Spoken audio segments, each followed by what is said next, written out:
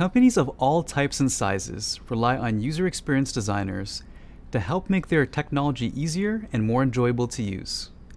The demand for user experience designers is so high that a lot of companies can't fill their job openings. Luckily, there are lots of people like you who are excited to enter the field of user experience design, also known as UX design. And here's the good news. UX designers come from all kinds of backgrounds and experiences. Lots of UX jobs don't require a specific work history or a college degree.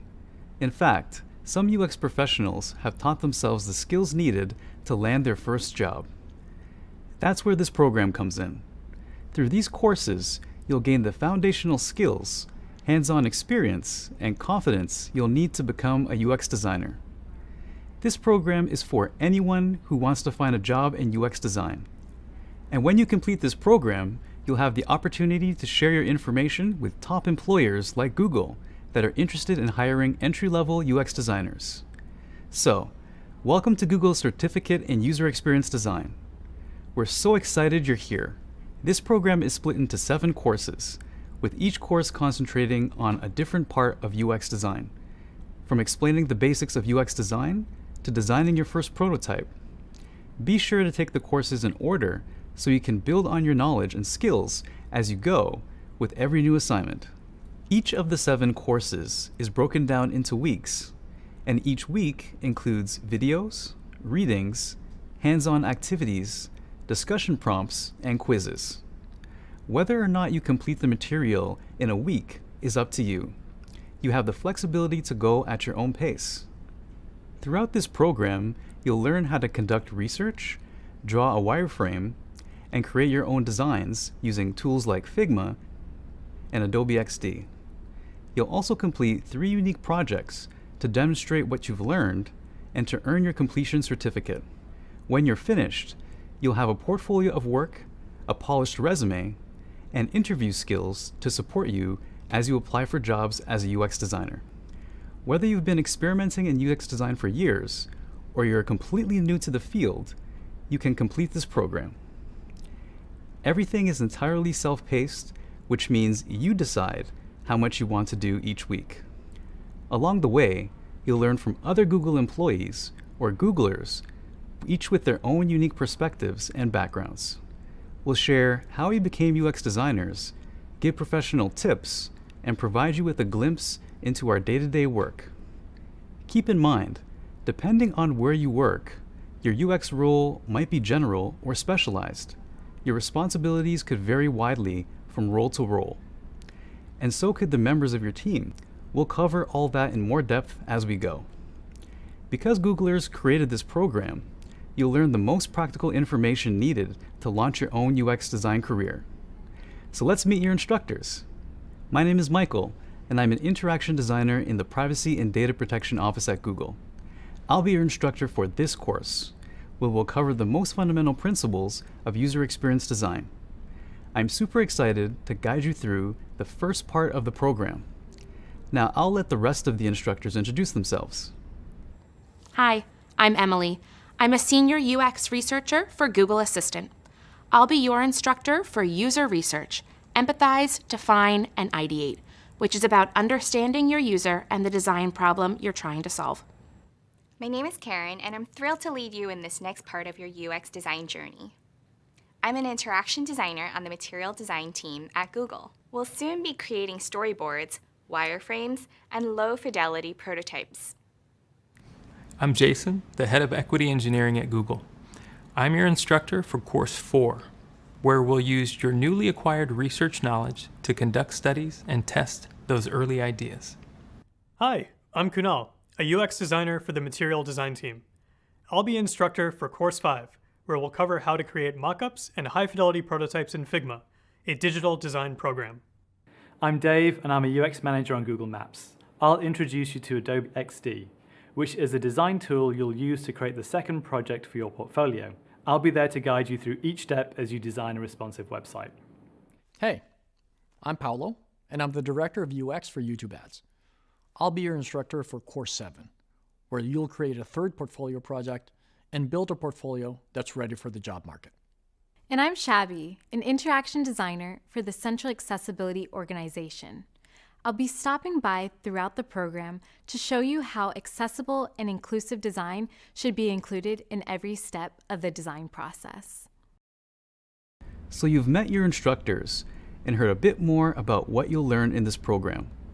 Coming up, we'll explore the field of user experience in more depth so you can decide if you want to pursue a career as a UX designer. Are you excited? Let's get started. Welcome to your first course. Anyone interested in UX design can complete this course because you don't need any previous experience in design and you don't need a college degree. In this first video, we'll cover the goals of the course and the history of UX design. UX designers help make technology easier to understand and more enjoyable to use. So when did the study of user experience, or UX, begin? Let's learn some quick history to get us up to speed. The phrase user experience was first coined in the 1990s by cognitive psychologist Don Norman as technology use expanded and evolved. Although the term came about relatively recently, the principles of user experience actually stretch back thousands of years, all the way to ancient China, where the practice of feng shui began. Practitioners believed that the arrangement of a physical space, like how furniture is positioned in a room, could bring someone luck or improve their health and happiness. Today, lots of different industries still rely on these same basic ideas. In the tech world, user experience mostly focuses on how people use or interact with products. In this course, we'll explore the foundations of UX design and why it's so important for consumers and businesses. We'll learn common terms, tools, and frameworks that UX designers use. We'll discuss how to plan and participate in design sprints, a common method for collaborating on projects. And finally, you'll begin to build your professional presence online, including starting your portfolio. To help keep track of what you're learning, you'll take practice quizzes and complete peer reviews and self-reviews. You'll get plenty of chances to go over the materials in practice. At the end of the week, you'll wrap up the course with a graded assessment to show what you know. So let's start at the beginning and learn the basics of user experience design.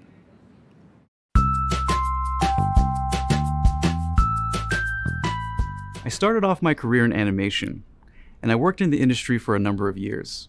And at one point, when I saw the internet really maturing and I saw all the opportunities online, I started to realize that there was a bigger canvas there where I could display my work. So I felt that I could pivot to UX design and use some of my interaction design skills that I inherited from that industry to help me in my career in UX design. One of my first jobs in UX was working at a startup. And it was a really great opportunity because I had the chance to work through the whole UX pipeline, all the way from doing research, all the way to launching the product. So I had the opportunity to wear a lot of hats, and I got to work with a lot of different people outside of my UX field, like engineers and project managers and things like that. So it was a really great opportunity to try all these different things and also just to learn the craft of UX in a very deep way. And at that time, I was the only UX designer at the company, so I was also doing branding and marketing and iconography and basically everything you can think of under the sun. I came in knowing some of the skills that I needed, but I actually learned quite a bit on the job. Just from working and collaborating with other people, I learned the process along the way. The more websites or the more products that got shipped, is the more I learned about the process and the more I started feeling more comfortable. It was really exciting to see a product finally launch that we've been working on for so long. And it was also really rewarding to get feedback from users about what they thought of the product that I've designed. So I'm super excited about this certificate because of all the opportunities it's going to give people around the world. When I first got started in UX, there weren't a lot of opportunities available for resources to get started. So I feel that this certificate really will help everyone, regardless of what your background is, regardless of whether you have a background in UX design or visual design or anything. you can get started with a certificate and you can get a really great foundation and get the UX design job of your dreams. Hi, my name is Michael, and I'm a UX designer at Google. Hi again. Earlier we discussed how UX designers help make technology easier to understand and more enjoyable to use. In this video, we'll define user experience and UX design. We'll review why UX design is important for consumers and businesses. Let's get started. The user experience is how a person, the user, feels about interacting with or experiencing a product. And a product is a good, service, or feature. It might be a physical product, like a video game controller, or a bag of potato chips, or a technology product, like an app, website, or smartwatch. There are many things that can make up a good user experience. In this video, we'll highlight some of them. For example, for a user to have a good experience, the product needs to be usable, equitable, enjoyable, and useful. Let's break that down. To begin, user experience is about improving usability, or making something easier to use. This means that the design, structure, and purpose of the product are clear to everyone. Think about a ketchup bottle. Historically, ketchup came in a glass bottle. The user had to hit the bottom of the glass to make ketchup come out. Often, no ketchup, or too much ketchup, would come out of the bottle. Today, the ketchup bottle has been redesigned into a plastic, squeezable bottle, which makes it easier to use and allows users to control how much ketchup comes out. UX designers need to think about every person who uses the product. This might include people with disabilities or people with very different life experiences from your own. For example, one user might find an app with a lot of text easy to use. On the other hand, a user with a visual impairment might want different features, like sound. Considering the unique needs of many different people is important work, and thinking about equitable design is key. Being equitable means your designs are useful and marketable to people with diverse abilities and backgrounds. User experience is also about making things enjoyable to use, which creates a positive connection between the user and the product. UX designers foster that positive connection by taking a user's thoughts and feelings into account when making products. Think about ordering takeout food online. When you search for a restaurant in Google or Yelp, you can see photos of dishes and read reviews from other people who have eaten there. This experience is enjoyable because you can make a more informed choice about what to order, leaving you feeling happier about the product. So, how do we figure out what makes a user happy with the product? That's where research comes in. To know how users feel, we have to collect evidence on how they're experiencing that product in real time, and ask them about it too. We'll discuss this in a lot more detail later. As humans, we want products that are useful, meaning they solve our problems. For example, if you're lost, a map app telling you how to get home is useful. But if the app can't find your current location, it's not so useful anymore. So now we know what it means for a user to have a good experience. Why is it important to business? In 2018, the research firm McKinsey & Company studied companies in 3 industries: medical technology, consumer goods, and retail banking. They found that, regardless of industry, businesses that focused on good usability and design perform better than their competitors. Basically, it comes down to this.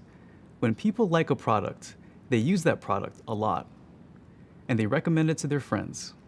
And more people using the product means better business for the company. Plus, when users have a good experience with the product, they're more likely to have a positive opinion of the company that made it. A win-win for the user and the business. Can you think of a product you love so much that you shared it with a friend? If you did, that's a great example of user experience design in action. Despite all this, a lot of companies don't understand the important role that UX design can play in improving their business, and that's where you, as a UX designer, come in. So now you know how to describe user experience and UX design, and you understand why UX design is important for consumers and businesses. Next up, we'll learn more about what UX designers do. Okay, so we've covered the basics of what user experience design is and why it's important. Now, let's discuss different roles within UX design and colleagues you might work with. UX designers come from a lot of different backgrounds: marketers, artists, teachers, small business owners, cashiers, or anything really. Rather than sharing similar work histories, UX designers tend to share common skills and interests instead. A lot of UX designers have a good sense for visuals, which means you recognize when an image fits or doesn't fit in a space, or what colors complement each other. But you don't need to know anything about graphic design or even be able to draw to be a UX designer. UX designers tend to be curious about people and like thinking about how people's minds work. They also enjoy figuring out how people use products and how to make those products easier to use. UX designers are empathetic too. Empathy is the ability to understand someone else's feelings or thoughts in a situation, and it's a major part of UX. Remember earlier when we mentioned equitable design and designing for everyone? Well, in order to design for everyone, we need to understand how a person might feel or what they might think in any situation. Just like a lot of UX designers don't share work histories, they don't always share educational backgrounds either. A lot of UX designers learn on their own by taking courses like this one and teaching themselves the skills they need to get entry-level jobs. They're pretty resourceful too, tapping their experience from other jobs or hobbies to build a foundation for their new careers. So, we've covered common characteristics of people drawn to UX design. Now let's explore what those UX designers actually do. When you think of the word design, you might think it's all about the visual aspects of a product. But it's only one small part of what the UX designers might do. In fact, there are many different kinds of UX designers: interaction designers, visual designers, and motion designers. Let's start with interaction designers, who focus on designing the experience of a product and how it functions. They figure out how to connect the user's needs and the business's goals with what's actually feasible to build. As an interaction designer at Google, my team and I are responsible for defining the user experience for security and privacy-related tools. In my world, users always come first. There are also visual designers who focus on how a product or technology looks. They might be responsible for designing logos, illustration, or icons. They might also decide font color and size or work on product layouts. Motion designers are another common type of UX designer. They think about what it feels like for a user to move through a product and how to create smooth transitions between pages on an app or a website. Similar to UX designers, there are also graphic designers who create visuals that tell a story or message. Graphic designers usually work on the appearance of a physical product, like an invitation or a poster, while UX designers focus on how users interact with a product. Outside of design, there are many other roles in the field of UX. Collaboration is an important part of a UX designer's job. So let's talk about a few of the most common colleagues a designer might work with. UX researchers conduct the studies or interviews that help us learn how people use a product. Then, there are UX writers who think about how to make the language within a product clearer to make the user experience more intuitive. This could include writing labels for buttons or adjusting the tone to be formal or friendly. Next up, we have production designers, who often act as a bridge between interaction designers and engineers. They make sure the first and final designs match in the finished product materials and that the assets are ready to be handed off to the engineering team. The assets are everything from text and images to the design specifications like font style, color, size, and spacing. Which brings us to the UX engineers, one of the groups that UX designers work with most frequently. UX engineers translate the design's intent into a functioning experience like a website or an app. And finally, UX program managers ensure clear and timely communication so that the process of building a useful product moves smoothly from start to finish. This might include setting up goals and writing project plans. In this video, we've explored different types of UX design roles you might pursue and introduce you to other colleagues you might work with. Coming up, we'll talk about how to create a good user experience through design. Welcome back. As you learn more about UX design, you might start noticing functionalities in phone apps or store layouts that you've never considered before. Have you ever created an account on an app and had no idea what to do next? Or have you pressed a button only to find out that what you thought was going to happen didn't? Predicting user roadblocks and potential design mishaps is what good UX design is all about. In this video, we'll explain what makes a user experience design good or poor. It might seem like a good design is based on personal preference, but most designs that are considered poor or unpleasant for the user don't reflect the user's needs. Think about a product as simple as a door. Have you ever tried to leave a room, pull the door handle, but the door didn't budge? That's because you were supposed to push the door handle, not pull it. As designers, we have to think about how to improve the user experience with the door so that we can easily exit and enter. Doors with this kind of poor user experience are called Norman doors. Remember Don Norman, who invented the term UX? In his book, The Design of Everyday Things, he first describes this phenomenon, and he explains how a user's experience isn't always considered in a product design. All right, so doors are just one example of user experience. Let's think about UX design in technology. Well-designed apps aim to save space on the screen by using icons instead of text, so more information can fit. Icons are also pleasing to look at and easy to understand, no matter the user's native language, but sometimes the meaning of an icon is impossible to figure out unless you tap on it. In that case, text would be a lot more useful. Good design considers the user's needs. For the user to have a good experience, the product needs to be usable, equitable, enjoyable, and useful, among other things. For example, the purpose of a shopping app is to buy things. If you put a pair of shoes in your virtual shopping cart, you expect to be able to buy them. But if you add the shoes to your shopping cart and are then told they are out of stock, that is not a good user experience. And good user experiences should create products that are intuitive and easy to use. Each product should be designed to make the user feel a certain way. A key task for UX designers is to tie a specific emotion to the experience of using the product. So, start paying attention to the things you use every day, the direction you have to turn the faucets in your bathtub, the way your baby's pajamas button, what error messages on your phone mean, and which way to open doors. You start to recognize both positive and negative aspects in each of their designs. Use your own experiences to think about what makes a design good or poor. What could be made better? What's already working? We're going to continue exploring these ideas during the rest of this course and for the entire program. Exciting, right? So far, we've explored the different types of UX designers.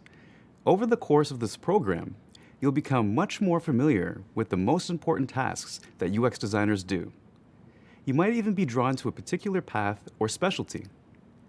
To get started, let's identify some typical responsibilities of entry-level UX designers: researching, wireframing, prototyping, creating information architecture, and communicating effectively. Entry-level UX designers start their careers by doing a lot of tasks to learn the basics. One of those tasks might be research. UX designers use research to understand audiences and learn about their backgrounds, demographics like age and location, motivations, pain points, emotions, and life goals. There's a lot to learn about users and their preferences, and UX designers want to discover as much as they can in order to inform their product's design. An entry-level designer also creates wireframes. A wireframe is an outline or a sketch of a product or a screen. It helps the designer figure out how a page is arranged, where each piece of a product fits in with the others, and how users will likely interact with the product. Wireframing is one of the first steps designers take when building a new product or feature.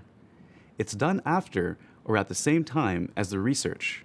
We can wireframe by drawing on paper or digitally on a computer. Here are some examples of wireframes I've done. This is for a web page on Google's transparency report. Notice that they're just basic drawings, but you can tell what goes where.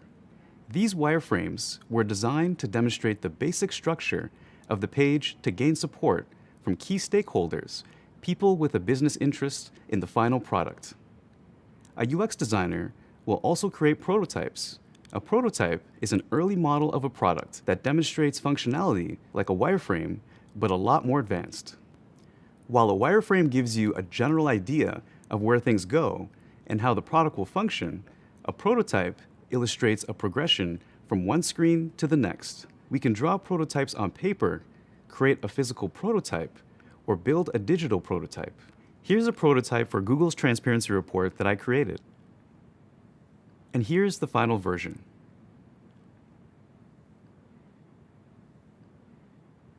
The purpose of wireframes and prototypes is to figure out the best design for a product, inexpensively and quickly. Another responsibility of an entry-level UX designer might include creating the information architecture, which is the framework of a website or how it's organized, categorized, and structured. For example, when you click the File menu on a word processing application like Google Docs, you expect certain options like New or Print to appear in the drop-down menu. Or when you click on a company's homepage, you expect to find a link to an About page. That structure is the website's information architecture. Finally, an entry-level UX design job, like many jobs, also requires a lot of communication, like meetings with colleagues, writing emails, creating proposals, or pitching clients. So in short, entry-level UX designers should know how to research, wireframe, prototype, create information architecture, and communicate effectively. Your exact responsibilities will vary depending on where you work and how specialized you need to be for your particular job. Up next, you'll learn about being a generalist or a specialist and what that means for your career options. Intrigued? Let's go.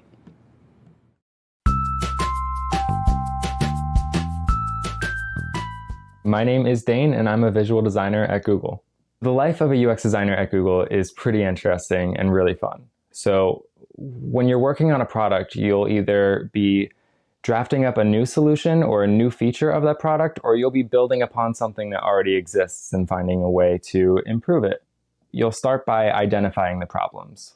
What are the issues going on within this product, and why are we even looking to improve or introduce this feature?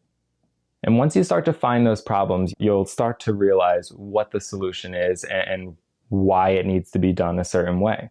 You chat with other people on your team to see what solutions could be feasible, and you get to work. You're going to be interacting with everybody on your team. There are other visual designers that you can chat with. There are researchers that can tell you what has been decided in the past and what hasn't been explored yet. There's also interaction designers who can tell you, oh, well, this page should move in this way, or this should happen as soon as you tap this button. This is an opportunity to get the feedback that you really need to be able to push your project to success. Once you go into a UX critique session, you'll present that to the team, and that's when you'll start to get really high-level feedback as to how the interaction should change or how it can be improved for the success of the product. When you're a full-time UX designer, you're going to expect a lot of critiques, a lot of UX critiques that help contribute to the success of the product. And what's really important is to remember that it never has anything to do with you as the designer. It just has to do with the solution and how we can collectively make sure it's the best that it could possibly be. And as soon as you come to a solution, that's when you go in and you chat with the higher-ups and the leads to see if this is a solution that's ready to be implemented. And once you get the pass for it to be implemented, you then start passing it on to engineers who will be able to build out your solution, and then you get to see it come to life. As a visual designer, being able to create something that's going to impact other people every single day And because I'm focusing on the front-facing visuals, it's our job to determine how this is going to look and how it's going to work for people. And I think having that impact and having that role is pretty important and pretty meaningful as a UX designer. Hi again. So far, we've learned about some of the tasks an entry-level UX designer might do each day. We've also mentioned that your role might differ depending on where you work. In this video, we'll explain the differences between generalist, specialist, and T-shaped roles in UX design. A generalist is a UX designer with a broad number of responsibilities. Most UX designers begin their careers this way, doing various tasks. For example, you might do a bit of interaction design work, a bit of visual design work, and more. One benefit of being a generalist is that you get to try out roles and find a specialty that you're passionate about. Generalist UX designers are common at smaller companies with fewer employees, as these companies don't have big design departments, so you might have to wear many hats. A generalist might be responsible for a combination of user research, branding, user flows, UX writing, visual design, prototyping, production design, information architecture, and usability testing, among other things. Most generalists start their roles knowing about one or two of these topics. They learn about other areas on the job from their colleagues or mentors. UX generalists can also continue their education through professional development, doing their own research to keep up with industry trends and participating in online UX communities to learn from other designers. On the other hand, if you become really interested in one part of UX design, you might find your niche as a specialist.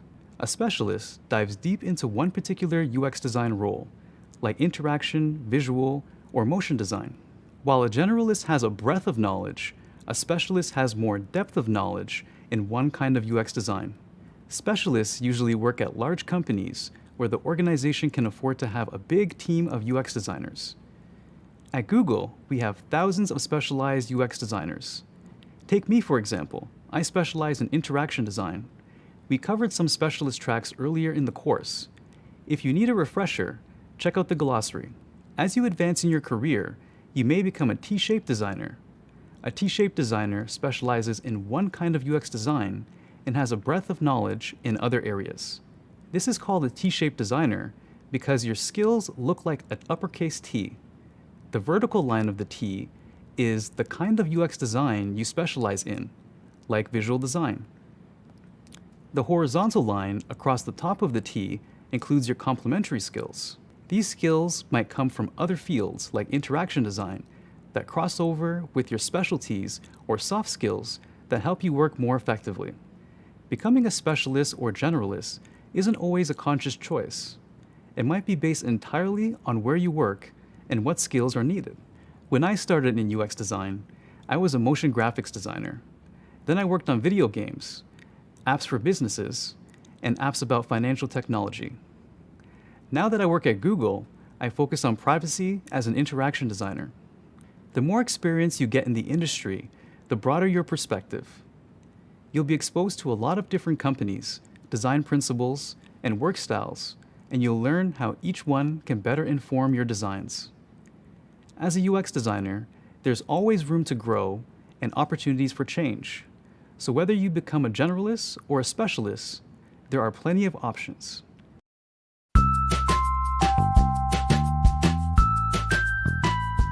My name is Erica, and I'm a senior visual designer.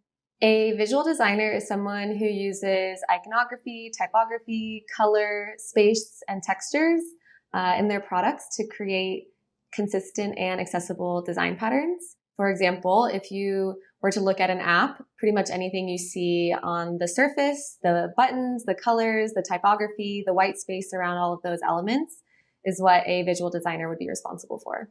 During my last year of college, I worked at a web design and development agency where I got a ton of experience with graphic design and actually UX design before I even knew what that was.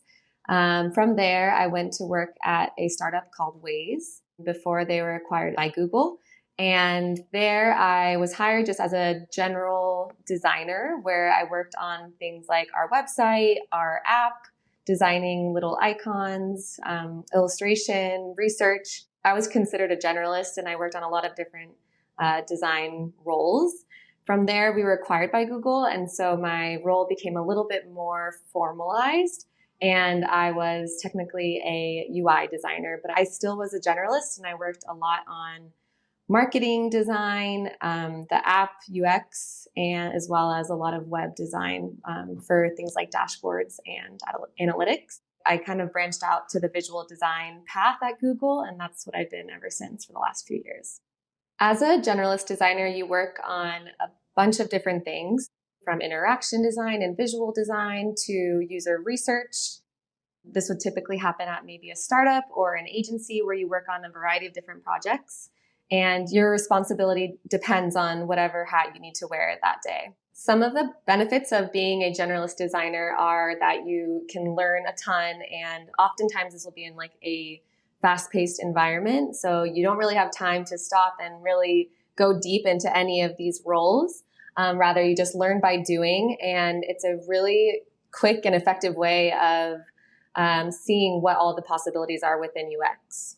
At bigger companies, there are specialist designers. For instance, at Google, there are interaction designers, visual designers, UX engineers, UX writers, and UX researchers.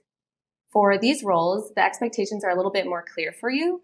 So you'll be evaluated based on what work you're doing specifically within a product. So a UX writer will be responsible for all of the copy and all of the strings throughout any product you might see. And they are, within their team, known to be the expert in their field. The benefits of being a specialist are that the expectations are very clear for what your role is, and there are a ton of resources that you can continue to just develop your expertise. And what I like about being a specialist is that I know that anyone on my team trusts and knows my work and can come to me with any of their visual design problems. Having been both a generalist and a specialist, I've really, really enjoyed both. And especially earlier on in my career, being a generalist, it was a really good way for me to ramp up on all things UX. I got to work on such a variety of projects, and it really, really helped me hone my craft. Once I had been in the UX space for a while, I realized that I really was kind of more drawn to visual design challenges, and that's what kind of led me along the visual design path.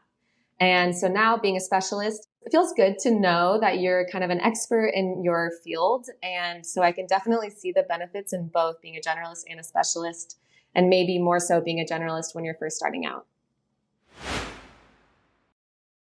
So far, you've learned about common responsibilities of UX designers and the types of roles that UX designers might have.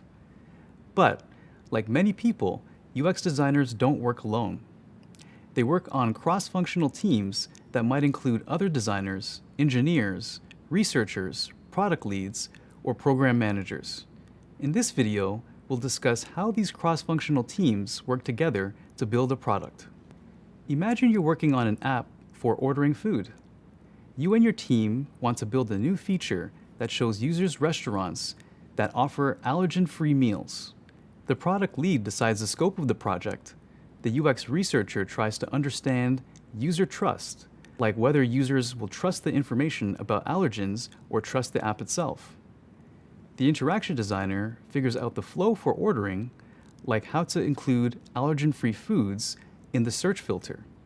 The visual designer thinks about how to make it easy for users to find allergen-free foods in the product. These UX designers create wireframes and prototypes to show the experience that users will have in the app. The engineers bring these wireframes and prototypes to life and create ways for restaurants to each add information about their allergen-free options. As you might have noticed, it's important for UX designers to collaborate with engineers because engineers build the final product. This collaboration happens throughout the entire process. There are multiple opportunities for UX designers and engineers to provide feedback to each other to make their changes together. There are a lot of moving parts here. This is where the program manager comes in, to ensure clear and timely communication across the team, so the process of building useful apps moves smoothly from start to finish. Every team and team member has a different task to complete, but ultimately, they all have the same goal: to build a product that's usable, useful, equitable, and enjoyable for users and businesses. Coming up, we'll discuss the types of companies UX designers work at. I think you'll be pleasantly surprised by how many options you have. Welcome back. So far, we've discussed why user experience is important, the job responsibilities of a UX designer, and the teams that UX designers often work with. Now we're going to explain the types of companies you could work at as a UX designer, and how your job may differ depending on that company's size and industry. Say you're hired by a startup or a small business. First, what's a startup? Well, in simple terms, a startup is a new business that wants to develop a unique product or service and bring it to market. Startups generally have tight budgets and few employees, so each person has to perform a variety of jobs and move quickly. If you're a UX designer at a startup or other small businesses, you'll likely be a generalist. Designers at companies with fewer employees get involved in many parts of the business. You might be responsible for both interaction and visual design, conduct user research, or even help with marketing. Talk about having a lot of jobs to do. Working at a startup or small business can be stressful, but also very rewarding. You'll learn quickly, so it can be a great way to launch your career. Another job a lot of UX designers start out in is freelance. Freelancers work for themselves and market their services to businesses to find customers. As a freelancer, you get to pick projects that interest you, make your own schedule, and work with a lot of different brands. Another common place UX designers work is at advertising agencies. Advertising agencies are teams of creatives hired by clients to build marketing campaigns. For example, a beverage company might hire an ad agency to create a campaign for a new soda. As a UX designer, you might be responsible for developing wireframes and designs for digital products for the new campaign. You may also do work that's outside of the usual UX design tasks, like graphic design or writing. Working at an ad agency is a lot like freelancing in that you get to work with a bunch of different brands, but you'll be employed by the agency instead of being self-employed, and you'll be part of a team. Design agencies and design studios are another option for jobs. A design agency provides a one-stop shop for the look of brands, products, and services. They're usually more specialized than ad agencies because they focus on design and branding. Your average day working at a design agency is a lot like working at a startup. You'll probably be a generalist and the only designer on the project. You'll be exposed to a lot of different industries and get to solve unique problems. But since design agencies work with multiple clients, you might not work on a project from beginning to end. UX designers at design agencies regularly move between teams and work on different stages of a product's development. Finally, you can work as a UX designer at a big company like Google. Big companies have thousands of employees working on lots of different projects. UX designers are typically specialized in their work and focus on one project from beginning to end. Working at a big company is a great way to learn about a specialization within UX design. Plus, you get to learn from other experts. One trade-off is that you might have fewer options to gain skills outside of your specific role, so a desire to specialize is key. Now that you know what's out there, which types of companies are you most excited about working at? If you're inspired, share it with other learners in the discussion forum. You're making awesome progress. You've learned all about the UX design industry and explored where you might work. Now, let's talk about common career paths for UX designers and the kinds of jobs you'll be qualified for after you complete this program. An internship is a great way to start your career. An internship is usually a short-term job with limited responsibility. You often work closely with a supervisor to learn more about a job or industry that you are interning in. It's a fantastic way to get real job experience. Plus, an internship might lead to a full-time job in the future. Another way to start your career is an apprenticeship. Apprenticeships provide on-the-job training to help you develop real skills. Apprenticeships are similar to internships because you work closely with an experienced professional. However, apprenticeships generally last longer than internships, around 1 or 2 years instead of a few months, and apprenticeships are always paid. You could also explore freelancing, which we discussed earlier. You may recall, freelancers work for themselves and market their services to businesses to find customers. Working as a freelancer can help you gain experience on real UX design projects. A good way to get started as a freelancer is to offer your services to a small business or a nonprofit in exchange for a good recommendation and a project to include in your portfolio. Once you have a couple of projects under your belt and some references, you can begin charging customers. If you're excited to explore freelancing, we'll discuss it more in detail at the end of this program. The most common way to start your career in UX design is an entry-level job. Entry-level jobs are roles that do not require prior experience in the field. The skills and portfolio pieces you'll develop in this program will help you get started as an entry-level UX designer. Plenty of companies might be interested in hiring someone who's completed this program and produced a portfolio of outstanding work, someone like you. A job that says it requires a year of experience might instead accept your certificate and portfolio as proof that you have the skills for the job. It clearly communicates your value, so don't limit yourself.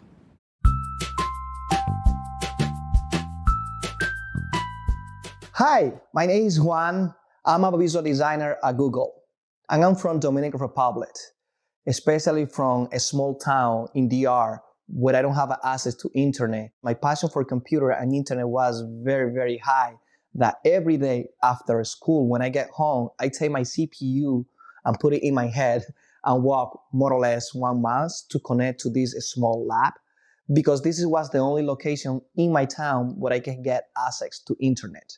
And the first thing that I do when I went to the lab was open googlesearch.com and just find tutorial about how to use Photoshop, how to use the software that people in that time used for design. And I remember that was very fun to me. I'm an immigrant. I remember I moved to United States like 10 years ago, and I can find job in design because first, struggle, I can speak English. Even now, probably you need to use subtitles to understand me well, because even now I can speak English very well, but I try. As immigrants, when we came from our country to United States, the first idea that we have in mind is just apply in fast food. I remember back 10 years ago, when I moved to Connecticut, I went to multiple fast food places and I never get a job. And my first job experience in the United States was cleaning toilet in a hotel. I really love that job. I never imagined that years later, I'm gonna start my first career in design. How I get from working from a hotel, doing housekeeping work, into Google is interesting. It's a crazy and interesting journey. I apply in others design in a studio, and I learned a lot doing draft or rough design for digital agencies. And after a couple of years working on the industry, I just studied by myself using Google search to find how you Photoshop, how you internet, how you freehand, and all the design software. And after that, I remember that a friend suggested me like, hey, I think you should work for Google. You have the potential to work for Google. But at that time, I don't believe that I can work for Google because I never went to college. All the design thing that I know, I learned by myself. She recommended me. I didn't get the job. I didn't pass the second call from the interview process. Year later, the recruiter contacted me and because they think that I could be a good fit for the company.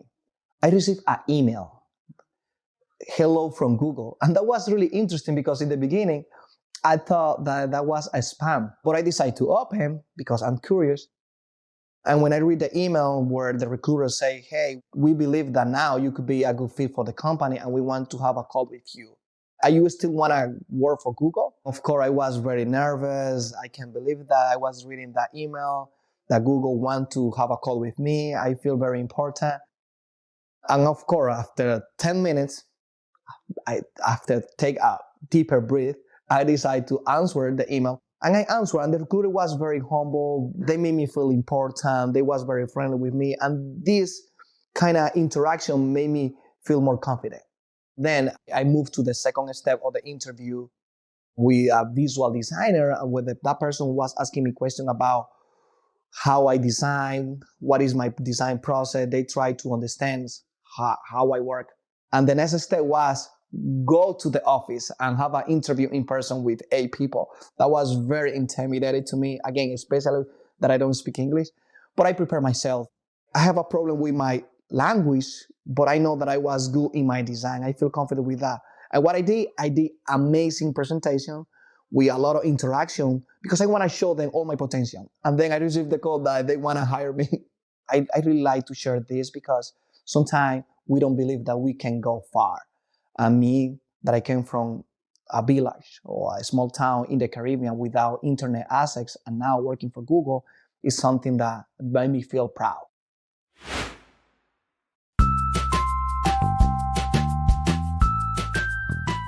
My name is Mike, and I'm a design manager at Google. Growing up, I always had a computer in the house, and mostly we would play games and things like that, but we learned to be comfortable with a PC early on. When I was in high school, I was in a drafting class, and we used computers to draw.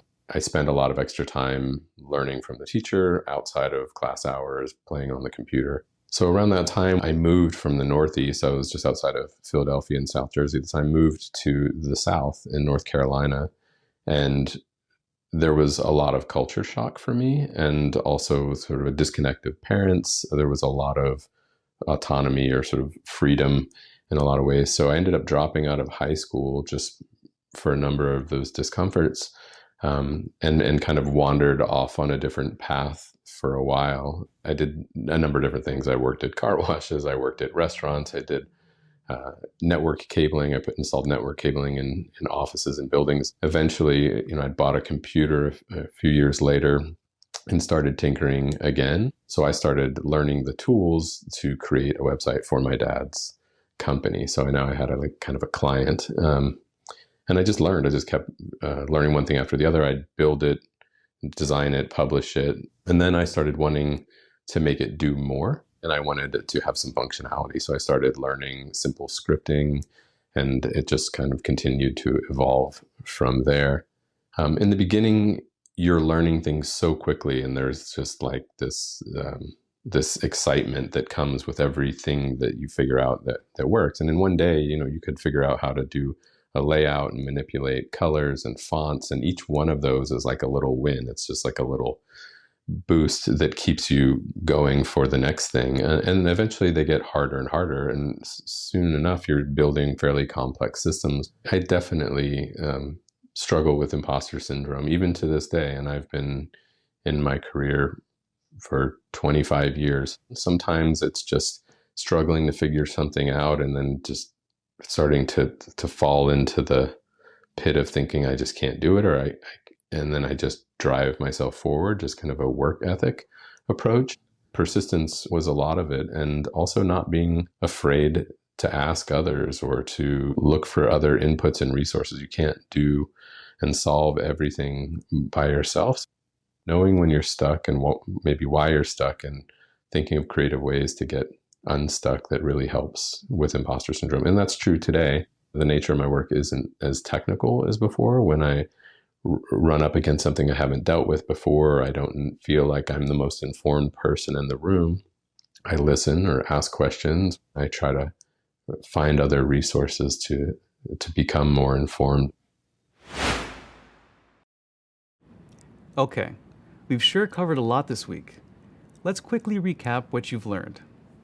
We've explored how this program works, the definition of UX design, why UX design is important for consumers and businesses, the different roles within the field of UX, what makes a user experience good or poor, an entry-level UX designer's job responsibilities, how a UX designer works with cross-functional teams, differences in UX design jobs, depending on company size and industry, and how to pursue a career in UX design. We've got a lot more exciting topics to come. As you continue through the program, think about the type of job you might be interested in pursuing when you're done. Every new thing you learn here takes you closer to your first role in UX design and closer to landing your dream job. Up next, we'll explore common concepts, tools, and frameworks that UX designers need to know to excel in their careers. Keep up the great work. Hi there, great to see you again. We just finished learning about why UX design is important, an entry-level UX designer's job responsibilities, and how to pursue a career in UX design. Coming up, we have a lot of exciting material to cover. We'll start by introducing you to common UX design terms and frameworks. We'll think about user-centered design and how it's applied. We'll introduce you to popular UX design tools, and we'll learn how UX designers think across platforms, from mobile apps to hardware devices. First, I'd like to share a little about myself. My path to Google wasn't straightforward. I started my career in industries like animation and gaming, and I moved to UX design later. So I've been in your shoes. I know what it's like to learn new skills and enter the world of design for the first time. I love teaching and sharing my knowledge because it allows me to help others overcome hurdles that I myself may have encountered. Good luck as you continue the program. So, let's start by identifying the difference between user and end user.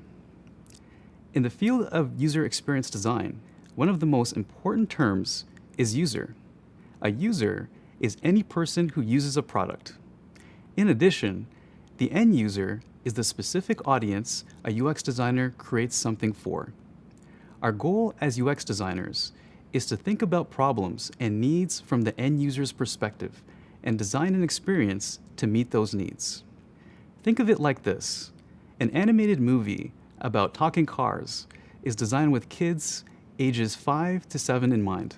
Those kids are the movie's end users, but adults and teenagers will be in the audience too. So they're also users. User experience is how a person, the user, feels about interacting with or experiencing a product. Do you think everyone in the theater experiences the movie the same way? Not likely. But if the end users, 5 to 7-year-old kids, stay focused, laugh a lot, and cheer at the end, it's safe to say it was a good user experience. On the flip side, if those kids don't want to watch the movie again, they probably had a bad user experience. When it comes to evaluating user experience, there are a few key questions to examine. Is the product easy to use? Is the product equitable? Does the product delight the user? Does the product solve the user's problem? Answering yes to these questions are all goals of a good user experience, as we previously learned. And these are questions UX designers are constantly asking themselves to create great user experiences. As a UX designer, you will focus on the end user, acting as the user's advocate and balancing business needs. Your team members might prioritize other goals for a product, like sales or marketing. And some stakeholders might forget the fact that they are not the end user. That's why you, as a UX designer, need to keep the end user as your main priority. For example, imagine you're developing a children's toy. Your sales and marketing teammates might try to encourage parents to buy the toy. But ultimately, you need to design the toy to appeal to the child, who is your end user. Okay, now that you know the meanings of key terms like user, and user experience, so it's time to move on to frameworks. Hi, in this video, we're going to explain user-centered design. Why is it important that designs are centered on the user? Because the user buys and uses your product. In addition, it's also important to solve problems that people actually experience, rather than only trying to solve problems you personally experience. Focusing on real user problems reduces the impact of designer bias.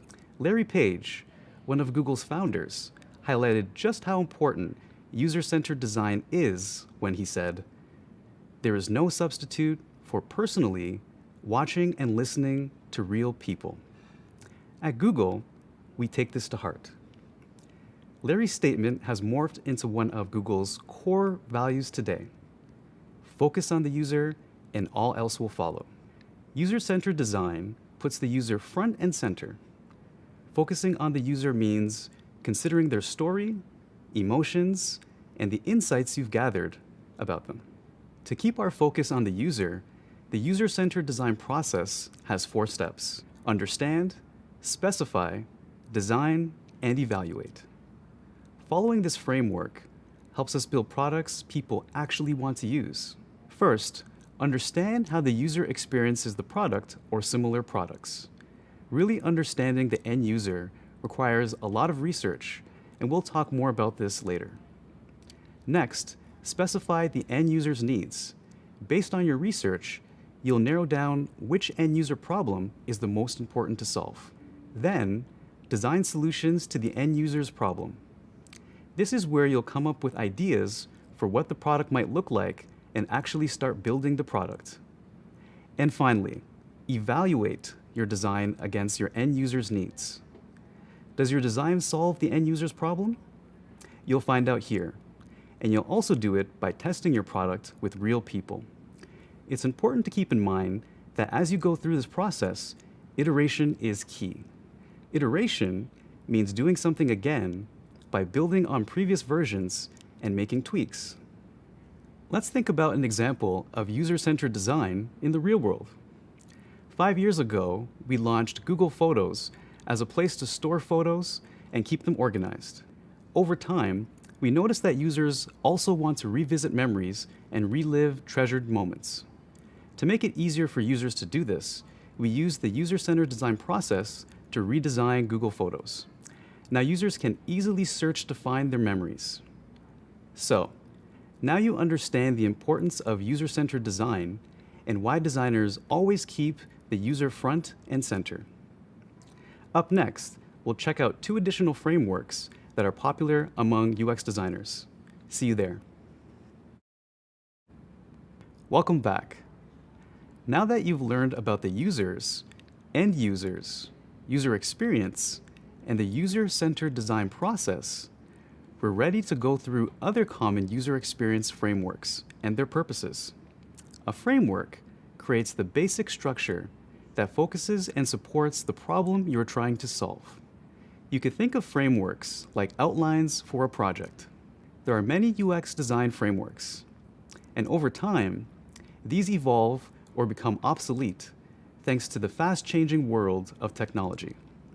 We've already discussed the user-centered design process. Now let's check out 2 other frameworks you might use: the 5 Elements framework and the Design Thinking framework.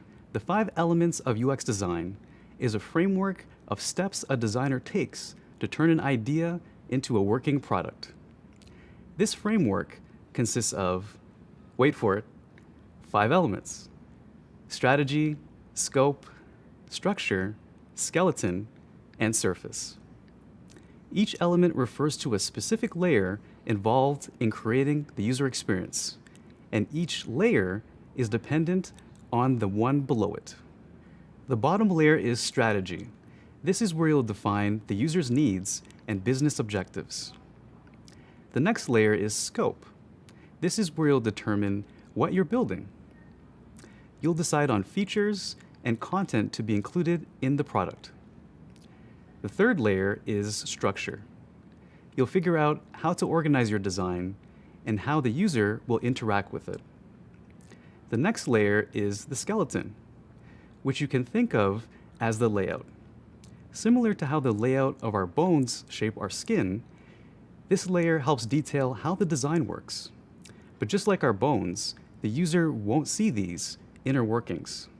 Instead, you'll see the surface, which is the top level of the user experience.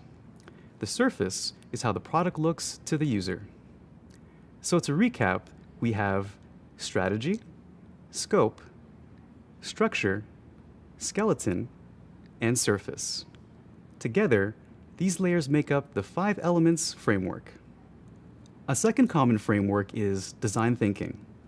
Design thinking is a way to create solutions that address a real user's problem and are functional and affordable.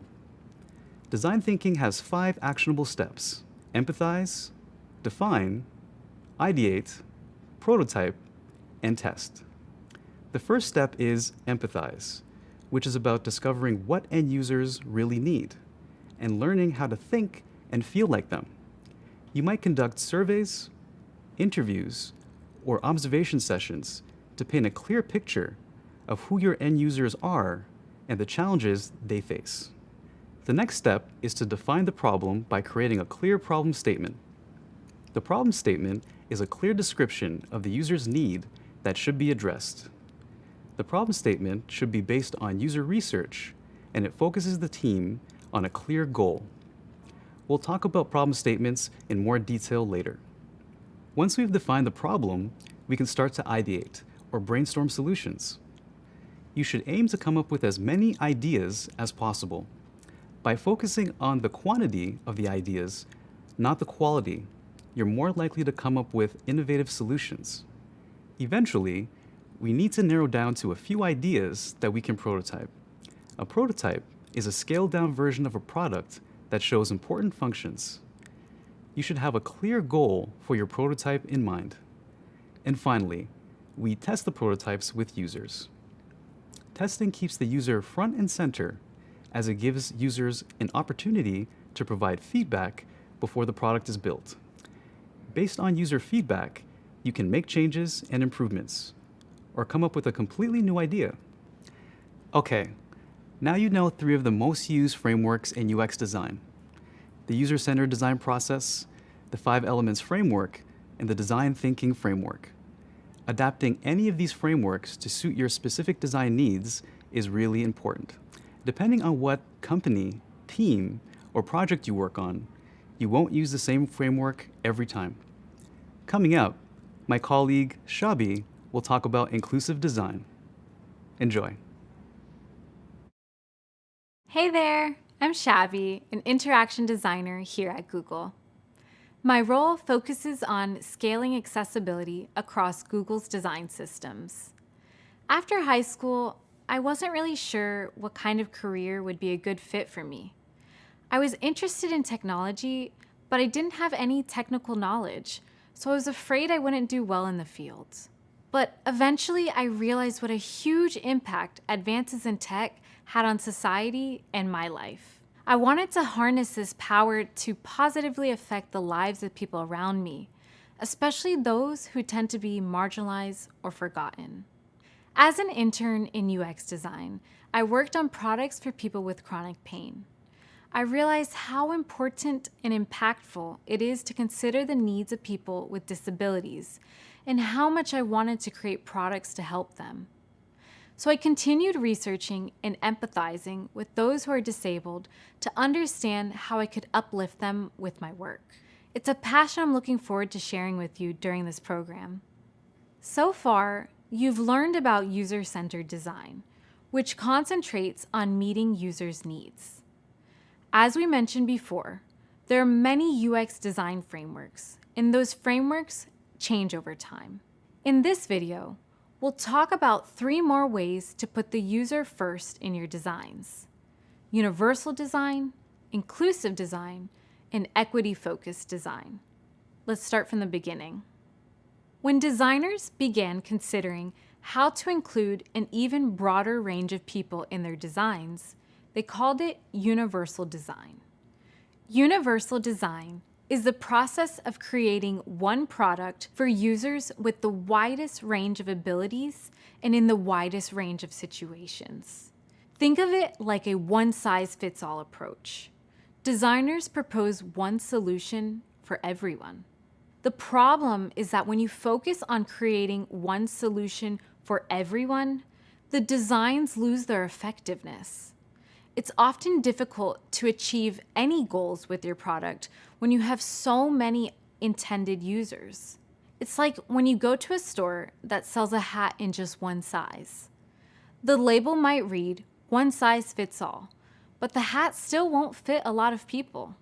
Universal design had the same problem. even though it had the intention of being inclusive, it excluded a lot of people. It turns out one size fits all isn't a great solution. As UX designers realized that universal design didn't meet the needs of every user, the approach to including people began to change. Designers started thinking about the concept of inclusive design, which focuses on finding solutions to meet different needs. Inclusive design means making design choices that take into account personal identifiers like ability, race, economic status, language, age, and gender. Inclusive design includes researchers and designers from traditionally excluded populations in the process, so they can provide their unique perspectives during all phases of the design process. If universal design is a one-size-fits-all solution, then inclusive design can be described as solve for one, extend to many. With inclusive design, you solve for one type of user, and the benefit of that solution can extend to many other types of users. Our goal as designers is to build experiences that are accessible to users with the widest range of abilities. In other words, no one should be excluded from using a product that we built because we didn't consider their needs when building it. In inclusive design, there's no such thing as normal. There's no average person or target audience that we should design for. For example, when designing, we focus on the needs of people who are blind and deaf, even more than we consider the needs of those who rely on their sight and hearing to communicate. Then, as we build more versions of a product, we design for additional excluded groups, like those with physical or cognitive disabilities. Designing products, devices, services, or environments for people with disabilities is called accessibility. Accessibility is just one aspect of inclusive design, and we'll explore accessibility in more detail later. But keep in mind that the idea of solve for one, extend to many only benefits the group the design was created for and existing users. Many groups are still left out. Over time, UX designers realized that inclusive design wasn't always enough. And that's where we find ourselves today, as equity-focused design becomes a new industry goal. Equity-focused design takes the idea of inclusive design one step further. It asks designers to focus on designing for groups that have been historically underrepresented or ignored when building products. The goal of equity-focused design is to uplift groups that have been excluded historically. In order to design with equity as a goal, we first need to know the difference between equality and equity. The two words sound similar, but they're actually two different concepts. Equality means providing the same amount of opportunity and support to all segments of society. In other words, everyone gets the same thing. Equity means providing different levels of opportunity and support for each person in order to achieve fair outcomes. To better understand the difference between equality and equity, check out this illustration. The illustration on the left represents equality because every person gets the same box to stand on. But because each person is a different height, the tallest person has a better view. The illustration on the right represents equity because each person is given what they need. The shortest person is given the tallest stack of boxes to stand on. So, let's explore how this relates to design. Equity-focused design is a newer concept in UX and one that we often discuss at Google. Instead of building products for groups of people who are currently being excluded, which is the goal of inclusive design, equity-focused design seeks to build products that meet the needs of specific individuals and groups who have been excluded in the past. So what does this look like in the real world? Start by identifying a product you want to build. Then, think about the groups that have not been served by this type of product in the past. Finally, build your design while keeping the groups you identified as underrepresented front and center. It's important to keep in mind that equity-focused design doesn't solve all problems, just like inclusive design and universal design don't either. The key point is that these are all different approaches to solving issues of underrepresentation and designing for a more equitable future. These issues are massive, but vitally important. Often, schools and companies consider accessibility, inclusive design, and equity-focused design as methods to consider during the design process, but not as a requirement. But I'm a firm believer that every designer should know the basics of accessibility and why creating products for those who are underrepresented and excluded is a must. As you continue through your career, you'll gain more practice and understanding on how to implement these ideas. We'll get to some more applications of this soon. Hi there! Earlier, we introduced inclusive design as a method for making design choices that take into account personal identifiers like ability, race, economic status, language, age, and gender. And one of the biggest parts of inclusive design is designing for accessibility. In this video, we'll explore the concept of accessibility. First, we'll review what accessibility means in the field of UX design. Then we'll discuss how many people have a disability globally. Finally, we'll go through 3 ways to think about disability. Let's recap. The term accessibility refers to the design of products, devices, services, or environments for people with disabilities. We call it A11Y in the industry, and it's something that should guide all of our work. And because I'm sure you're wondering, the 11 in the middle refers to the number of letters between the first letter in the word accessibility and the last letter. All right, let's zoom out a little. What are some of the groups of people we're considering when we think about accessibility? In academia and the tech industry, we tend to think about accessibility in 4 big categories: people with motor disabilities, people who are deaf or hard of hearing, people with cognitive disabilities, like developmental, learning, or intellectual disabilities, and people with vision disabilities.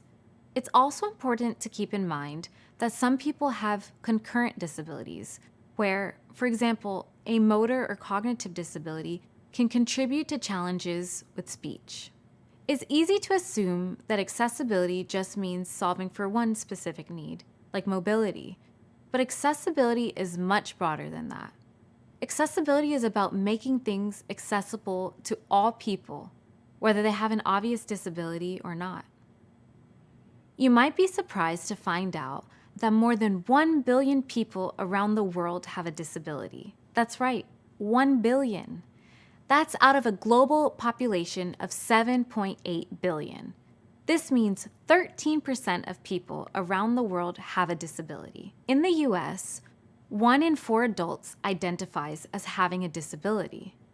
In other words, people with accessibility needs are a huge percentage of the population, and we're missing out on helping a lot of users if we don't build accessible products. But demographics can be misleading. There are a lot more people with a disability than the statistics account for.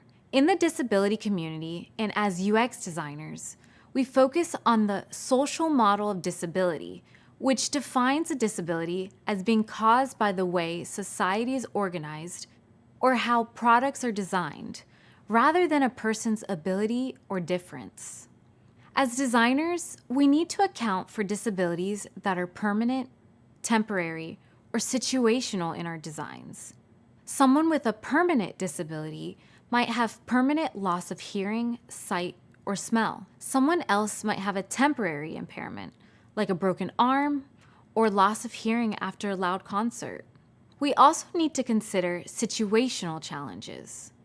Situational challenges often aren't considered legal disabilities, but we still need to solve them. An example of a situational challenge is when you're driving on a dark road late at night. Your vision is probably not as clear as it would be in the daylight, which is a situational challenge. Another example is if you're visiting a country where you don't speak the language. Your hearing is situationally limited. As UX designers, we need to keep all of these types of disabilities in mind as we design features or new products. Think about inclusive product features that increase magnification, like enlarged font, or features that help everyone understand videos, like closed captions. These features were designed to enhance the experience for people with a disability, but are used by a wide variety of people, and sometimes products that are originally adopted by the disability community can reach a wider audience. For example, when the typewriter was invented hundreds of years ago, it was an incredibly useful device for people who were blind. But most people who did not have a disability didn't see why it was necessary when they could just write with pen and ink. Later, the typewriter gained more mainstream popularity, and of course, much later, it inspired the design of personal computers. Here's the key takeaway. If we make the design of a product easier for people with disabilities, we also often make it a better experience for everyone else. Designing for accessibility isn't an obstacle, but a way to get our products to as many users as possible. We'll elaborate on how you can apply accessibility principles to your designs throughout the rest of the program. We'll explore the idea of equity-focused design in more detail later. So we've started discussing designing for accessibility, but as I've said, there's another important factor to being inclusive: equity-focused design. In this video, we'll discuss equity-focused design specifically as it affects race and gender. But keep in mind that this conversation extends beyond just race and gender to things like ability, age, and socioeconomic status. Let's explore how this applies to the field of UX. Equity-focused design means thinking through all the aspects of a design product and making sure the product is both accessible and fair to all genders, races, and abilities. Plus, the designs need to specifically consider underrepresented and excluded groups. Job applications and census forms are one area where gender and race need specific attention, because they usually involve collecting sensitive data from users. You might have already heard about the importance of having gender-neutral pronouns on these kinds of forms, but that's actually just a starting point.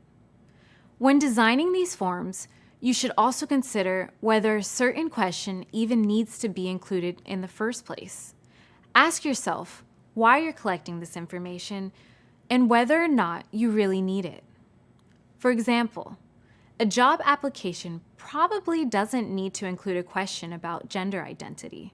If a question does need to be on the form, like in a census that's collecting population data, carefully consider the wording and make sure it doesn't have a bias toward what's considered the culturally accepted norm.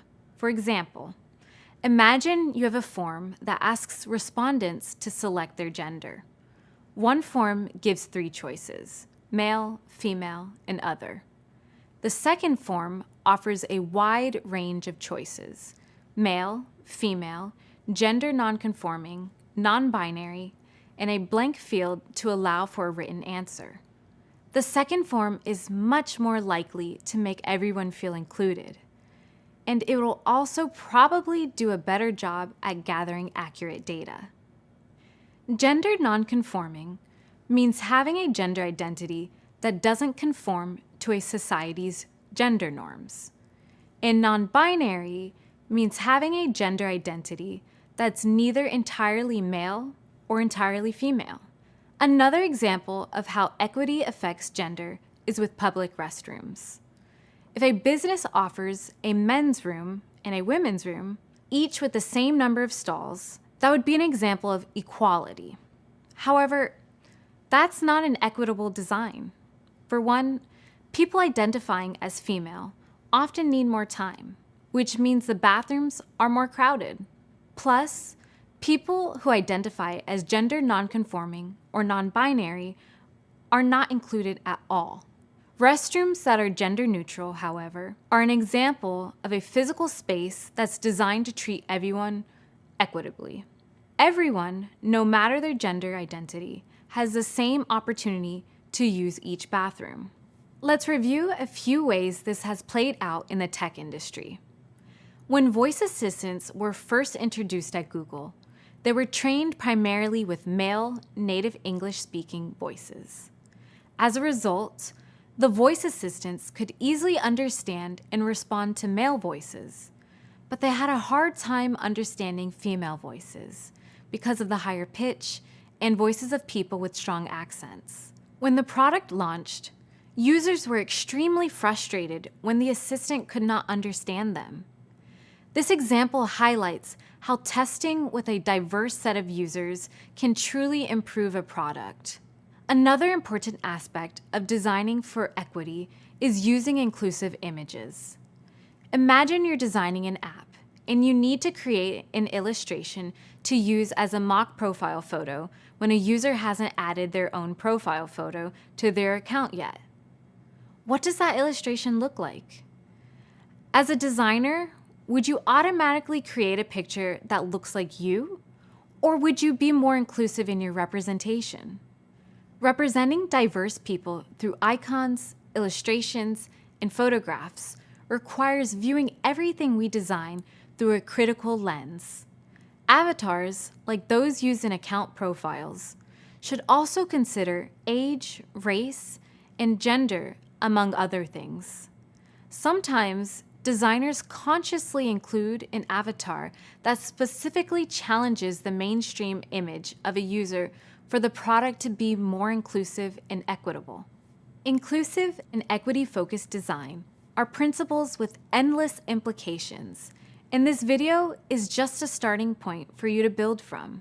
As we continue through the program and start discussing user research, we'll explore biases and other factors that impact equity-focused design.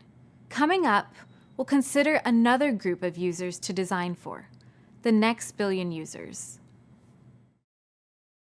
Hey there, great to have you back.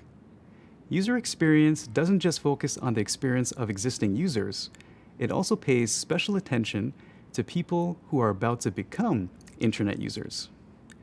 These are the people around the world getting online for the very first time. Did you know that globally there are 1 billion people right now just starting to use the internet? We call these folks the next billion users, or NBU. In this video, we'll explain why understanding the next billion users is crucial as a UX designer, and how to get into the mindset of people who are new to the internet. To start, let's break down the big issues facing our next billion users and what these issues mean for us as designers. The first big issue is cost. People might not be able to afford expensive phones with big screens and lots of storage. The next issue is connectivity. Users might not have constant or unlimited access to the internet. Digital literacy is also a crucial issue. People might not be familiar with certain design patterns, calls to action, or icons that we take for granted. For example, they might not know what swipe means in relation to a touchscreen. They may not even know what a touchscreen is. This can affect their confidence and willingness to explore new technology. And the final issue to keep in mind is literacy in general. Some users aren't able to read. Others might need to switch languages depending on what they're trying to do. All right, let's check out each of these 4 challenges more closely. We'll start with cost. For example, people with fewer resources tend to buy less expensive devices with low RAM and limited storage. When a phone has low RAM, it means that the phone might load web pages more slowly, and people might have problems trying to download files. To solve this problem, a company is not likely to lower its standard price. Instead, it's up to us, UX designers, with a lot of help from engineers, to figure out how to improve storage without raising the price point. The ability to temporarily disable apps is one way UX designers and engineers can make this happen. Next, let's discuss connectivity. A lot of our next billion users don't have continuous access to the internet. This might be because the data they have purchased has run out, or because their network coverage is inconsistent or sporadic. UX designers should try to find ways to make the offline experience as rich as the online experience. For example, giving users the ability to load video offline and making sure that feature and experience is well designed.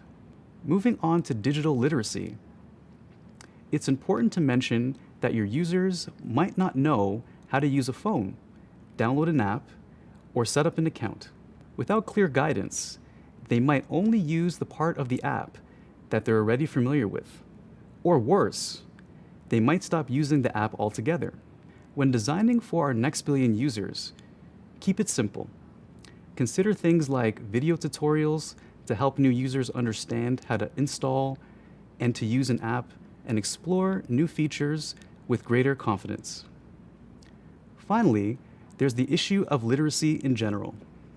Some users aren't able to read or type, and others might want to switch languages on their device depending on what they're trying to accomplish. For example, a user might want to read in Hindi, but type using the English keyboard. Designing a multilingual keyboard option and using universally understood icons, like an icon with a currency sign for a banking app, are just a few key ways UX designers can make it easier for the next billion users. Beyond these 4 common challenges, there is a lot more you need to consider when designing for the next billion users. For example, if you live in the United States, Canada, or Western Europe, you might have certain design biases, like leaving white space to make a document look less crowded, or designing for left-to-right languages. All right, now you have an understanding of the issues that the next billion users face. Our goal is to make every user feel like we designed the experience just for them, no matter who they are, where they live, how much they earn, or how highly they're educated. Gaining a comprehensive understanding of your user's context is an important place to start, and you're already on your way.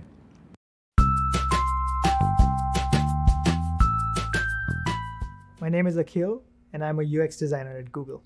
I'm a part of the Next Billion Users team. We design products for users that are coming online for the first time. In my job, I make sure that people can interface seamlessly with technology. So an example of that would be, let's say you want to send your mom a text, and the phone has the capability to send a text. My job is to bridge that gap and make sure that you can tell the phone to send a text to your mom. Now, if done well, you won't be pulling your hair. The strange thing about UX design is that you won't really notice it if it's good design. You only notice it when it's bad. So there's about 1 billion users that are going to come online from countries like India, Indonesia, Brazil, Mexico. These users have slightly different constraints from users that we typically design for.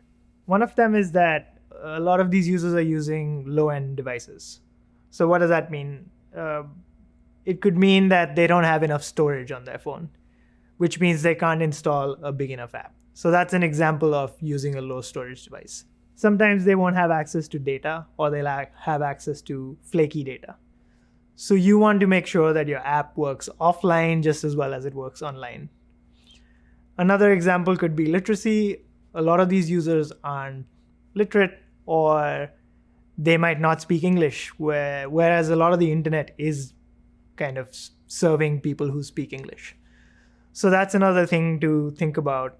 How do we make multilingual interfaces, or how do we make interfaces that don't rely on language at all for someone who can't read? So an interesting example of this could be the music icon. Something as simple as a music icon that we take for granted, the music note, is something that a lot of people don't understand or they don't know what it means. The reason for that, we think, is because the music icon is a very Western classical music piece of iconography. And since a lot of our users aren't exposed to that, they don't actually know what that icon means. I think when technology is built correctly, it can be a very effective tool. So for things like navigating to a place, or finding a partner, or seeking information, or learning a new skill. I don't think your access to these things should be based on how old or new you are to technology. A lot of our users that are coming online for the first time aren't often confident with technology. And so to not design for them and not help them have access to the internet and to technology, it feels like a great disservice to them. So far, we've learned about popular user experience design frameworks and equitable design. Now, let's explain the advantages of using design tools.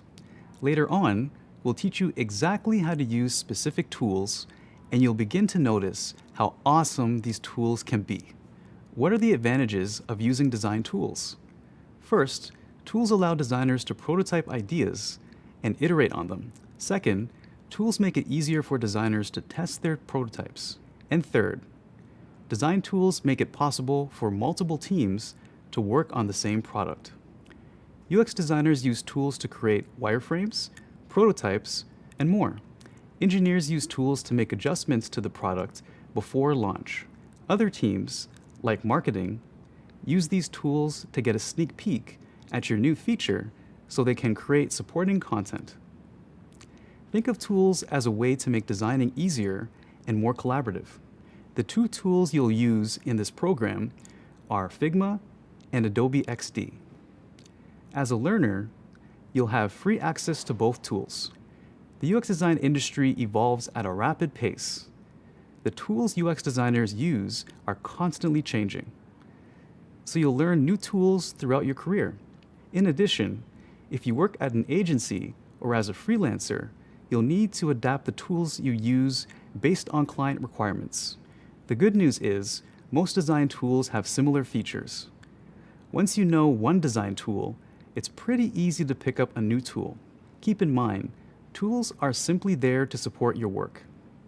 It's most important that you learn how to think like a designer. We'll go into more details about how to use tools like Figma and Adobe XD later. Soon enough, you'll be bringing your ideas to life. Welcome back. We just finished learning about the advantages of using design tools. Now, we're going to talk about why UX designers need to keep different platforms top of mind as they build user experiences. A platform is the medium that users experience your product on, such as desktop, mobile web, mobile apps, tablets, wearables, TVs, smart displays, and more. It's important to design with multiple platforms in mind because users want a product to look and feel similar no matter what platform they're using. In the past, UX designers could have focused on creating a website only for a desktop computer. But today, users might look at that same website on multiple platforms, like their mobile phone, smartwatch, and TV. UX designers now have to plan for a nearly infinite number of different devices and screen sizes. Even though UX designers need to think across platforms, it's important to focus on one platform first when you build a new product. The platform you select should be the one that best meets your end user's needs. Later, you can design for additional platforms. In addition to having a consistent user experience across platforms, it's also important to have a consistent brand identity. In this case, the brand identity refers to the visual appearance and voice of a company. For example, Google Search should look and feel the same on your desktop computer and mobile phone. It's important to keep in mind that some functionalities only exist within certain platforms. Think about a voice assistant, which allows you to ask questions or control your phone with your voice. Pretty clever, right? At first, only mobile phones had voice assistants. So if the product you were designing required the use of a voice assistant, the only platform it would have worked on was a mobile phone. But fast forward to the present, and voice assistants are integrated into many other platforms, like desktop computers, TVs, and even refrigerators. Today, there are more platforms than ever, which gives us even more opportunities to design features for our users. It's definitely an exciting time to become a UX designer. Next up, we'll dive deeper into designing for web, mobile apps, and mobile web. We've started thinking about designing across platforms. Now, it's time to learn how users engage with different devices. First, we'll discuss user behavior on mobile phones and desktop computers. Then, we'll move on to design considerations when designing for mobile devices. Let's start with an overview of the current landscape. There's a big difference in the amount of time users spend on mobile phones compared to desktop computers. An average mobile session is 72 seconds, while the average desktop session is 150 seconds. More than twice as long. Why is this important? Because it tells us that people use different devices in different ways. Mobile users tend to be goal-oriented, and they're focused on completing a single task. On mobile phones, gestures like tapping and swiping help users move around the screen. Test this out for yourself. Next time you're using a mobile phone, think about your own behaviors. And remember the next billion users we discussed earlier? As those users come online, they're mostly accessing the internet from mobile devices. This means the amount of desktop web traffic compared to mobile web traffic will continue to shift. It's important for UX designers to consider mobile users' connectivity limitations, like slower processing speeds and longer load times. To be inclusive, we need to design for all types of phones, whether they cost $50 or $500. Okay, so users interact with devices in different ways. Now, let's go through the design differences we need to consider based on the devices we're designing for. First, let's talk about responsiveness. In the past, most mobile websites were a mini version of the desktop site, which often made the mobile websites difficult to use. Now, almost all websites use responsive web design. Responsive web design allows a website to change automatically, depending on the size of the device. For example, a website homepage might have multiple columns when a user experiences it on a desktop computer. With responsive web design, when a user visits the same website on a mobile phone, the multiple columns are automatically condensed into one column to better fit the smaller screen. All the content is still there, and the usability is way better. Internet browsing on desktop computers has been around for longer than on mobile devices. But since mobile device usage has been booming, designers have had to start focusing on designing for mobile. So let's think about a few best practices when designing for mobile user experiences.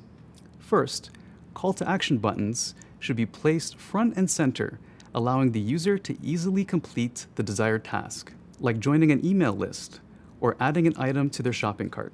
Second, navigation menus should be short and simple. We want to simplify the user experience on mobile, so menu options should only highlight the core functions of the product. Third, use gestures that users already do, like tapping and swiping. Gestures should be intuitive and familiar to users. Fourth, design for both directions a phone might be held. We need to consider the vertical portrait view of a mobile phone and the horizontal landscape view. We want users to have an effective experience, no matter how they hold their phone. And fifth, reduce visual clutter. Mobile phones have smaller screen sizes, so it's important to keep the visual experience simple. Whew, that was a lot of new information to take in. Remember this main takeaway. Users behave differently depending on their device. UX designers help make that transition happen as seamlessly as possible. It's a big responsibility, but a lot of fun too. Up next, Shabi will be back to talk to you about designing responsively to meet users' needs. Hi, nice to see you again. Earlier, we discussed the concept of accessibility. Now, we'll explore the various assistive technologies that can empower anyone with a disability. The term assistive technology, or AT for short, is used to describe any products, equipment, and systems that enhance learning, working, and daily living for people with disabilities.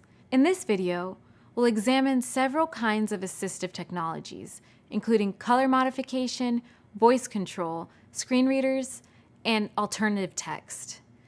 Then we'll explore a few design considerations to keep in mind when designing for accessibility. Let's get started. First, it's important to call out that there are lots of people who don't identify as having a disability, but still use assistive technologies.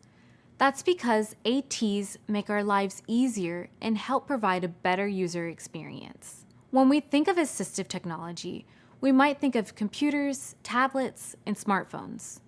But AT covers a wide range of devices, like prosthetics, pointing devices, electric wheelchairs, power lifts, eye gaze and head trackers, and a whole lot more. AT can also encompass something as low-tech as a pencil holder. Not only does a pencil holder keep your pencil from rolling away, it also makes pencils easier to grip, which can be essential for people with certain motor disabilities. Understanding how people with disabilities use your product is a critical part of the UX design process. First up, let's examine color modification. Color modification, like high contrast mode or dark mode on a device, increases the contrast of colors on a screen. Black text on a white background or white text on a dark background are both examples of high contrast. High contrast makes the interface easier to see for people with low vision. Color modification also helps anyone who might experience eye strain when viewing screens in the dark or midday when the sun is creating an intense glare. Lots of people use it just because it's easier on the eyes. Next, let's go through voice control and switch devices. Both of these help people with limited dexterity and can serve as an alternative to a keyboard or mouse. Voice control allows users to navigate and interact with the buttons and screens on their devices using only their voice. Lots of devices have settings with this feature. A switch is an assistive technology device that replaces the need to use a computer keyboard or a mouse. Switch devices can allow users to control technology, like a computer or smartphone. There are a lot of different kinds of switch devices, but they all help people with limited motor ability use technology more easily. Next up, screen readers. Screen readers are one of the most common assistive technologies for people with limited vision. The software works on mobile and web devices and reads out loud any on-screen text. Screen readers also read any interactive elements, like buttons, along with non-visible text, like the button names, and any alternative text for images. Alternative text, or alt text, helps translate a visual user interface into a text-based user interface. It essentially uses words to describe any meaningful image for someone who isn't able to see the image. Alt text is also super helpful for those with low bandwidth connections too. If your device is unable to maintain a connection to the internet, it may struggle to load a big file or image. Alt text is useful for context when an image fails to load. As I said before, you don't need to have a disability to benefit from assistive technology. Speech-to-text is a great example. With speech-to-text, a user composes text by speaking into their phone or computer. The voice recording is automatically converted into text. A lot of people find it much easier to text by talking to their device because it offers a hands-free experience and reduces the amount of mental energy needed to type. Let me show you. Here I am using the speech-to-text feature on my mobile device. Pretty cool, huh? There are tons of design considerations to take into account in order to meet the needs of all users. Later, when we build wireframes, we'll go through exactly how to incorporate accessibility into your designs. All right, that's it for now. You've learned the common UX terms and frameworks, what user-centered design means, the tools that UX designers use, and how UX designers work across platforms. Plus, you've gained a deeper understanding of inclusive design and equity-focused design. You practice thinking like a designer, which is a core skill you'll continue to build on throughout this program.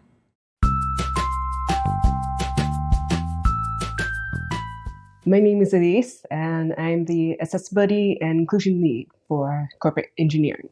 The work we do touches most of Google's products, and that we are creating the internal stuff that helps ensure the products that we create eventually are accessible and inclusive. I love teaching teams that there's value in difference, in the difference that we find within human beings. Difference helps us think creatively and helps us see gaps in our products. Often when we look into those gaps and the insights that we gain from looking at people who experience the world differently, we build better products that are more adaptable, that are longer lasting, and more innovative.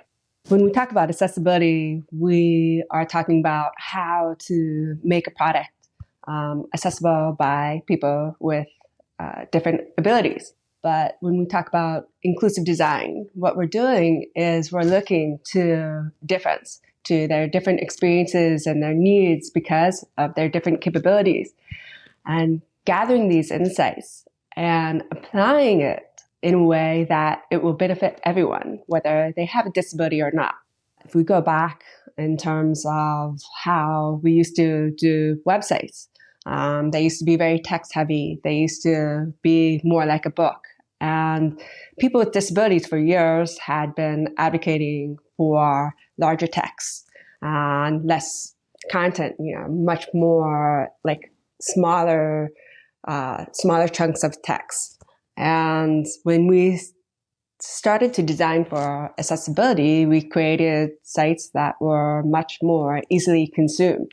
So accessibility is important to me personally because I have a hearing loss, a severe hearing loss. I began losing my hearing at 10, and it progressed over 5 years until it reached the profound range. So if you were to cover your mouth and say 100 words, and I guess that every single one, I might get one right. As someone with a hearing loss, I'm constantly struggling with situations where I need to communicate with others. I use assistive technology in a lot of different ways. Captioning is the most valuable thing for me.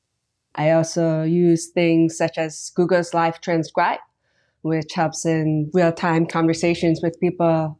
I use Google Meet's closed captions to help me understand meetings that I have with my colleagues. There's also something called InnoCaption, which captions telephone calls using a live transcriber. That completely changed my world because before that was created, I couldn't use a telephone.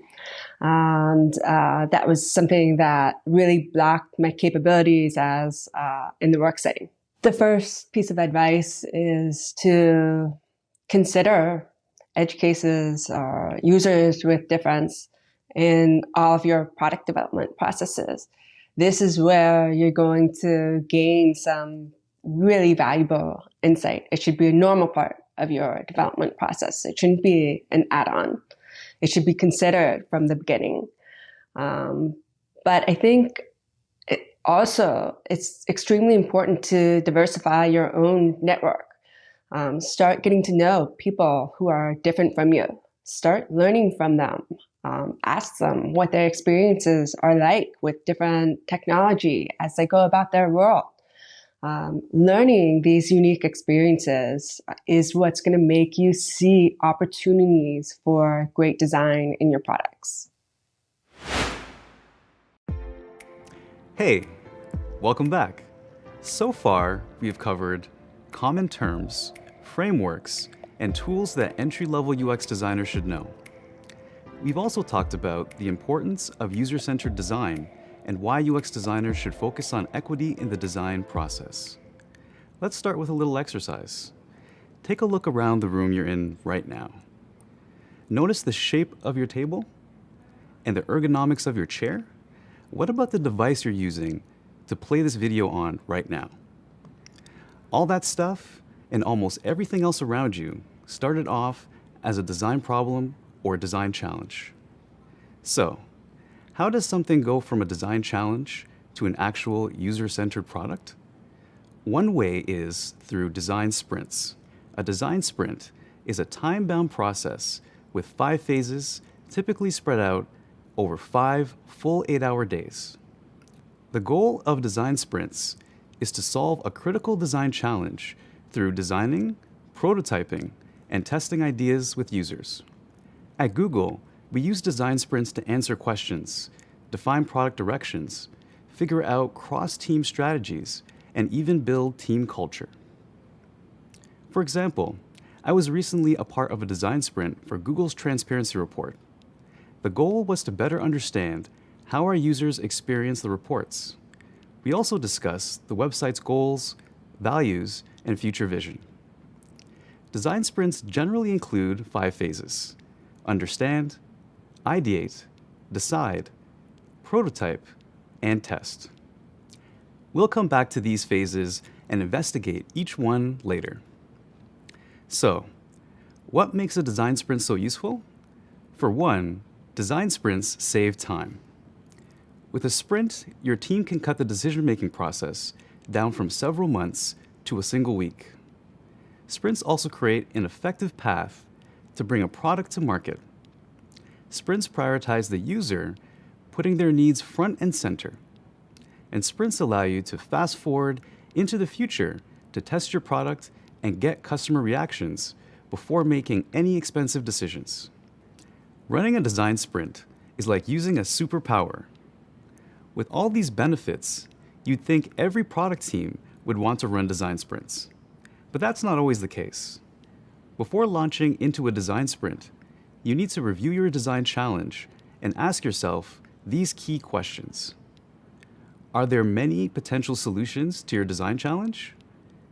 Does the design challenge require people from cross-functional teams to weigh in? Is the design challenge's scope wide enough for a sprint? If you answered yes to any one of these questions, a design sprint might be the right move. All right, so you've got the basic idea behind design sprints down. Now you know what a design sprint is, the benefits of running a design sprint, and how to identify when to use a design sprint. Next, let's check out each phase of the design sprint process. Hi again. Let's think back to those 5 design sprint phases we introduced earlier. Understand, ideate, decide, prototype, and test. Now, we're going to go beyond introductions and really get to know each phase. A traditional design sprint lasts 5 days, with each phase taking up to 1 full day. The whole process is super hands-on. Creative collaboration is at the core of every phase. Let's explore how a team might conduct a design sprint. Imagine you're a UX designer for a company called Cycling Enthusiasts. Your latest app lets cyclists track their distance ridden and calories burned. Sadly, the app's sales have started slumping. Kind of like how your energy would start slumping if you had actually taken a long bike ride today. So, how can a design sprint solve this problem? Let's find out. The understand phase sets your sprint on the right track and helps your team get a clear picture of the design challenge. Your team takes time to learn from experts and engage in creative discussions with a lot of different people from other departments and industries. These conversations help you more clearly understand the design challenge. But what's the first rule of UX design? The user comes first. This means everything your team does during the sprint should focus on the user. So now your team understands the design challenge. For our imaginary sprint, let's say sales are slumping because the app doesn't offer bicyclists anything new. Your team arrives for phase 2 of the design sprint, pumped full of inspiration and ready to ideate some solutions. To get the creative juices flowing, you start this phase by coming up with ideas and building off of them to create solutions. Once you've got the team thinking, each participant takes time to sketch and present their ideas.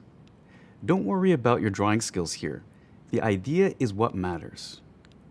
On top of all the ideating that happens in phase 2, you also need to start planning for user testing, which happens in phase 5 of the sprint.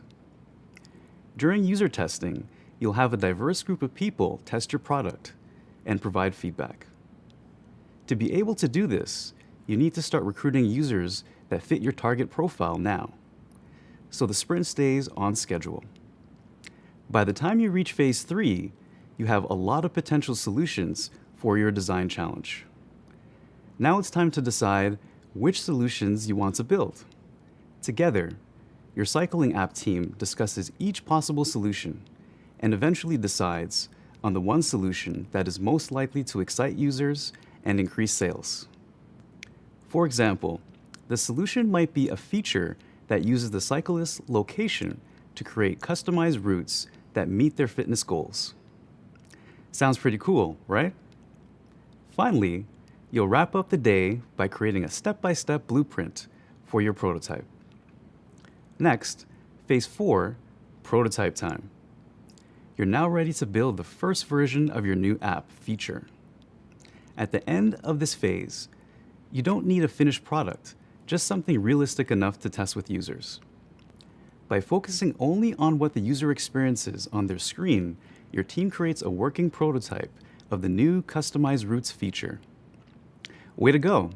During this phase, you also finish prepping for user testing by confirming the test schedule, finalizing interview questions, and making sure your prototype is good to go. All right, it's been a busy week, but you did it. You reached the final phase, testing. Now it's time to put your prototype in front of users. As users test your prototype, you observe how they react and then interview them about their experiences. Your team gains critical insight about changes that need to be made before you launch the new feature. To recap, the 5 phases of design sprints are: understand the scope of the design challenge, ideate possible solutions, decide on the most viable solution, create a workable prototype, and finally, test that prototype with actual users. Congrats! You made it to the end of the sprint. Now your team knows exactly what to adjust before launching the new cycling app feature. Promotions for all! Design sprints are a big part of the UX design world, so you'll probably participate in a lot of them, and even lead a few someday. Coming up, we'll explain why design sprints are beneficial to UX designers. Ready to learn even more about design sprints? Me too! From tech to finance to retail, future-forward companies in all kinds of different industries use design sprints to solve complex problems. In other words, sprints are pretty much a game changer. But what makes design sprints beneficial? And why are they so darn popular? Here's what a few seasoned UX designers have pointed out. First, in design sprints, it's all about the user. Sprint participants make sure the design challenge is always focused on the user and their needs. After all, it's the users who ultimately decide if your product is successful, right? Second, sprints value every person in the room, from the office intern to the senior stakeholder. Including people from lots of disciplines and experience levels is a key part of the process. Why? Because considering all angles of the problem and the solution means the best ideas will rise to the top. Next, sprints give the core team time to focus solely on the design challenge. Think about it. 5 workdays devoted entirely to distraction-less, gadget-less creative collaboration. Now, that's a recipe for some serious problem solving. Also, sprints lower the risk of an unsuccessful market debut because the team gets feedback from real users and can make critical adjustments before the product launches. And finally, sprints are versatile because they can be scheduled at any point during your project. When a challenge arises, you've always got the design sprint option in your back pocket. So, are you sold on the benefits of a design sprint yet? Awesome. Next, let's focus on how to plan an effective one. Hey, nice to see you again. As an entry-level UX designer, you probably won't be expected to lead a design sprint, but it's still helpful to know what it takes to plan a successful one. Let's check out some of the basic ideas. First up, user research. If you're lucky enough to have a dedicated researcher on your team, they can own this step. If not, well, you might be taking it on yourself. User research is always the first step in any sprint planning process. Your research should focus on the user problems you're trying to solve during the sprint. You don't have to detail out a specific problem right away, but getting a rough idea of what your sprint will focus on will help you decide which research methods make the most sense. We'll discuss different research methods in more detail later. Next, it's time to call in the experts. If you're planning the sprint, it's up to you to schedule short talks with colleagues or industry experts. You'll listen to these info-packed talks during the understand phase of the sprint. A good talk helps clarify the problem your sprint is trying to solve. Keep in mind, the more experts you bring in, the more schedules you have to accommodate. So start planning early. We promise it'll be worth it. Step 3, find the right space. Sounds a little obvious, right? But trust me, booking the right room can make all the difference. It's important to ensure that the space allows all employees equal opportunities to perform their job. Let's talk about a few things you should look for. Whiteboards to capture your ideas or hang sticky notes, acoustics so participants can hear each other easily, accommodations for anyone who needs them, and comfortable furniture that you can move around easily. You're going to be spending a lot of time in this room, so get cozy. Once you've found the right space, it's time to gather supplies. If you're planning the design sprint, it's your job to make sure everyone has what they need to participate, kind of like a teacher handing out classroom supplies. Some essentials include markers, sticky notes, and a lot of snacks and water. On to step 5, establish the rules of the sprint. If you want this to be a gadgetless, distraction-free zone, now's the time to say so. Figuring out the ground rules in advance sets the tone for the sprint, gets everyone on the same page, and helps your team stay focused. So you've done your research, called in the experts, found the right space, gathered supplies, and established your sprint rules. What's next?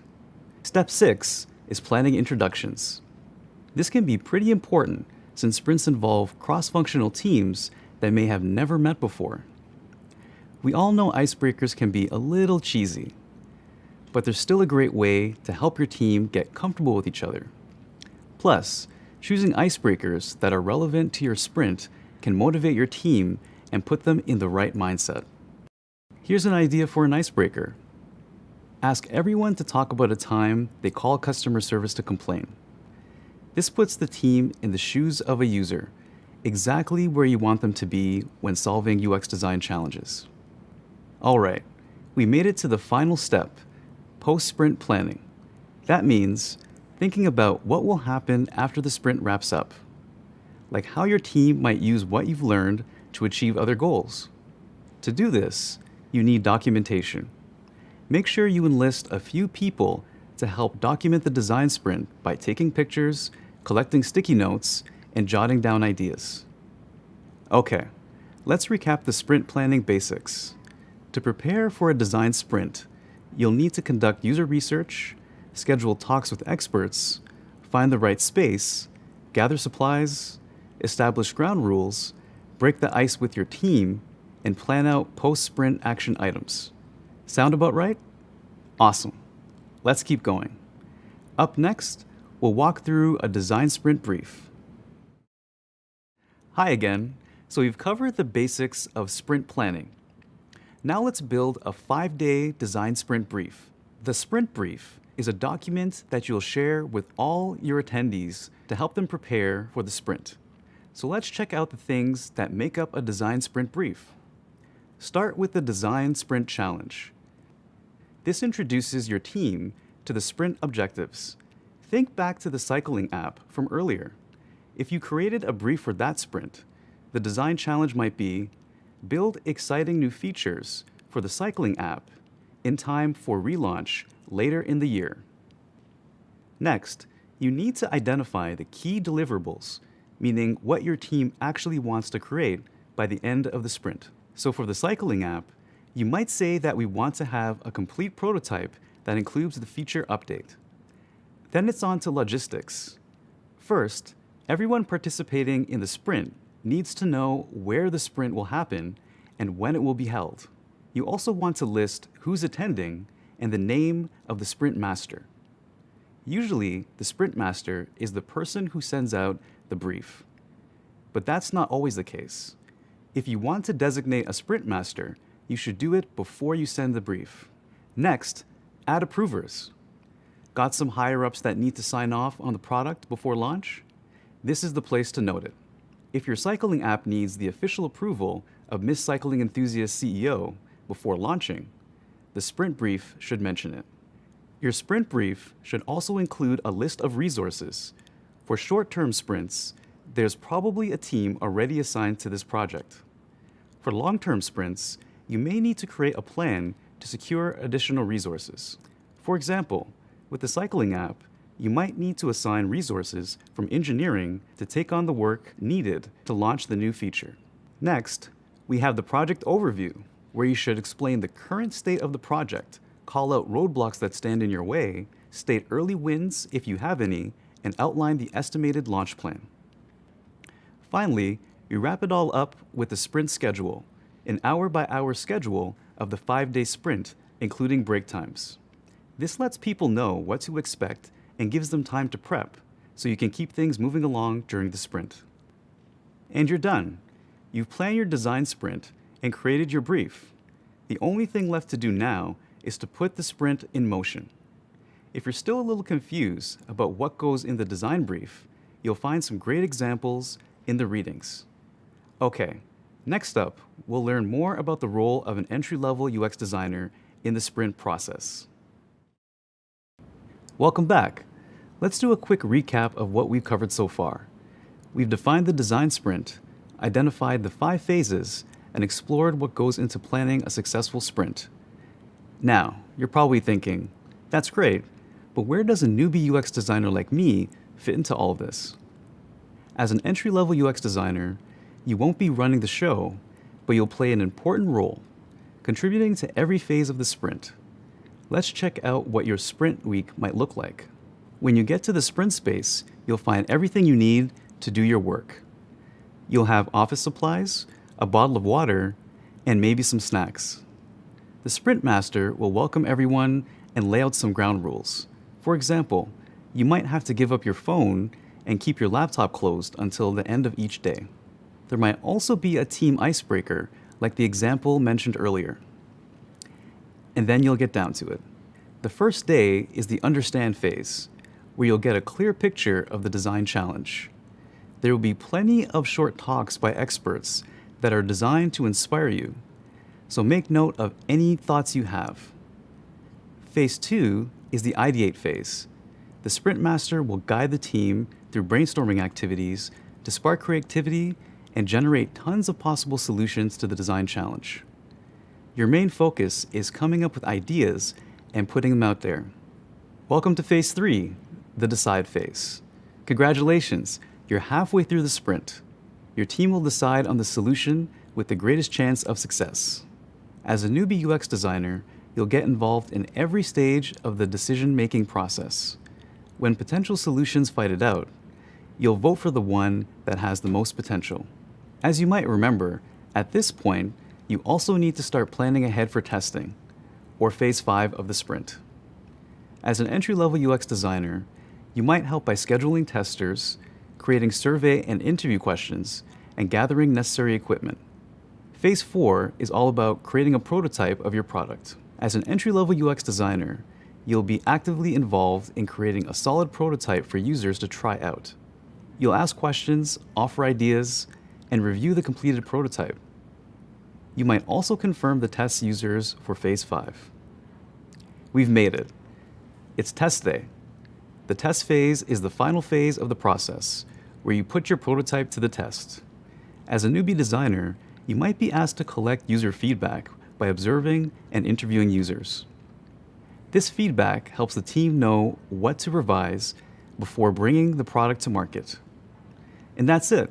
You've learned all about an entry-level UX designer's role in the design sprint process. As you reach the design sprint process finish line, expect to feel like you just completed an actual sprint at a track meet. A successful sprint will leave you tired but energized, chock full of new ideas, with a fire in your belly to get to work.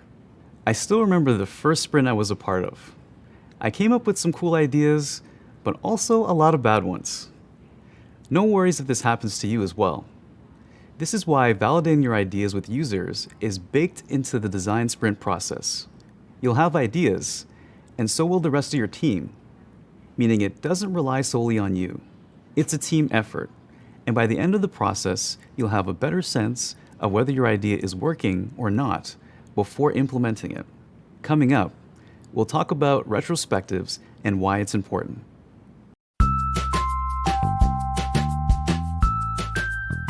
My name is Jason, and I am an interaction designer at Google. The goal of a design sprint is to take really complex problems and come together with other people on your team, like product managers, engineers, and marketing, and try to solve that problem together. And you do it over the course of a week. And you do multiple design activities, like from wireframing and prototyping, and then at the end of the week, test with users. And it's a really good way to get quick feedback and test those initial hypotheses.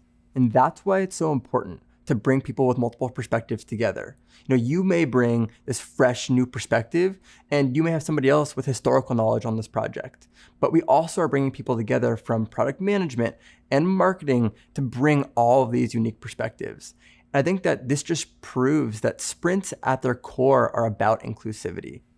We really want to bring people together with multiple perspectives to surface these multitude of ideas. It's always important to understand who your participants are and make sure that this overall experience is thoughtful. You put everyone's needs first. And I think that it's, in a way, a condensed version of your user experience job, where right now, when you're designing a sprint, that these participants are your users. And it's important to understand their needs and put them first when designing a sprint. Here's some exciting news. You now know how to prepare for and execute a design sprint. There's just one last thing to do, the sprint retrospective. So, let's check out what a sprint retrospective is, how it's conducted, and why it's important. We've all experienced seeing someone make the same mistake over and over again.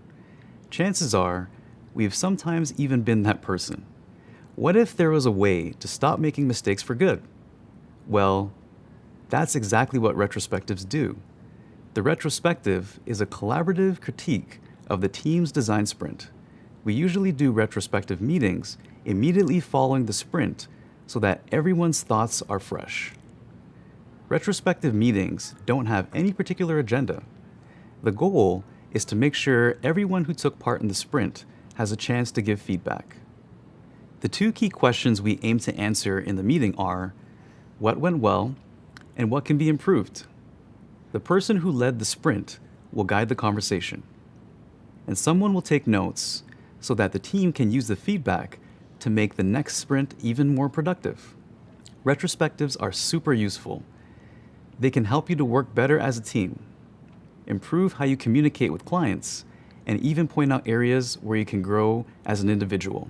Retrospectives are all about empowering, not shaming. If something didn't go well, this is your chance to make sure you have the resources and the tools to do better next time. One of the most effective retrospectives I took part in was one where people actually felt comfortable contributing, and we focused on continuous improvement.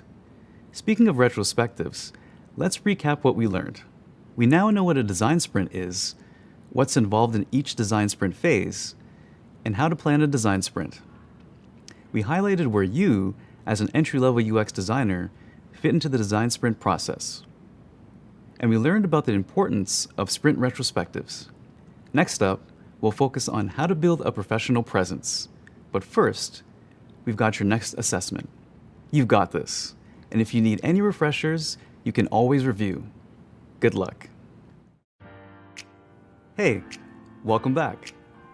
You now know all about design sprints and how you fit in as an entry-level UX designer.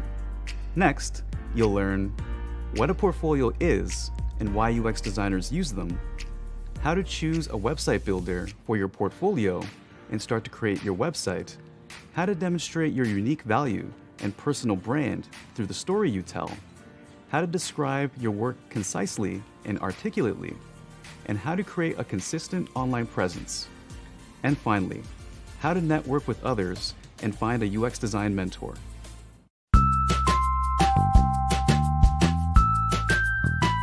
I'm Lisa. I'm a visual designer at Google. A visual designer at Google is a user experience designer that really focuses in on the creative expression of a user experience. So when I decided I wanted to get into user experience design, I had no experience. I didn't have a real first job yet. I had a very traditional graphic design and branding portfolio, and I had new projects from doing an internship for 9 months that I had created. But then I decided that I wanted to go into UX, and I needed to recreate that portfolio, having no work experience in UX, to still be a user experience portfolio. When I was just applying to user experience jobs, I knew I wanted to be a visual designer. So even though at heart I was still unsure if I wanted to call myself that, I knew it was important to identify that myself like that strategically in the portfolio. So I said that I was a visual designer. The actual portfolio in itself, I had to completely redo the layout. I don't need to start from scratch. I don't need to panic. Everything is there. I just need to reroute the way that I am storytelling and bringing some of these elements to life, so it does feel more like a user experience project. So I really focused in on the storytelling and the thinking like a user experience designer. It was interesting because when I got to Google, I felt, okay, I can think like this. I just now need to catch up on the day-to-day, the tools, the software, the things that most people kind of know going in, that somehow I sort of faked it till I made it. And the funny part about that is my team didn't seem to care that I didn't know any of that. They were just happy that I was curious, that I was hungry to learn, that I was anxious to get started on a project. What really defined how I got into the job was a curiosity to learn and to grow and to project myself as an ambitious visual designer. As we mentioned at the beginning of the program, our goal is for you to learn the skills you need to get a job as an entry-level UX designer. But how do you demonstrate those skills during the job application process? That's where portfolios come in. In this video, you'll learn what a portfolio is and why UX designers use them.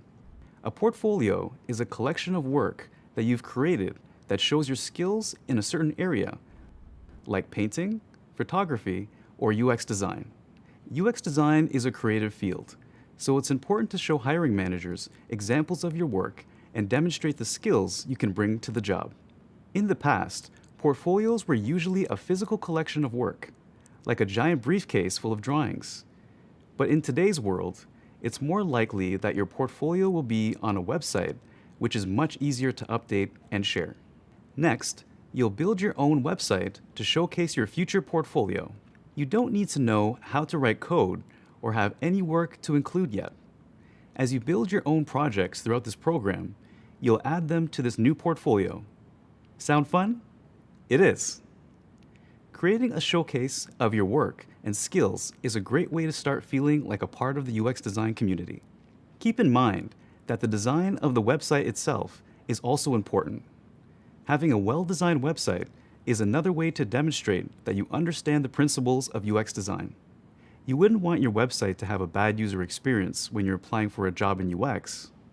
As you design the website, you want your portfolio to tell a story and grab the user's attention. This will help you stand out. After all, the user might be a recruiter or a client interested in offering you a job. Next up, you'll meet entry-level UX designers, explore real-world portfolios, and learn how those portfolios help lead to jobs in UX design. Ready? Let's get started. Hey there! Now that you know why you need a portfolio, let's find out how to make one. Coming up, we'll explain how to build a personalized online portfolio, and we'll help you choose the website builder that works best for you. Building a website might seem intimidating, but there are a lot of tools to help you. Most website builders are simple to use and don't require any coding or technical knowledge. Plus, they have a support team on staff to help. Website builders often have tutorials to help you figure out what layout to use and how to add text, sound, and images. These user-friendly website builders feature WYSIWYG editors. WYSIWYG stands for What You See is What You Get. In other words, you can type and make your text bold or italics as you would in a word processing program like Google Docs and Microsoft Word. All this might seem obvious, but web-based WYSIWYG editors have only been around for 10 years or so. Before website builders were widely available, you had to create everything in HTML and CSS, which are the coding languages used to build the internet. Fortunately, things are a lot simpler now, so you don't need to know any code to build an impressive portfolio. If you do know how to code, or if you'd like the challenge and flexibility that you get with coding, awesome. You can choose to build a website from scratch instead of using a website builder. Just be sure to put your UX design work front and center and prioritize the UX of the site. Remember, recruiters and employers want to know about your UX design work, not how good you are at coding.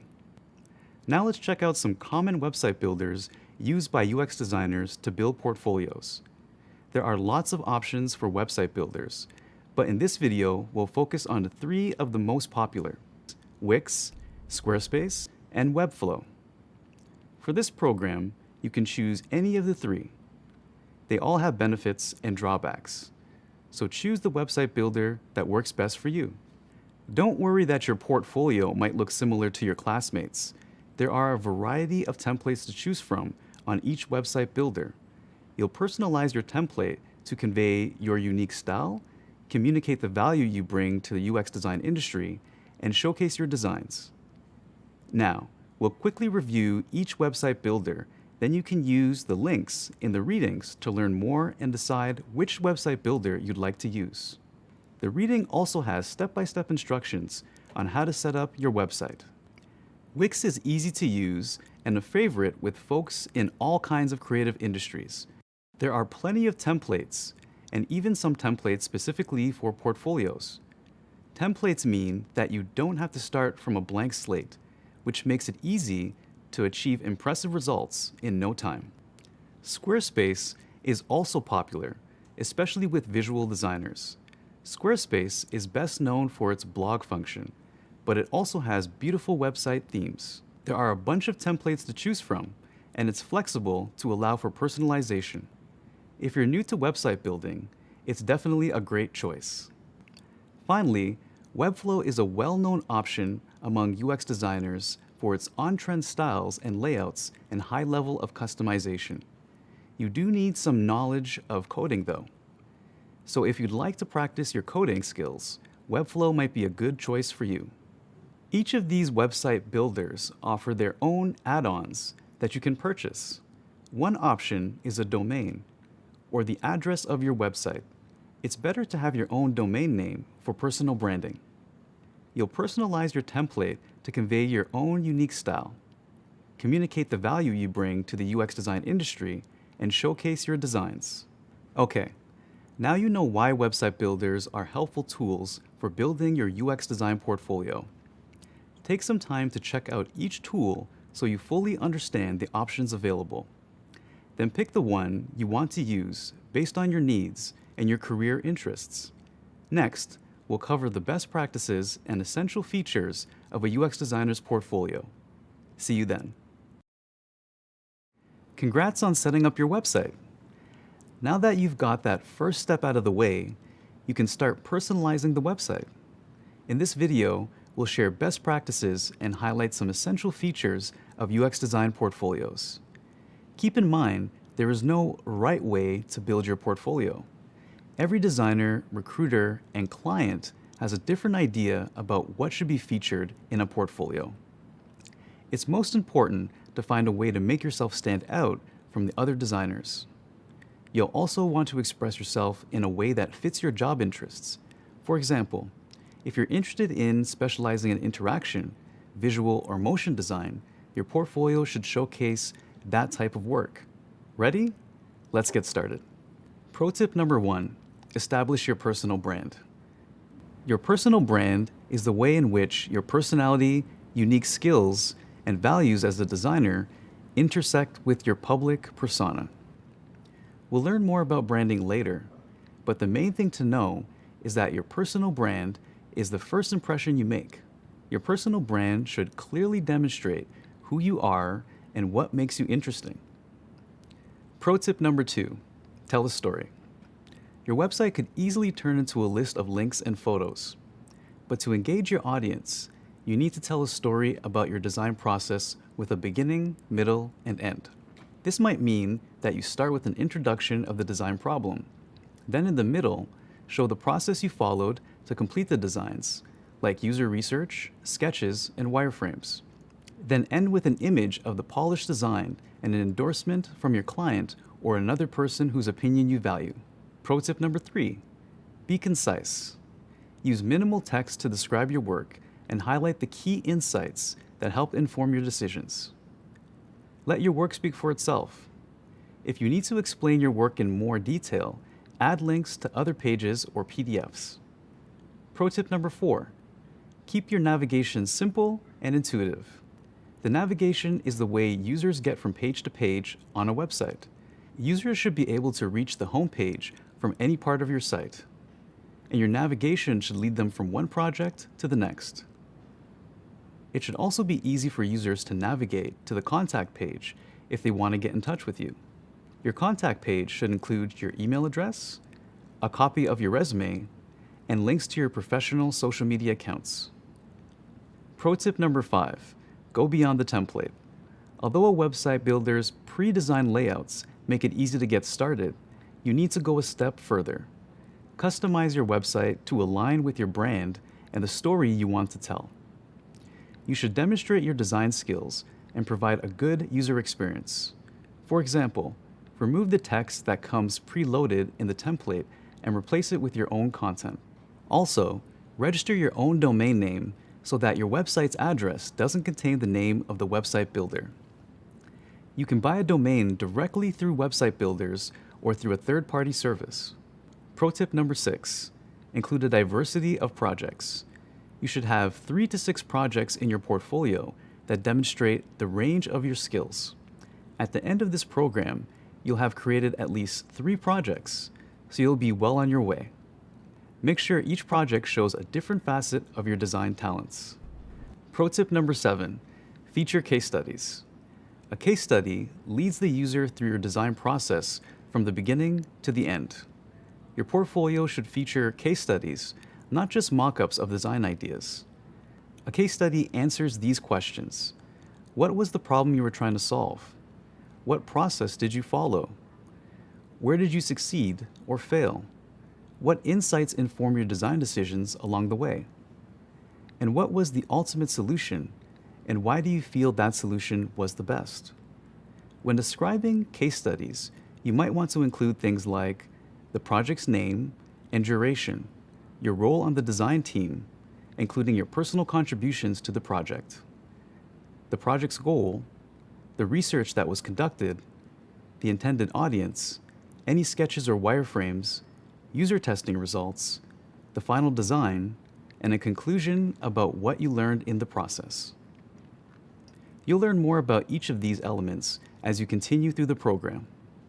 One more thing to keep in mind about case studies: be careful not to share any proprietary information or break a non-disclosure agreement if you have one. A non-disclosure agreement is a contract an employee might sign when working with a business in which they agree not to share sensitive information, like designs in the process of being developed. Pro tip number 8, make sure your website is responsive. Remember that responsive means the on-screen appearance of the website adjusts based on the user's device. So whether someone looks at your website on the desktop computer or mobile phone, they'll have a good experience. And finally, pro tip number 9, test your website. It's important to test your website on different devices to make sure it functions properly. For example, you might need to move buttons around or adjust images to fit on the mobile version of your site. You don't want to lose a recruiter's interest because they decided to pull up your website on their phone instead of their computer and found the text misaligned. Like we mentioned earlier, having a portfolio with a great user experience will impress potential employers. All right, that's it. It's a lot of work to build a design portfolio that tells your story and connects with users. That's why we're starting now. If you add new pieces to your portfolio as you build them, you'll be in much better shape when it's time to apply for jobs. To stay on track, schedule time to work on your portfolio every week. We'll remind you to add to your website as you complete projects and learn new skills. Coming up, we'll explore personal branding and why it matters so you can get to work personalizing your portfolio. Let's get to it. Hi again. We've established that your personal brand is the way in which your personality, unique skills, and values as a designer intersect with your public persona. Your personal brand is an essential way to demonstrate your value as a designer and should be a central focus when building your portfolio. But why do personal brands matter? Let's investigate. When you think of the word brand, well-known businesses come to mind. How do you think about a company when you hear their name? What's your perception of McDonald's as a brand? Or Starbucks? What about Apple? All of these are major brands with very different messages about their business, products, and the value they offer consumers. They might even make you feel a certain way when you think about them, like hungry or excited. But branding isn't just for big companies. People think about their brands too. For example, celebrities choose their work and philanthropies they support based on the personal brand they want to convey. You can do the same thing as a UX designer. You want to build a personal brand that showcases the type of work you want to do. Your personal brand is your primary source of marketing, which is why it's so important to be your authentic self. So how do you figure out what your personal brand should be? You can start by asking yourself a few questions. What am I naturally good at? What have I learned to do well?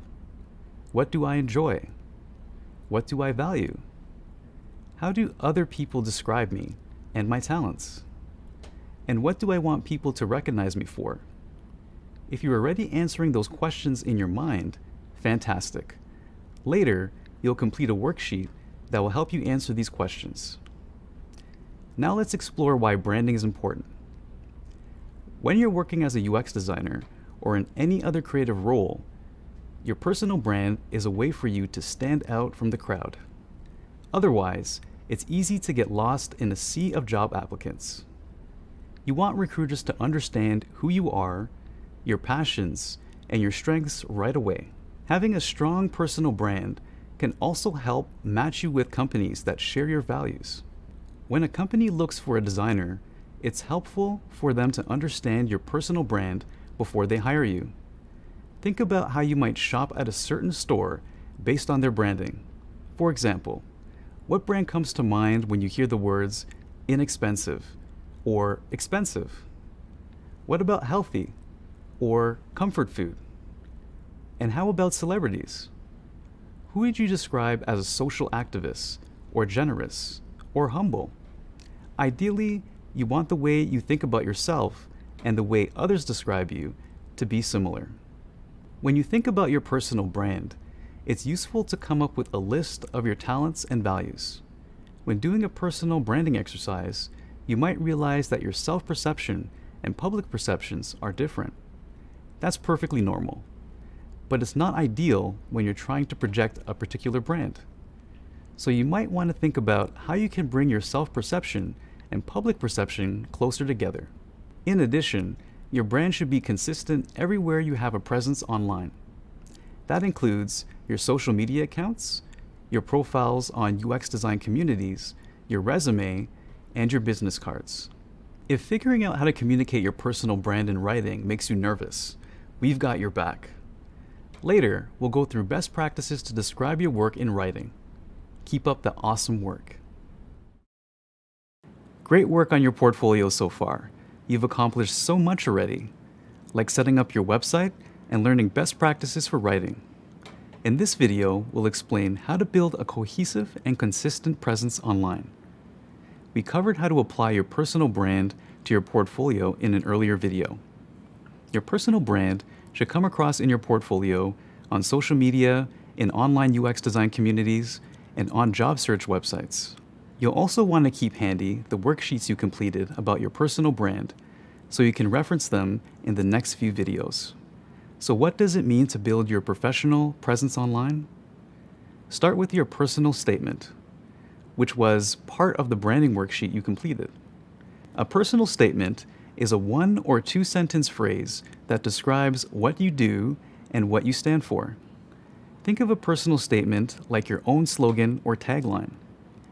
You want your personal statement to highlight what makes your work unique. The best personal statements are memorable and catchy. Consider including a version of your personal statement on the About Me page of your portfolio website.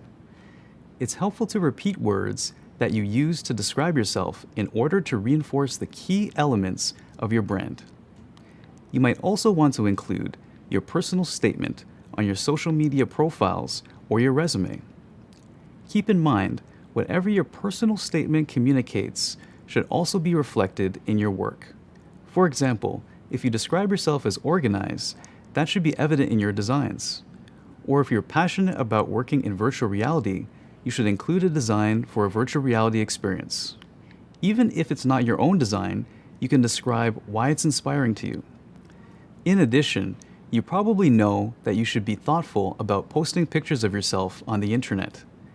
Since we're trying to build a cohesive professional presence online, your photos should be consistent across platforms, like your portfolio and LinkedIn profile. For example, using the same photo of yourself everywhere can help recruiters identify you across platforms.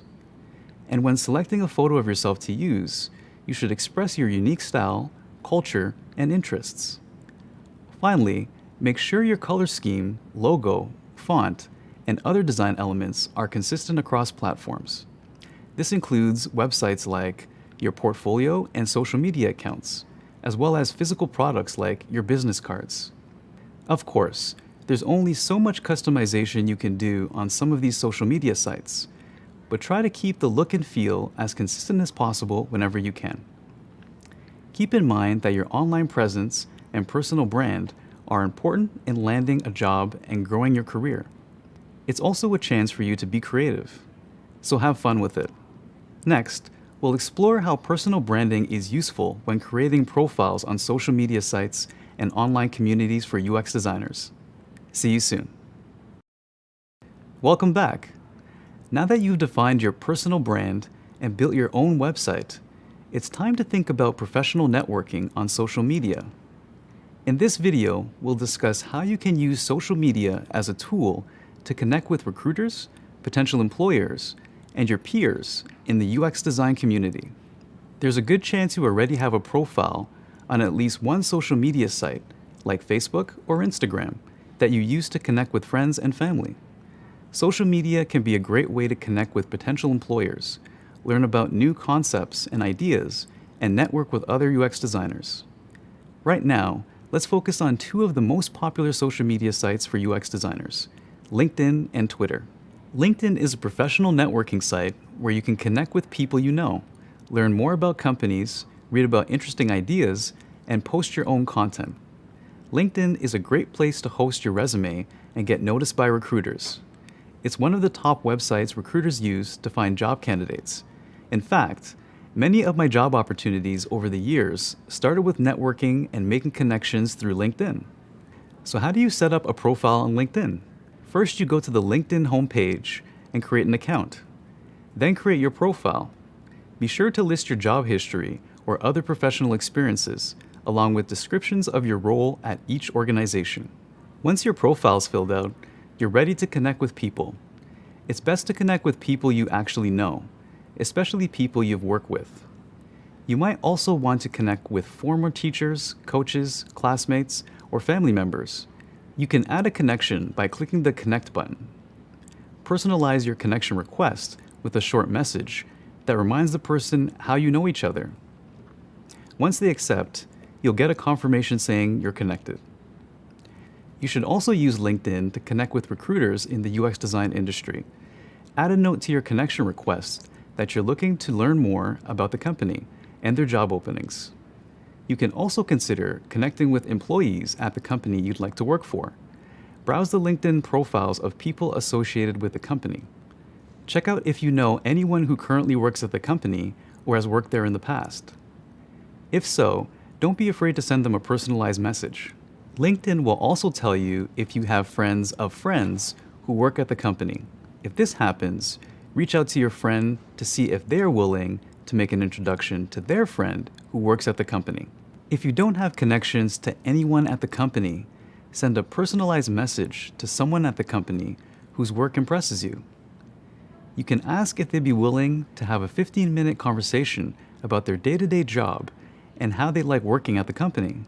Finally, join a LinkedIn group. These are groups of people in a particular industry or who share a specific interest. There are dozens of groups already dedicated to UX design, so join one or two that interest you. Get involved in the group conversation, then feel free to connect with folks in the group. You can also follow a specific company or hashtag on LinkedIn, like #UXDesign, to learn new trends, read articles, and chat with people who share your interests. Another great place to network with professionals is on Twitter. If you aren't familiar with Twitter, it's a social media platform where you can follow people, interact with their posts, and share your own ideas. Twitter isn't as focused on professional networking as LinkedIn. It's usually better for reading posts from prominent people in the UX design industry, starting conversations with peers, and learning from industry thought leaders on a more personal level.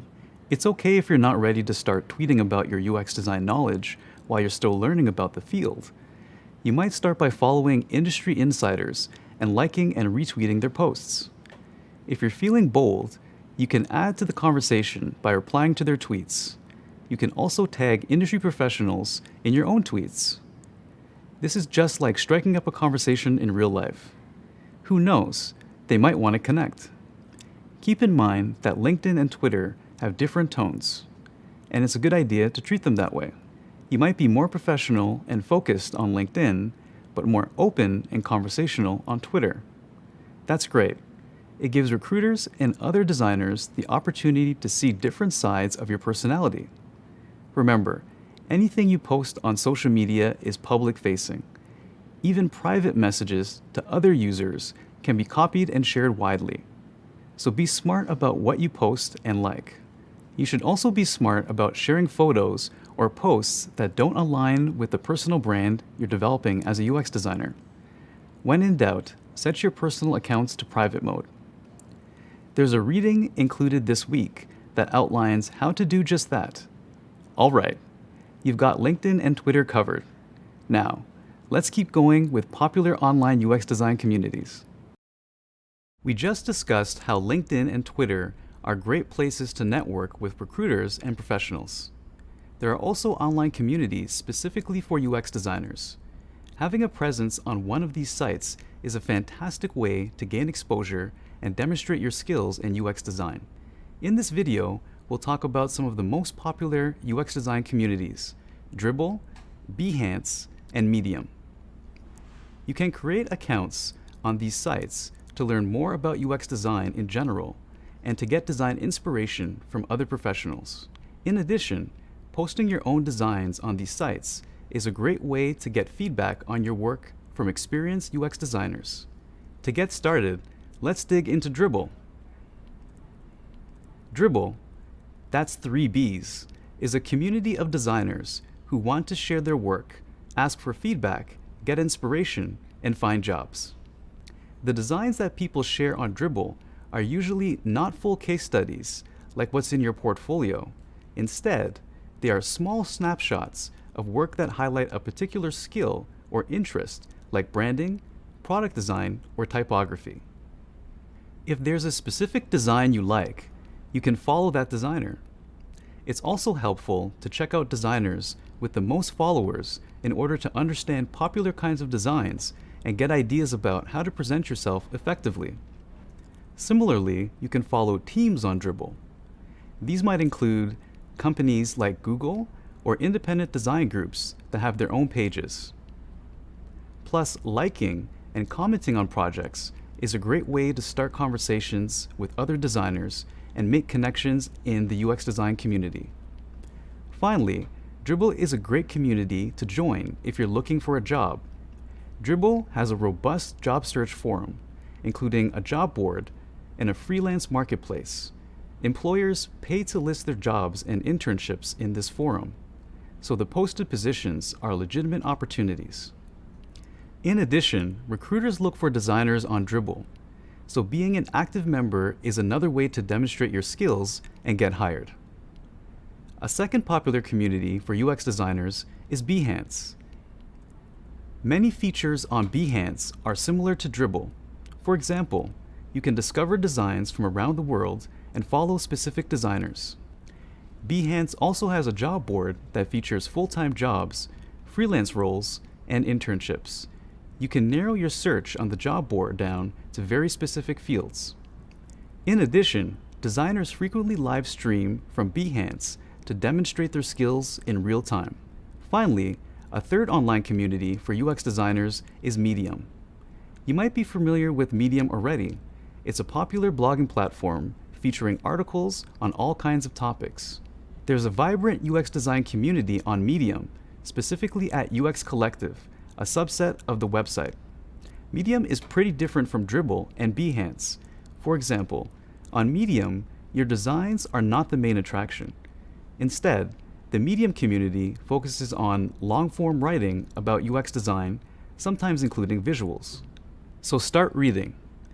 There are lots of articles on Medium from leaders in UX design, including Googlers. Medium is a great place to discover the processes of top designers and learn about industry trends. We even have a Google Design collection. Keep in mind that articles on blogging sites like Medium should be considered opinion pieces, not objective research. That said, you can still learn a lot from the resources on Medium, like tips for using a specific design software or how to build equity and accessibility into your work. You can communicate with other designers by responding to articles in the comments section and giving claps, which are basically Medium's like button. You can also follow designers who inspire you and sign up for their newsletters. It's a great way to expand your network. You can even publish your own Medium post. Medium offers plenty of resources to help you get started. Polish your story and find your audience. You can find more details on how to create a profile on each of these platforms in the course readings. Get creative, and don't be afraid to start posting your design ideas, requesting feedback, and becoming an active member of online UX design communities. You'll do great. Next, we're going to explain how recruiters and interviewers might check out your online presence. See you there. Okay, we've covered the essentials of a good portfolio and the importance of communicating your personal brand. Next up, let's talk about writing concisely and articulately in your portfolio. Communicating through design and through writing are similar skills. The main goal for writing your portfolio is to structure the information clearly and concisely.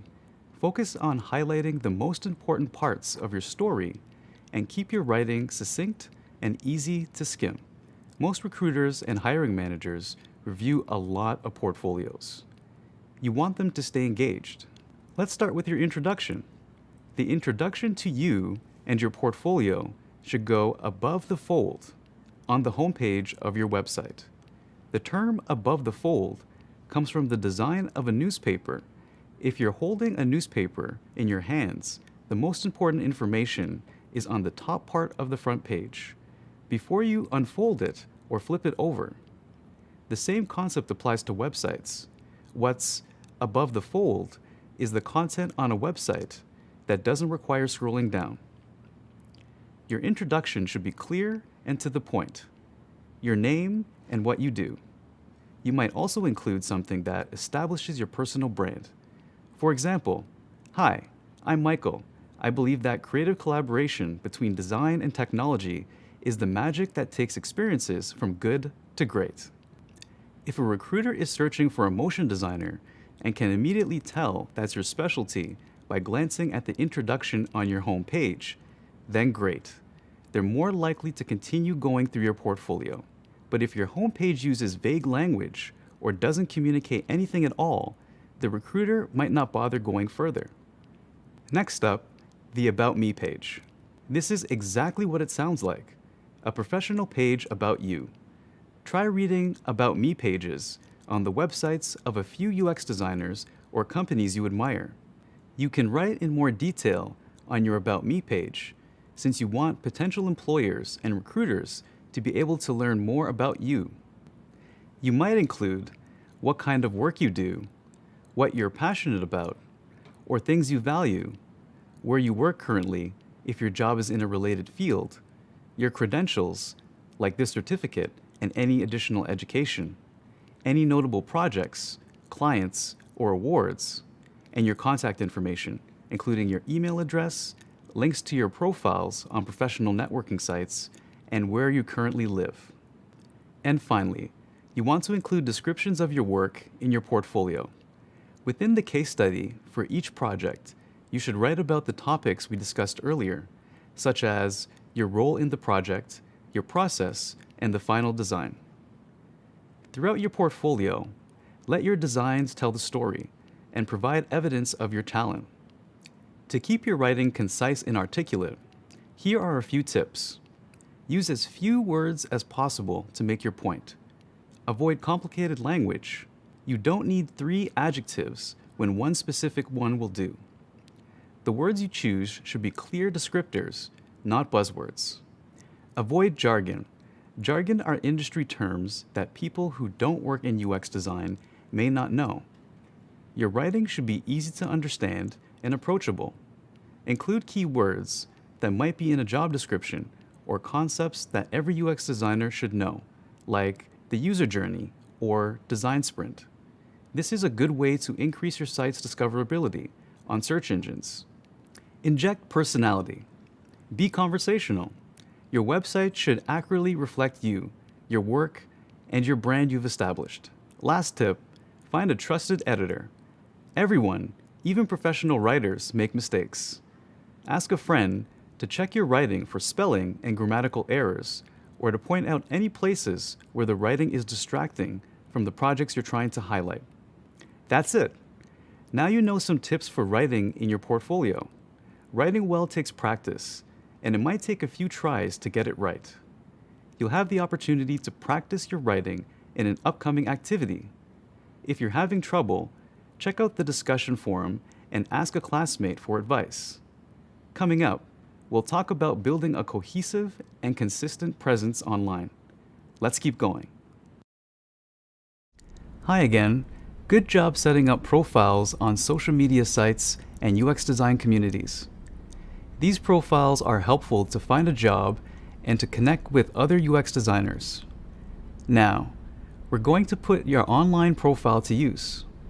In this video, we'll discuss networking and finding a mentor, and how both of these can help you kickstart your career in UX design.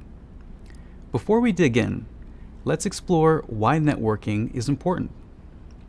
Networking means interacting with other people to develop professional contacts and learn more about a job industry. You can network online or in person. Networking can be strictly professional. For example, you might attend a lecture at a design conference and meet other UX designers in the audience. You can extend your conversation beyond the conference by connecting with your new acquaintance on LinkedIn or other online platform. Or you might find someone on LinkedIn who works at a company you're interested in. You can send them a personalized message and ask them to share details about their experience as a UX designer. Or you can connect with folks who are also enrolled in this program in the discussion forum. Beyond a professional focus, networking is social too. Your network includes all of the people you already know, from former teachers and counselors to your distant relatives. You can join a professional organization to expand your network too. You can find design-related associations in your area by searching online, asking your local librarian, or visiting a workforce development office for advice. Many of these professional organizations hold happy hours or picnics so members can connect in a more relaxed setting. It's smart to think about the benefits of social connections over the long term.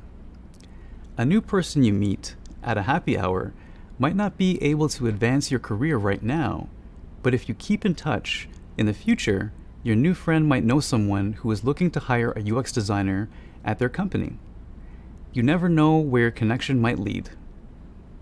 Making connections with people in the UX design industry is also an excellent way to find a mentor. A mentor is someone in your field who gives you advice about your career. A mentor can be someone with many years of experience in UX design, who can provide tips on growing your career, organizations to join, and books to read. Or a mentor can be a newbie UX designer who gives pointers about creating an online portfolio or acing the job interview. Keep in mind, most people like to help other people succeed, and experienced UX designers remember what it's like to start their career. Don't be afraid to seek out a mentor. You might be surprised how happy people are to help you. There are a lot of ways to find a mentor. Is there someone you used to work with who you admire? Is there an event coming up in your community where you can meet someone new? Or should you send a message to the designer on Behance that you love to follow?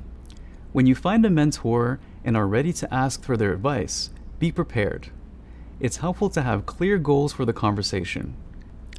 Some topics you might want to ask a mentor about include finding your first UX design job, developing specific skills, or learning a new tool, moving from the type of company you currently work at into UX design, specializing in a type of design like interaction, visual, or motion versus being a generalist designer, or getting feedback on your portfolio. Before the first meeting with your new mentor, write a list of questions that you want to ask her. This will help you feel prepared and keep the conversation flowing. After the first meeting, you should consider how often you want to meet moving forward. It helps to set the expectation about your relationship up front. For example, you might want to meet at a local coffee shop once a month, or check in over the phone every other month. Networking and finding a mentor can be a lot of fun. The more you take part in conversations in this program's discussion forum, on social media, and in UX design communities, the more comfortable you'll become with talking to new people. It gets easier and more natural with practice. An early mentor of mine provided some great advice that I still use today. She suggested sharing my work with the design community regularly to receive feedback. She also taught me that it's important to not just focus on what I can get from networking, but more importantly, what I can give back to the community. I think we can all really benefit from a mentor's advice. Start building connections now, and it will prove valuable to you in the long term. If you're nervous about meeting new people or sharing your work with the world, that's completely normal. In the next video, we'll talk about overcoming imposter syndrome so you can shine. See you there. Good to see you again. In the last video, we talked about the importance of networking and having a mentor. Like we said, networking gets easier with practice, and it's completely normal to be nervous at first. One obstacle we all face when growing our career is imposter syndrome, which is what we're going to talk about in this video. Imposter syndrome is the belief that you're unskilled, inferior to others, or bad at your job despite your successes. In other words, imposter syndrome occurs when you think you're a bad designer, even when everyone else tells you you're a great designer. Everyone feels like an imposter sometimes, from the brand new person on your team to Google's most senior leaders. Imposter syndrome looks different for each person, but there are some telltale red flags. Symptoms of imposter syndrome might include lack of self-confidence, feeling like a fraud, constant comparison to other people, self-doubt, not trusting your intuition and capabilities, negative self-talk, or irrational fears of the future. Do any of those sound familiar to you? In professional settings, imposter syndrome can come to life in many ways. A few examples include not applying to jobs unless you meet every requirement, taking on extra work to make sure you're doing it all, and shrugging off compliments. There are countless reasons why we might feel imposter syndrome. The good news is that there are some small steps we can take when imposter syndrome kicks in. First, acknowledge the thoughts. Recognize how you're feeling and think about why you're feeling this way. Understand your own patterns, and identifying situations that make you feel imposter syndrome is a helpful place to start. Second, own your accomplishments. Your success is not due to luck or help from others. Your success is due to your intelligence and hard work. Take responsibility for the role you played in the accomplishment. Third, make a list. Write down 5 things that show you're qualified for the job you are considering. Or write down 5 accomplishments you're proud of. Focus on all the unique skills you can bring to the table. Fourth, have a conversation. To address your inner critic, it's helpful to talk about what's going on in your mind. Many people hesitate to share how they feel because they're scared about how others might respond. But remember your new mentor? I bet they still feel like an outsider sometimes too, especially when they change jobs or take new responsibilities at work. Ask your mentor how they handle imposter syndrome. Lastly, realize you are not alone. If you feel like an imposter, no matter what the reason, you are not the only one. UX designers with decades of experience still feel like frauds at times. I still get imposter syndrome every now and then too. Figuring out my strengths as a designer over the years has helped me become more confident in myself.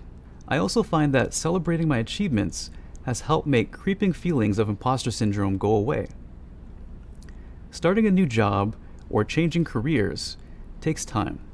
Give yourself a break and understand that you'll make mistakes along the way. By taking this program, you are already proving that you have curiosity, persistence, and grit. And this demonstrates you have the drive to be successful.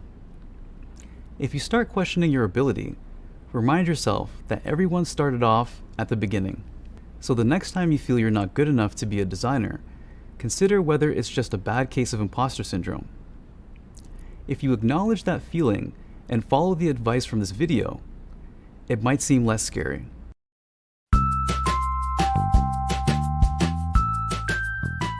My name is Catherine, and I'm Vice President of User Experience at Google. My first exposure to tech was probably in my senior year in a summer program that was called WISE, Women in Science and Engineering. I'll never forget that experience. I was working in a pathology lab, and I felt like a total imposter. I was the only high school student working with all these people in this medical lab. And one day, the doctor who I was working for handed me some graph paper, and he said, "Catherine, could you create these graphs for us?" and gave me some data.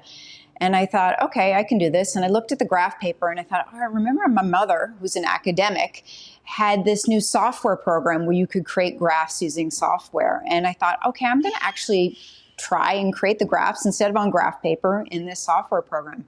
And I went home and I did it. And I was really happy with how my bar charts and my pie charts came out. And I brought them back. And the whole staff, they thought I was from the future. They had never seen anything like this before. They were so impressed. And suddenly I went from feeling like a total imposter to the smartest person in the room. So it was my first lesson in realizing that so often You feel like an imposter when you're in a new role or a new situation, or maybe you're younger or you don't have as much experience, but everybody's got something unique that they can bring to the table and value that they can add. That experience is definitely carried through in terms of my love of working on software products and also in terms of how I approach new challenges. One of the things that was very obvious to me early on when I started my professional career, and even in my education, I was in an industrial engineering program, was that I was one of the few women in my program. It was often doubly intimidating. If I was taking a new job, I was the one with the least experience, and I sometimes was the only female in the room. What I came to learn to do was to use that intimidation as fuel. And one of my most important philosophies is always to ask my peers, whether they were male or female or more senior or more junior, to ask for help. And without fail, people were always willing to help me. And very quickly, I would go from a place from feeling intimidated and maybe out of place to suddenly having bonds and connections with people and recognizing that these people were more than happy and in most cases actually really wanted to see me succeed. I'll never forget when I had my first mentor. My boss came to me, I was probably a year into my very first job in my career, and said, "Hey, Catherine, I'd like you to work with Joe. I think he'd be a really great mentor for you." And someone who was new in the field, I suddenly thought, what have I done wrong? I mustn't be doing my job correctly. Why am I getting a mentor? I was thinking it was some bad thing and some kind of punishment. And very quickly realized how I completely had misinterpreted my manager's intentions. I look at different people and things that I value that they do, whether it's someone's public speaking or someone's business acumen or someone who is able to influence, and I will ask them or try to model their behavior. So I feel like I've had many mentors throughout my career to help me with different things. One of my pieces of advice for people new to the field of user experience would be to leverage the community. It's really such an amazing open community of people. And if you're new to it, it can be daunting and intimidating. There's so much that may be unknown. So join some local groups who focus on user experience. Find a mentor, find a peer. You will be amazed how people are willing to help you, whether it's reviewing your portfolio or helping you think about companies that would be a good match for your skill set. So I absolutely encourage you to leverage the amazing community of user experience professionals out there who are open and willing to help. Congratulations! You've completed the first course in the program. You worked incredibly hard, and it shows. You should be very proud of yourself. Back when you started this program, you might have been nervous or excited, or both. And you might have wondered what UX even meant. Now look at you. You now know what a UX designer does and what drives us to make products better for users. Plus, you already started building your portfolio and thinking about your career. Let's review your accomplishments. In this course, you discovered user experience and why it's important for users and businesses, and learned what makes a design good for the user. Identified different disciplines within UX and what sort of tasks you might do as a UX designer. Learn the common tools, frameworks, and platforms used in UX design. Identify the steps of a design sprint and how you, as an entry-level UX designer, can take part in that process. And start developing your portfolio, personal brand, and online profiles so that you can start networking. You've covered a lot. You have a solid foundation in user experience that you can add to throughout the rest of this program. We'll build on your knowledge in the next course, where we'll get started with user research, understanding design problems, and brainstorming early solutions. Emily, who you met briefly in the introduction to the program, will be your guide for the next course. Emily is a fantastic instructor and really knowledgeable about the field of UX, so get ready to learn a lot. Now it's time for me to sign off. It's been such a pleasure taking you through this course. I can't wait to experience your designs in action one day. Good luck as you continue the program.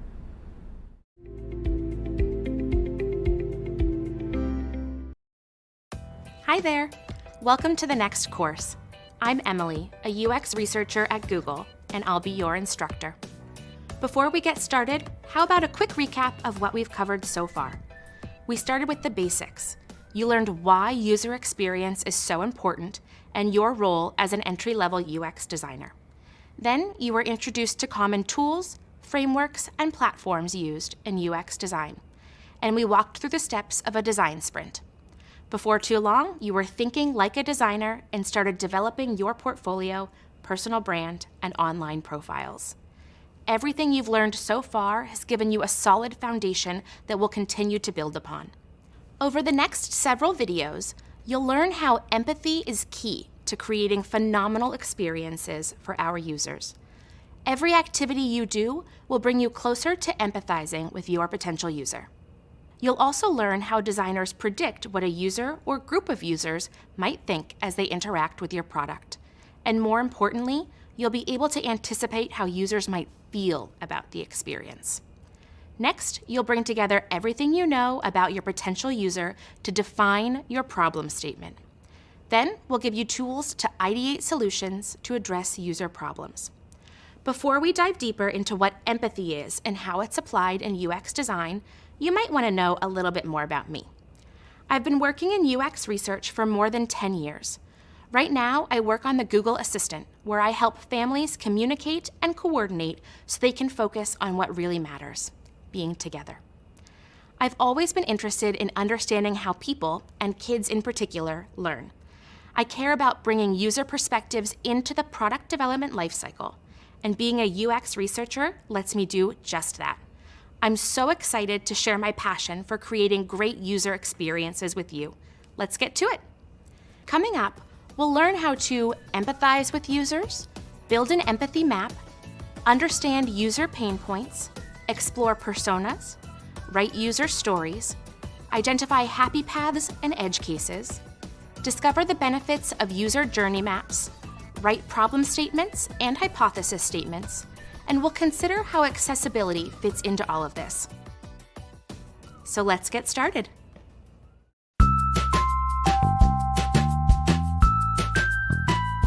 My name is Emily, and I'm a senior UX researcher on Google Assistant. What that means is I work with users, primarily kids and families, to understand how we can make Assistant even better for them.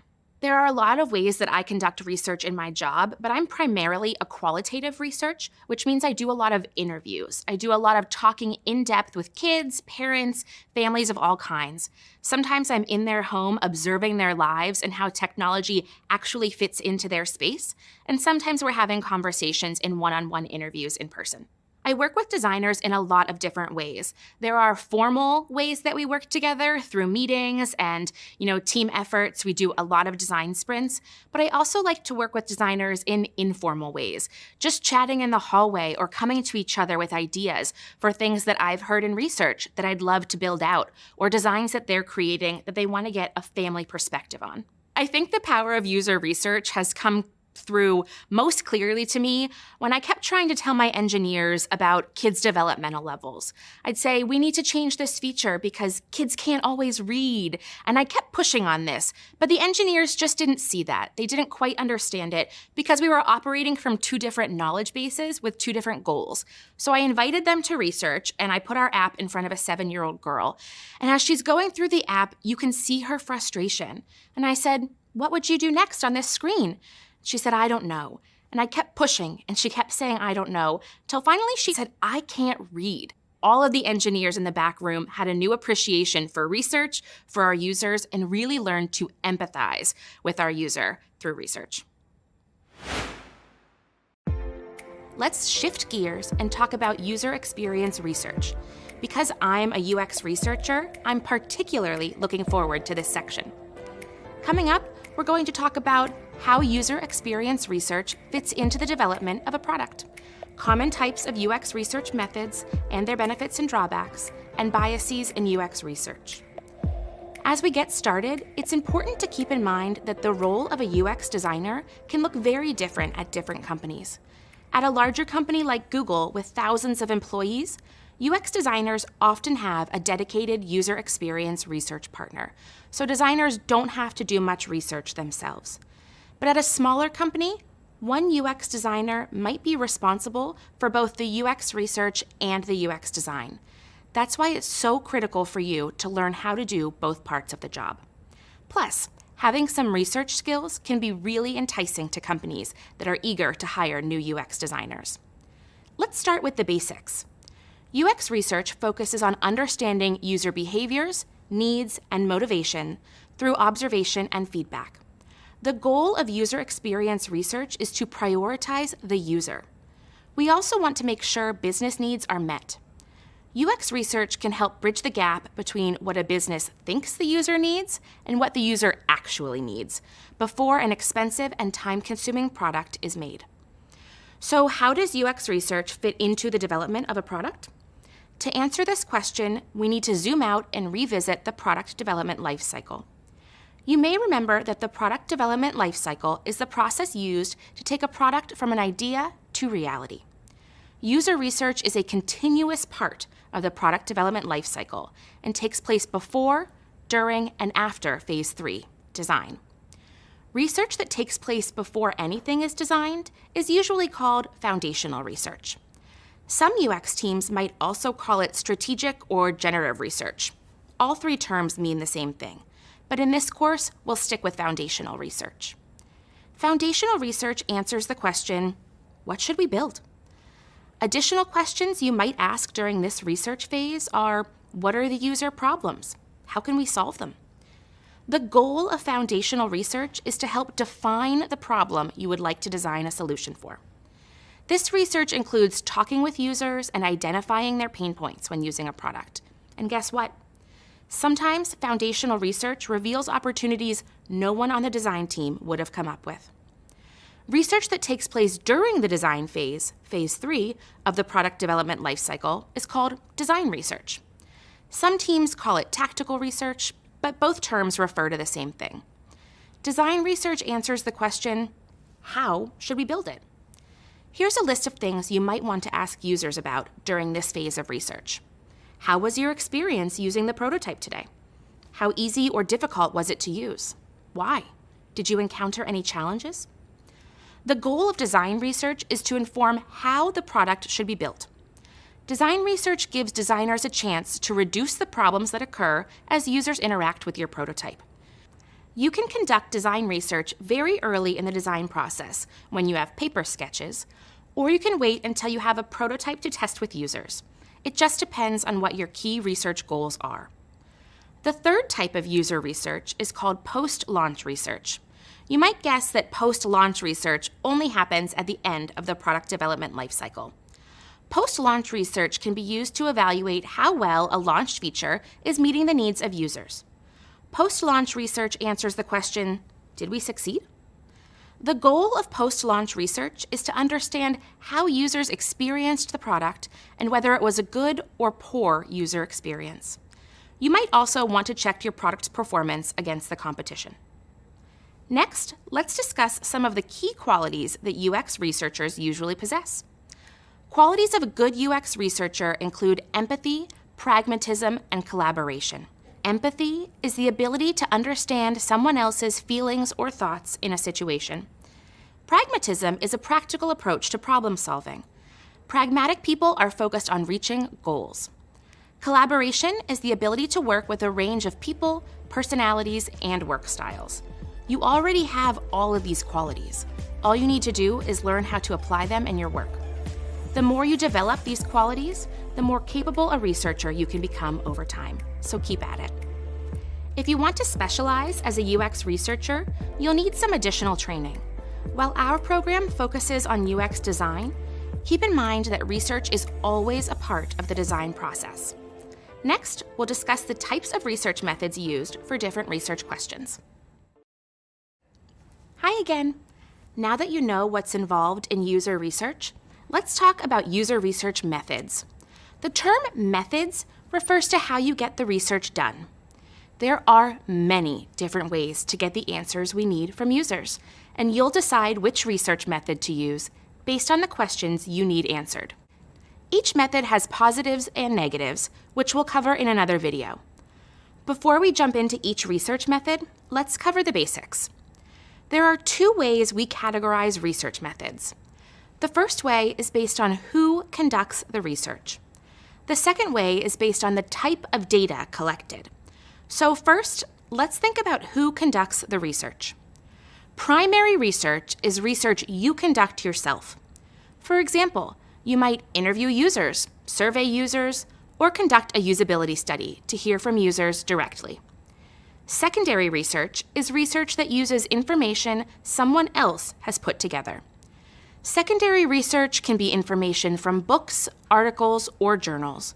You've probably done secondary research before and not even realized it. Did you know looking up the statistics of a sports team counts as secondary research? Most of the time, secondary research is done at the very beginning of the product development lifecycle, before any ideation happens. Secondary research is often done by product leads, not UX designers.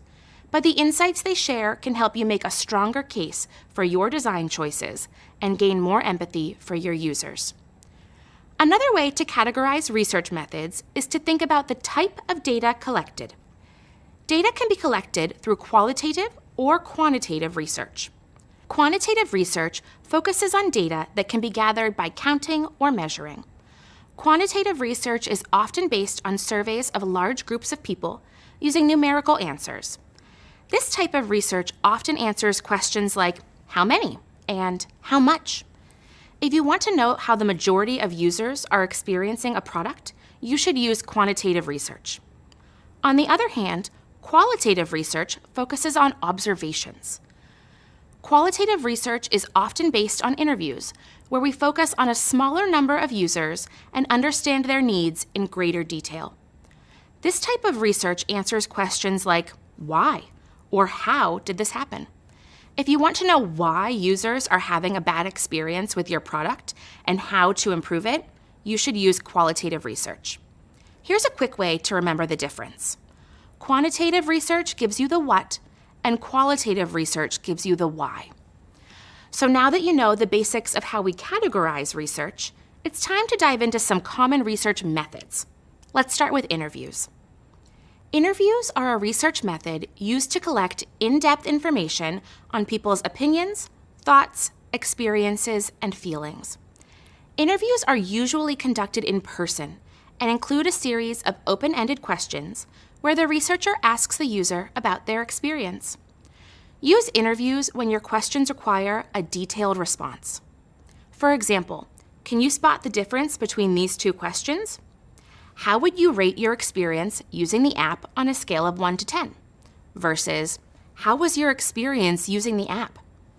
The second question is open-ended and allows the user to share more about their experience. Next up, surveys.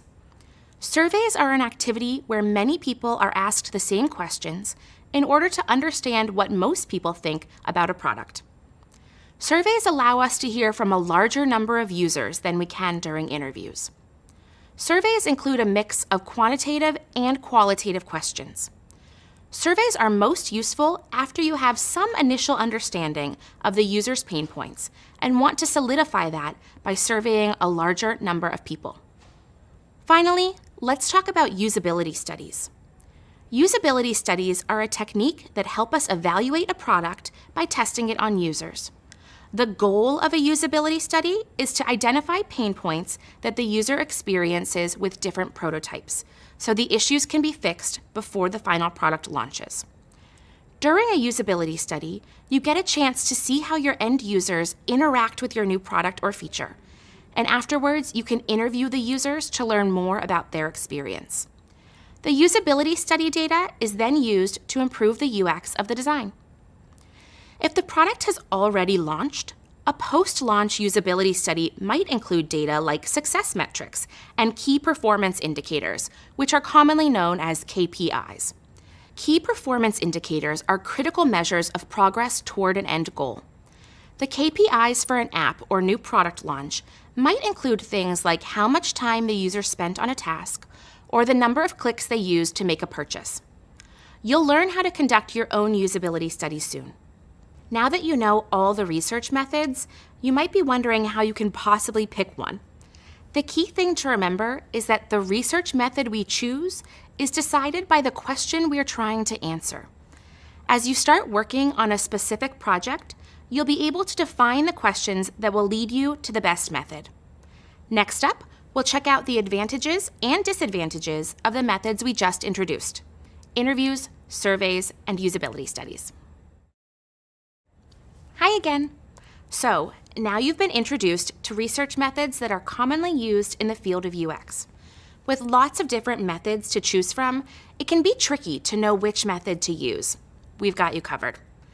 Coming up, we'll go over the benefits and drawbacks of research methods like secondary research, interviews, surveys, and usability studies. We'll also discuss why you'd choose one method over another. Remember what we mentioned earlier? The research method we choose depends on the question we're trying to answer. If we're just getting started with a project, we might use secondary research to know the stats, facts, and figures that already exist about our users. For example, imagine you're designing a budgeting app. You might want to review historical spending trends of folks in their 20s. Or you may want to learn what these young adults actually spend their money on. Chances are a credible study on this already exists. Finding one can save your team time and money. Plus, why redo work that's already been done? Another cool thing about secondary research is that it's immediately accessible. Usually, all you need is a good internet connection. Last, secondary research can be used to back up your own primary research. If users mention something during interviews, you might want to find secondary research to back it up. But there are also drawbacks to secondary research. Secondary research doesn't allow you to observe users interacting with your budgeting app, so you will not have feedback on how users feel about your product. Next, let's talk about interviews. Interviews allow you to understand what users think and why. During interviews, there is also an opportunity to ask follow-up questions and really understand the user's experience. The main drawback is that interviews take a lot of time and money. This means you'll end up with a small sample size, which can be risky when launching a brand new product. A compromise is surveys. As we learned earlier, surveys allow us to get feedback from a larger sample size of users. Other benefits of surveys are they are fast and inexpensive. You can hear perspectives from a lot of users very quickly.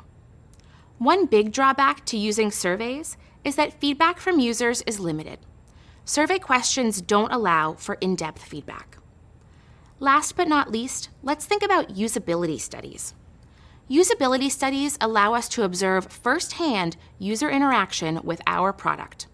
Our designs make sense to us because we're the ones who created them, but that doesn't guarantee they'll make sense to every user. Usability studies keep our assumptions from getting in the way of acknowledging the user's actual experience. In addition, usability studies let the user give in-depth feedback. The drawback to usability studies is that they only measure one thing: how easy the product is to use. Another drawback to usability studies is that they are expensive because you have to bring users into a lab and reimburse them for their time. Finally, how a user interacts with your product in a lab environment is different than how they will actually use it in real life. All right, now you've got a basic understanding of the benefits and drawbacks of 4 common user research methods. Next, we'll shift gears and identify biases in UX research.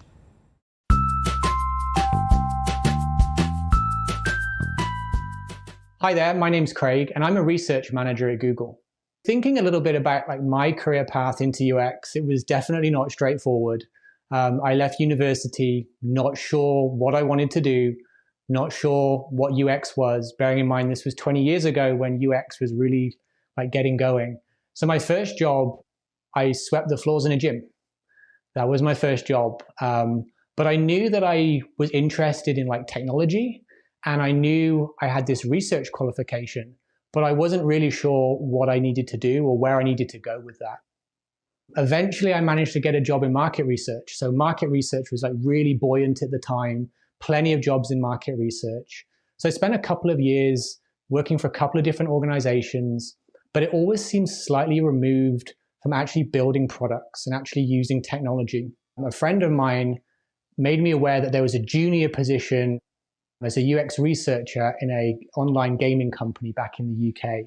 And I managed to get an interview. And I think that person, possibly feeling slightly sorry for me, decided that they were going to give me a go and give me a job. And since then, I haven't really looked back. But it did take somebody to believe in me, that I had the skills necessary to be a great UXR, to give me that opportunity. In terms of some of the things that really excite me about the job and the role, I like spending time on new stuff. Like, it's really amazing that within technology, you get a chance to just explore and play with stuff that maybe doesn't even exist yet. And you're trying to think about how you can combine research and insights into that product development process. And you'll work with tons and plenty of other people on that. That's the bit that I still get excited about. It's still the thing that, on a Monday morning where maybe the weather isn't great and you've got to get up early and you've had a great weekend, I'm just as excited about getting in and doing that kind of stuff, because that's what made me get into this business in the first place. Hi again.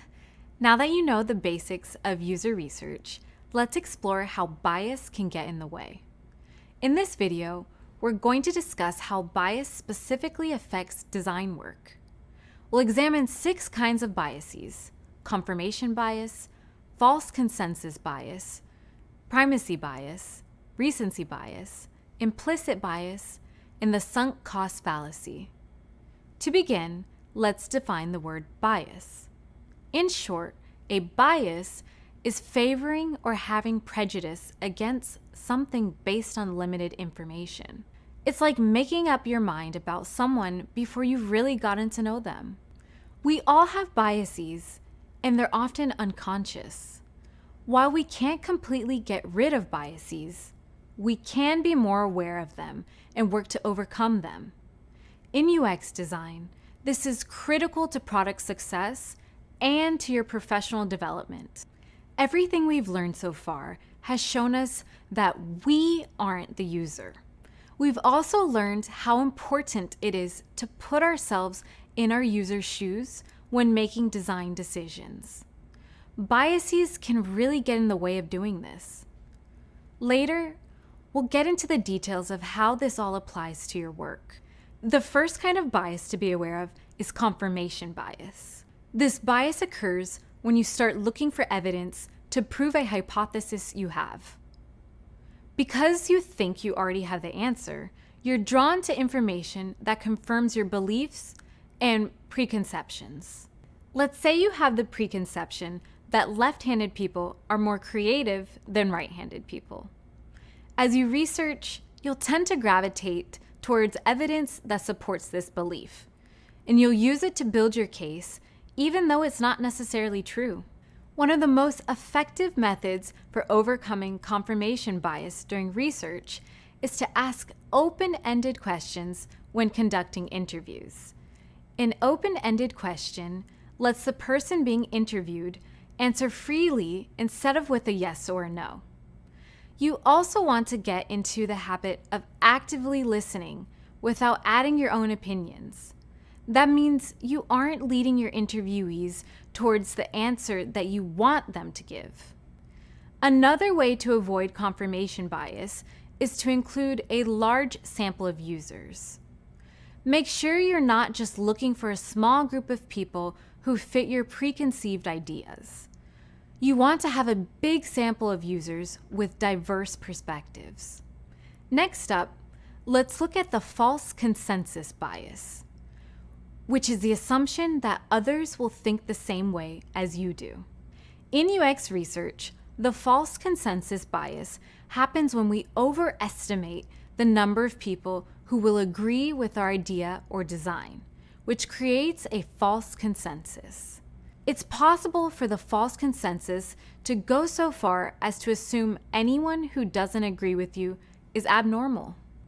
You can avoid false consensus bias by identifying and articulating your assumptions.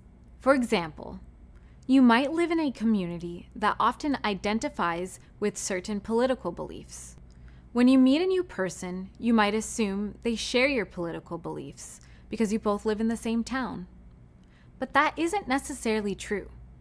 Finding a few people who do align with your beliefs and assuming they represent the entire community is a false consensus. That's another reason to survey large groups of people. Another kind of bias that affects designers is the recency bias. That's when it's easiest to remember the last thing you heard in an interview, conversation, or similar setting because it's the most recent. When talking to someone, you're more likely to remember things they shared at the end of the conversation. To overcome the recency bias, you can take detailed notes or recordings for each interview or conversation you have. This way, you can review what people said at the start of the conversation, in case you don't remember.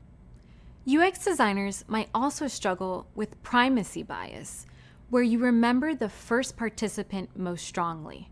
Sometimes, the first person you meet makes the strongest impression because you're in a new situation or having a new experience. The primacy bias, like the recency bias, is another reason to take detailed notes or recordings, so you can review everything that happened, not just the memorable first impressions. Recency and primacy biases also demonstrate why you should interview each participant in the same way. Consistency makes it easier to compare and contrast over time. And consistency makes it more likely that you'll remember the unusual and important moments that happen throughout your research. The next form of bias we'll cover is implicit bias, which is also known as unconscious bias. Implicit bias is a collection of attitudes and stereotypes we associate to people without our conscious knowledge.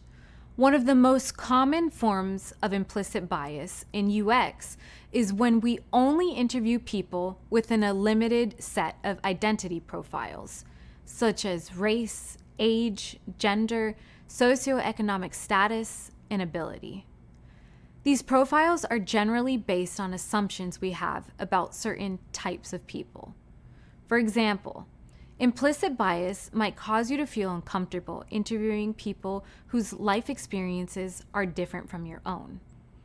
On the other hand, we might choose to interview people from typically excluded groups, but then ask potentially offensive questions because of our internalized stereotypes. Both of these scenarios are problematic and lead to a lack of representation in our research and design process. The most important thing to note about implicit biases is that everybody has them. To overcome our biases, we can reflect on our behaviors, and we can ask others to point out our implicit biases.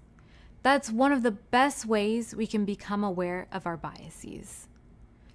The last form of bias we'll cover is the sunk cost fallacy. This is the idea that the deeper we get into a project we've invested in, the harder it is to change course without feeling like we failed or wasted time. The phrase sunk cost refers to the time we've already spent or sunk into a project or activity. For example, you might think to yourself, I might as well keep watching this terrible movie because I've watched an hour of it already. For UX designers, the sunk cost fallacy comes into play when working on a design. You might have invested hours into designing a new feature, but then learn that the feature doesn't really address a user problem. It's easy to keep working on a design that you've invested time into, but ultimately, you need to focus on work that positively impacts users. To avoid the sunk cost fallacy, break down your project into smaller phases and then outline designated points where you can decide whether to continue or stop. This allows you to go back based on new insights before the project gets too far along. You're now familiar with the most common forms of bias in user research. It's important to know that there are other biases we haven't covered here. Bias is a limitation that extends well beyond the fields of UX design and user research. They can creep into the ways we make friends, manage projects at work, and communicate with family members. Now that you know about these biases, you might even start noticing them in your daily life. The more that identifying bias becomes a habit, the better you'll get at avoiding bias in your design process. As UX designers, we want to prevent biases from getting in the way of accurate research. You can always refer back to the glossary if you need a refresher about these biases and their definitions. Keep these tips in mind for overcoming biases, and you'll be on your way.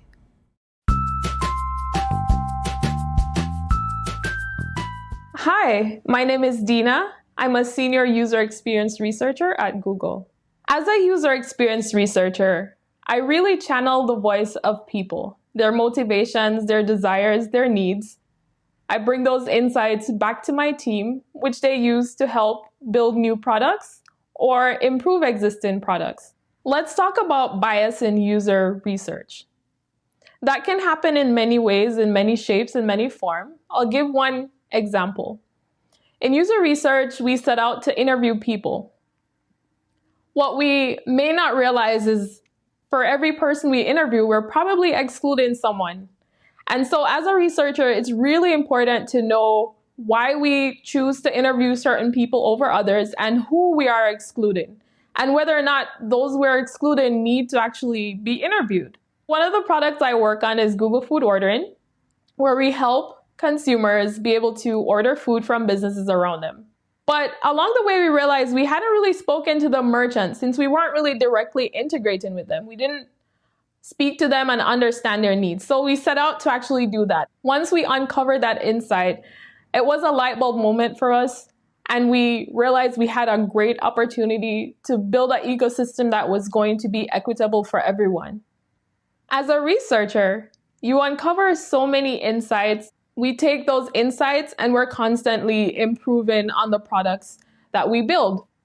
So overall, that solution enabled us to realize that, we need to understand the bigger picture, the whole ecosystem. We need to include all voices when we're designing so that we build a solution that is equitable and fair for all the people who will be impacted as a result.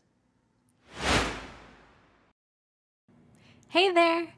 Let's take a moment to review what you've learned recently. You started with the basics and understanding the role that UX research plays in the design process. Remember, the goal of user experience research is to prioritize the user. You also examined how UX research fits into the development of a product, including foundational research, design research, and post-launch research. Then, you were introduced to 2 ways to categorize research methods: primary and secondary research, and quantitative and qualitative research. As part of that conversation, you went through the benefits and drawbacks to popular research methods like secondary research, interviews, surveys, and usability studies. Finally, we talked about identifying and avoiding biases. You've come a long way. Keep up the good work. Hi again. We're ready to dig into one of the most important parts of the UX design process, empathizing with our users. In this video, we'll learn what empathy is and how it's applied in UX design. We'll also discuss the importance of understanding user needs, behaviors, and motivations. The best thing designers can do to create good user experiences is empathize. Empathy is the ability to understand someone else's feelings or thoughts in a situation. Empathizing with potential users is important to every step of the design thinking process. First, let's explore what we really mean by empathy.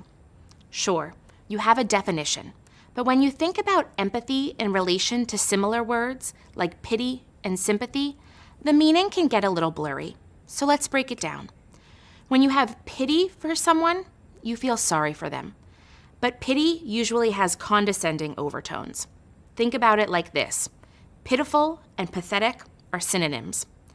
When you have sympathy for someone, you acknowledge their feelings, but you keep yourself from experiencing those feelings.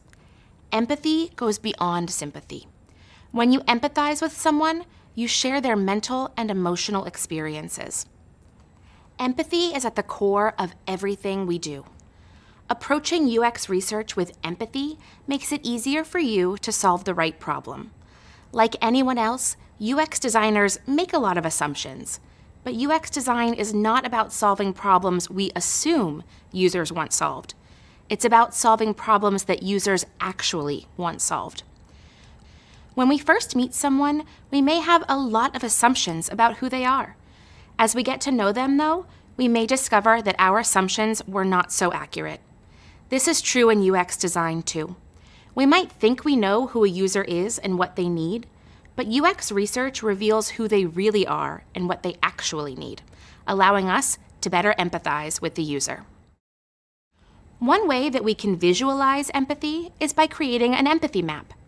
An empathy map is an easily understood chart that explains everything designers have learned about a type of user.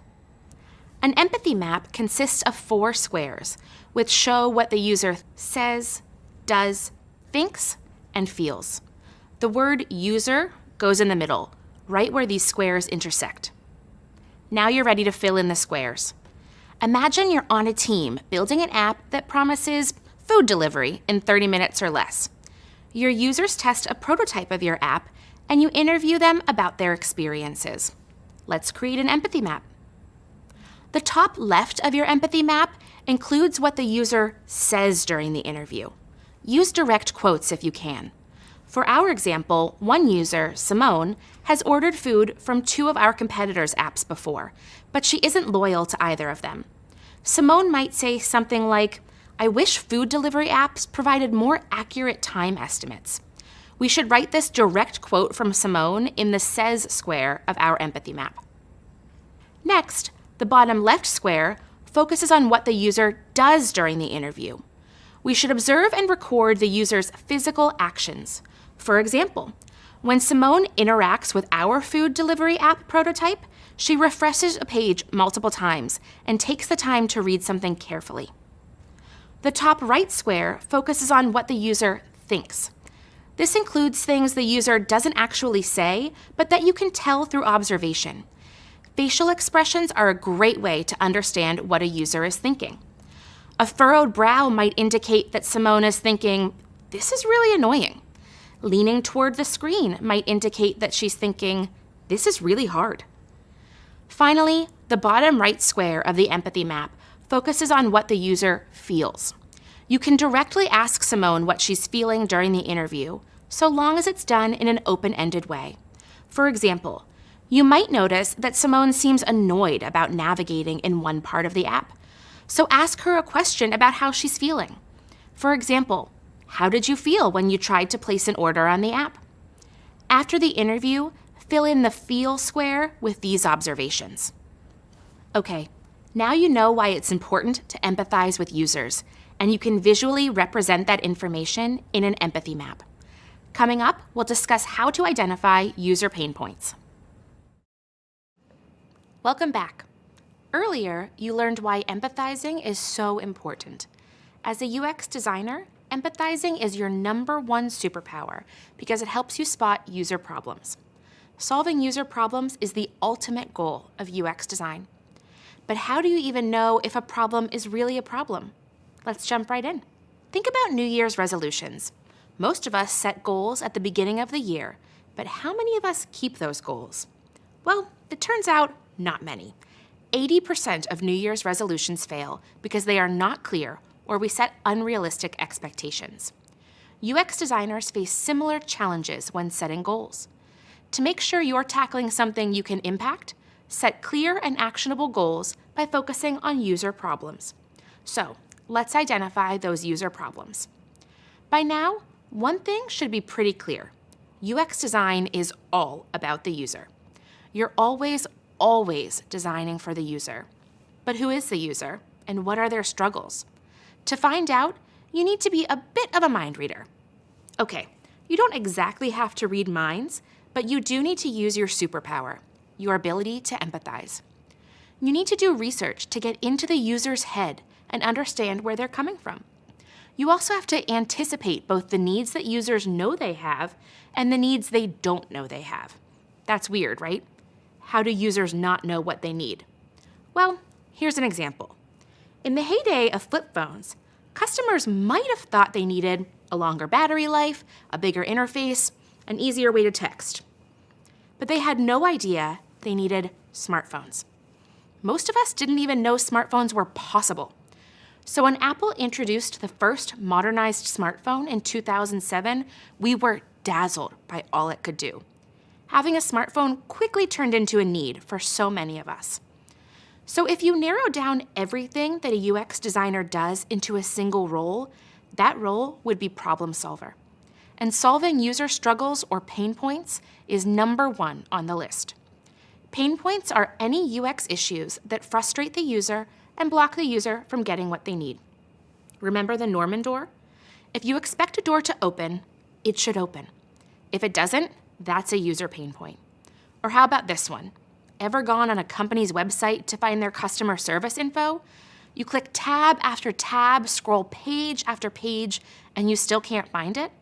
That's a user pain point. Most pain points fall into one of four categories. Financial pain points are user problems related to, you guessed it, money. If you've ever gotten lost in an online article only to be rudely interrupted by a paywall, you know all about these. There are also product pain points. These are usually quality issues related to the product. Norman doors fall into this category.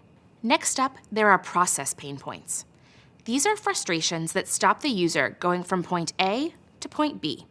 For example, have you ever shopped online and struggled to get the item you want to check out? That's a process pain point, and that could mean the business loses a customer.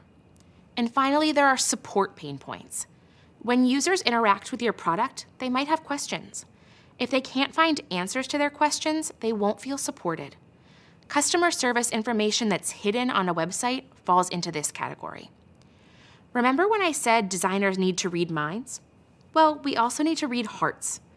I think it's safe to say that we've all experienced these kinds of pain points. We know how it feels. As a designer, you need to know how it feels for your user. In other words, you need to have empathy for your user. Think back to the door experiment. Opening the door may not always be easy. What if our user is in a wheelchair? What if they can't reach the knob? What if they don't have enough strength? You want to account for all users. Let's think back to an empathy map. Empathy maps show us what the user thinks, says, does, and feels. Empathy maps help us get into the user's mindset, allowing us to identify their pain points. This is just the beginning. We really want to get to know our users, and that's why designers create user personas. Let's find out what personas are all about.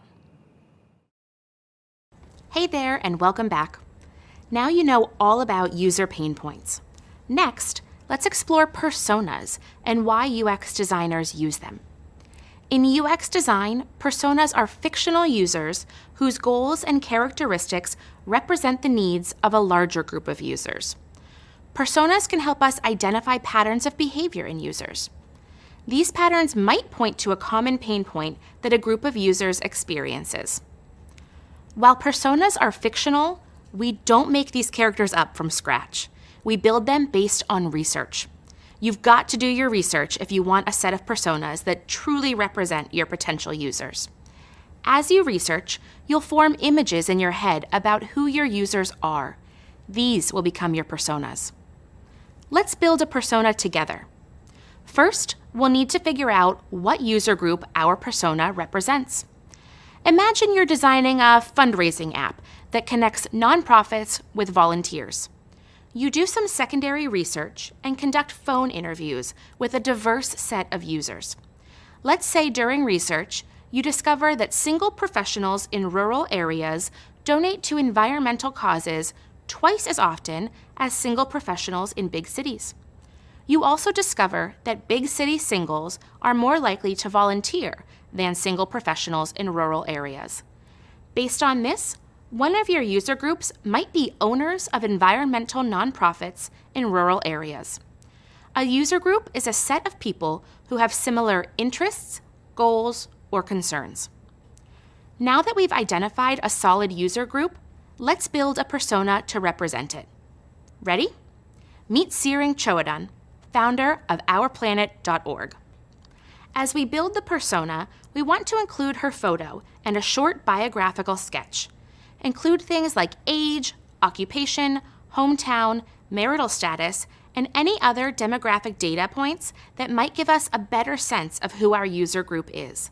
So imagine that Seering is 35, has a BA in English, and lives in Bellevue, Nebraska with her wife and 2 rescue dogs.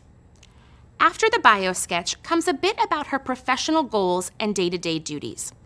As a founder of a nonprofit, Seering probably fills lots of roles, like writing grants and talking with city officials about exciting green initiatives.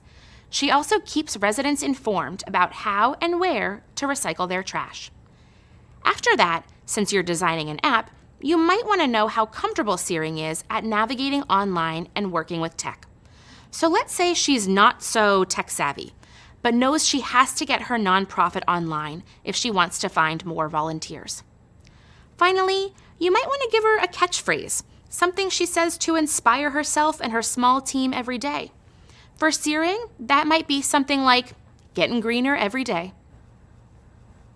And just like that, your user group turns into a real person that the team can build their app around. Keep in mind each persona you create humanizes a user group for your team. Seering represents only one persona. You want to build a persona to represent each key user group, and that will take time. Is it worth it to build so many personas? The short answer, absolutely. Now for the longer answer. Personas build empathy and put a face to the user. They help humanize our users. They give stakeholders a clearer idea of who their users really are and makes the user experience more meaningful. Let's do a little test. When I say to you, there are about 533,000 people over the age of 100 living in the world today, you'll probably find it mildly interesting for a second before promptly forgetting the number. But if I tell you about Mavis Hunter, a competitive runner who only picked up the sport 2 years ago after turning 100 years old, chances are she makes a longer lasting impression. Why? She makes you feel something the stats can't. She feels like a real person. You want to help her continue to do what she loves. That's the power of personas. In addition, personas tell stories. This is why personas are key to turning an average stakeholder presentation into a storytelling experience. If your client is building a new running app, Mavis helps make the case for creating new features or expanding accessibilities for senior citizen athletes. Okay, so personas build empathy and tell stories. But why do you need a whole set of personas?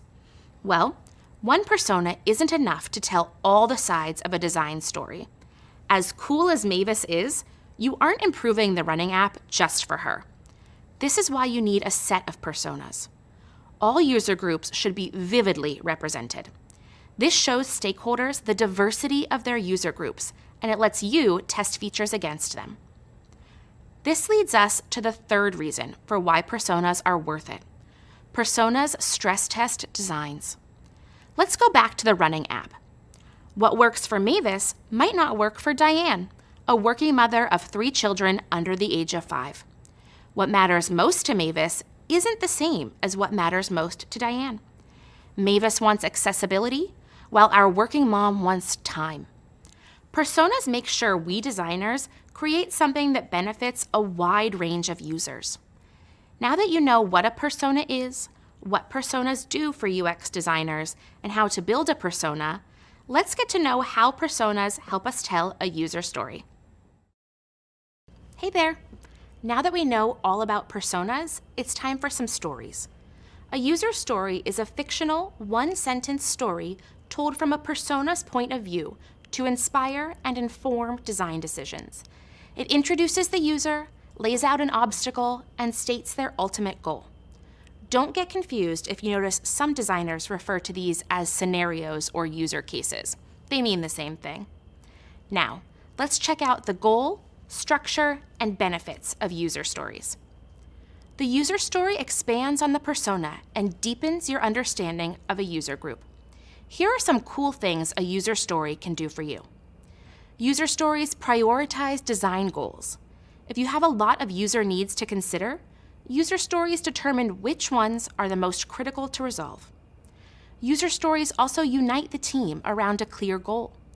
A good user story can also inspire empathetic design decisions by making our approach user-centered, also known as user-centric.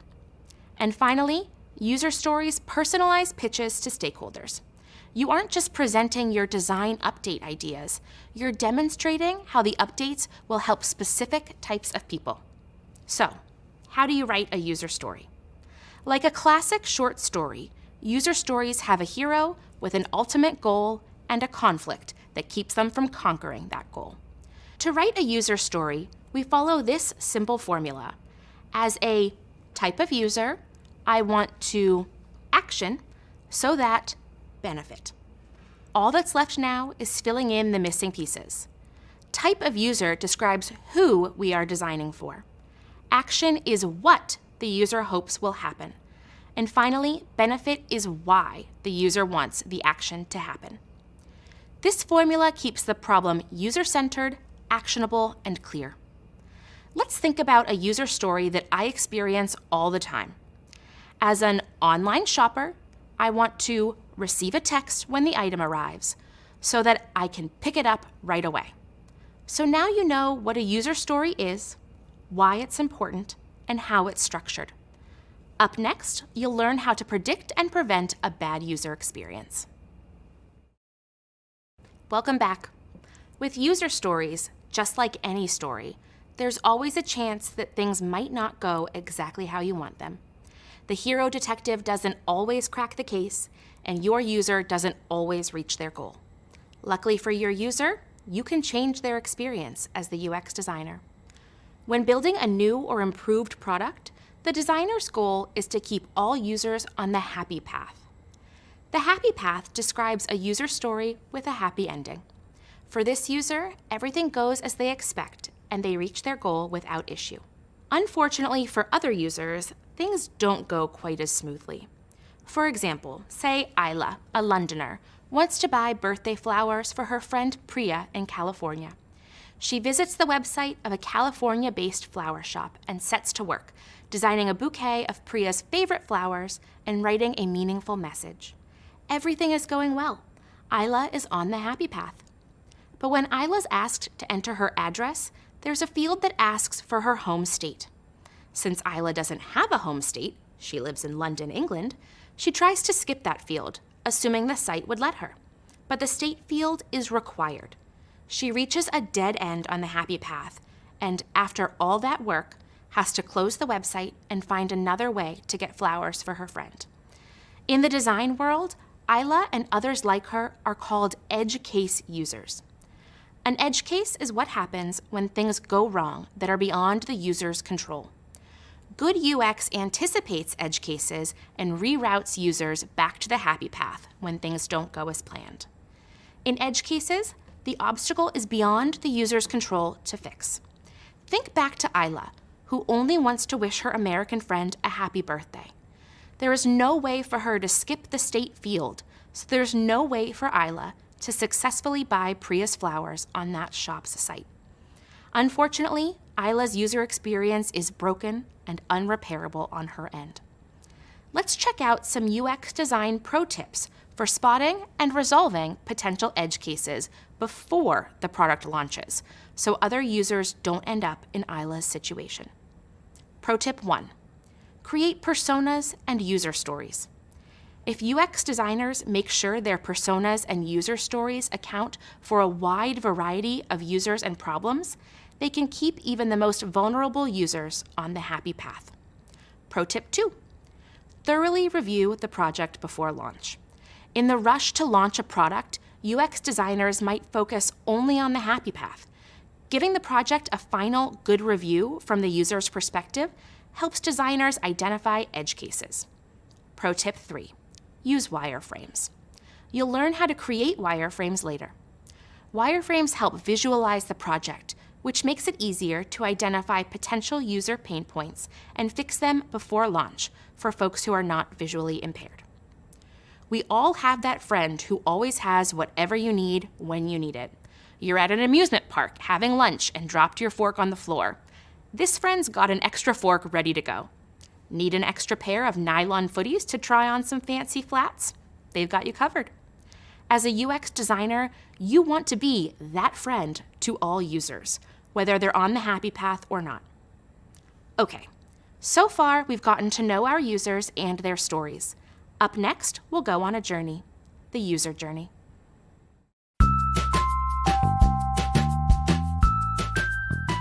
Hey, my name is Ayan, and I am a visual designer at Google.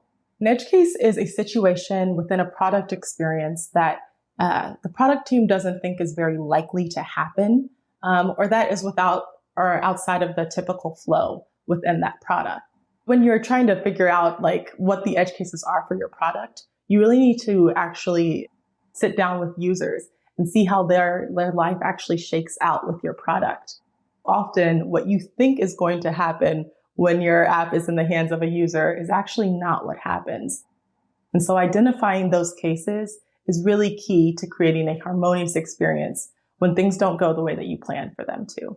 An edge case that I've worked on semi-recently, I was the visual design lead on the Messages product at Google. It's our texting solution. And as I was creating that brand, differentiating visually RCS, which is the future of texting, things like typing indicators, versus SMS, somewhat of the passive texting, the typical protocol that you would use to text your mom, let's say. Creating a visual system that would work harmoniously in these two supposedly separate experiences meant that on the off case that your phone loses access, you would still have a harmonious experience. So as a visual designer, I really wanted to make sure that these two spaces that we didn't intend to ever live together still would make sense if it did. And actually, in practice, that happened quite a bit. So when you see screenshots of our texting app, you'll notice that whether or not it's an RCS versus SMS, or maybe a combination of the both, it should still look beautiful. As we were working on this project and really creating a new brand for the Messages app, I worked really closely with product management to come up with a strategic plan so that as this redesign lived out in the wild, so to speak, we had a plan for the years to come. And so while RCS was our big bet for the future, we wanted to make sure that the SMS reality of that time would be harmonious as our product matured over the years. So identifying future use cases versus current use cases really helped us identify these edge cases that would be prevalent current day that maybe wouldn't be so prevalent in our hopeful future. I get so proud when I see screenshots of text message conversations out there on social media. And sometimes you see SMS with RCS, that light blue bubble with that dark blue bubble. And I'm proud to say that we identified that edge case before it became an issue for our brand perception. Now that you've planned and prepared for happy paths and edge cases, let's discover what user journeys are all about. A user journey is the series of experiences a user has as they interact with your product. User journeys build off the personas and stories you've already created. They help you think and feel like the user, which is super important. If you can't put yourself in the user's shoes, you can't be sure your design will really help them. Before you start the user journey, you need a journey map. A journey map is just what it sounds like, an illustration of what the user goes through to achieve their goals. Think of reading a book. If the persona is your character, the user story is your plot, and the journey map is your story outline. First, let's do a little experiment. Imagine we want to drive to the beach for a swim. We can pull up a map on our phone to get an overview of the best route.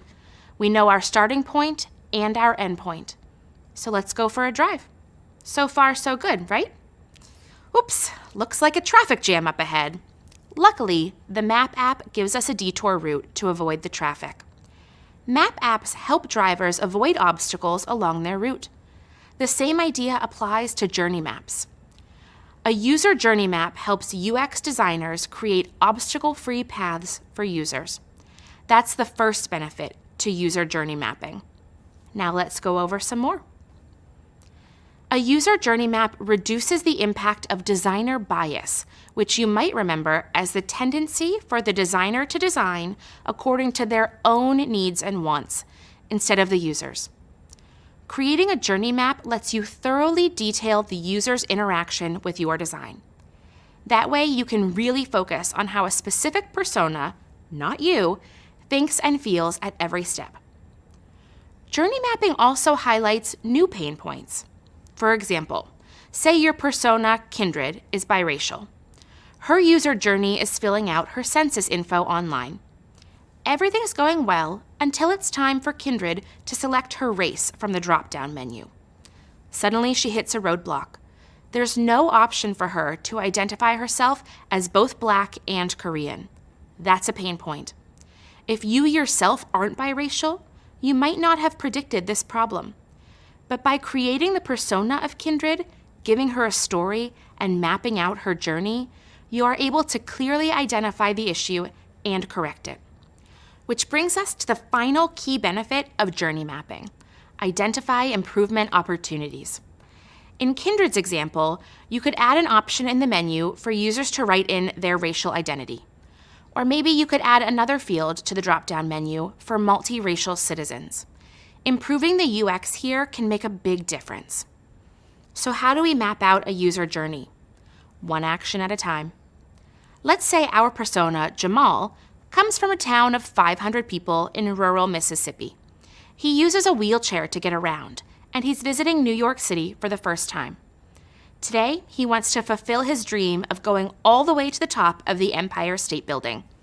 How do we map out his journey? To start, identify the first task the user needs to complete. In this case, Jamal needs to find a subway route that will take him to the Empire State Building. Next, list all the things the user needs to do to reach their goal. Here's a list of Jamal's main tasks. Task 1, determine the subway line and route to take. Task 2, find the nearest station with wheelchair accessibility. Task 3, buy a ticket. Task 4, find the right platform and make sure the train is headed toward the Empire State Building and not away from it. Task 5, board the subway. Task 6, find the right exit. The next action in mapping a user journey is describing all the smaller things the user must accomplish before graduating to the next main task. Here's what that might look like for Jamal. So that's it, right? You got Jamal all the way to the Empire State Building. Your work here is done. Well, not exactly. You've completed Jamal's physical journey, but you still need to consider his emotional journey too. The third action in mapping a user journey is identifying the user's likely emotion as they go from task to task. For example, imagine how Jamal might feel the first time he looks at the subway line map. He might be confused or intimidated. Or imagine that Jamal purchased his ticket and is trying to get to the right platform. He can't use the stairs, so he'll need to find an elevator or ramp. The elevator might not be working, so he has to find a ramp. This experience could make Jamal feel overwhelmed and make him feel excluded. There's one final action in our journey mapping exercise. Once we've identified the user's emotions, we can then identify opportunities to improve his user experience. This is where user journey mapping can really enhance UX design. Without mapping the actions of Jamal's journey, it might never have occurred to us to add signage in subway stations to help users with wheelchairs navigate the system more easily. Here's what a completed user journey map looks like for Jamal. Now you know how user journeys build off of user stories and personas. You also know the benefits of user journey maps, and you understand how to create a journey map. Jamal's user journey may have come to an end, but we've still got a long way to go in our UX design journey. Coming up, we'll highlight the importance of considering accessibility. Hi again. You just learned about personas, user stories, and user journeys. I'm here to help you learn how to consider accessibility in each of these. Why do we need to consider personas, user stories, and user journeys of someone with a disability? Well, people with disabilities share the same goal for any given user problem that your design is trying to solve. Additionally, accessibility is not just designing to include a group of users with varying abilities. Instead, it extends to anyone who is experiencing a permanent, temporary, or situational disability. Designing with accessibility in mind means making sure Betty, a user with only one arm, Angela, a user with a sprained wrist, and Juan, a user holding a colicky newborn, all have everything they need to stay happily on their user journeys. Betty's disability is permanent, Angela's is temporary, and Juan's is situational. But they all need to achieve their user goal with only one hand. You want to design products that can be used by everyone. As UX designers, we don't want to leave Betty, Angela, or Juan behind.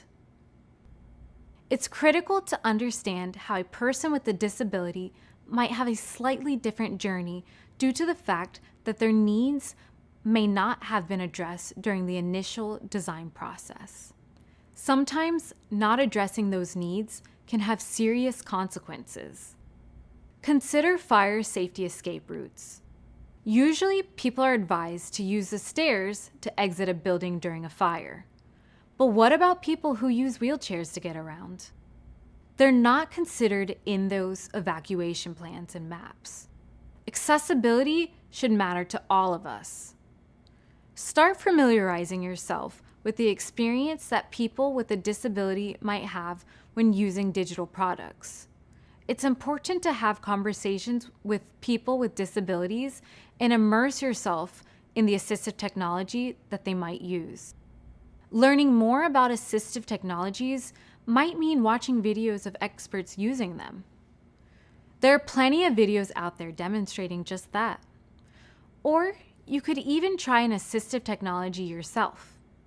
Keyboard interaction models serve as a great starting point for understanding the basic interaction patterns of ATs. You might generally use a mouse pointer with your computer and not realize that there are moments when you rely on keyboard instead.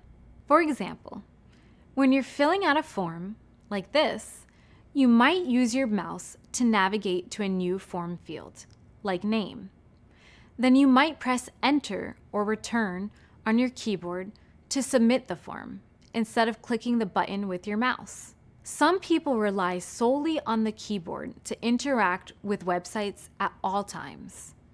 So, all websites need to support keyboard input and navigation to comply with the requirements of the Americans with Disabilities Act.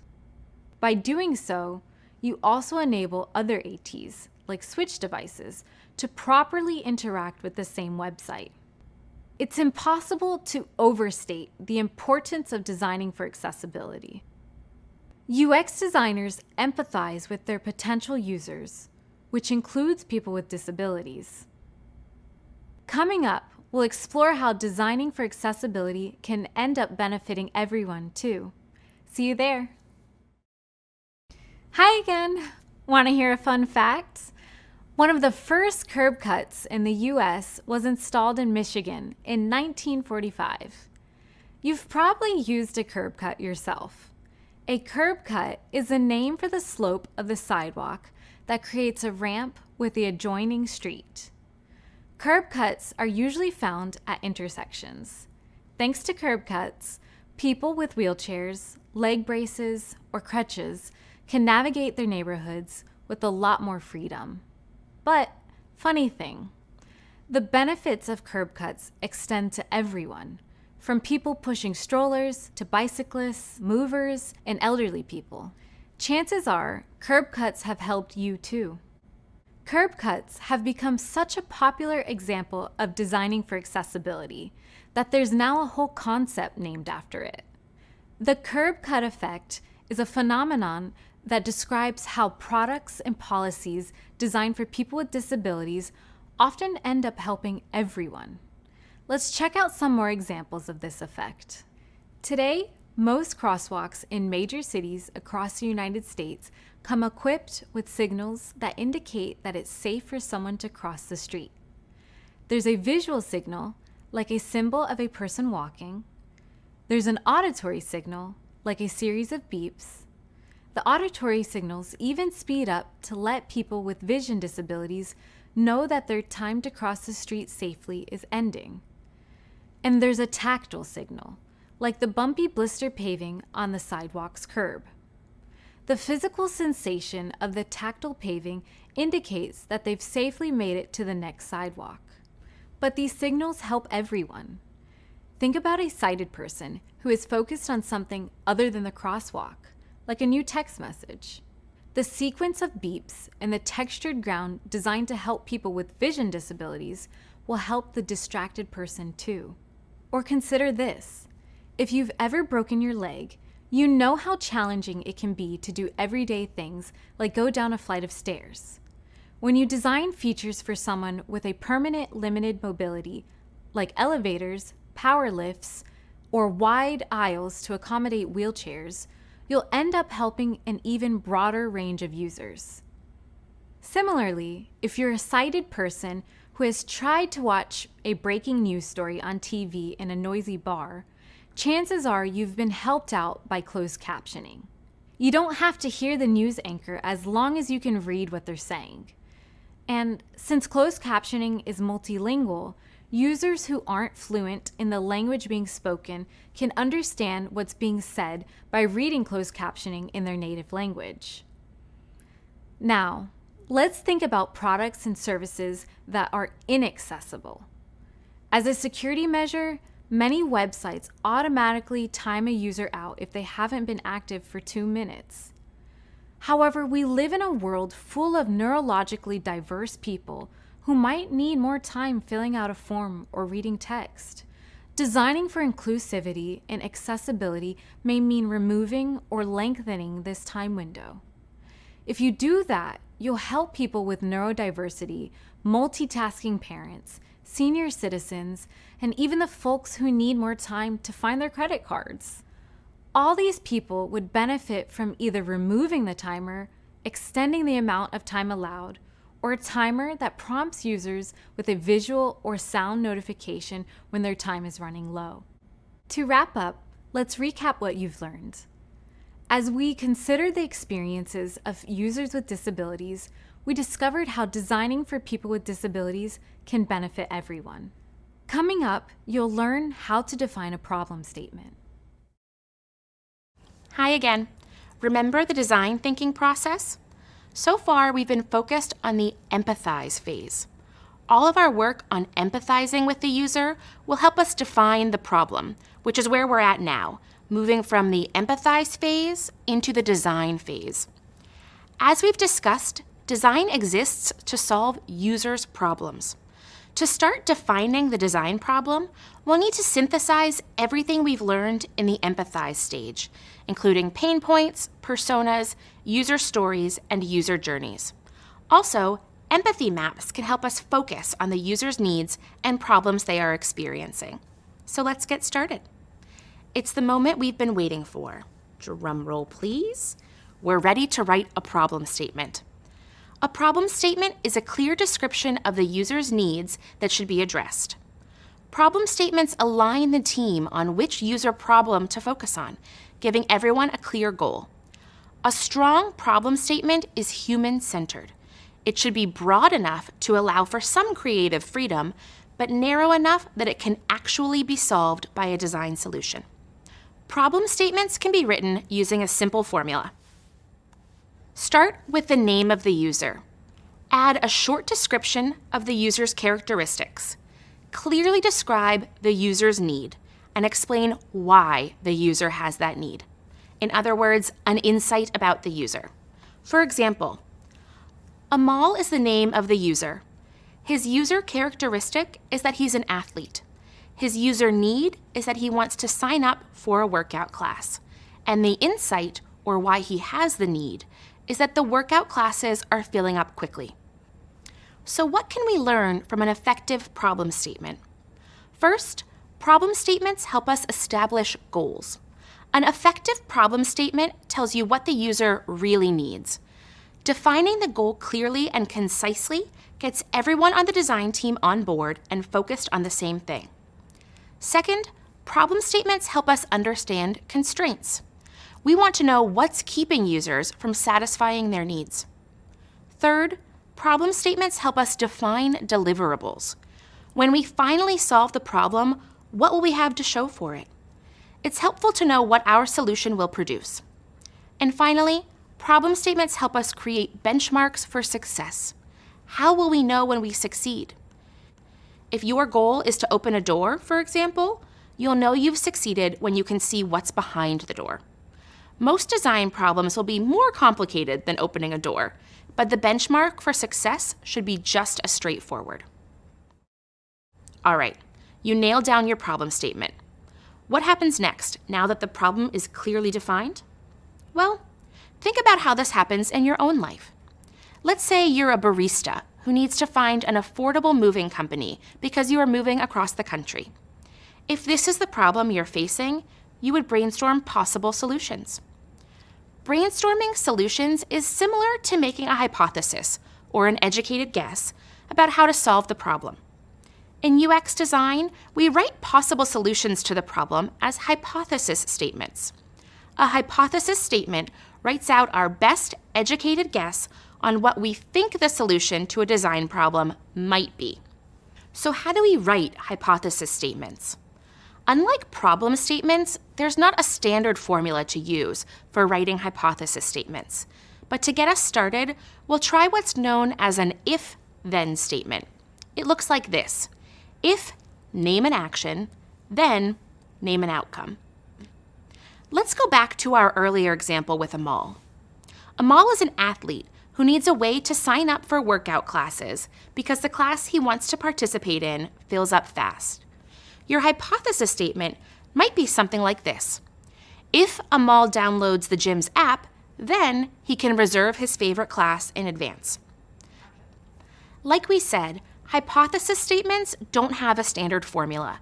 So instead of using an if-then statement, you could also write this hypothesis statement as something more flexible, like Amal needs an app that allows him to reserve his favorite classes in advance and notifies him of the first opportunity to sign up. In both of these examples, we are guessing or hypothesizing what has to happen for Amal's need to be solved. As you move forward in the design process, you will revisit and possibly adjust your hypothesis as you learn more about your user's needs. Be flexible and adapt as you go in order to end up with the best design solution. Welcome to Psychology in Design. After all our discussions about empathy and understanding the user, you're probably not surprised to learn that psychology is a big deal in UX design. Nearly everything is designed to fit humans, from pants pockets to electric cars. But that wasn't always the case. Believe it or not, it took 2 world wars for designers to consider what we now call the human factor. The human factor describes the range of variables humans bring to their product interactions. Before World War I, the objective was to fit the human to the machine. When planes started being used in war, that changed. Suddenly, untrained soldiers had to learn how to fly. Aviation psychology was introduced, and an attempt was made to mold the machine to fit the human. Unfortunately, in the early 1900s, the technology just wasn't good enough yet. During World War II, the sheer number of men and women needed for the war effort made it impossible to choose specific people for specific tasks. Aviation design had to consider human factors. In this case, human factors were the pilot's varying skill levels. If we were robots, some computer genius could just program us to be expert flyers. But we're only human, and not everyone flying a warplane was an ace pilot. To account for this human factor, we had to adapt the plane to the pilot. And by World War II, we finally had the tech to do it. So what are some of the human factors that inform design? Here's a few of the most common ones. Impatience, limited memory, needing analogies, limited concentration, changes in need, needing motivation, prejudices, fears, making errors, and misjudgment. For an example of design that considers these factors, all you need to do is check your email. The business email shorthand, TLDR, has really caught on in the last couple years. It's an acronym you might find at the start of a very long email.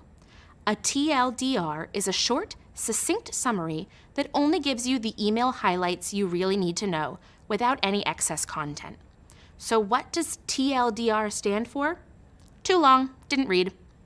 The email writer factors in the human tendencies of impatience, limited concentration, need for motivation, and limited memory. Not bad for 4 little letters. Here are psychological concepts that can help you design with the human factor in mind.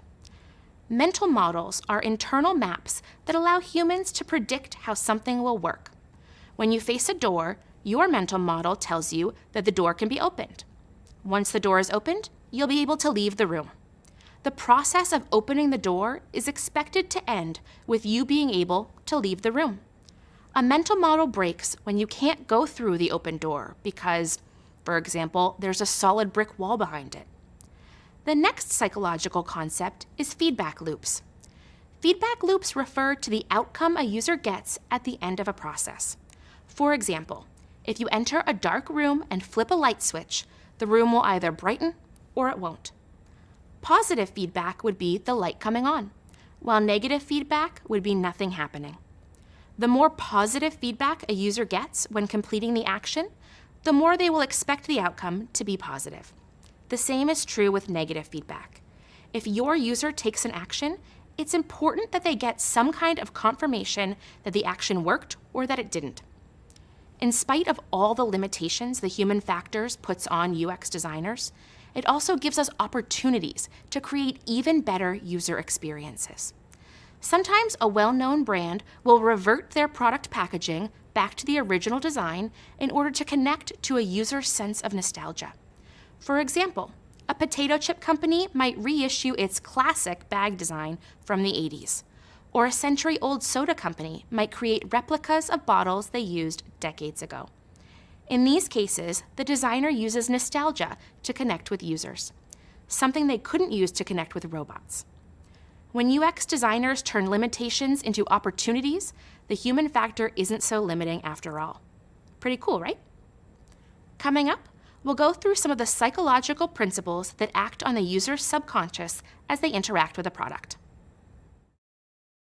Hi again. Earlier, we introduced the concept of the human factor.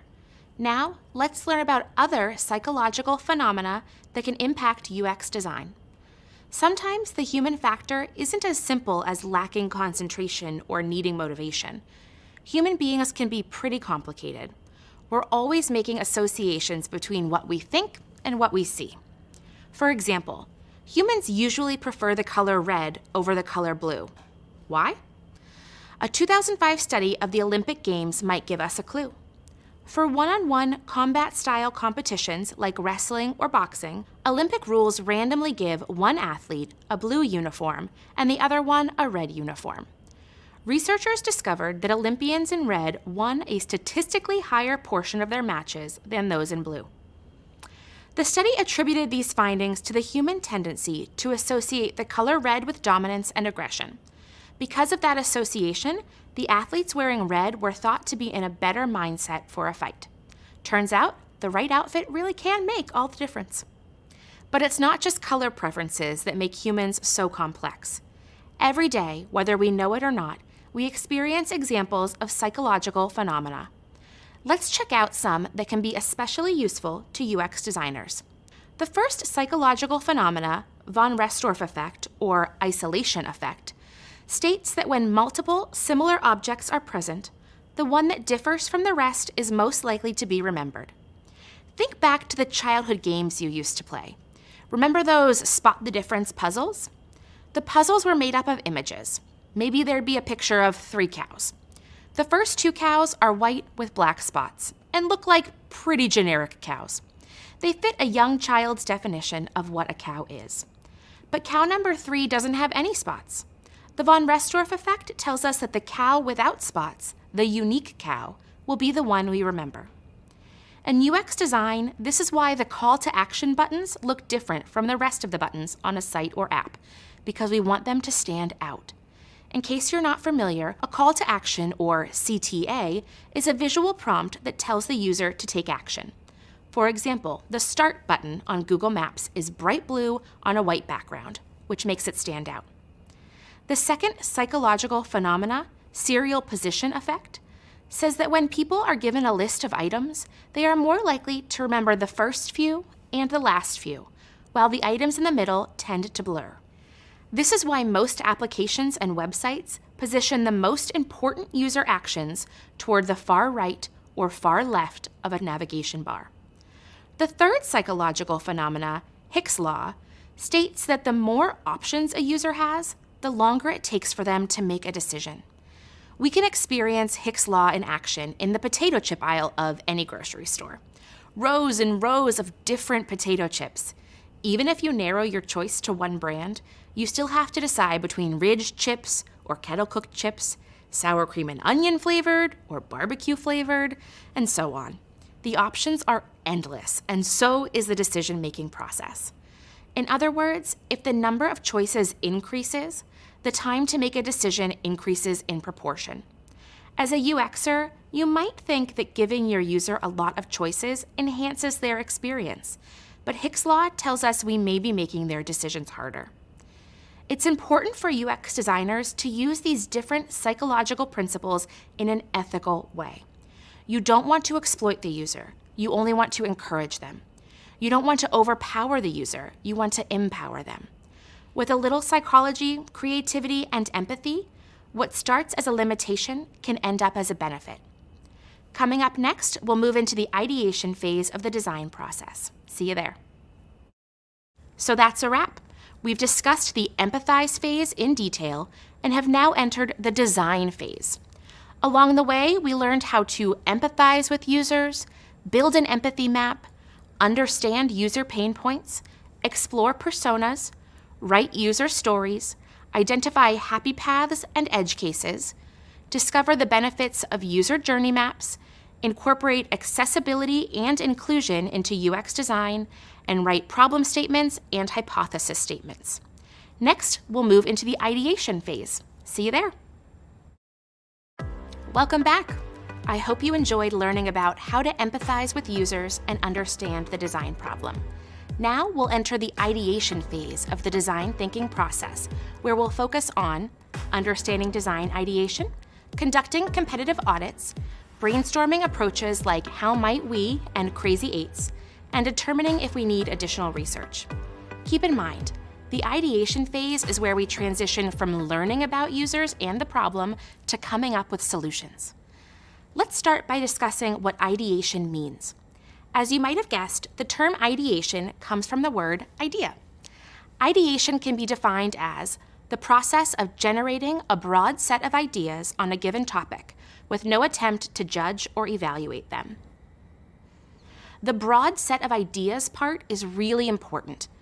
Ideation is all about coming up with lots and lots of ideas, and the no judgment part is important too. We need to be able to explore all ideas without judging them and throwing them out. Some of the most crazy ideas can actually prove to be really valuable. For example, from the early to mid-2000s, mobile phones were getting smaller and smaller. The idea for a drastically larger mobile phone like the iPhone seemed crazy at the time. But history has shown that larger phones ended up meeting users' needs much better than smaller phones. Today, companies that make phones brag about the large size of their screens, which is the complete opposite of the conversation 20 years ago. One of the best things about ideation is the mentality that there are no bad ideas. So if coming up with lots of ideas isn't your strongest skill, don't worry. Part of being a designer means intentionally exploring as many ideas as possible, knowing that some of them, or even most of them, won't work. Plus, the more you practice coming up with lots of ideas, the more natural it will feel. So what does ideation look like in the real world for UX designers? A designer, either individually or in a group, brainstorms out loud. every idea is documented, often on sticky notes or a whiteboard. The goal is quantity of ideas over quality, so share as many ideas as possible. No evaluation is allowed at this stage. If you're brainstorming in a group, make sure you gather a diverse team for different backgrounds and perspectives. Question the obvious. It can be difficult to question a common belief or practice if everyone has the same opinions. Finally, after you come up with a bunch of ideas, take a break. Then, everyone should come back together to evaluate the ideas. When reviewing the ideas, it's important to have a reason for picking the idea you move forward with. There are a few common ways to evaluate your ideas. First, is the idea feasible? Is it technically possible to build? Next, is the idea desirable? Does it solve the user problem you're focusing on? And lastly, is your idea viable? Is it financially beneficial for the business? If an idea meets these 3 criteria, it might be a good option to move forward with. All right, so now we know what ideation is, what ideation looks like in the real world, and how to evaluate ideas. Up next, you'll learn why coming up with lots of ideas is so important. Enjoy. All right, so now we know what it means to ideate, but why is coming up with lots of ideas so important? That's what we'll answer in this video. To get our brain pumping, let's ideate solutions for this problem. Olivia is a parent who needs a way to ride her bike with her 2-year-old Luca because he can't ride his own bike. There are lots of solutions to this problem that exist already, but let's imagine it's a new product. To solve for this problem, you could design a seat behind the adult rider, a seat in front of the adult rider, a bicycle built for 2, requiring the child to pedal with the adult, a mini bike attachment for the child to ride behind the adult, a basket on the handlebars for the child to sit in, a sidecar like you might find on a motorcycle, a seat that attaches to the adult's helmet, or a covered trailer to pull behind the bike. Are some of these ideas ridiculous? Absolutely. But when you're ideating, you want to push past the obvious ideas to get to the innovative ones. Remember, ideation is focused on coming up with a lot of ideas. Why? For one, the list of your ideas will be narrowed down when you have to think about constraints, like budget and timelines. For example, your biggest idea might not be possible because of your team's budget constraints.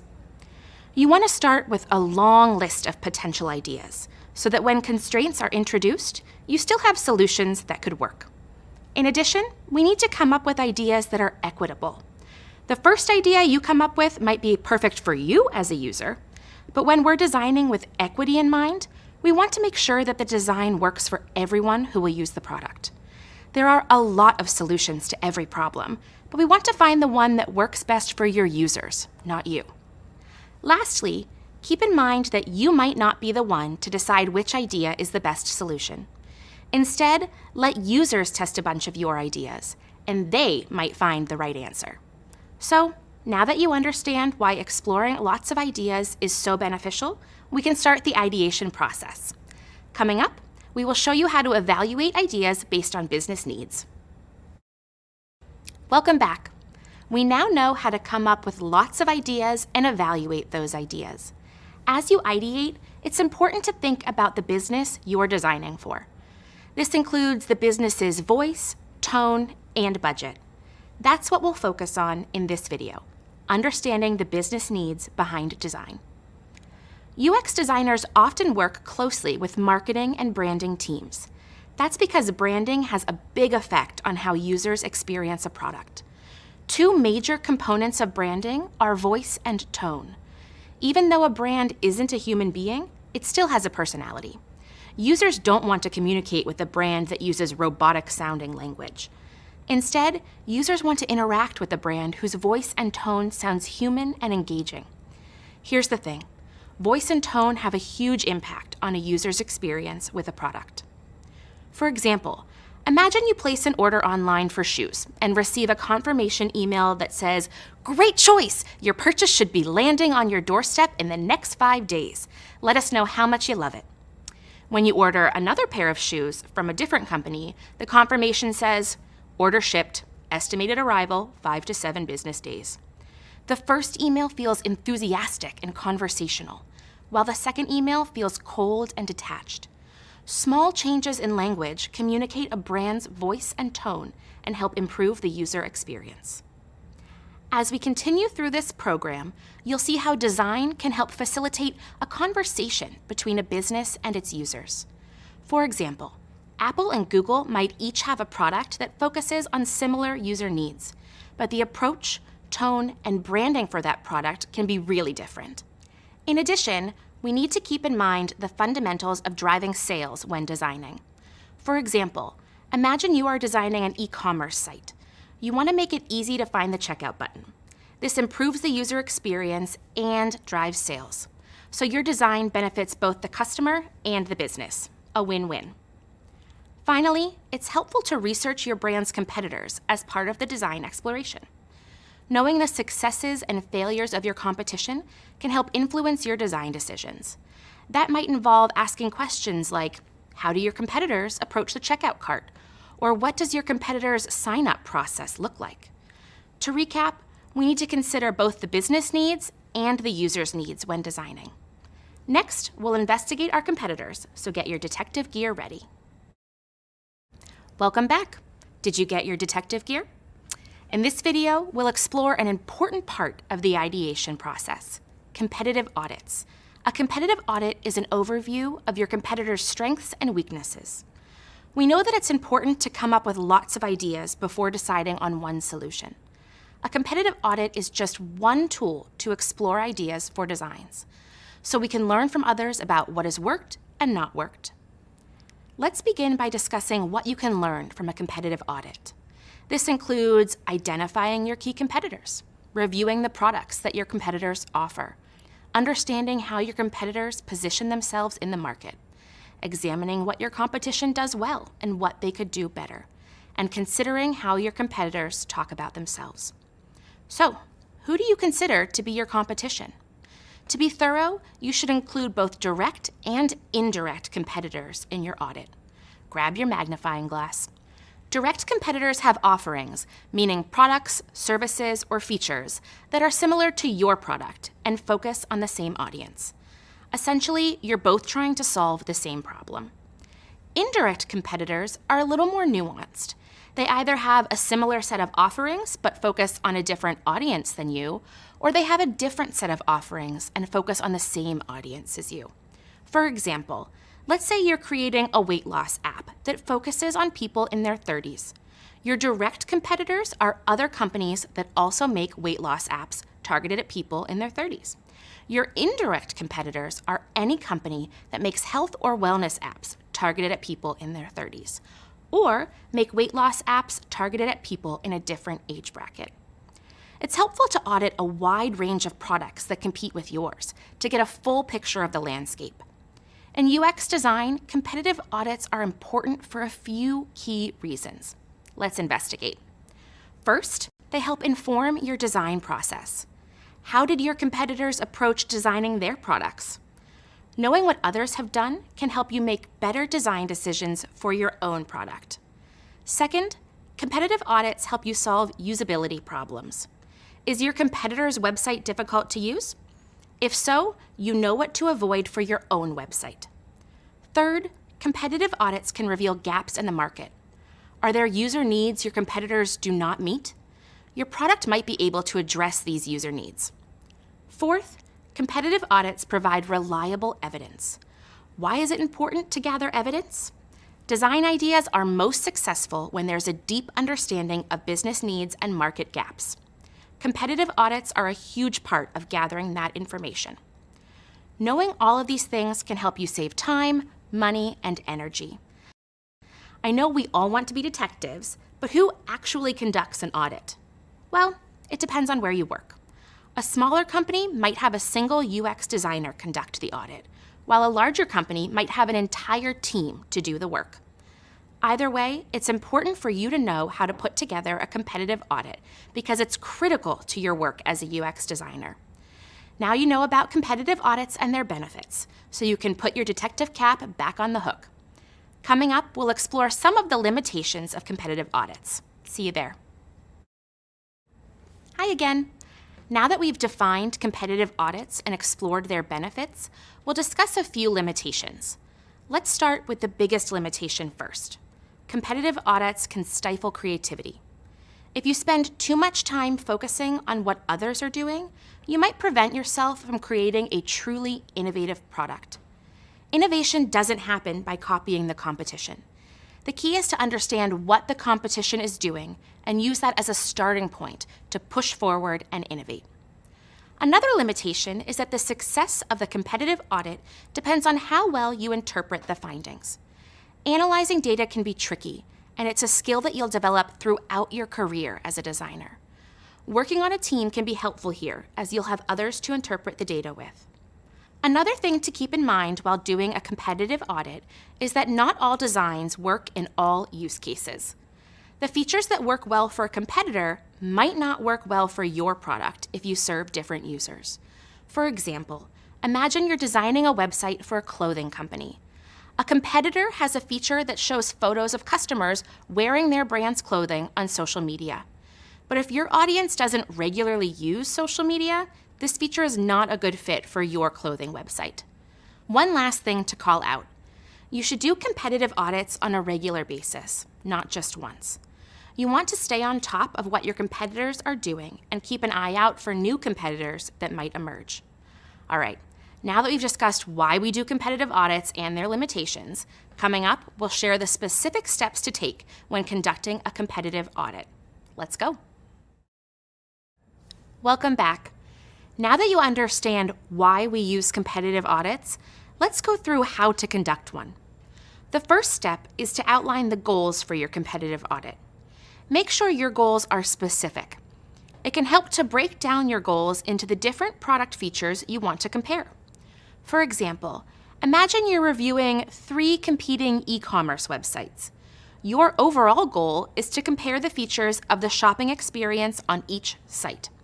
If we broke that goal down to be a bit more specific, there are a few features you might focus on comparing: customer reviews and ratings, return policy details, or delivery and in-store pickup options.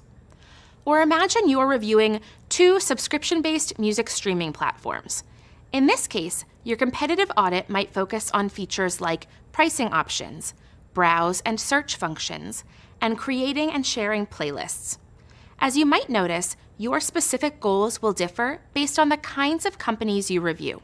So these 2 examples are just a small fraction of the goals your audit might include. Okay, now you've outlined the goals for your competitive audit. Next up, step 2. Create a spreadsheet with a list of your competitors. You should aim to include 5 to 10 competitors in your list. Some of the competitors should be direct, and others should be indirect. As a reminder, direct competitors have offerings that are similar to your product and focus on the same audience. Essentially, you're both trying to solve the same problem. Indirect competitors either have a similar set of offerings but focus on a different audience, or have a different set of offerings and focus on the same audience. Including both direct and indirect competitors in your audit gives a better picture of the full competitive landscape. With your list of competitors in mind, you're ready for step 3. Call out the specific features you want to compare. This list of features should align to your goals for the audit. The names of your competitors are listed down the left side of the spreadsheet, and the names of the features you want to compare are listed across the top. Now that your template is all set up, you're ready for step 4, research. Visit each competitor's website or app and take notes about their features. Remember to include details like what works well, what could be improved, and whether your competitor's features meet the needs of your specific audience. It's also helpful to take lots of screenshots and link to them in the spreadsheet. These will be important to have for your report and presentation later on. After you've collected all the information in your spreadsheet, it's time for step 5. Analyze your findings. Try to spot trends and themes. Ask yourself, what are the similarities between you and your competitors? Is there a certain feature that your competitors all approach in the same way? And finally, the last step in a competitive audit is to summarize your findings in a report. Your report might be a slide presentation or a document. It's helpful to include screenshots and simple charts or graphics. We'll go into more detail about how to present your findings later. And that's it. You now know the basic steps involved in conducting a competitive audit. Coming up, we'll go through an example audit step by step so you can get a better idea of how this all works in action. You're doing great so far. Congrats! You've successfully presented a competitive audit to your team. Knowing what the competition is up to has given you an edge. In this video, we'll talk about how to use learnings from your competitive audit to ideate. Let's take a step back and remember how competitive audits fit into the larger UX design process. As we've discussed, it's important to come up with lots of ideas before deciding on one solution. To explore ideas for designs, there are many tools you can use. A competitive audit is one. Let's take that one step further. How can we use the learnings from our competitive audit to come up with even more ideas? Try to bring together a team that can ideate from different perspectives, including designers, researchers, writers, and engineers. Now you're ready to start brainstorming.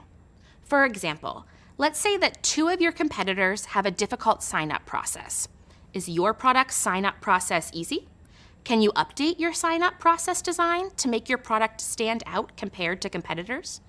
As you come up with ideas for how your product can do better, you may even discover new strengths that your competitors haven't thought of yet. Once you've come up with lots of ideas, begin sorting them. You can group similar ideas together to uncover patterns, and a few ideas will naturally rise to the top. Your goal is to walk away from this brainstorm with a list of ideas that help your product stand out from the competition. All right, now you know the benefits and limitations of competitive audits, how to conduct a competitive audit, and how to use findings from your competitive audit to brainstorm new ideas. Coming up next, we'll explore value propositions.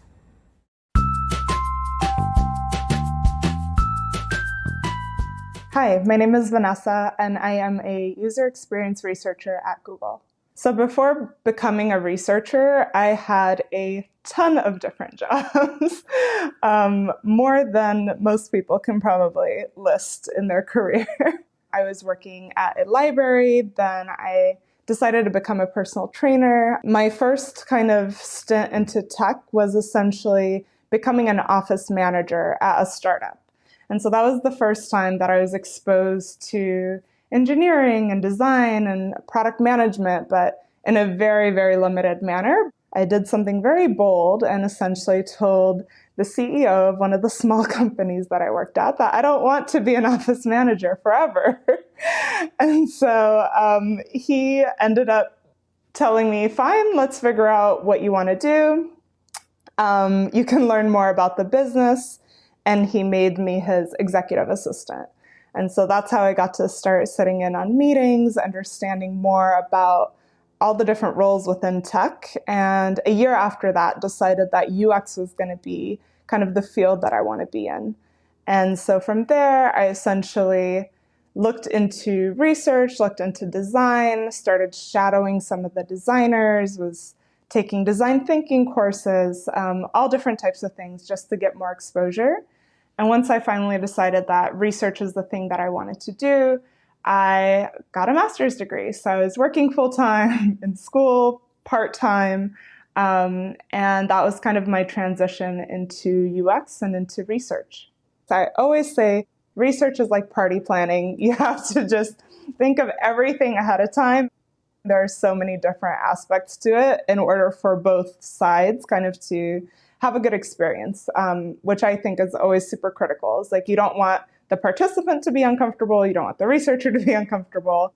Everything kind of leads up to you understanding people and processes. And I think with research, thinking about how to be empathetic, how to, I guess, have that metacognition of being able to recognize a situation, talk to any type of person. Like we don't necessarily choose who our customers are sometimes, but we need to be able to communicate with them and understand them. After being a researcher for a while, I decided to apply to Google, and I think that past experience, both in operations as well as in research, plus the degree, really helped set me up for success here. Hi again. Earlier, we explained why it's important to explore multiple ideas before settling on one solution. Using insights from competitive audits is one way to ideate. Now, let's explore another way to approach the ideation process, known as the How Might We exercise. How Might We is a design thinking activity used to translate problems into opportunities for design. Let's break that down. The word how encourages us to explore a bunch of ideas instead of moving forward with only one idea for the solution. The word how suggests that we don't have an answer yet. The word might emphasizes that our ideas are possible solutions, not the only solution. Finally, the word we suggests a collaborative effort. Coming up with ideas requires teamwork. Think back to our example from earlier.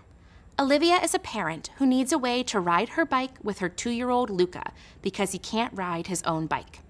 We came up with a lot of potential solutions to Olivia's need. Let's try coming up with some more ideas using the How Might We exercise. For example, how might we design a seat for a child to ride a bike with an adult? Well, that's a fairly broad question.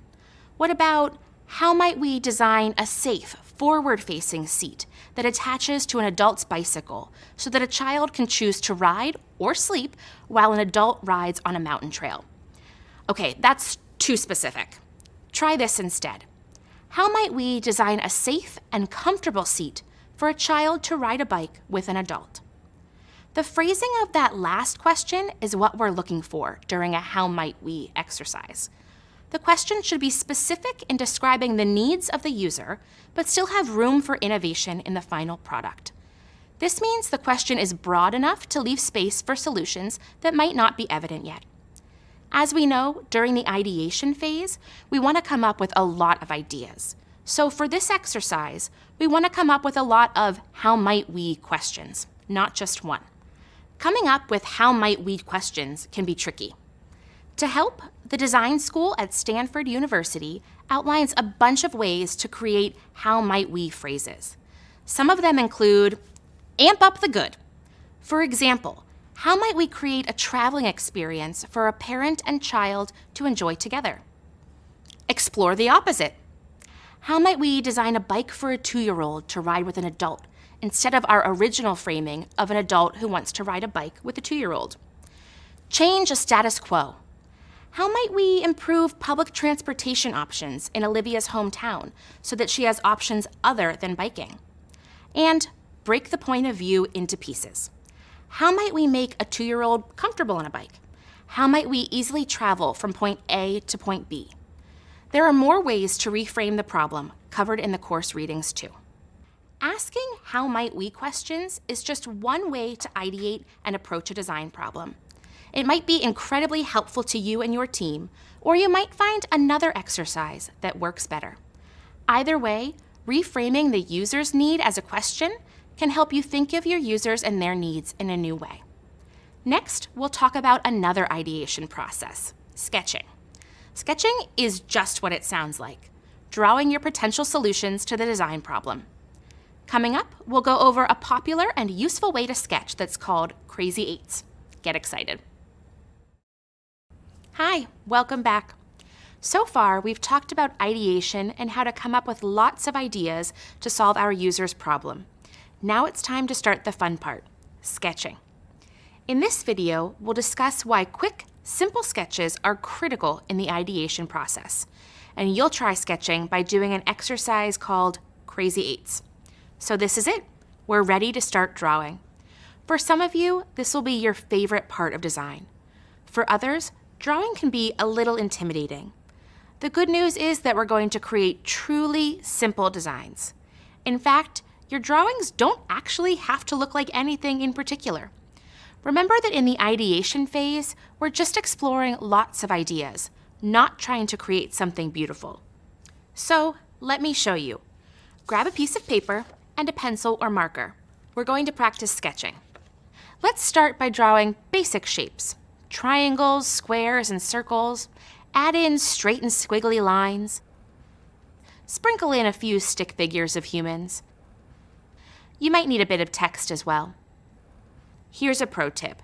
Use all caps if your handwriting isn't neat, and write horizontally so it's easy to read. Soon, when you're more experienced, you might switch from drawing basic shapes to drawing phone screens or websites so that your sketches look more realistic. But for now, just draw what you know. So there you go. You've learned to sketch. Simple, right? To learn more about the benefits of sketching and explore some techniques, check out the reading materials in the course. You might be wondering why we sketch by hand and don't do this on a computer where it's easy to copy and paste pre-made shapes. Well, you certainly can do this on a computer, but the point of sketching is to move as quickly as possible to record lots of ideas. Technology can sometimes hold us back when our hands want to move faster than our brains. So sketching by hand is a valuable skill for you to master. Remember our example from earlier, where Olivia needed a way to ride her bike with her 2-year-old who couldn't ride his own bike? We came up with 8 ideas to solve Olivia's problem. That process was basically a polished version of Crazy 8s. This type of ideation is a very common part of the design sprint process. In the ideate phase of a design sprint, the whole team might come together and do the Crazy 8s exercise. Crazy 8s lets you compare ideas, see everyone's different ideas, and narrow down the list of ideas before moving on with the best solutions. And don't forget, the best solution is always what your users think is best, and not what you or your team thinks is best. Right now, to get started, you'll try the Crazy 8s exercise on your own. So the setup for Crazy 8s is easy. You'll need a large sheet of paper. Regular printer paper will work fine, but if you have something larger, that's even better. Fold the paper in half, then fold it in half again, then in half one more time. Now you have 8 rectangles that are about the same size.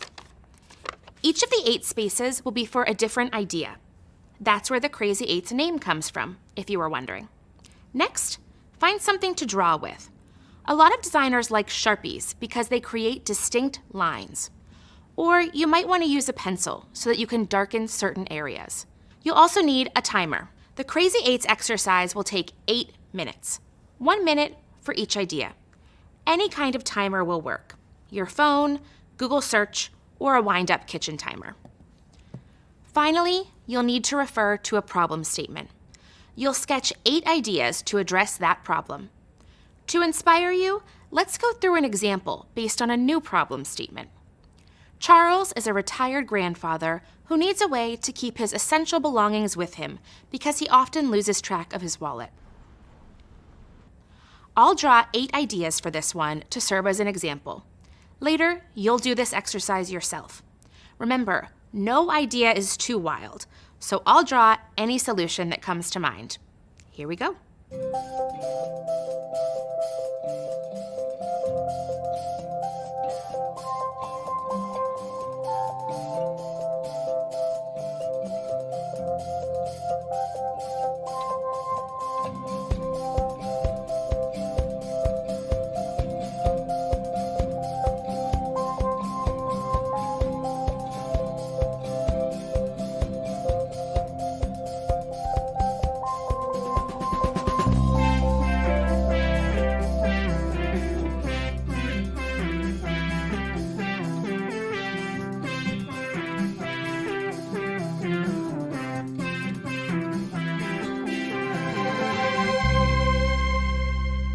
Here are some of the ideas I came up with to address our problem statement. Let's walk through 4 of them. As a reminder, our problem statement was, Charles is a retired grandfather who needs a way to keep his essential belongings with him because he often loses track of his wallet. Sketch 1. An alarm that goes off as Charles opens and closes his house's exterior doors to remind him to bring certain belongings, like his wallet, keys, and phone. Sketch 2. A sign on his front door that says, "Remember to take these things with you. Place them here when you get home." Sketch 3. A doormat with a checklist that says phone, keys, and wallet. Sketch 4, and my personal favorite, shoes with false bottoms that he can keep a wallet in. Now you're ready to try Crazy 8s on your own. Try using a problem statement that we outlined earlier in the course, like this one. Amal is an athlete who needs a way to sign up for workout classes because the class he wants to participate in fills up fast. Or choose your own problem statement. Pause the video and start your timer. Remember, spend 1 minute on each idea and sketch possible solutions to solve this problem.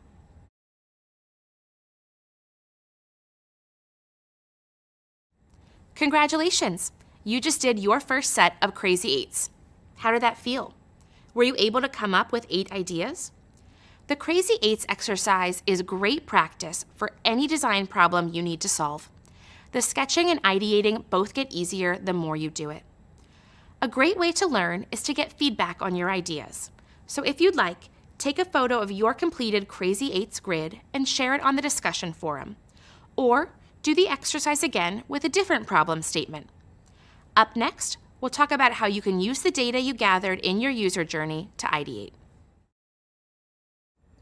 You now understand how we use the How Might We and Crazy 8s exercises to come up with more ideas.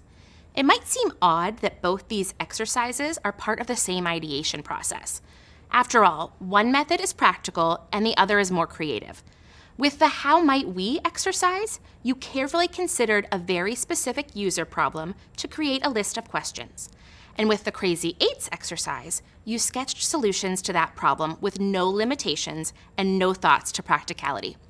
Solving a problem requires both pragmatic and creative thinking. In this video, we'll consider how the user journeys you outlined earlier will affect your designs. As a refresher, a user journey is the series of experiences a user has while interacting with a product. Building off personas and stories, journeys help you think and feel like the user. Earlier, we defined this problem statement.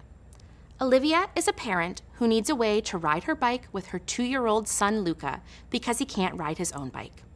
But we didn't actually create user personas for Olivia and Luca. As a refresher, personas are fictional characters that represent a product's user groups. They're created to identify a user's behavioral patterns. In the real world, we would have completed research before beginning our designs. For example, consider the kid's bike seat that's in front of the rider. This is a pretty great solution for toddlers who are small but still strong enough to sit upright. But what if Luca were an infant?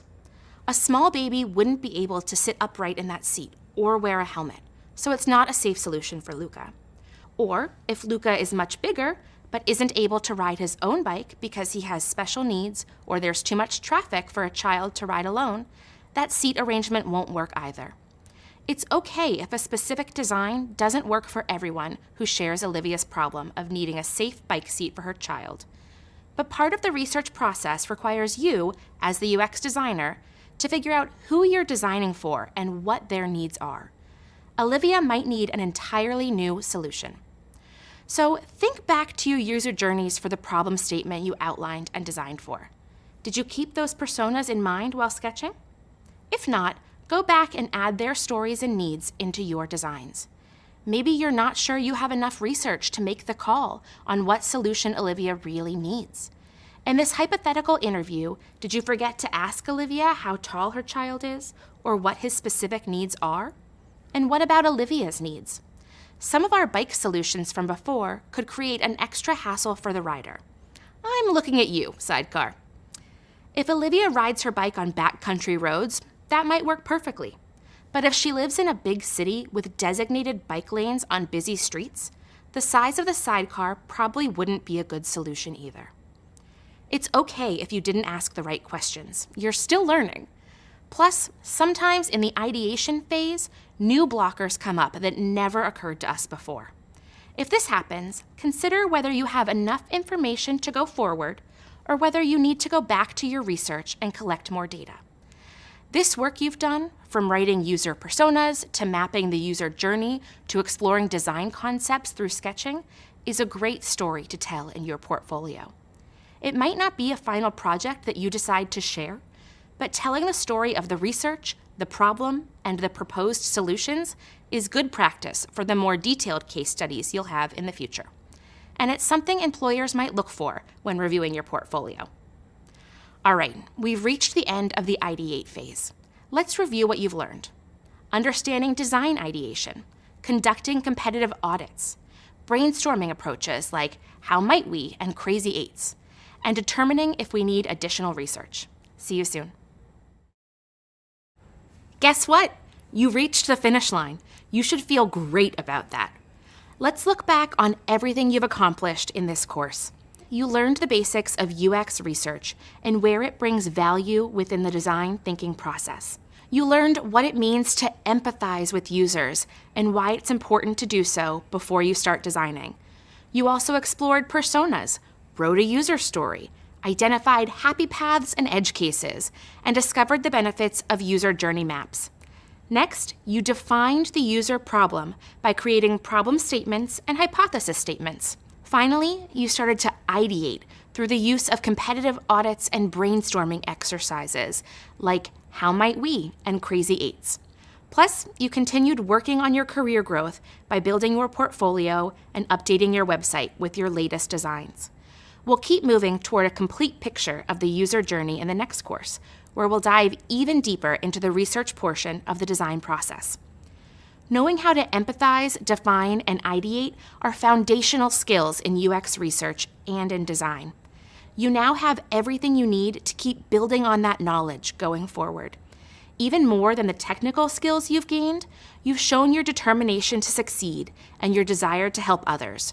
Two things that are super important in the UX design industry and will take you a long way in life too. I'm really proud of everything you've done so far. You've come a long way. It's been so wonderful being your instructor for this course, and I can't wait to see what you do in the future. Good luck.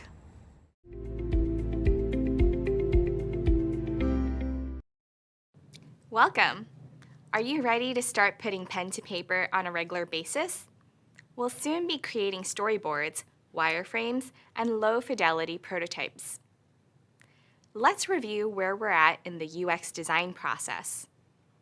You learned how to empathize with users and understand their needs. You explored how to define user needs and problem statements. And you started to come up with ideas for design solutions with activities like Crazy Eights and How Might We's. In this course, we'll continue to ideate and explore solutions in a low-effort, low-cost way. By the end of this course, we'll end up in the prototype phase.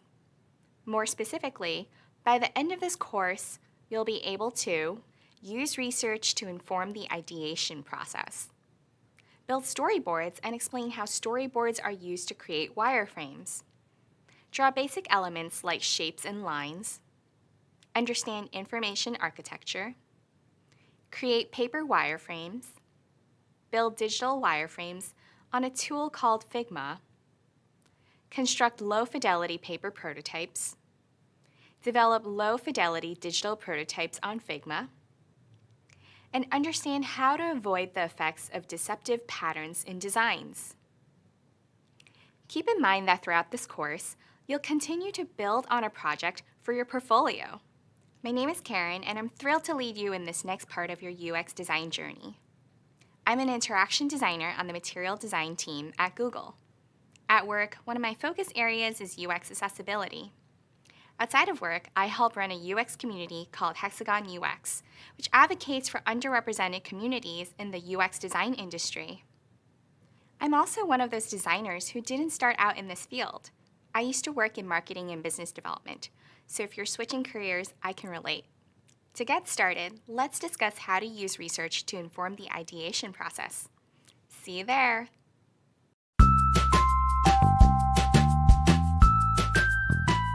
So before I became a UX designer, I worked in a few areas. I worked in event planning. I also worked as a business development analyst. I also worked in marketing, and at one point I was a paralegal. In order to do that, I had to be really detailed and organized and stay on top of the different tasks that I had to handle in order to move the project forward. So I feel like the skills that I gained from being an event planner, of being very detailed and organized, really helped me be successful at leading projects here. I got into UX design when I was working as a business development analyst and I was taking continuing ed classes at night. I discovered interaction design while I was taking an information design class, and we were asked to make an infographic that's interactive. And I did a search online trying to figure out what that meant and somehow stumbled across interaction design. While I was working full-time, I started to put together a portfolio to apply to grad schools. My favorite part about being a UX designer is being able to work on complex problems and trying to simplify these problems into solutions that work for users. I get into a flow state.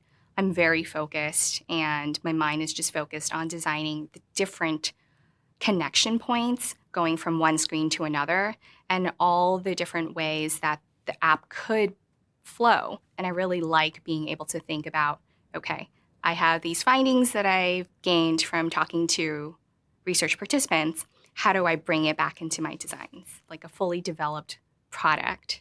It feels amazing to see the work that you did in wireframes in real life in people's hands. Hi, I'm Karen, and I'm an interaction designer. Hi there. In the last course, we learned how to empathize with users and define their problems. We used empathy maps, personas, user stories, and user journey maps to identify pain points the user might experience.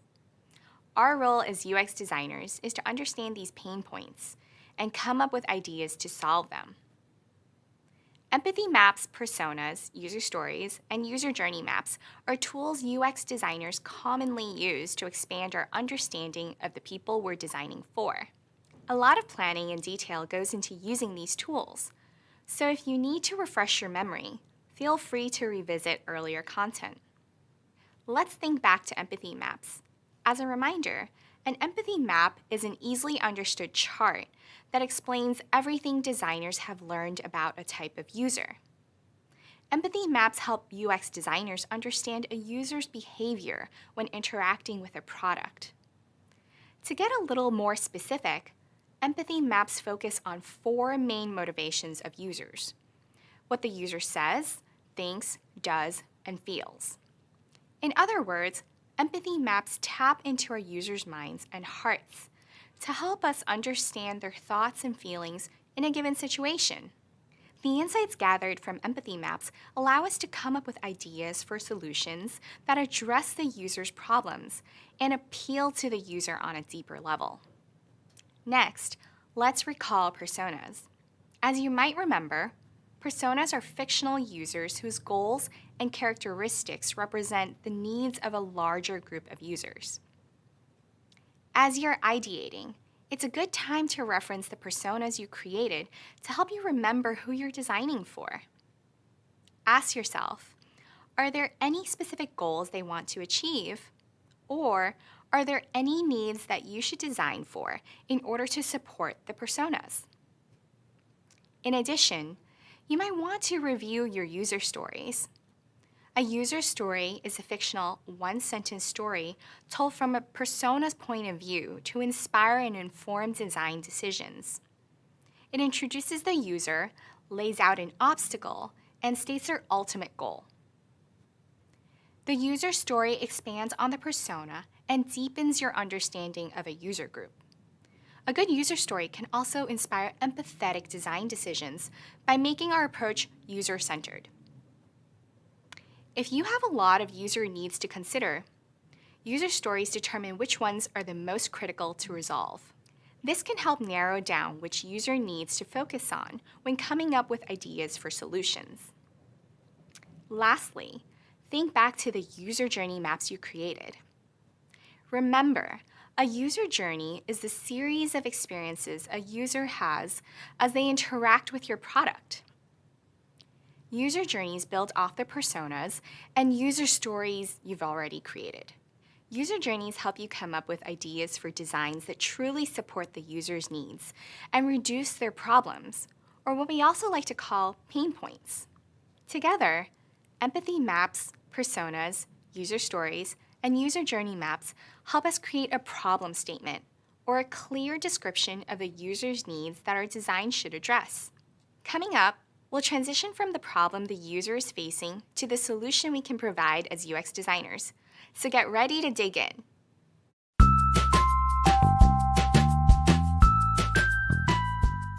Hi there, my name's Craig, and I'm a research manager at Google. So in terms of like what the day normally looks like, I will be working closely with design, thinking about the next iteration of a product.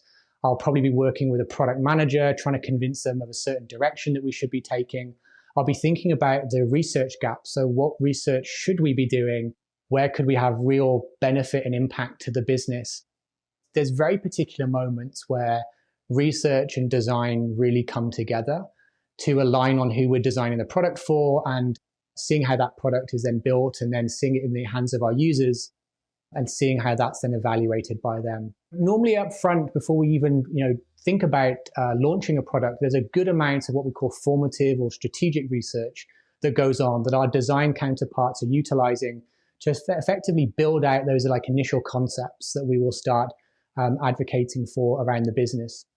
Once we've got approval, or once we are in the process of saying, yes, this is something we really want to pursue, then we're typically researching with users with prototypes. We are taking insights that we have got from the research, working with our design teams, and really thinking about the actual design itself. Like, should it look like this? Should it look like that?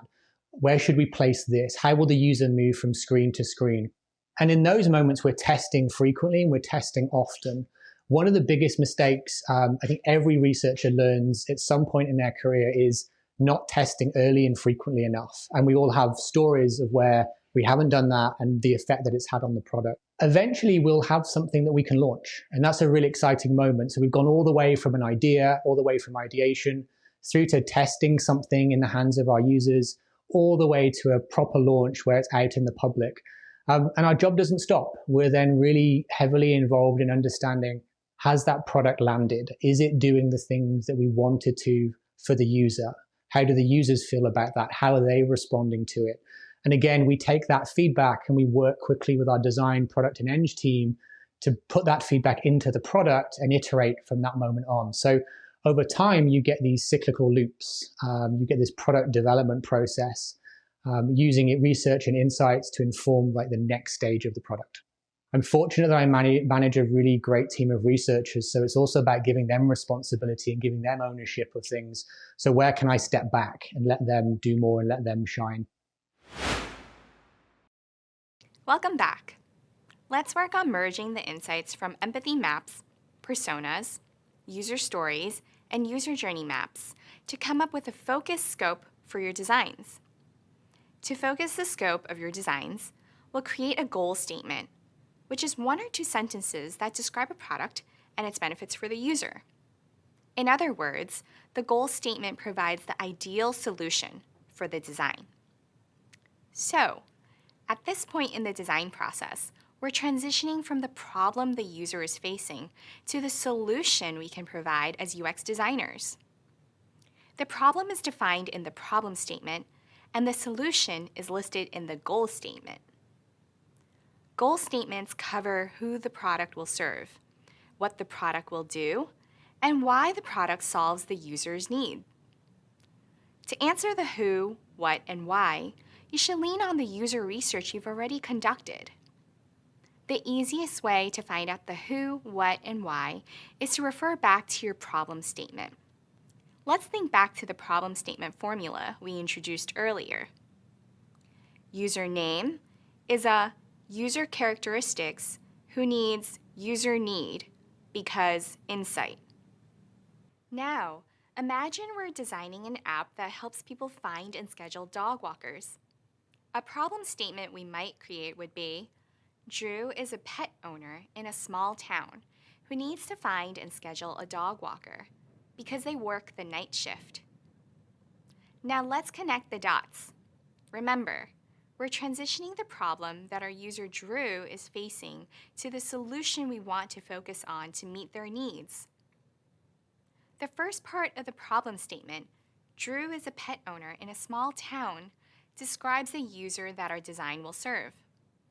This informs the who of our goal statement. The second part of the problem statement, find and schedule a dog walker, describes that need or problem that our user Drew is facing. The problem will guide the solution that we need our product to provide, or as we're calling, the what. And the third part of the problem statement, because they work the night shift, describes an insight about our user that might inform our design.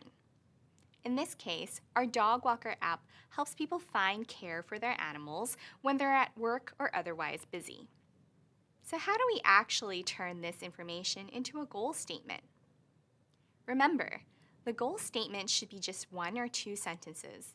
It needs to describe both the product and its benefits for the user. Our goal statement might be, help users with pets find and schedule dog walkers quickly and easily. If you didn't create a problem statement, fear not. You can also pull the who, what, and why into your goal statement from various other parts of your research and ideation process. For example, the who can come from the persona, the what could come from the user story, and the why can come from the empathy map and user journey maps. Okay, so we've made the transition from the problem the user is facing to the solution we can provide as UX designers. Our solution is outlined in the goal statement. But what will the user experience look like in our solution? Well, up next, we'll create a storyboard which helps us explore a user's experience with a product in order to come up with an ideal flow. See you there. Welcome back. In this video, we'll focus on storyboarding, a tool for ideation that helps you outline an ideal flow for your design. You'll have an opportunity to sketch a storyboard on a piece of paper soon. For now, let's start with a definition. In UX, a storyboard is a series of panels or frames that visually describe and explore a user's experience with a product. Keep in mind, we've made the transition from the problem the user is facing to coming up with ideas for solutions we can provide as UX designers. Think about storyboarding as a tool to visualize potential solutions to problems the user is facing.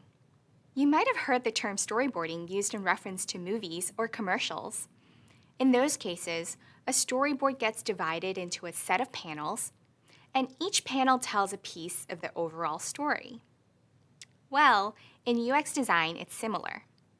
Storyboarding is a tool for making a strong visual connection between the insights you uncovered during research and the flow of the experience. Using storyboards to sketch an idea helps you work through the flow of the experience. It can also act as a visual aid to explain your ideas to stakeholders, because they can visualize how the product you're designing will be used.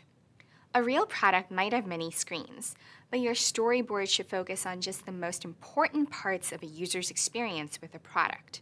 And as the name suggests, there's a story that should be told through the panels of a storyboard. The 4 key elements of a storyboard are the character, the scene, the plot, and the narrative. The first element, character, is the user in your story.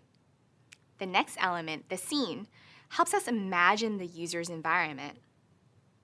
The plot describes the benefit or solution of the design. Finally, the narrative describes the user's need or problem and how the design will solve the problem. Now let's take a look at the template that's often used to sketch a storyboard. The scenario is a short sentence that helps us understand the user and their problem we're solving. The visuals guide us through the user's experience with the app or service. This is where you'll actually sketch. And the captions combine the visuals and scenario by describing how the user interacts with the product. Basically, it's the text that describes each frame of the story. Here's a tip. The captions are useful for interactions that may be difficult to sketch out. Let's check out an example of how to take a problem statement and turn it into a 6-panel storyboard using the template we just reviewed. Let's revisit a problem statement from Course 2. Amal is an athlete who needs a way to sign up for workout classes because the class he wants to participate in fills up fast. Our first step is to turn this problem statement into a goal statement. Our goal statement could be help users who are athletes sign up for workout classes early and quickly. Now it's time to storyboard. To save time, I've already built out a 6-panel storyboard for this example. Let's walk through it together. In the first panel, in the top left of the page, Amal is at the gym and is frustrated because he can't get a spot in today's workout class. In the second panel, Amal is sitting on his couch and opens an app on his phone. Next, in the panel on the top right of the page, I zoom in on the phone and show Amal looking at a calendar and selecting the date he wants to schedule a workout class on. In the fourth panel on the bottom left of the page, Amal selects a workout class. The fifth panel shows Amal on a confirmation screen and tapping a button to confirm his class. In the final panel, I sketched Amal smiling as he attends his workout class. So now you know the basics of storyboards. Next, we'll explore 2 types of storyboards and when to use each type. See you there. Hi again. Let's continue our discussion about storyboards. Remember, storyboards are often used to outline movies. In the film world, storyboards are used before a movie is created to show how each scene of the movie will play out for a character. In the UX world, storyboards are similar. They show how each scene of the journey will play out for a user as they interact with the product. Now, things are about to get interesting. There are actually 2 types of storyboards. Keeping movies in mind, these 2 types of storyboards are called big picture and close-up. First, let's discuss a big picture storyboard, which focuses on the user experience. Big picture storyboards think about how people will use the product throughout their day and why that product will be useful. This helps you understand the entire user experience, including the different challenges, potential pain points, and types of interactions the user will encounter. Take a moment to think about a movie you watched recently. Maybe it was an action-packed superhero movie or a thoughtful romantic comedy. Each panel of the big picture storyboard captures a part of the character's actions that push the story forward. Again, it's similar in UX design. Each panel of a big picture storyboard captures a part of the user's journey with a product. Let's revisit our dog walking app. Remember, our problem statement was, Drew is a pet owner in a small town who needs to find and schedule a dog walker because they work the night shift. And our goal statement was, help users with pets find and schedule dog walkers easily and quickly. Let's create a storyboard to describe how Drew gets from the problem they're currently facing to the goal when using our product. Remember, we want to include emotion in our big picture storyboard. First, the user leaves their house in the evening, headed to their job as a nurse. Their dog is left at home overnight for 10 hours, so we see the dog with a sad face. Then, as the user is driving to work, they think of their dog at home. The user remembers that they forgot to take their dog for a walk that day. Whoops.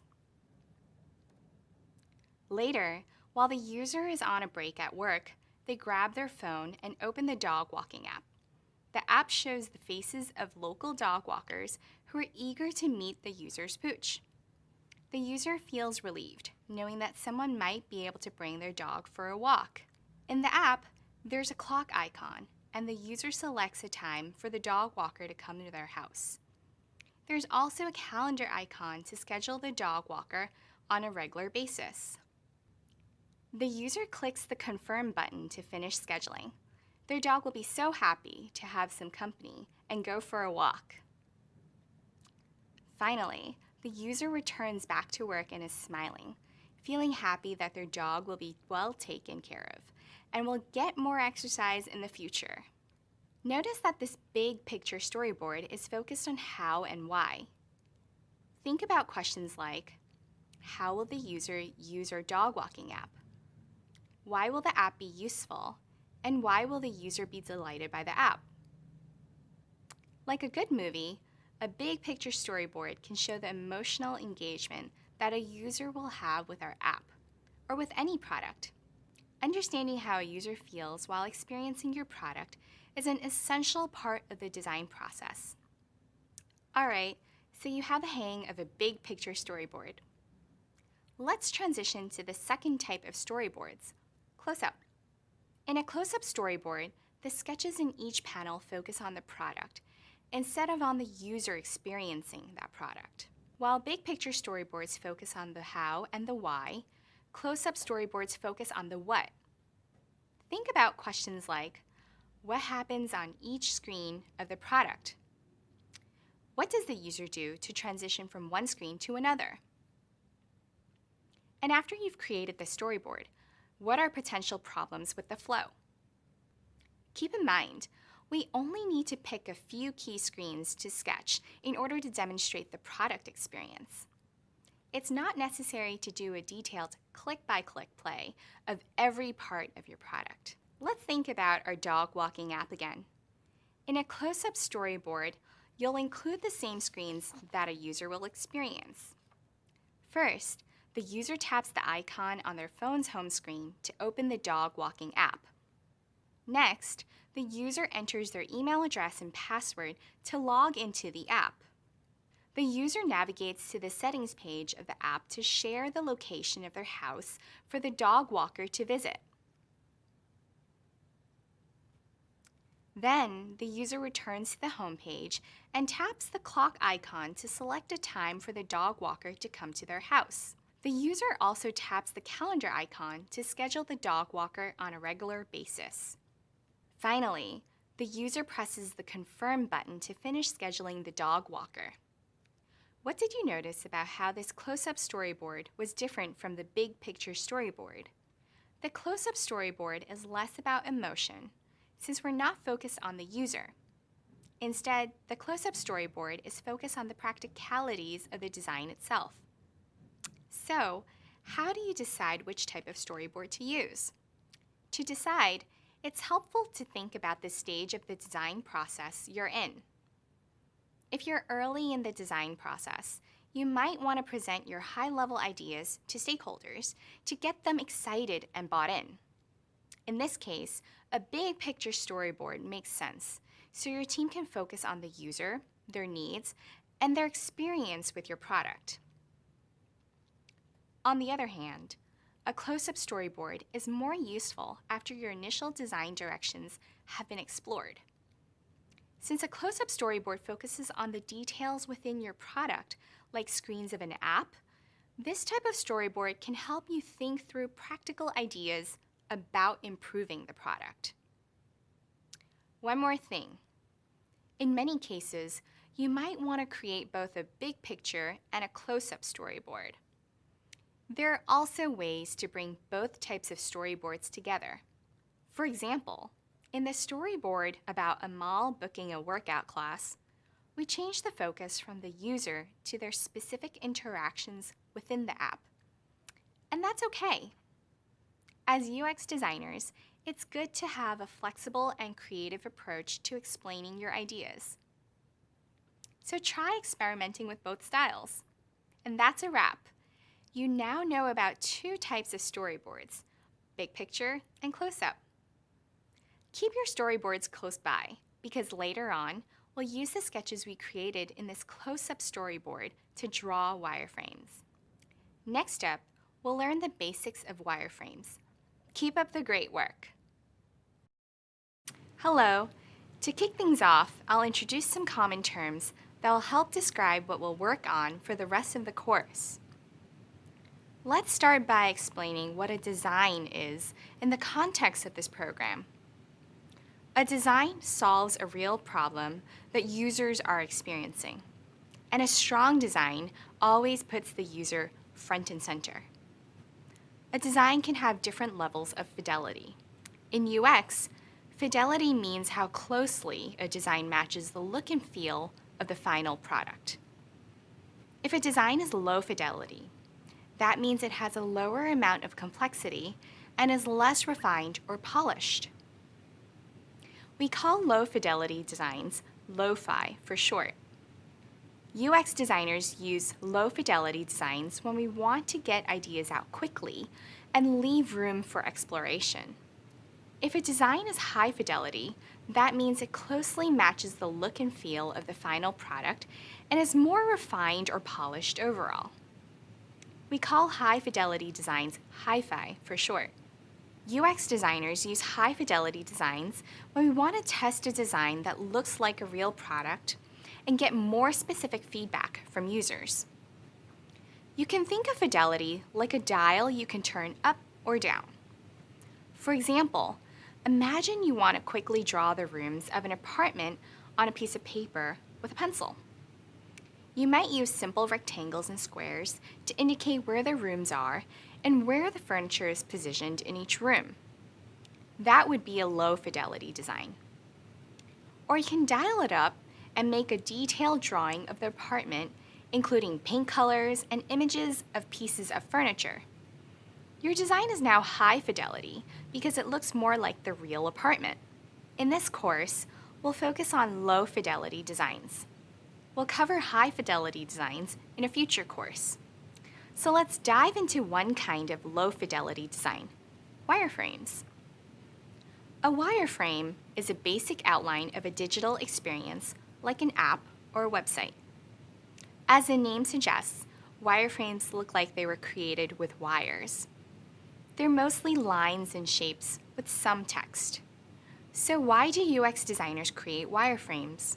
Wireframes establish the basic structure of a page before visual considerations like color or images are added. Wireframes serve as an outline to get the team on the same page early in the project. Try using this as your guiding question when creating wireframes.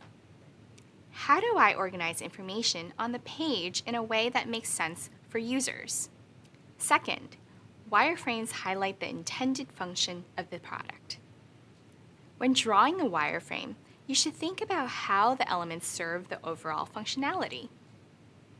For example, the function of a button should be clear, and that functionality is expressed through the way that it's drawn. We'll go through this in more detail later on. Finally, wireframes help designers save time and resources. Wireframes allow the team to quickly try out different design options. They also serve as a guide for everyone involved in the project, which saves time later. You can create wireframes by hand or by using digital tools. We usually start creating wireframes by drawing on a piece of paper. We'll start drawing wireframes in the next video, so get ready to try it out.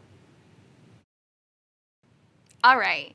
Now that you know what wireframes are, it's time to start drawing. We'll introduce the elements that make up wireframes and explain how to draw a wireframe step by step. Later, you'll create your own wireframe. I bet some of you are really excited to put pen to paper. I know I am. But if you're feeling a bit nervous, that's okay too. The good news is you don't need to be an artist to be a successful UX designer. I certainly don't consider myself an artist. In fact, you don't need to have any experience with drawing in order to succeed in this course. Drawing is a learned skill, which means the more you practice, the better you'll get. For some people, doodling shapes, lines, and stick figures come naturally. For others, drawing takes more practice. The important thing to keep in mind is that in UX design, drawing is not about creating art to hang on a wall. Instead, a good wireframe is all about organizing and communicating information clearly to your colleagues who will implement your design. You just have to get started and put your ideas on paper. You can do this. One more thing. There are many different ways to draw a wireframe.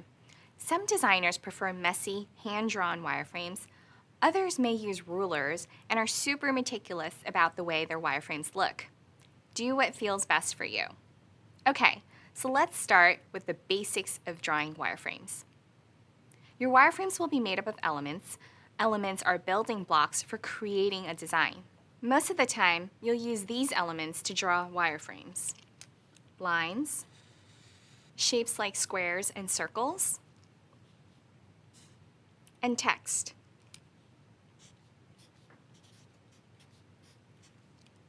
Take a look at this example of a wireframe. It might look complicated at first, but all I used are lines, basic shapes, and text. Okay, now that you know how to draw each of these elements individually, let's put them together. Think about an app you visited recently, or pull an app up on your phone right now. You'll notice that even the final product is made up of lines, shape, and text. So imagine I want to draw a wireframe that shows an app within a mobile phone. Let me show you an example using these 3 elements. First, create the frame for the phone. This can be a simple rectangle. Make sure it's large enough to draw inside of. Next, I'll add a bar at the top. This bar is where we display information and actions relating to the current screen. This rectangular bar spans almost the entire width of the app at the top. Below the top bar, add 3 dividers. Dividers are thin lines that group content in lists and layouts. Now, I'll add some details into each of these 2 areas. I'll start in the top bar and draw a navigation menu icon. That's the icon on the top left with 3 horizontal lines. The navigation menu icon should be inside the top bar. Next, I'll add the avatar, which is a big circle with an icon of a person's head and stick figure body. I'll add the avatar in the top right corner inside the top bar. Then, I'll add a circle within each rectangle that was created by the dividers. I'll draw the circles on the left side of the rectangles. I'm trying to keep all the circles the same size, but it's okay if it's a little messy. I want these circles to indicate images, so I'm going to draw an X in each of these circles.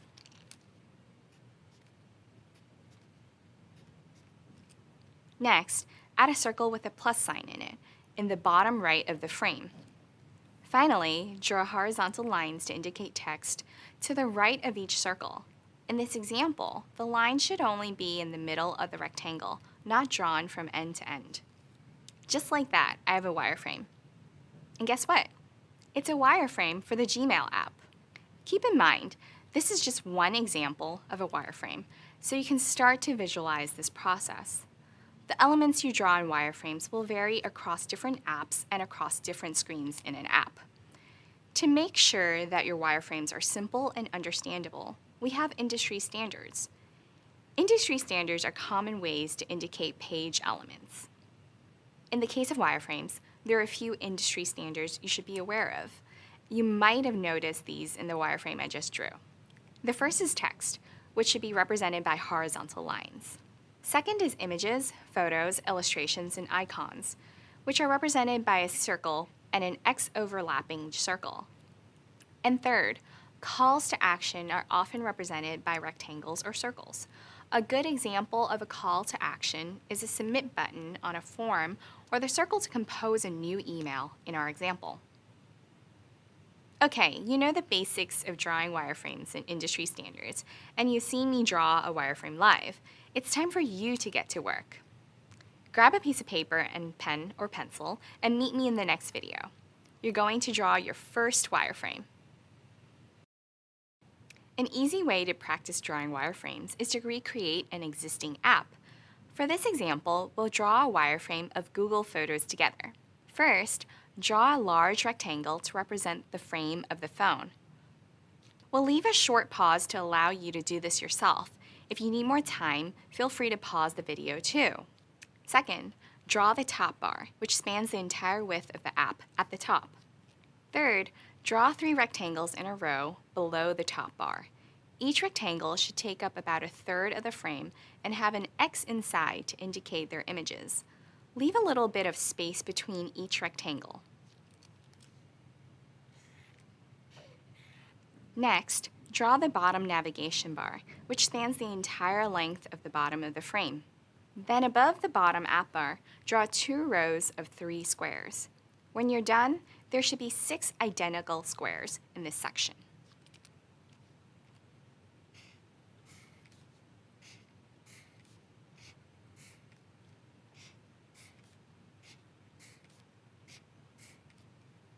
Now it's time to add some circles and squares to represent all the icons.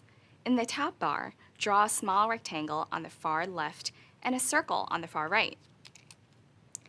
Next, in the bottom navigation bar, add 3 small squares, one on the left, one in the middle, and one on the right. Finally, add some straight lines to represent where there would be text. First, add a straight line in the middle of the top navigation bar.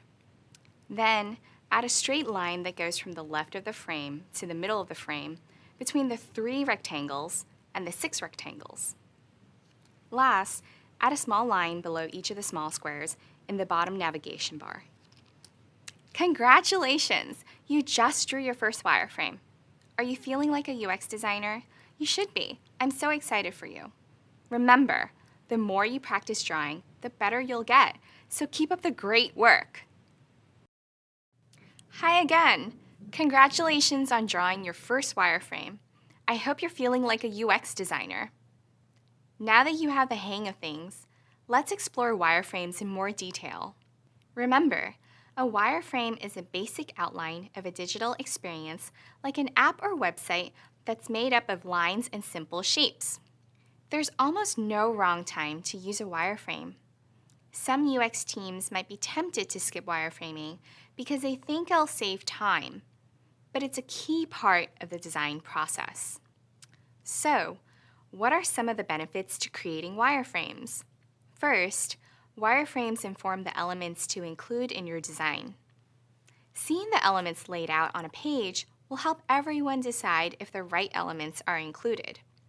Second, wireframes help you catch problems early. Wireframes allow you to map out how all the elements will look on each page and how users will navigate from page to page. This lets you check if elements are missing, out of order, or disorganized. Also, wireframes get stakeholders to focus on structure instead of the details like color and text. The magic of a wireframe is its simplicity. A wireframe is a basic outline made up of lines and simple shapes, so there are no details for stakeholders to get hung up on. This allows you to make decisions early on the structure of the website or app. Next, wireframes allow you to save time and effort. The wireframe serves as a guide for everyone involved in the project. Engineers and other stakeholders agree to follow the guide early, so fewer revisions are needed. Knowing how the design will be built saves time and effort for everyone. Lastly, wireframes allow you to iterate quickly. When you design, you always need options. Overall, wireframes let us explore a greater number of design ideas and make it easy to create new designs faster. Okay, so now you know the benefits of wireframing. Let's keep building your wireframing skills and check out different methods you can use to actually create these wireframes. See you soon! That wraps up our introduction to wireframes. Let's recap everything you've learned so far. You started by learning how to use research to inform the ideation process. Then, you came up with goal statements. Next, you learned how to create 2 types of storyboards, big picture and close-up. And finally, you explored what a wireframe is, how to draw one, and the benefits of wireframes. Keep in mind that at this point in the design process, you should have lots of ideas that address a real user need. You want to refine those ideas, and wireframing can help you do that. Coming up, we'll explore ways to wireframe on paper and digitally. You'll even create your own digital wireframe in Figma. I can't wait to continue on this journey with you. I hope you're excited about drawing because there's more to come. See you soon! Hello again! So far, you've drawn a wireframe for products that already exist, like Google Photos. This is a great way to practice wireframing because you have a real product to reference and try to replicate. Coming up, you'll learn how to build wireframes for a new product or feature. To do this, we will focus on organizing the information in your wireframe using what we call information architecture. Draw lots of wireframes on paper for a new product. Transition from paper wireframes to digital wireframes in Figma, which I'll demonstrate.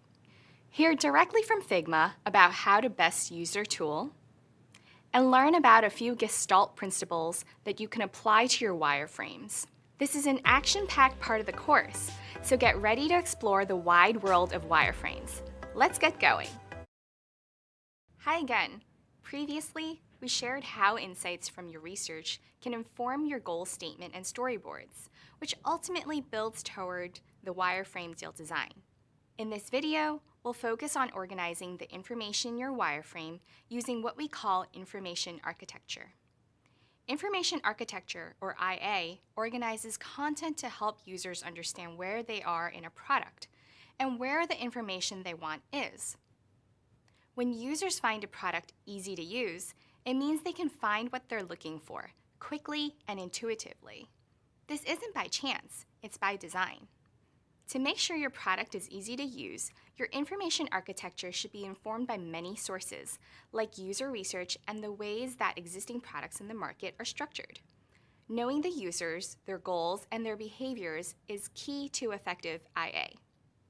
IA helps organize a site or an app. It's like a map. Here's an example of how IA might come to life. Notice how it's a bunch of lines and rectangles. The rectangle at the top might represent the home page because it's the page you want users to start on when they enter your website. Below the home page is a row of rectangles that are each attached to the home page by a line. This row of rectangles represents the different sections of your website. For example, if you're creating a site map for a shopping website, this row of rectangles could include products, cart, user account, and the shop's about page. Finally, each section has a column of rectangles attached to it by lines. This column of rectangles represents the subpages of that section. For example, the cart section of our shopping website might include subpages like order summary, shipping, and payment. Creating information architecture is an important part of UX design for many reasons. First and foremost, IA organizes and defines the overall structure for the app or the site. Second, it provides a high-level view of a product. As a UX designer, you need to understand how the elements of a product fit together and relate to each other in order to create the design of that product. Third, IA helps stakeholders review your designs.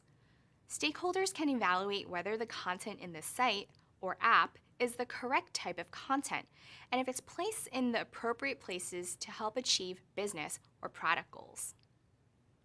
Strong IA also helps engineers understand how to organize the data so the eventual development of the product matches the visual designs you've created. So not only will your users benefit from good IA, it'll make your colleagues' jobs easier too. Finally, an information architecture that's flexible allows your ideas to grow and iterate with the design. The ability to adapt your approach at different stages of a project is one of a UX designer's most necessary skills. For example, you should group your information architecture in a way that allows you to add additional categories in the future. Once you've established your information architecture, you can use it to inform your wireframes. A stronger IA generally means clearer wireframes and a better thought-out product overall. Put it this way, if you create a clearer information architecture for the dog walking app, you'll have a better understanding of how the different screens in the app will fit together and how the user will move or navigate between those screens. This will help a lot when you start drawing wireframes. Now you know the basics of information architecture and how IA can inform your wireframes. Next, we'll explore how information architecture is visually represented through sitemaps. Meet me there. Hello again. Earlier, you learned how to draw one frame of a wireframe on paper when you created your first wireframe of the Google Photos app. In this video, we're going to take your wireframing skills to the next level. Wireframing helps you get your ideas down. So it's time to draw wireframes for a new product. Let's go. Remember, a wireframe is a basic outline of a digital experience, like an app or website that's made up of lines and simple shapes. The goals of creating wireframes are to establish the basic structure of a page and to highlight the intended function of each element. We want to focus on the structure and function before visual elements like color or fonts are added to the mix. You may be wondering, why do we build wireframes on paper? Remember, we already covered the benefits to creating wireframes in general, so I'll quickly share a few benefits to paper wireframes in particular. First, paper wireframes are the fastest way to get your idea out. A simple drawing by hand is much faster than building a wireframe in a digital tool. Think about how quickly you could draw a few lines, squares, and circles on a napkin. Now that's speedy. Second, drawing on paper is inexpensive. After all, you only need a pen and paper. No fancy tools or software are required. In addition, because creating paper wireframes is fast and inexpensive, you can explore lots of ideas. Keep in mind that wireframes are not meant to be perfect. Instead, wireframes help you get all your ideas out on paper without worrying about every single detail. Later, we'll review those ideas and narrow our focus on the best parts of the wireframes we drew. Okay, there's one thing I should clarify. The example wireframes we presented earlier in Gmail and Google Photos were for products that already exist. This is a great way to practice wireframing because you have a real product to reference and try to replicate. But typically, we draw wireframes for a new product or new feature. To help us explore a lot of ideas, we may be creating multiple wireframes for the same screen of an app or website. Think about this example. Imagine we need to draw wireframes for the homepage of our dog walking app. The dog walking app doesn't exist in real life yet, so we're coming up with lots of ideas for the structure of the homepage and the intended function of each element on the homepage.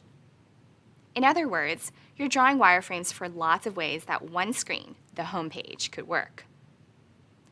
Paper wireframes sound pretty great, right? So grab your thinking cap and let's get to it. Step 1. Before we begin drawing, it's helpful to write a quick list of the information that needs to go on the page you're drawing wireframes for.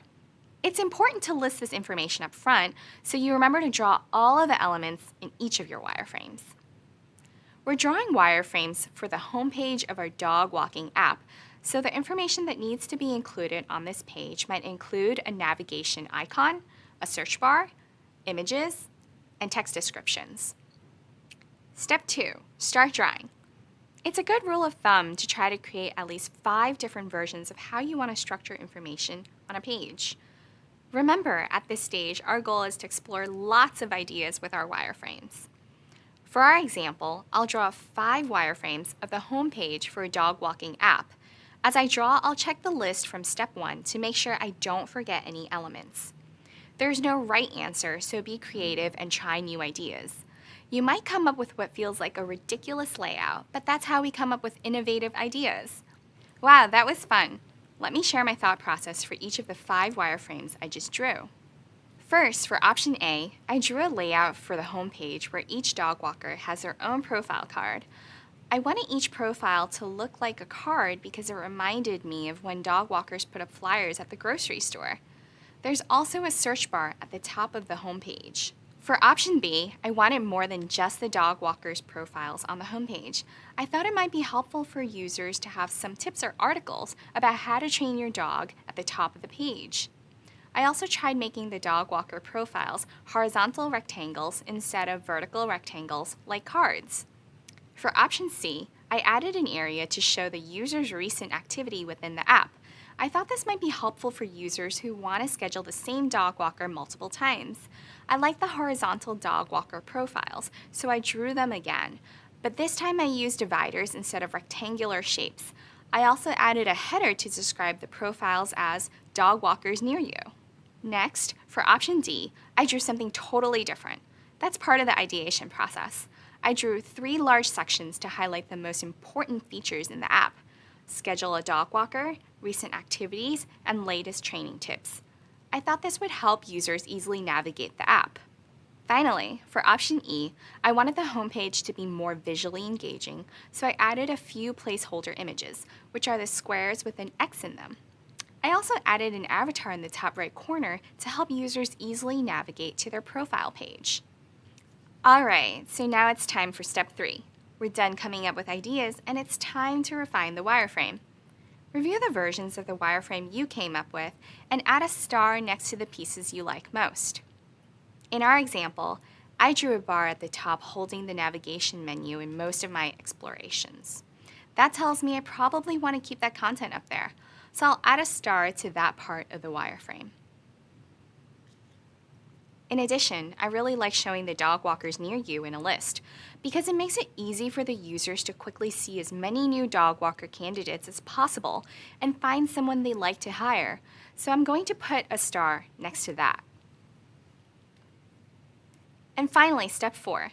With attention on the best of your ideas, you can narrow down the parts of your wireframe that you want to explore further in a digital wireframe. It's helpful to pick 2 or 3 ideas to build out further using a digital design tool. We'll cover wireframing digitally in the next video.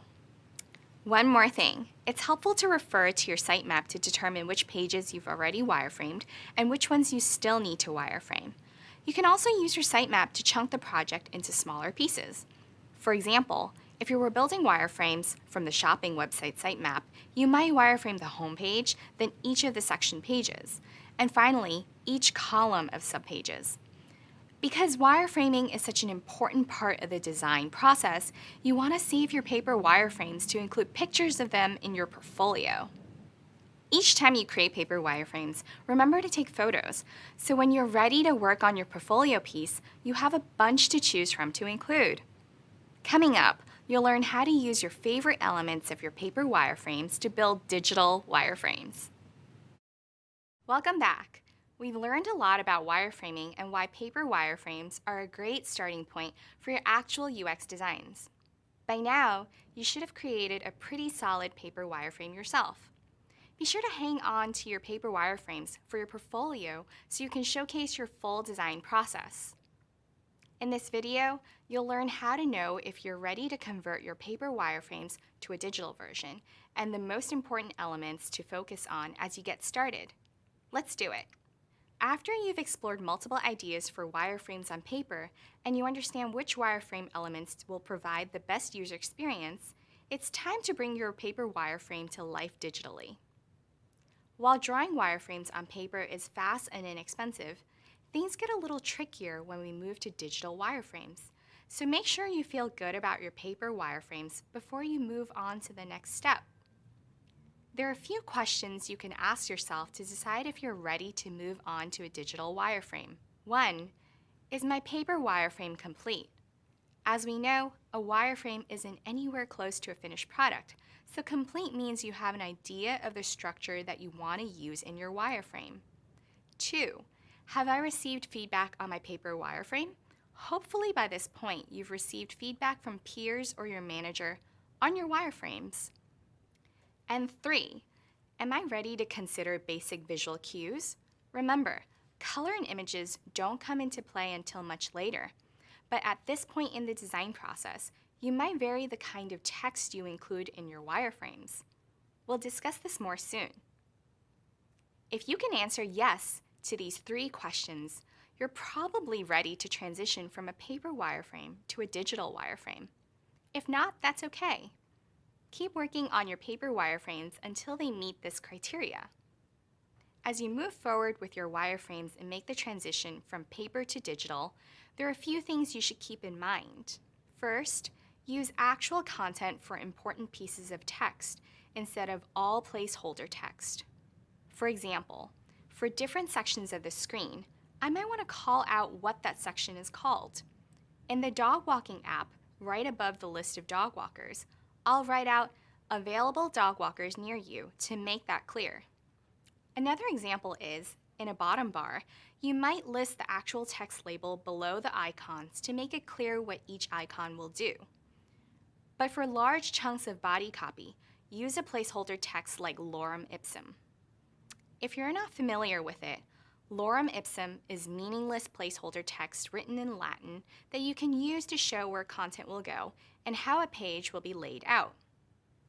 The use of Latin text to simulate words without actual meaning started in the printing industry, where it was used to lay out a printed page before the real text had been written. The 69-word lorem ipsum text block originally appeared in an ethics book written in 45 BC by the Roman scholar Cicero, and it was first used for fake text in the 1960s. While manual printing is pretty much extinct, designers still rely on lorem ipsum to simulate text in a layout. Using lorem ipsum allows designers to present the structure of the wireframe without the distraction of actual words. You'll see lorem ipsum used a lot and will use it frequently yourself throughout your UX design career. The second thing to keep in mind when transitioning from paper to digital wireframes is that you should hold back on adding expressive content like color or images into your wireframe for now. Your wireframe should still focus on functionality. Wait until you start working on prototypes before adding expressive visual details. So why do UX designers create wireframes digitally? Digital wireframes allow you to pay more attention to the details. The goal of paper wireframes was to get all of your ideas out on paper, and it was okay to be messy. But now with digital wireframes, it's important to get the structure right, and that means making your design cleaner. Digital wireframes are also easier to share than paper wireframes because many digital tools, like the ones we'll use, allow you to collaborate. Sharing a link to your digital design is a lot easier than making photocopies and mailing them to each of your stakeholders. All right, using what you just learned, you should be able to get your paper wireframes in a good enough state that you're ready to start translating them into a digital format. And coming up, we'll do that as we transition from a paper wireframe to a digital wireframe in Figma. Keep up the great work. Hi there. You've learned so much about the UX design process so far. You've created some basic wireframes and explored different elements that go into planning your design. Now's a great time to switch over and learn the ins and outs of a UX design tool. This way, you get a feel of what it's like to build a project. In the next video, you'll learn to use an innovative UI and UX design tool called Figma. There are many applications and tools out there to help you achieve your wireframing and design goals. So what makes Figma special? Figma simplifies the design process by allowing teams to collaborate, even if they're not in the same location. And that's appreciated by designers who work remotely or teams where individuals are located in different parts of the world. Imagine you're collaborating with the designer on the other side of the globe. You're on a tight deadline to have the project completed. Working together on a cloud-based app speeds up the process, making it ideal for collaboration and time management. I've personally used Figma a lot for remote work because Figma enables a very collaborative environment. My team runs a good amount of workshops with other teams around the company, and oftentimes, many of the participants are based in different locations. Figma's collaborative features have made it possible for us to continue doing workshops even though we may not physically be in the same room. Figma is widely used by the design community, so there are many plugins made available by the design community to help speed up the design process. Figma is considered an all-in-one tool because designers can create wireframes and prototypes, which we'll explore later.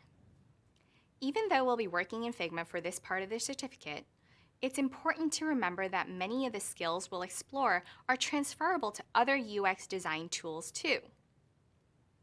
Remember, UX design changes often, and so do UX design tools. Once you know the basics in one tool, like Figma, you'll be able to master a new tool in no time. Coming up, you'll learn how to create a Figma account, build digital wireframes in Figma, and understand how to present your new digital wireframes. Hi there! Now that you understand the basics of wireframing and have been introduced to Figma, we're going to put these two things together. So far, you've drawn wireframes on paper, but now let's go digital. In this video, you'll learn how to transition the wireframes you've drawn on paper into digital wireframes using Figma. So, let's open Figma. I'll start by adding pictures of my paper wireframes to the Figma dashboard. I took photos of my sketches already, so I'll upload them now. From the menu, click File, then Place Image. Let me find where I saved my paper wireframe photos on my computer. Found them. Now that I've located them, I can upload them to Figma. Another way to upload the photos is to drag them from a folder and drop them into Figma. Let me demonstrate it for you now.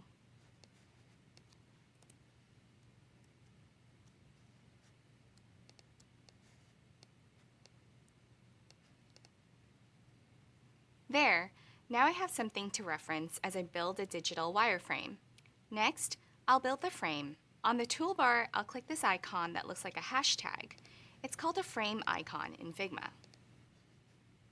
Then I'll select the platform I want to use. You can create a wireframe for any type of platform. Since I'm demonstrating how to build a mobile app, I'll choose a phone as the frame. I'll pick Android. Seeing the long rectangle makes it much easier to visualize the phone screen. To make it easier for me to reference, I've moved the home screen sketch next to the Android frame. Now I'm ready to create the bar at the top of the screen. To do that, I'll need to create another rectangle. I'll open the Shapes menu in the toolbar, where there are a variety of shapes to choose from. I'll select this rectangle. Then, I'll draw the rectangle in the frame across the top to create the bar. Next, I need to create the navigation icon, which is usually 3 horizontal lines. To do this, I'll draw a line. I need the Shapes menu again for this one. The navigation icon will be in the top left corner of the app. So, let's draw the first line. Oops, that doesn't look very straight, does it? I'm going to delete that by selecting it and using the delete key on my keyboard. Here's a pro tip. To create a perfectly straight line, instead of drawing it freehand like I just did, you need to hold down the Shift key on your keyboard as you draw. There, that's better. Instead of drawing 2 more lines, I'll copy this one. I'll select the line by clicking on it, then use the keyboard shortcut to copy it. On a Mac, hold down the Command button, then press C. On a PC, hold down the Control button, then press C. Now that I've copied the line, it's time to paste it. I'll use a shortcut again. This time for paste, you can press Command V or Control V. It seems like the second line pasted right on top of the original line, so you might not be able to see it. But I can use my keyboard arrows or my mouse to move the new line. I'll put the new line directly below the original line. Now, I'll make another copy and position this third line directly under the previous one. Do you notice how when I move the line I drew, red lines appear in the frame? Those are guiding lines to help line up the shapes. That way, when you have a group of lines or shapes, none of them are too far to the left or to the right. Great, now let's go back to our hand-drawn wireframe. The next feature on the bar is the company logo. Remember, for wireframes, we want to keep this simple, so I'm going to create another rectangle to act as the placeholder for the logo. Now, let's fill the rectangle in with a new color to show that it's a placeholder for something else and to provide contrast with the bar. First, I'll select the shape, then in the Design menu, I'll choose the color. Since this is a wireframe, I'll just use a darker gray. Great, so we have the bar at the top of the app and a spot for the logo. The last element that'll be in this bar is the profile icon. To make the profile icon, I'll use the Shapes menu again and select a circle. Remember how I held down the Shift key to draw a straight line? I'll also hold down the Shift key to draw a perfect circle. Let's make this dark gray too. To make the circle seem like a person, I'll add a smaller circle for the head of the person. I'll make this circle light gray for contrast. To make the body, a stick figure will do. I can use a few lines for this one. First, a straight line for the body.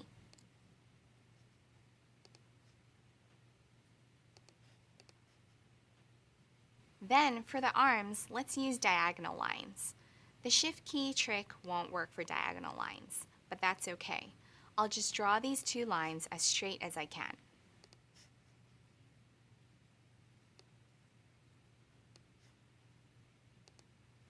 You'll notice that I made those lines gray as well. So now I have the bar at the top of the app. Great. The next thing I need to create is the image carousel at the top of the page. An image carousel allows me to show rotating features in the app. To represent the carousel, I'll make a large rectangle. Just like in my paper wireframe, I'll draw an X through the rectangle to show that this will be an image once we get to the hi-fi stage. I'll choose a light gray for the X so it somewhat fades into the background.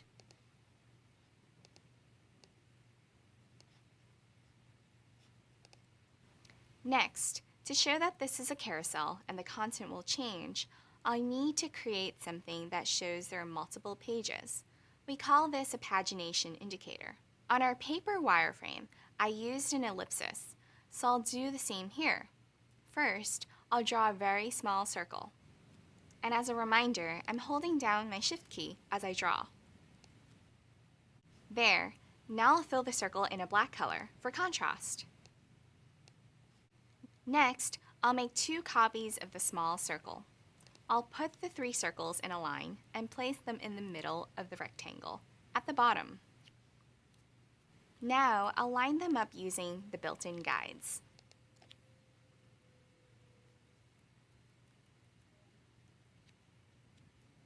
Together, these 3 dots show that the image and content will rotate on the carousel. Perfect! Next, let's write some copy. As a reminder, the only copy you should include in a wireframe are words that help people understand the function of a button or section. To do that, I need to create a text box. I'll click the text icon, then I'll draw a box where I want the text to appear. The blinking cursor indicates where I can type. I'm going to write, "Latest tips to train your dog." This kind of title is important to explain what the rectangle represents. Although wireframes don't have a lot of text, it's a good idea to use some copy here and there, because real text helps ground you in the design. If I just use placeholder text like lorem ipsum here, the purpose of this carousel wouldn't be clear.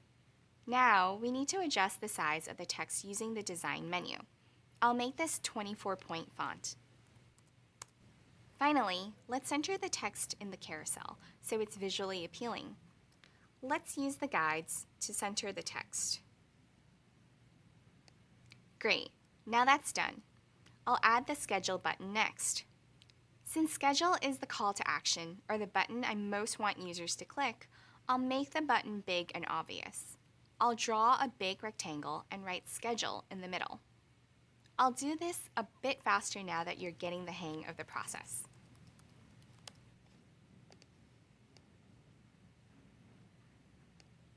Now I have more than half the wireframe completed.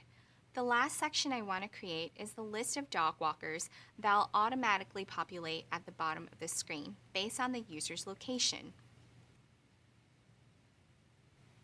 So first, I'll add another text box.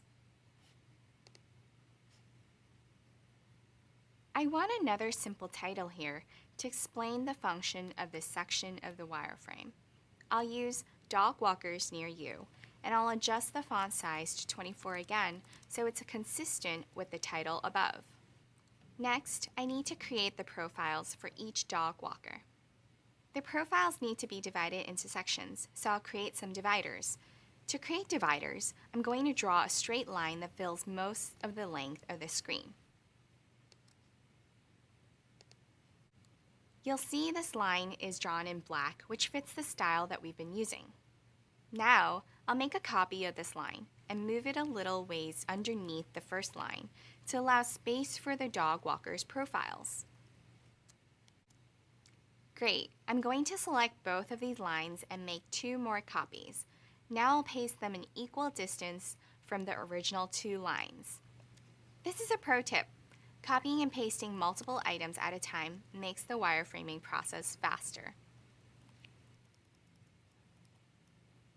Earlier, I used Figma's guiding lines to line up each element, but when I have a bunch of elements like this group of lines here, I can use other techniques.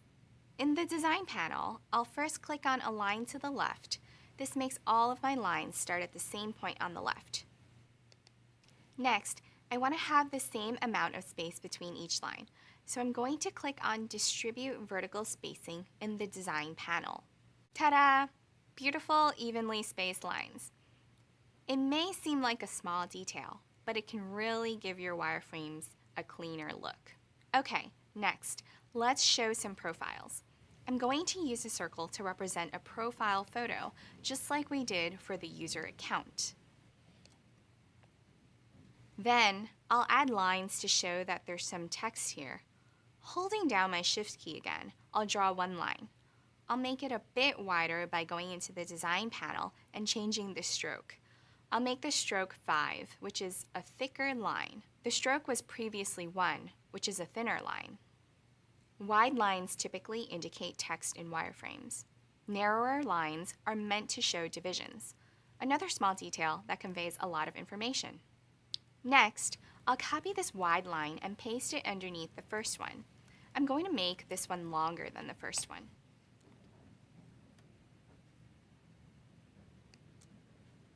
Just a minor thing like different line lengths can convey a lot of information. The top line is shorter since this will be the dog walker's name. Then the line underneath is longer because it'll have additional information about these dog walkers. These kinds of details will feel more automatic to you the more wireframes you build. Now we want to fill in the boxes we created with the dividing lines with more profiles of dog walkers. First, I'll make a copy of this group of design elements. I'll do that by selecting the avatar with the lines, then using Command-C, then Command-V, or Control-C, then Control-V on the keyboard. This will make a copy of the group of elements right on top of the existing group. Then I'll drag the set of elements I just copied and pasted down lower in the frame. I can use the arrow keys so that the new elements move. I'm going to follow the guiding lines to make sure they line up correctly. All right, the wireframe for the dog walking app's homepage is done. I think it's looking great. Coming up, you're going to be transferring your own paper sketches into digital wireframes. You should be really well prepared at this point. As you practice using Figma or any other digital tool, you'll get a lot faster, and digital wireframing will be almost as quick as sketching on paper. Of course, anytime you get stuck, come back to this video or look up the tutorials Figma has on their website. There are plenty of resources to help you as you get more comfortable with the tool. Good luck. Figma is a vector design tool that runs in the browser. Use Figma to brainstorm ideas, iterate on designs, create prototypes, and get feedback at any stage of the creative process. In this beginner's course, we're going to take you through the key stages of designing an app in Figma, from the initial wireframes to an interactive prototype. We'll cover the basics and introduce more powerful features like auto layout, components, and prototyping. There's something for everyone, whether you're new to design or new to Figma. We won't cover all these features in depth, but we'll provide you with resources to continue your Figma education. Sign up for a free Figma account at figma.com. With the Figma account, you can create teams, shared workspaces, where you can collaborate on files and organize them in projects. Choose from a free starter team or a paid professional team. If you are a student or educator, you can get access to all of Figma's professional features for free. Visit figma.com/education/apply to verify your education account. Once you've created your team, you can invite members to collaborate. This will give them access to all the projects and files in your team. You can choose what level of access each team member has. Learn more about creating teams and inviting members by searching Teams in the Figma Help Center. We're pretty sure we've got the next $1 million idea, a social media app for pets. We want some feedback on the general layout before we start exploring specific elements of our design. Wireframes are simplified designs that are devoid of any style, like color, type, or imagery. They allow us to map out user flows and explore different ways we structure our app without having to design any elements or add any content. We start our journey in the Figma editor. The canvas is the backdrop for all of your designs. It's where you'll add all the frames, shape, text, and images. There are no bounds to your creativity, but you should know that the canvas extends approximately 65,000 points in each direction. With the great expanse that is the canvas, we need something to put our designs in. Enter frames. Frames are the containers we place our shape, text, and image layers in. You can think of each frame in the canvas as a single screen of your design. The toolbar contains the tools we need for creating layers. Select the Frame tool in the toolbar. Frame presets in the sidebar on the right let us create frames with specific dimensions. We know that we're making a mobile app, so we'll select Google Pixel 2 XL from the presets. Two exciting things just happened. Figma added a frame to our canvas, and the sidebar on the left is no longer empty. Everything that we add to the canvas will also be added to the Layers panel. Let's right-click on this frame and name it to Home.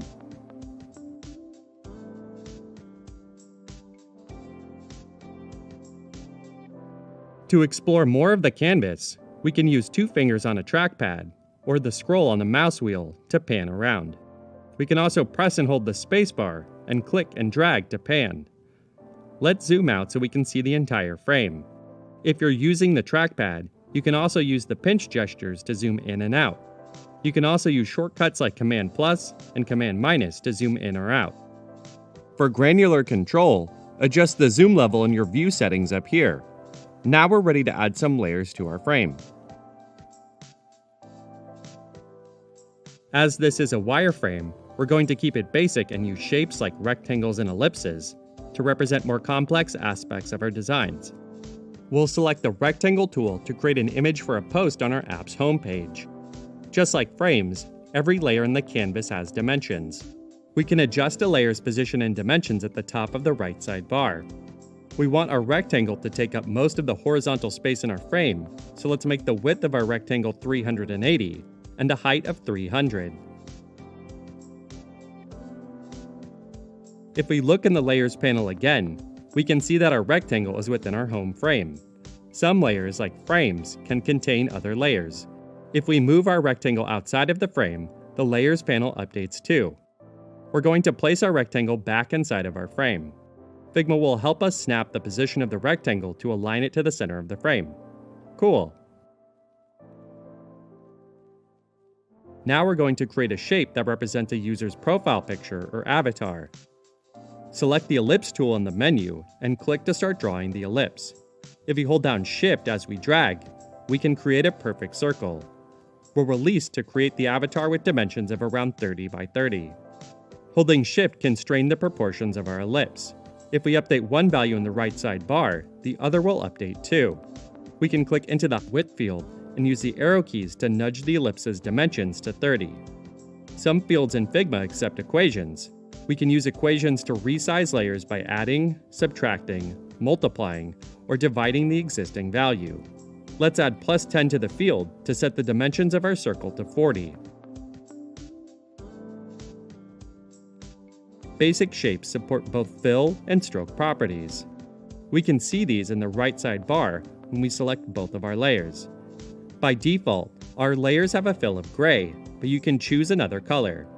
Enter a hex code in the field, or click the swatch to open the color picker. We can select colors from the palette or apply other fills like gradients, images, and even animated GIFs. We can also remove the fill entirely by clicking the minus button. We want our wireframes to appear like outlines instead of solid shapes. We can do this by adding a stroke. Strokes are outlines or borders around layers. We've learned to align layers to their frames, but we can also align objects to each other.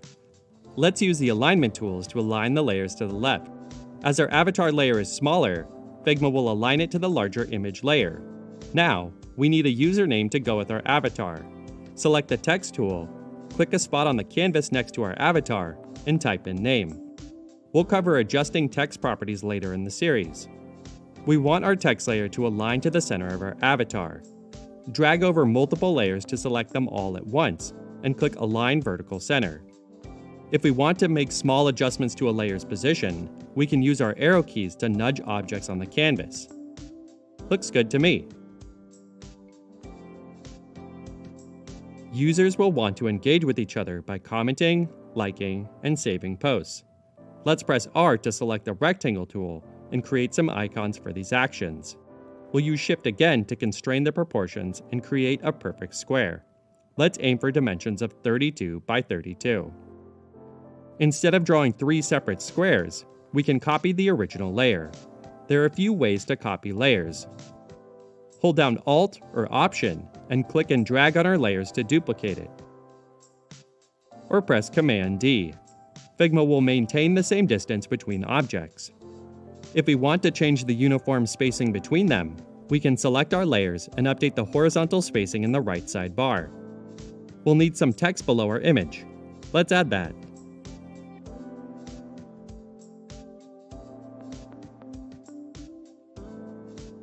All these layers make up a single post. We want to be sure these objects stay together. There are 2 ways we can group layers. We can use the keyboard shortcut Command G to create a group out of these layers. Groups allow us to move a collection of layers around without having to select each individual layer. We can use groups or frames to organize our layers panel. While frames and groups look similarly in the layers panel, they are fundamentally different. Groups are the sum of their parts and have no properties of their own. We can use groups to organize our layers or apply properties to layers in bulk. Frames, on the other hand, can have their own dimensions and properties, some of which can affect the layers within them. We'll learn more about frames and their properties later in this series. From the right sidebar, we can convert our group into a frame. Then, we'll copy this frame using the keyboard shortcut to create a second post for our feed. We'll move the other post below the other post in the frame.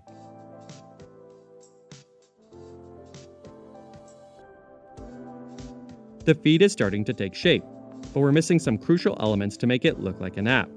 We need a status bar and a navigation menu to move between pages in our app.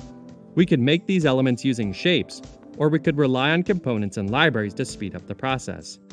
Components are the building blocks of our designs. They can be basic UI elements like buttons or icons, or more elaborate compositions like toolbars and menus. Libraries are collections of components and styles. You can use libraries in Figma to create, share, and use components across your files. You might have heard of a design system. Design systems combine component libraries with standards and guidelines for implementing them in code. They're a single source of truth for designers and developers and help to create consistency at scale. Let's look for a component library in the Figma community. The Figma community is a space where creators can share resources in the form of design files and plugins. We're going to use this wireframe UI kit, so we'll duplicate the file and add it to our drafts. We could copy components from this file and paste them into our wireframes. We're going to publish these components to a library instead to make them available to our team. We'll open the file in the editor and click the arrow next to the file name and select Move to Project. As components can only be published in a team, we'll move this to a project in our team. Now, we can go to the same menu and select Publish Components and Styles. We can enter a description of our library and press Publish to share it to our team. Back in our original file, we can now access that library in the Assets panel of the left sidebar. Click the book icon to open the library's modal. Toggle the switch to enable the wireframe in our file. Let's resize the left sidebar. Hover over the edge until the cursor appears, then click and drag to resize. Okay, we need components to represent the status bar at the top of the screen and a floating action button, or FAB, at the bottom. This generic status bar is perfect. To add this component to our file, we can click on the component in the Assets panel and drag it onto the canvas. We'll position the status bar near the top of the frame and release to place. We'll align to the top and left. Let's repeat this process for the FAB and place it in the bottom and the right of the frame. Now we have copies of these components, known as instances. Instances are connected to the main component they originated from.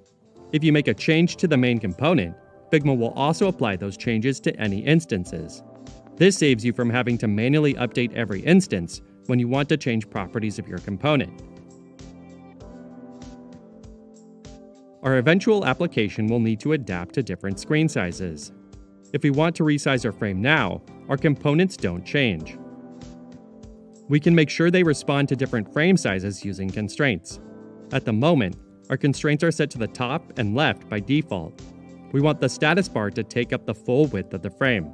So we'll keep the vertical constraints at top and set our horizontal constraints to left and right. We'll set the constraints for the FAB at the bottom and right. Now, when we resize our frame, the components will respond according to their constraints.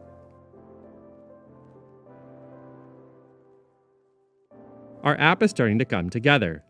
Let's create a frame for our menu. Select the frame in the toolbar or press the F key. We'll add another Google Pixel 2XL preset to the canvas. Let's add some text layers for each page in our app. Press T to select the text tool and click to create a new text layer. We'll type in menu item for now. We want all our text layers to be the same width, so we'll set the width to 200. We'll also increase the font size to 20. Let's duplicate this layer to create 4 more menu items, one for each page in our app. Hold down Alt/Option, then click and drag to duplicate. Then, use the duplicate shortcut. Let's copy the status bar and FAB from our home page to complete our menu page. We'll click to select the status bar, hold down Shift, then click to select the FAB. We'll then use the shortcut Command-C to copy them to our clipboard. Select our menu frame, and press Command-V to paste. Figma pastes them in the same position as this frame. Nice. I think there are some other ways we could lay out this menu page, so let's explore some different approaches.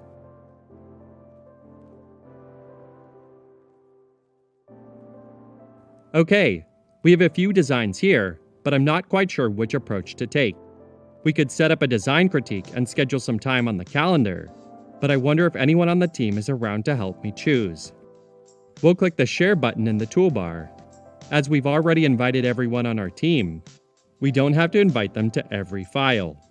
We'll click Copy Link and drop the link in our team channel.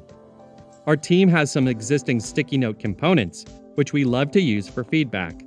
I'll enable that library in this file while I'm waiting for our team to arrive. Our team members' avatars are showing up in the toolbar. To jump to their location on the canvas, we can click on their avatar to enter observation mode. It sounds like our team loved the simplicity of our first design, but thought that a back button would be better than our FAB.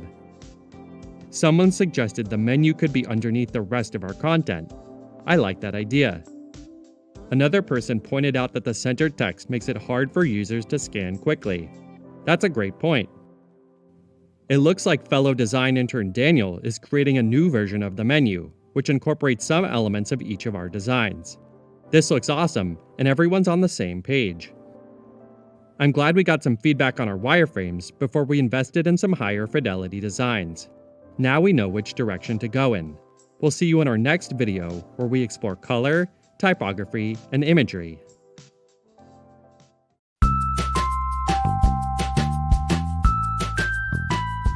My name is Erica, and I'm a senior visual designer.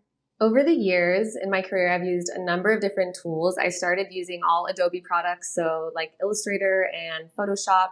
And as time's gone by, I've kind of learned to not get super comfortable in one tool or another. And over the last few years, I've used Sketch, and I've become super comfortable using Sketch until about last year when Figma was kind of introduced and became a little bit more mainstream. So now me and my team mostly use Figma. If a job is telling you need to know Figma, for example, and you've only used Sketch, then I wouldn't worry about it because they're very similar and these tools kind of change over time and you'll be able to pick it up in no time. Oftentimes what I'll do when there's a new software, I'll just dive in and see what's different, what's not different, and kind of go from there. I talk to people around me who have used the tool before and see how they like it and if they have any tips. Most of these tools have really, really good help centers on their websites. So I'll go through some of the tutorials there, read through all of their help center articles if there are specific things that I have a hard time with. When you're starting to learn a new design software, sometimes the best way to do it is just to dive right in. What I like to do is just open it up, make a circle, change the color of the circle, add a stroke, then use the text tool and you can type out a sentence. You can change the text by updating the font or changing the color. And sometimes that's just the best way to learn a new tool.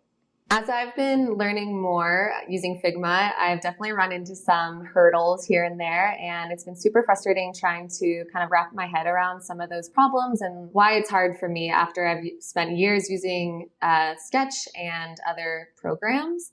And what I'll typically do is kind of just take a step back, maybe kind of put that software away for the day, and then the next day kind of just dive right into those help center articles on either Figma or Adobe's websites. They're super helpful and you can just search for the term that you're looking for and a bunch of articles will show up. Another thing I'll do is do a general Google search and see if people are having the same problem as me, which is often the case. And there are lots of YouTube videos and other articles on the web that you can check out as well. It's the best feeling once you finally mastered a tool and can use it and just weave it into your everyday workflow. I found that just using Figma every day has really helped, and now I feel like I'm finally mastering it. Design tools are there to help you. They're really just a means to an end and shouldn't get in your way when you're working on your designs and concepts. You should definitely get used to using Adobe XD or Figma, but I wouldn't get too attached because there's definitely going to be new tools coming your way. Have you ever looked at an app and found that your eyes are drawn to a certain spot of the screen? That's because design principles are actually happening behind the scenes. We know our eyes are being drawn to something, but we may not be able to easily articulate how that's being done exactly. You know how to create basic wireframes of an app, so it's time to learn a few principles to make your designs even more usable and intuitive. In this video, we'll explore the concept of the Gestalt principles. There are a few Gestalt principles that you can commonly apply to your wireframes, like similarity, proximity, and common region. Keep in mind, there are more Gestalt principles beyond these three. To get things started, let's define Gestalt principles. Gestalt principles describe how humans group similar elements, recognize patterns, and simplify complex images when we perceive objects.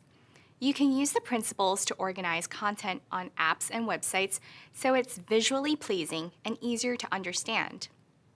Basically, humans naturally notice the whole of something before noticing the parts.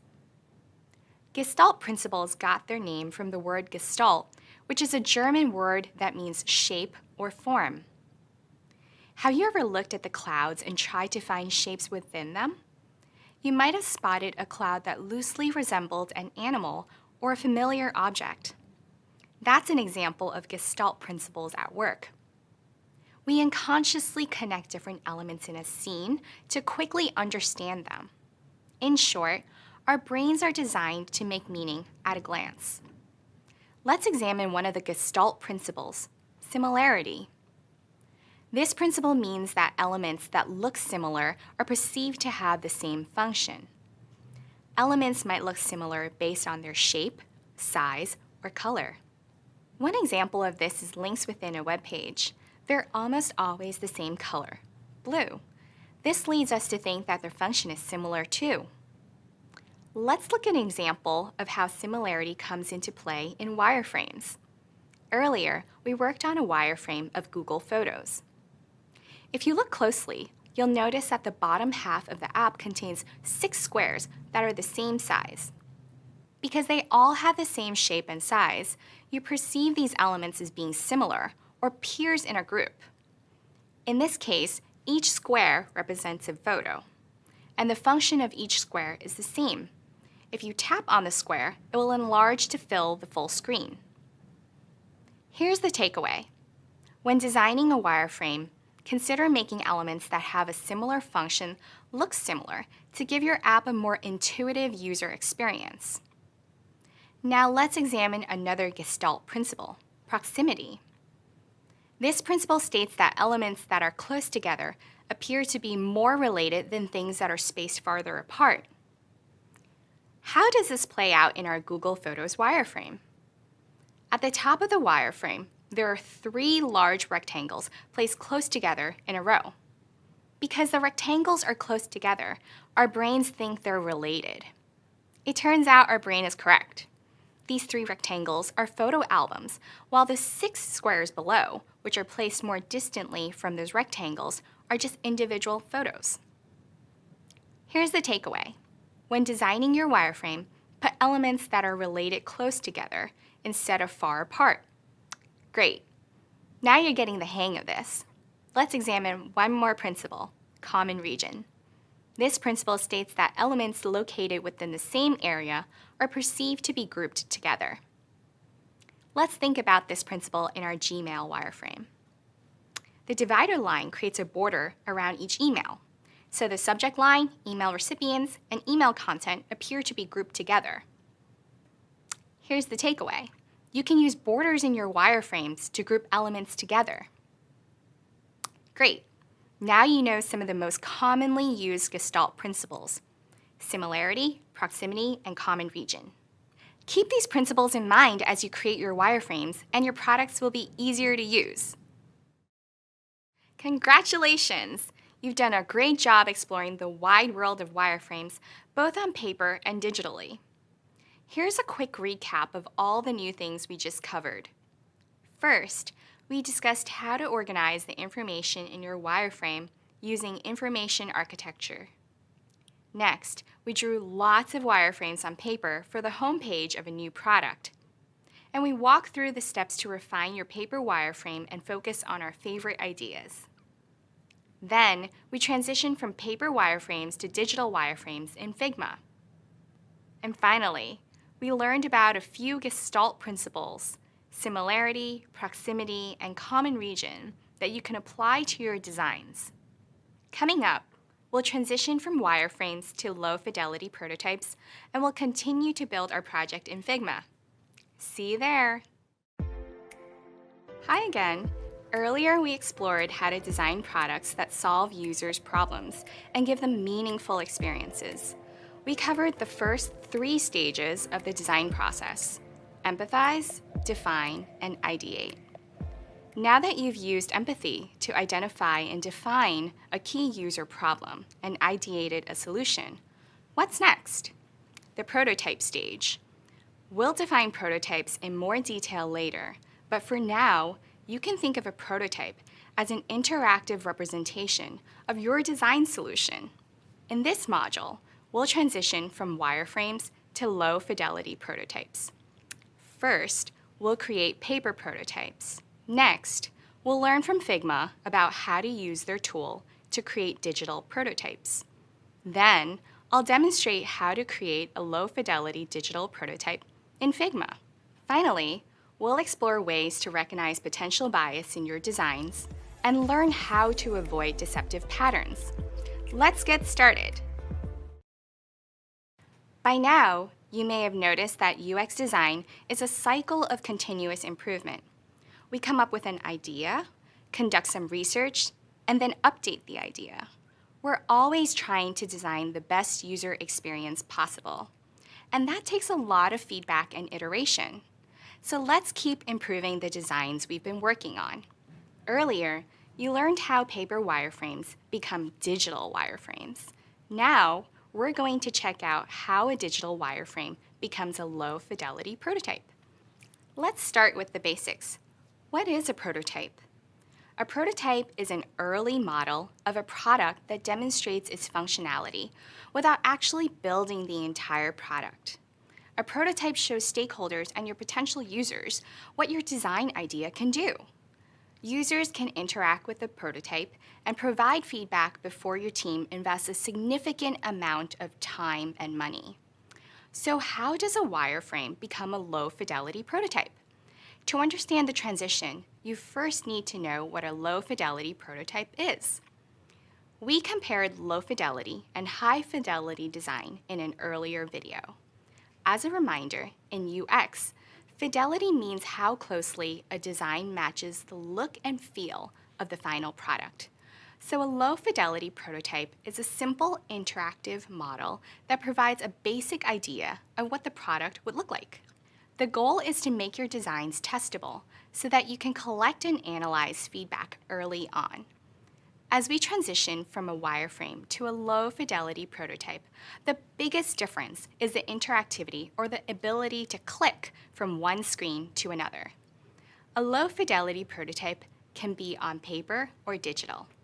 For a paper low-fidelity prototype, interactivity might be a human acting as a computer and manually changing the design in real time. For a digital low-fidelity prototype, interactivity might be connected wireframes, where you can click on a certain part of the wireframe, like a submit button, and be taken to the next wireframe.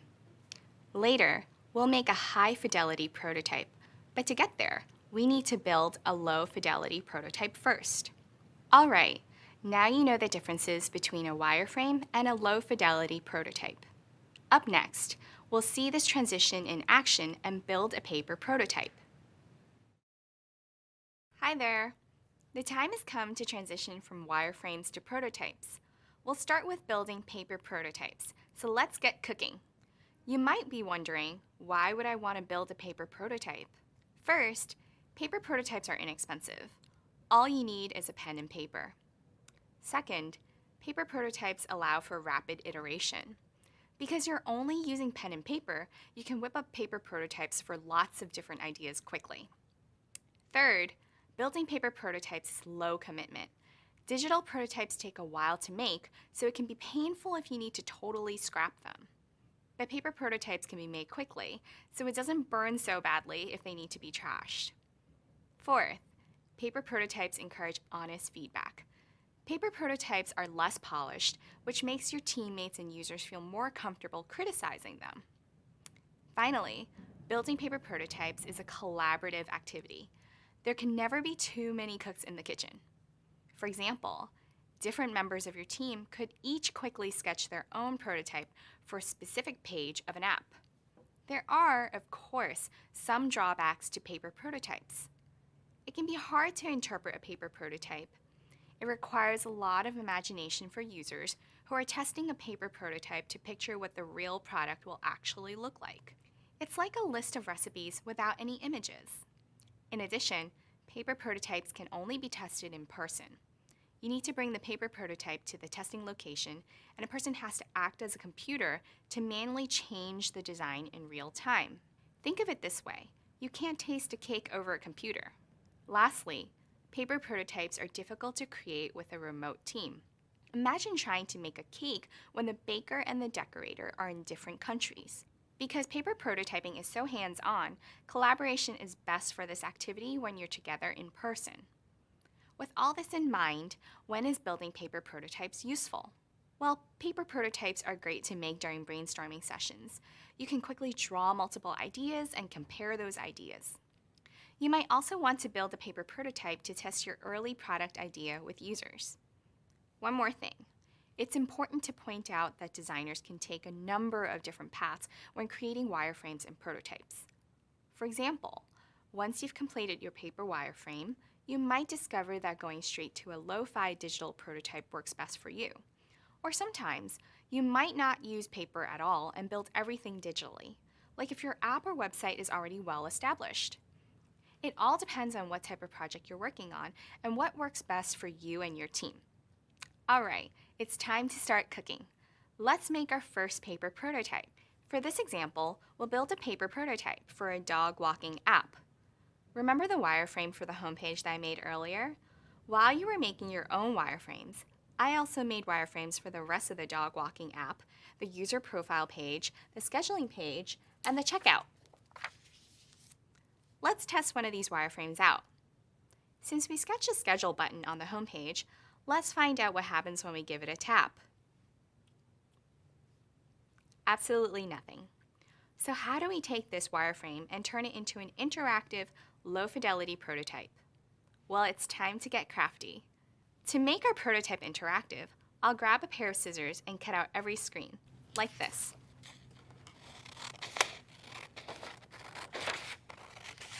To save time, I'll borrow a trick from popular cooking shows.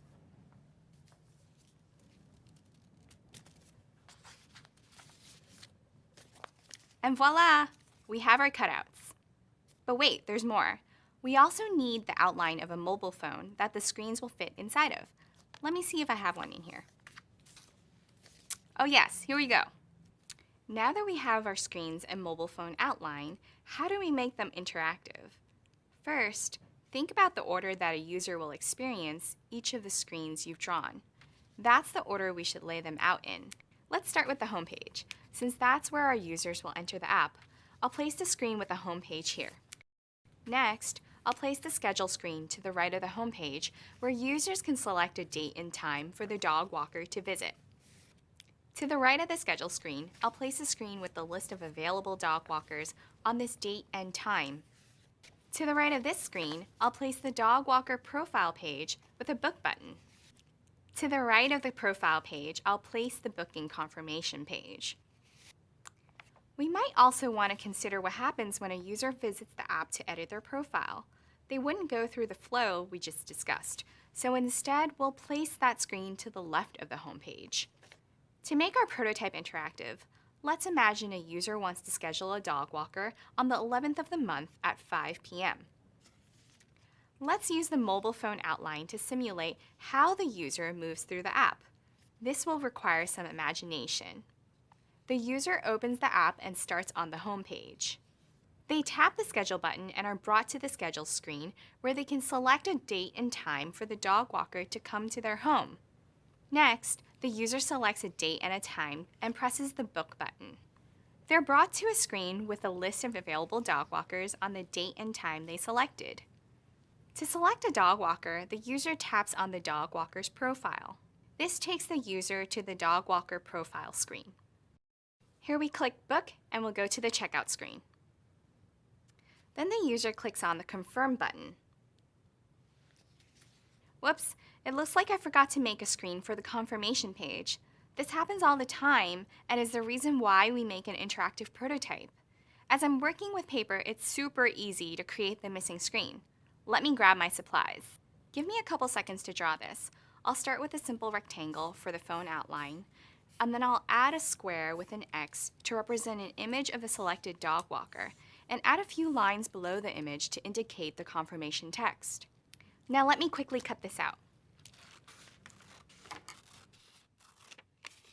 There we go. I can now finish the user's journey through the app. And there you have it, a paper prototype.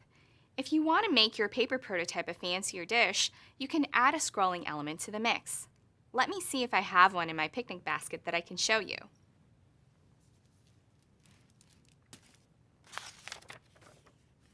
Aha! Here we go. This paper is another version of the available dog walker screen that I made earlier. It's a long list of many dog walkers, which is what a user would likely experience in the real app. To simulate how a user scrolls, we place the mobile phone outline at the top of the screen. I'll hold down the mobile phone outline and slowly scroll through the long screen using my finger. And there you go. You've just learned how to turn a paper wireframe into a lo-fi paper prototype. Awesome job! Before we come to a close, it's time for a little pop quiz. Why do you think we decided to design for mobile as the first step? Because it's the smallest space our designs might appear in. If our design works well on the limited screen of a mobile device, there's a good chance they'll fit on a larger interface like a computer monitor too. One other thing to keep in mind when deciding whether to design for mobile or desktop is what's best for the product and business. Either way, you can create paper prototypes like we did here. Coming up, we'll check out how the wireframe to prototype transition works on a digital level. Hi there! Now that you have a paper prototype, it's time to transition it into a digital one to get a feel for how the final product will operate. Revisiting the UX design application, Figma, we will make our paper prototype come to life. This will be similar to when we explored converting a paper wireframe into a digital wireframe using the same application. Remember, Figma is considered an all-in-one tool.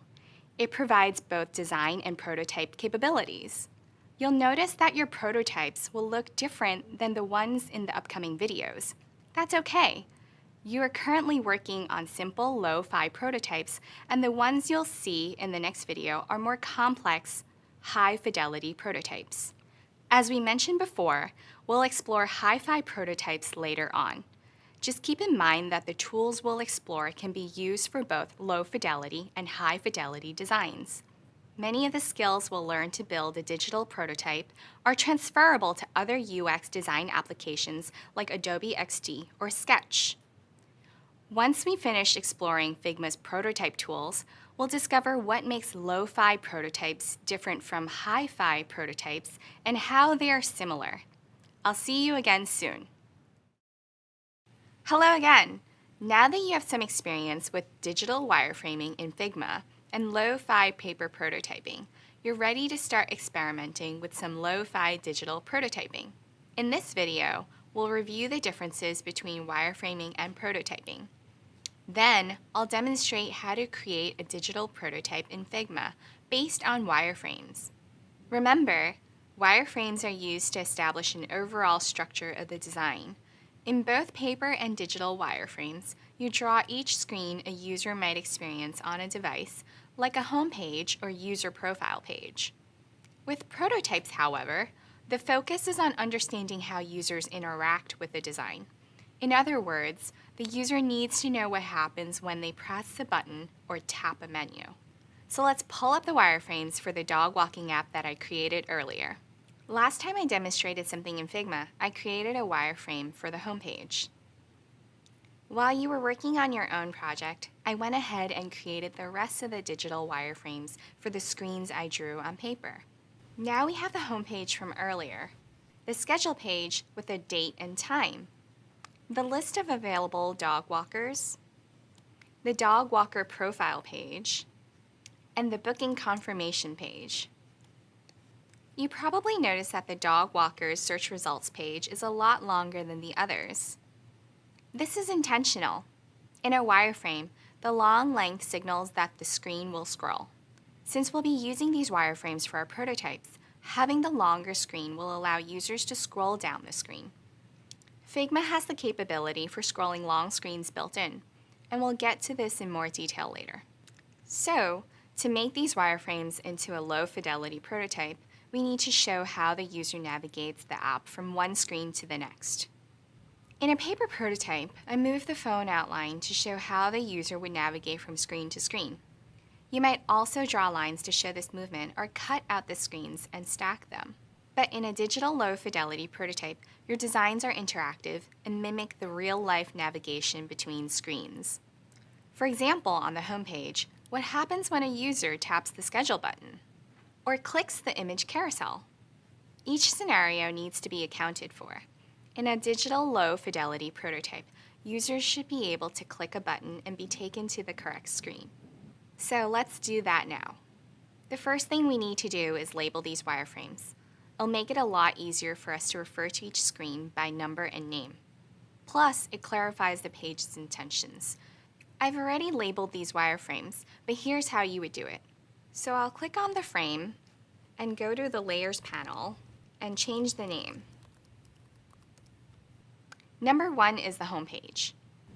And I'll do the same with the rest of the screens. Number 2 is Schedule page. Number 3 is the list of available dog walkers.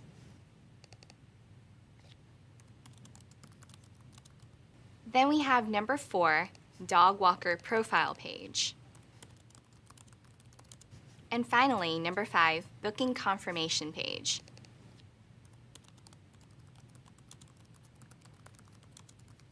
Okay, great. Now we're ready to prototype. The first thing we need to do is change from the Design tab to the Prototype tab. This changes the options for what we can do with each of our wireframe screens. Now, when I hover over or select the element in the wireframes, notice how a little circle with a plus sign appears on the right side of the element? This is a connection node, and it indicates where a prototype connection can begin. So for example, what do I want to happen when the Schedule button is tapped?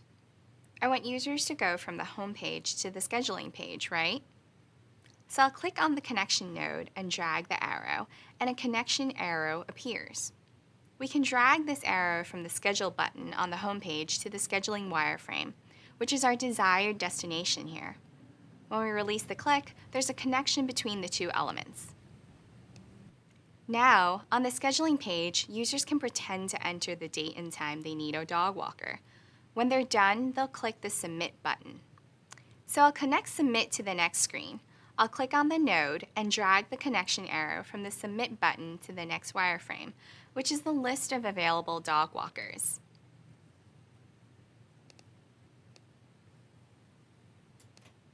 Okay, let's assume that the user is interested in this first dog walker. So they click Learn More.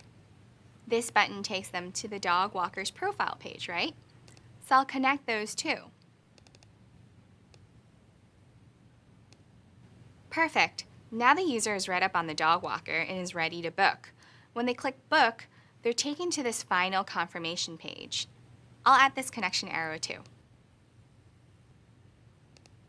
Yay, I've created a usable prototype. Let's see it in action.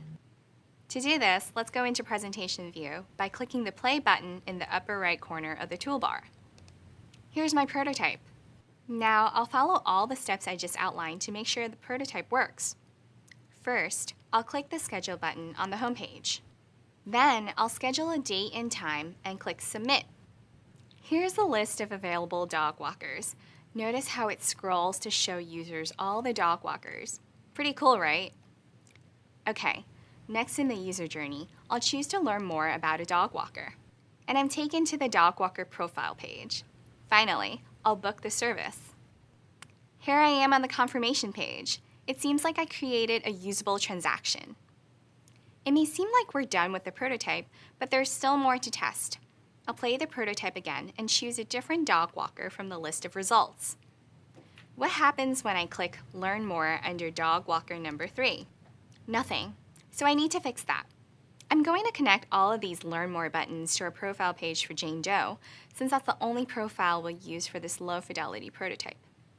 This way, no matter which Learn More button a user selects, they're taken to this example profile page. You could make several profiles for your prototype if you'd like, but I'm keeping it simpler here to save time. Okay, what are we missing on the profile page? I've already connected the Book button to the confirmation page. These other squares are placeholders for images, so I won't worry about those yet. Look at the bar at the top of the screen. See this left-facing arrow? What should happen with this? When users click it, they should go back to the previous page, right? So I'll connect the back button with the previous screen, the list of available dog walkers. Perfect. Now I'll do the same with the rest of the back buttons. They should each be connected to the previous screen. One more thing. Let's revisit the schedule page. Here on the screen, there's another place a user might click the Cancel button. The Cancel button should take the user back to the home page, so I'll make that connection. Now that we're on the home page, there are more places the user might click. What happens when a user clicks on the profile icon in the bar at the top of the app?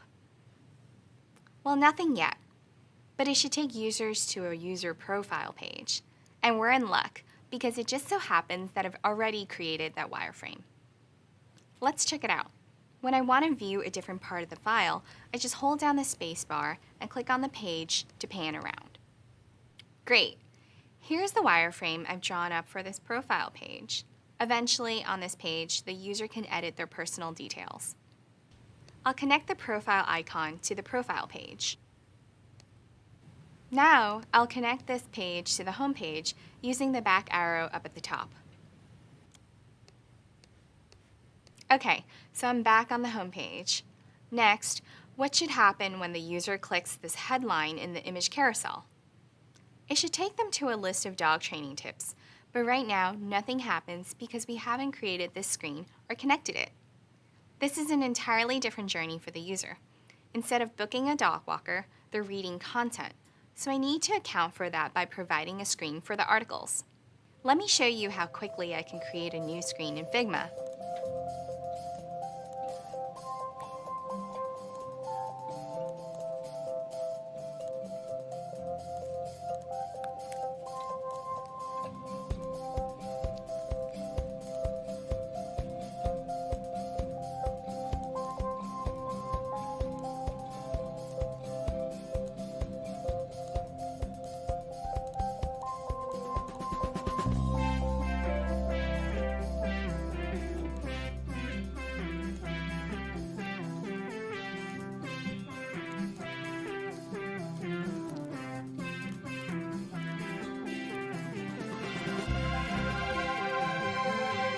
There we go.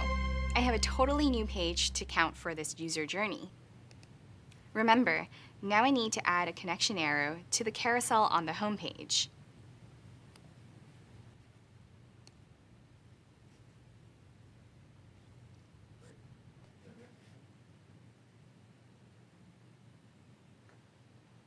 Great. Now when the user or usability study participant interacts with the home page, they have more than one option for where to go. I'll play our prototype one more time and see how I've improved it. Here I am on the home page again. I've already tested the schedule button, so I'll check our new connections. I'll click the headline here. I'm on the article page. Nice. Now I'll go back. And I'll check the profile icon. It works. Next, I'll go through our main transaction again and schedule a dog walker. Let's say I need to cancel. Great, that's working. One more time. Okay, on this dog walker search results page, remember how I tried to click the Learn More button on a profile other than the first one and that link didn't work? I'll give that another try. This time, I'll scroll to the bottom and learn more about this person. Nice, it went to our example of a dog walker's profile. Okay, I'll book a dog walker and complete the user journey. I did it. So there you have it. That's how to build a lo-fi prototype in Figma. But there are lots of moving parts to a prototype. We haven't added images or text or color into the equation, so there's a lot left to do to upgrade this low-fidelity prototype to a high-fidelity prototype and ultimately create a usable app. Coming up, you'll learn more about the differences between lo-fi and hi-fi prototyping. You'll even have the chance to show what you've learned by building your own prototype. Keep up the great work. In the last video of our Figma for Beginners series, we created a single screen of our app. To save time, we built out the other screens in our application, including a menu, profile, and interface for searching the app. Let's create an interactive prototype to put it all together. Prototypes are a great way for us to visualize how our final app will look. They let us define pathways, explore interactions, and test out ideas before we invest in building the real thing. We can create multiple prototypes within a file and keep them organized on different pages. Let's duplicate the page of our existing designs to get started. Click on the Prototype tab in the right sidebar to switch to prototype mode. Here, we create connections between frames so users can navigate the prototype like a real application. Prototype connections are made up of 3 parts: a hotspot where the connection begins, the connection itself which stores the interaction details, and the destination. We want to create an interaction from the menu icon to the menu page. Because the menu icon is nested, we need to double-click it to select it. Once the connection node appears, click the connection icon to create an arrow and drag it over to the destination frame. Release to complete the connection. Let's create an interaction from the menu back to the home page. Select the Home text layer, click Add Connection icon, and then drag the arrow back to the home page. Currently, our connection uses the default instant interaction settings. We'll cover the specifics of these interactions a little later on. Let's see how our prototype looks so far. click the Present icon to open it in Presentation View. At the bottom of the page, we can see we only have 2 frames in our prototype instead of all 4. Once you add at least one prototype connection, Figma will only include frames with connections in Presentation View. If we click on the menu icon, Figma switches to the menu frame. If we click the Home option in the menu, it switches back to the home page. Great! Now that we have the basic mechanics working, we can customize the interaction. Back in the editor, we can view other aspects of the connection in the Interaction Details menu. Here, we can select a trigger for the transition, like a tap, click, or hover, as well as the action and destination. We want users to be able to access the menu from a few places in the app, so this interaction needs to feel accessible. With the default instant animation, we lose the context of where we were in the app and how we got there. Animations guide users through flows and communicate relationships between different parts of our application. There's a few ways we could tackle this problem in Figma. We could create an overlay that makes the menu appear above our other screens, or we could use Smart Animate to reveal the menu when you drag the current screen to the right. Both approaches make our menu feel easily accessible and establishes a hierarchy that positions the menu on a different level than our other screens. This also allows us to explore some of Figma's super cool prototyping features, but they take us well off the beginner's path. To explore more, search Overlays or Smart Animate in the Figma Help Center for more information. Move In animates the menu so that it appears over the top of our existing screen. We're being shown some more information, but we don't feel like we've moved to a new location. This feels like a good fit. There are some other animation types you can explore, so give them a try. The menu icon is on the left side of our screen, so our menu should move in from the left. Click the right arrow from the Interaction Details panel to set the direction. We can also set the duration to control the speed of the transition, and use easing to make the animation feel less robotic. We won't explore these settings now, but you can learn more by searching for easing in the Figma Help Center. When we return back to the home frame, the animation should be the reverse. We'll select Move Out and choose the left pointing arrow to move the menu back out. Now we have our first set of interactions. We can access the menu from both the search and profile screens, so let's create those interactions next. The Interaction Details menu shows our last animation settings. Let's update these to match the interaction. We'll repeat this process for the profile screen. We don't need to update the animation as Figma has applied the most recent one again. We'll need to create the interactions going back from the menu to the profile page, updating the animation to match. We can only access search from the home screen. We'll create a connection from the search icon that opens the search page. We'll use the push animation to make it feel like we are moving laterally between these two screens. Tapping Cancel should take us back to the home page. We'll create a connection with the push animation that moves in that direction. Now that we have a working prototype, we're ready to get some feedback from our other members of the team. We can invite them to the prototype itself. We can share our prototype with our team by sending them a link. Click the Share button in the toolbar. We'll update the link sharing settings from only people invited to the file to anyone with the link and set to Can View. Perfect. Now we can click Copy Link and share this with our team. Our team avatars will show up in the toolbar as they join. We can click on someone's avatar to observe their actions as they move through the prototype. Observation mode is great when you're running a usability test. Anyone can add feedback, suggestions, or questions to prototypes using comments. Click the comment icon to access the comment tool. Now we can click on a spot in the prototype to share our thoughts. It looks like Jenny added some questions around the other pages listed in the menu. She's also pointed out that there's no way to interact with posts on the feed. Ryan made a great observation that we're missing a back icon on the menu page, which might make it easier for users to dismiss the menu.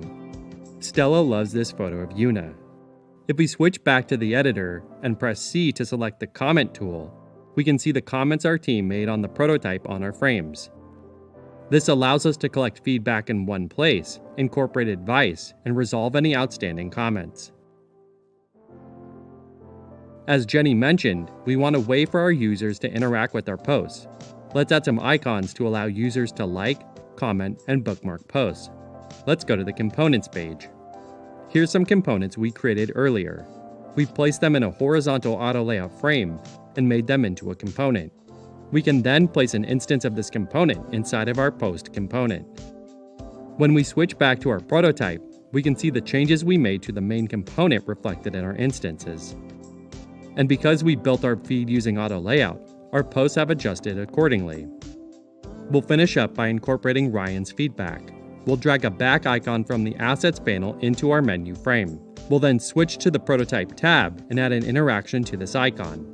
We'll also update the action to back. Users can access the menu from any page. The back action allows us to automatically return users to the previous page without having to create separate connections.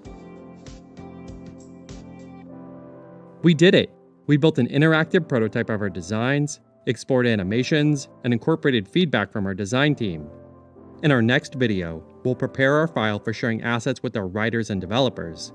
We'll explore creating thumbnails, navigating the file as a viewer, copying code from the Inspect panel, and exporting assets for production. Hi again. As you might remember from our earlier course on UX research, every human is influenced by their personal biases. If bias creeps into your UX research, you might move forward with a product that doesn't address the user's real pain points. UX designers can also be affected by implicit bias, so we need to be aware of how our own points of view can alter our designs, influence users, and affect society. In this video, you'll learn to recognize bias in design and how to consciously avoid letting it affect your designs. One of the most common biases affecting designers is implicit bias. As a refresher, implicit biases are the collection of attitudes and stereotypes we associate to people without our conscious knowledge. These associations can be both positive and negative, but regardless of whether they're good and bad associations, biases can affect how we interact with others. For example, we might have an implicit bias that everyone who lives in San Francisco is environmentally friendly and buys their groceries at farmers markets. Or we might have an implicit bias that everyone who lives in New York City walks to work. It might seem like there's no harm in believing something positive or even neutral about a person or group of people. But the reality is, biases prevent us from understanding the complexity of a user's habits and needs. Without this understanding, we can't do our best design work. Imagine you're designing a map application for New York City. Because your implicit bias is that people walk as a primary form of transportation, the directions in your app assume the user's walking. This means your app will give map routes following sidewalks and passing through green spaces. But your implicit bias is flawed. While many New Yorkers walk to work, millions of New Yorkers use the subway, take the bus, ride in cabs, drive, and bike. You wouldn't want your app to direct someone in a car through a green space because you assume they'd be walking. And more importantly, many people are unable to walk. So your implicit bias that all New Yorkers walk ignores ability as a constraining factor. Someone relying on public transportation would need directions to the nearest subway or bus stop. And someone in a wheelchair might not be able to access a subway station. For example, only 1 in 4 subway stations in Manhattan, a borough of New York City, are wheelchair accessible. In this case, our bias about New Yorkers prevents us from creating a product that truly serves all our users. Implicit bias is just one reason why creating and following personas and user journey maps is so important. To refresh your memory, a persona is a fictional user whose goals and characteristics represent the needs of a larger group of users. And the user journey is their path to the product, meaning what the user's needs are and how the product can solve those needs. When creating personas, UX designers need to be as inclusive as possible. We shouldn't assume that a certain ethnicity, gender, age, ability, or socioeconomic group is or isn't part of our audience. Users can be complex human beings with many unique qualities and distinct needs. User research helps us avoid assumptions about who our users are. Instead, research helps us better understand users and give them what they need. For example, Imagine you're designing an app to help parents find childcare. To personalize your onboarding process, you start out by showing the message, "Welcome, moms. We're here to help you find the right babysitter for your little one." You might have thought that by addressing users directly as moms, you were humanizing the experience. But there's something wrong with this message. It immediately excludes every other type of caregiver, like grandparents, guardians, dads, and others. Implicit bias like this leaves out important users, which is bad for business. Addressing users this way also reinforces the stereotype that moms are in charge of figuring out childcare, and it presumes that every child has a mother. Being aware of your implicit biases and combating stereotypes is important work. By creating inclusive user experiences, designers help build a more equitable society. Okay, now you know how implicit bias can affect your role as a UX designer. There are more biases we'll cover in the course readings. Coming up, we'll discuss another ethical issue in UX design called deceptive patterns. See you there.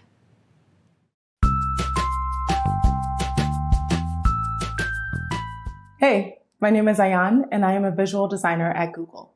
So what that really means is that I'm responsible for, in some ways, making sure that products are beautiful, but in a lot of other ways, making sure that they're cohesive. A visual designer is responsible for picking out the typography, making sure that the brand is properly articulated in the user experience, and for working really closely with the engineers to ensure that the experience is the same as it is in the mocks, as it is on the phone when you're actually using it as a person in your everyday life. So how bias impacts my job, I would say that this is kind of a day-to-day reality for many women of color in tech. To be honest, there are a very small amount of us here. And so what that actually means in my job, a big part of a visual designer's job is to take stakeholders along the journey. As we're pitching new brand ideas, it's really difficult to make something that isn't very tangible, like aesthetics, and translate it into something that could really help the product succeed, right? And so as I'm presenting, I'm aware of my identity, and I make sure that I really can present my ideas well. I articulate my stories in a way that everyone can kind of understand what I'm saying and really buy into the concepts that we're pitching. What I would like to see in tech is just more women of color in these spaces. I'd really like for less women to have the experience that I did, which is to be an only, to not be surrounded by folks that look like you can be a bit isolating. And I think about integration and being able to bring your truest self to work. Women of color shouldn't have to be exhausted by code switching. What I would say is, please come and join us. More women of color in tech would really not only benefit folks like myself, but also in product. When we are building products, we think of ourselves within them. And so if there aren't any women of color building the latest search algorithm, we may not be considered within their use cases. It's a lot easier to consider someone an edge case when they're not in the room. Earlier, we learned how implicit bias can affect your role as a UX designer. Because biases are often unconscious, they can sometimes lead designers to unintentionally create experiences that exclude, belittle, or deceive users. But deceptive or misleading design isn't always unintentional or the result of bias. Designers and the teams they work on can also create experiences that intentionally deceive users to encourage them to buy or use a product.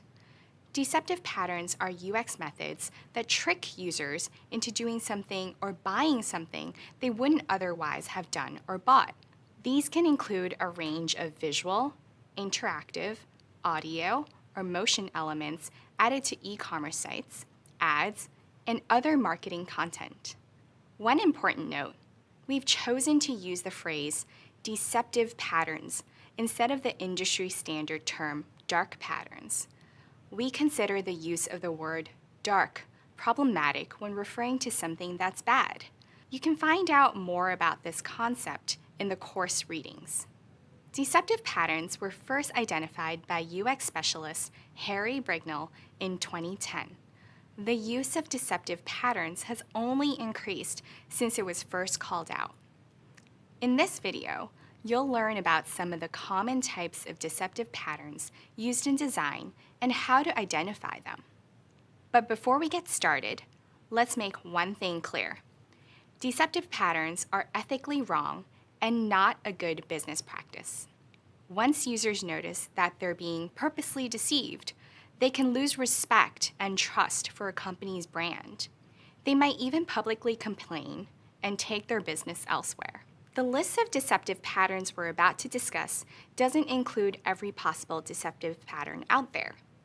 But it's a great starting point for you to understand how common deceptive patterns are. The first deceptive pattern we'll cover is known as the Roach Motel. This pattern is designed to make it very easy for a user to get into an unwanted situation and very hard for them to get out of it. For example, have you ever opted into an app's premium subscription to get a few extra features and then found it nearly impossible to cancel that subscription? Maybe the app required you to call customer service to cancel, but didn't provide any contact info. Or you had to click through multiple screens just to get to the cancel subscription option. That's an example of the Roach Motel pattern because the user experience design makes it easy for you to sign up, but hard for you to get out. The next deceptive pattern is called forced continuity. Forced continuity is the practice of charging a user for a membership without a warning or reminder. For example, you sign up for a 7-day free trial for a streaming service and then notice that your credit card was charged on day 7. But you weren't emailed or notified that your free trial was coming to an end. That's forced continuity. Next is a pattern called sneak into basket. Have you gone to purchase something online, but when you got to the checkout page, extra things had been added to your cart? Maybe you were making a hotel reservation and trip insurance was added. Or you were purchasing a new phone and an extended warranty was added to your cart. With the sneak into basket pattern, a user has to remove an item from their cart if they don't want to buy it, which is an extra step that could be easily missed. Another deceptive pattern is hidden costs. Hidden costs is similar to sneak into basket, except there are extra charges in your cart instead of extra products. For example, a website might advertise free shipping, but then charge you for handling. Or you might be booking movie tickets online, but when you reach the final checkout page, there are suddenly online booking fees. These hidden costs can really frustrate users and can even make them choose to no longer purchase a product. Another deceptive pattern you should be aware of is confirm shaming, which is when users are made to feel guilty when they opt out of something. For example, many websites have pop-ups that ask for your email address to subscribe to their newsletter or get a discount code. Instead of including straightforward options like, yes, sign me up, and no thanks, with confirm shaming, the opt-out option might be something like, no, I like paying full price, or no, I don't care about the environment enough to subscribe to this newsletter. Confirm shaming makes users feel bad and guilts them into taking an action. Next, let's discuss the deceptive pattern of urgency. Have you ever opened an email promoting a sale that's only happening for a few hours? Or visited a website that offers a limited time deal of the day? These are examples of the deceptive pattern of urgency. They convince you that you need to purchase an item before you run out of time or miss today's amazing price. The final deceptive pattern we'll cover is scarcity. In this pattern, a website makes you very aware of the limited number of items in stock. Have you ever been browsing items in an online store and noticed a line that reads 26 people have this lamp in their cart? Or hurry, only one more box of cereal like this left. If you're made to feel like an item will be gone if you don't purchase it immediately, that's the scarcity pattern at work. The suggested scarcity of the product is intended to manipulate you, and the numbers are often fake. Okay, That's all the deceptive patterns we'll cover in this video. You can learn more about these and other deceptive patterns in the course reading. Now that you can identify some common deceptive patterns, let's consider why they're used. You might have guessed the primary reason: money.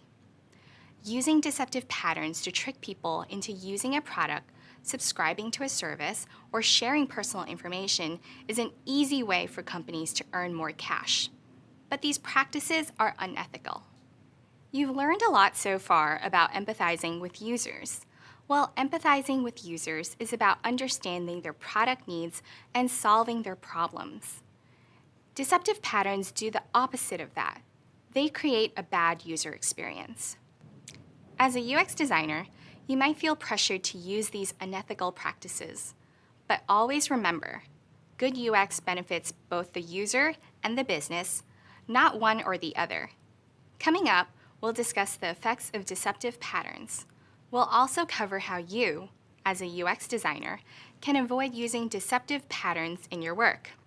See you there. In this video, we'll address the effects of deceptive patterns and how you, as a UX designer, can avoid using them in your work. Everyone's affected by deceptive patterns. Consumers today are more aware than ever of the tricks that businesses and advertisers use to get them to buy products. But consumers are still impacted by the psychological effects of deceptive patterns.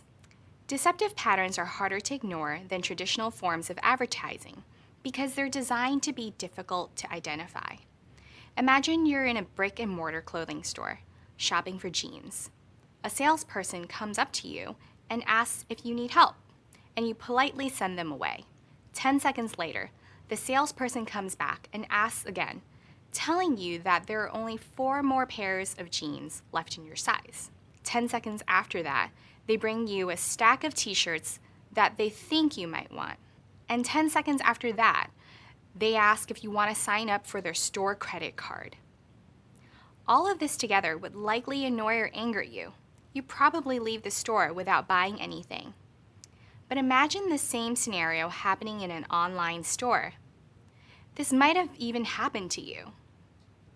You open a clothing store's website and navigate to the jeans department. You find a pair you like and notice a message that there are only 4 left in stock. You don't want to miss out, so you quickly add a pair to your cart. Then, a bar on the side of the screen suggests a shirt to go along with those jeans. You imagine that if other people bought this combination of shirt and jeans, it might look good on you too. When you click on the shirt, a pop-up ad offers a 10% discount if you provide your email address. What a deal! At the checkout page, where you're buying the jeans and t-shirt and using the 10% off coupon, you realize something else has appeared in your cart. It's laundry detergent that's specially formulated for the jeans you're buying. Great! Maybe your jeans won't fade now. So what happened in each of these situations? In the brick-and-mortar store, you may send the salesperson away and eventually leave without buying anything. In the online store, you're convinced to buy more than the jeans you initially came for, and your email address has also been captured for that site's future marketing campaigns. Deceptive patterns are designed to intentionally trick you, and with so many deceptive patterns at play, it's easy to miss one. Okay, let's consider one more scenario. Think about how you react when there's a bright red notification flag on your favorite social media app. Chances are, you feel a sense of urgency. The red flag makes the notification feel like something you need to deal with right away. When those notifications pop up on your computer or phone throughout the day, you get a dose of dopamine, which is a natural chemical in the brain that's released when something pleasurable happens that makes us feel good or intrigued. For example, sometimes a jingle or a short sound accompanies a notification, or the red flag might wave or use motion to grab your attention. The addition of sound and motion further enhances that dopamine effect. But how does it feel on the flip side when you don't get any notifications? Well, this is another physical effect of deceptive patterns. When you don't get any notifications, you can feel anxious. You might even be able to imagine a time when you refreshed your phone or computer, waiting for a new notification. Keep in mind this takeaway. There are many techniques to encourage users to sign up for or purchase your product without tricking them. As UX designers, we need to be aware of methods for attracting users and ensuring that users have a good experience with our product without deceiving them.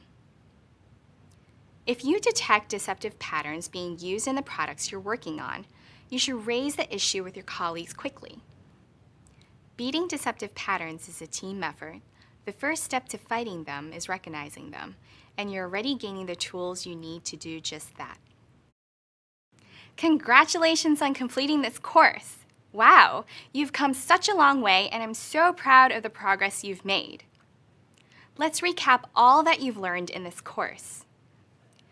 You started your journey through this course using research to inform the ideation process and came up with goal statements.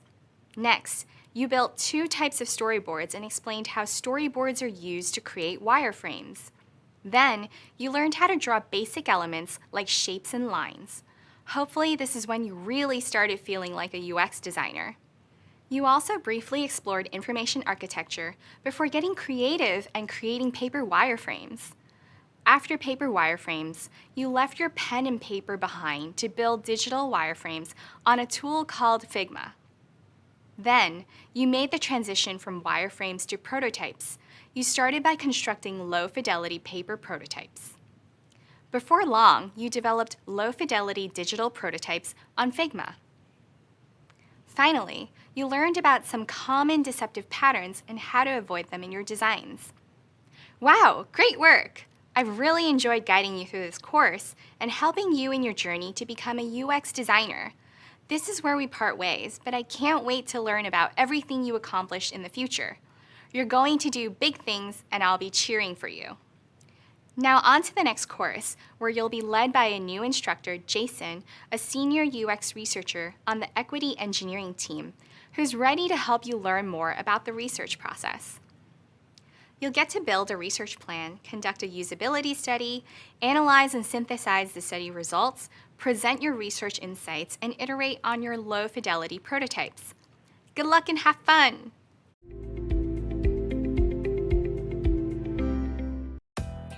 Hey there. Let's review where we're at in the UX design process. You've learned how to empathize with users, define user needs and problem statements, and come up with ideas for design solutions. You've also created a wireframe and made your way into the prototype phase. Now you're going to learn how to conduct research to test your prototype. Once you have your research findings, you'll use the insights to iterate on and improve your low-fidelity designs. By the end of this course, you'll know how to plan a research study, conduct research with a usability study, analyze and synthesize research results, share and promote research insights, and modify designs based on research insights. But before we get started, let me tell you a bit about myself. My name is Jason, and I'm a UX researcher and UX manager at Google. During my career here, I've worked on products like Google Chrome. I'm currently leading a team called Equity Engineering.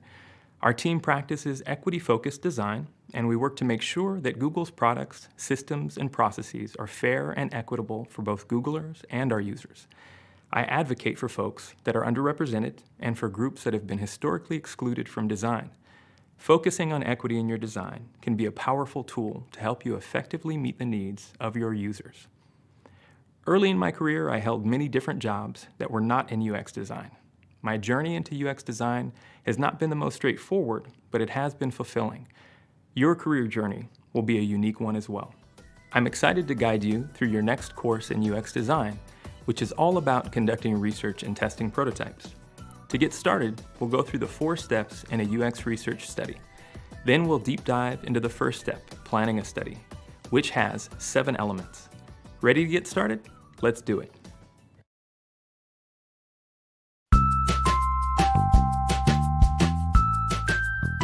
I head up a team. We have a product lead, we have a business systems analyst, UX engineer, UX designer, UX researchers as well. And what we do is we define this as equity-focused research. So what this consists of is trying to speak with users from these underrepresented and sometimes marginalized groups to understand basically their experiences and their needs. So I grew up in Oakland here in California. I come from a lower socioeconomic status background. I understand like what my folks had to do to get a degree of social capital and resources to be able to give us a reasonable quality of life. I think of kind of the struggles my folks had, the struggles being a Black man, the struggles that I've gone through in terms of access to resources, access to education, straight on kind of discrimination because of the color of my skin and my background as well. Having that lived experience, I realized like I want to be able to advocate for people that are from my background and my community, but there are tons of other backgrounds and communities that are struggling in that same way. I think that's what kind of drives me to do the work, is that lived experience and understanding that there are people in need. So I studied medicine at UCSF, and I did my clinical rotations at SF General Hospital. As you transition from the preclinical years to the clinical years, these are the moments in which you're actually talking to people. And SF General being a county hospital, it was the first time essentially that I got to start to work with people that were from my own community. So I was working with a number of Black folks that were from lower socioeconomic status backgrounds. And there were patients there that were going through really, really horrible things. So I would sit down and I would talk to people sometimes for 45 minutes or an hour to kind of understand like what their backgrounds were and what their needs were, at least in the clinical space. And it was kind of those moments of understanding their needs and understanding kind of where the system had broken down for them, right? That I think I learned the most. And I could see the points at which these patients' physicians were missing the mark. They weren't getting the information that was necessary to help these people. And so a lot of that is why I left the field of medicine, because I wanted to do something that would be scalable and had a lot more to do with education and access for folks that had not had it up till that point. I actually left UCSF early before finishing. I got 3 out of 4 years in, and I went to Stanford instead and got into a doctoral program there in learning sciences and technology design. I got exposed to UX in general, product design, and UX research. And while I did my doctoral work, I was focused on understanding the experience of Black plus students at historically Black colleges and universities, these students that were pursuing degrees in computer science and electrical engineering. My work there was focused on understanding the challenges there and understanding kind of their ideas of their own identity as engineers. So I went through the doctoral program and got into an internship here at Google. I had a chance to then be able to convert to a full-time position after the internship, and I landed on a wonderful team, a Chrome UX team. I came onto that team to kind of get my chops, right? Like to understand what UXR really meant and to understand how to work in product design, right? But at the same time, when I came in the door, my intention was to be able to do equity work. Since kind of hitting the ground, I've been in programs and created my own programs that have focused on equitable access to education, and specifically equitable access to education in UX. I think my favorite part about my job is the ability to focus on equity. And I think for me, what that means is being able to advocate for groups that are underrepresented and marginalized, and groups that don't have as much agency or kind of access to a voice in the industry. So being able to speak with folks from these backgrounds and elevate their voices and elevate their needs is kind of the thing that keeps me going through the job day by day. I'm Jason, and I am the head of equity engineering at Google. Hi again. In this video, you'll learn about a process for conducting UX research called a research study. In a UX context, a research study is a step-by-step examination of a group of users and their needs, which adds realistic context to the design process. UX researchers adopt various methods to uncover problems and design opportunities. In doing so, they reveal valuable information which can be fed into the design process. The term research study is often shortened to study. There are 4 steps in a UX research study. We'll cover each step in more depth throughout the course. In this video, we'll simply set up the steps. To get started, step 1 is plan the study. Step 2, conduct the research. Step 3, analyze and synthesize the results. And step 4, share and promote the insights. For now, here's a little introduction to each. The first step is to plan the study. To plan a study, start by outlining the background for the project. Next, set goals for your research and write down the questions you want to answer. Then, establish the steps you'll take to conduct the study and select the people who will participate in the study. The work you do while planning the research study is incredibly important since it impacts every other part of your research. You need a proper plan to get successful research results. The second step is to conduct the research. During this step, you'll gather data. There are several techniques you can use, but the one we'll focus on in this course is called a usability study. A usability study is a research method that assesses how easy it is for users to complete core tasks in a design. The goal of a usability study is to identify pain points that the user experiences with your designs, so the issues can be fixed before the final product launches. During a usability study, you get a chance to see how users interact with your new product or feature. You can also interview users to learn more about their experience. The third step is to analyze and synthesize your results. This involves trying to find the actual meaning in the data. You want to figure out why the data is the way it is. Look for patterns in the quantitative data and explore trends in the qualitative data from participants' answers to interview questions. The last step is to share and promote your insights with the project's stakeholders. Project stakeholders are people who are involved in the project or who will be impacted by its results. Project stakeholders need the results of your research and need to agree with the direction of the project. For example, your project stakeholders might include other designers, the head of your department, or the engineers who will help bring your design to life. To share and promote your insights, you need to create a presentation. Your presentation should include the method you used to conduct your research, the data you collected, the conclusions you reached based on that data, and your recommendations for acting on those conclusions. The stronger the connection between your research conclusions and your recommendations, the more likely it is that your stakeholders will take the actions you've proposed. So why is conducting a UX research study important? Remember, the goal of user experience research is to prioritize the user. A UX research study helps us gain an understanding of users' problems in order to solve them. It can also help bridge the gap between what a business thinks the user needs and what the user actually needs before an expensive and time-consuming product is made. Okay, we've now defined the 4 steps in UX research study. Plan the study, conduct the research, analyze and synthesize the results, and share and promote the insights.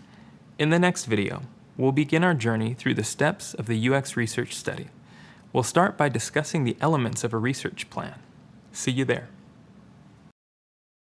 Ready to start our journey through a UX research study? Let's explore the first step, planning the study. Like any good explorer, you need to have a plan for where you're headed.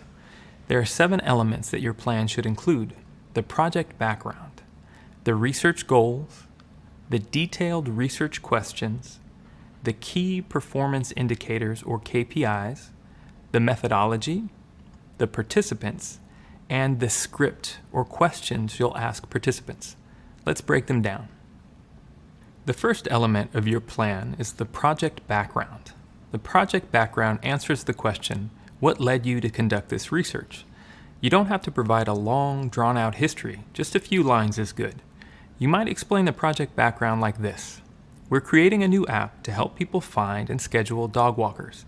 We need to find out if the main user experience, finding and scheduling a dog walker, is easy for users to complete. Next, your plan should include research goals.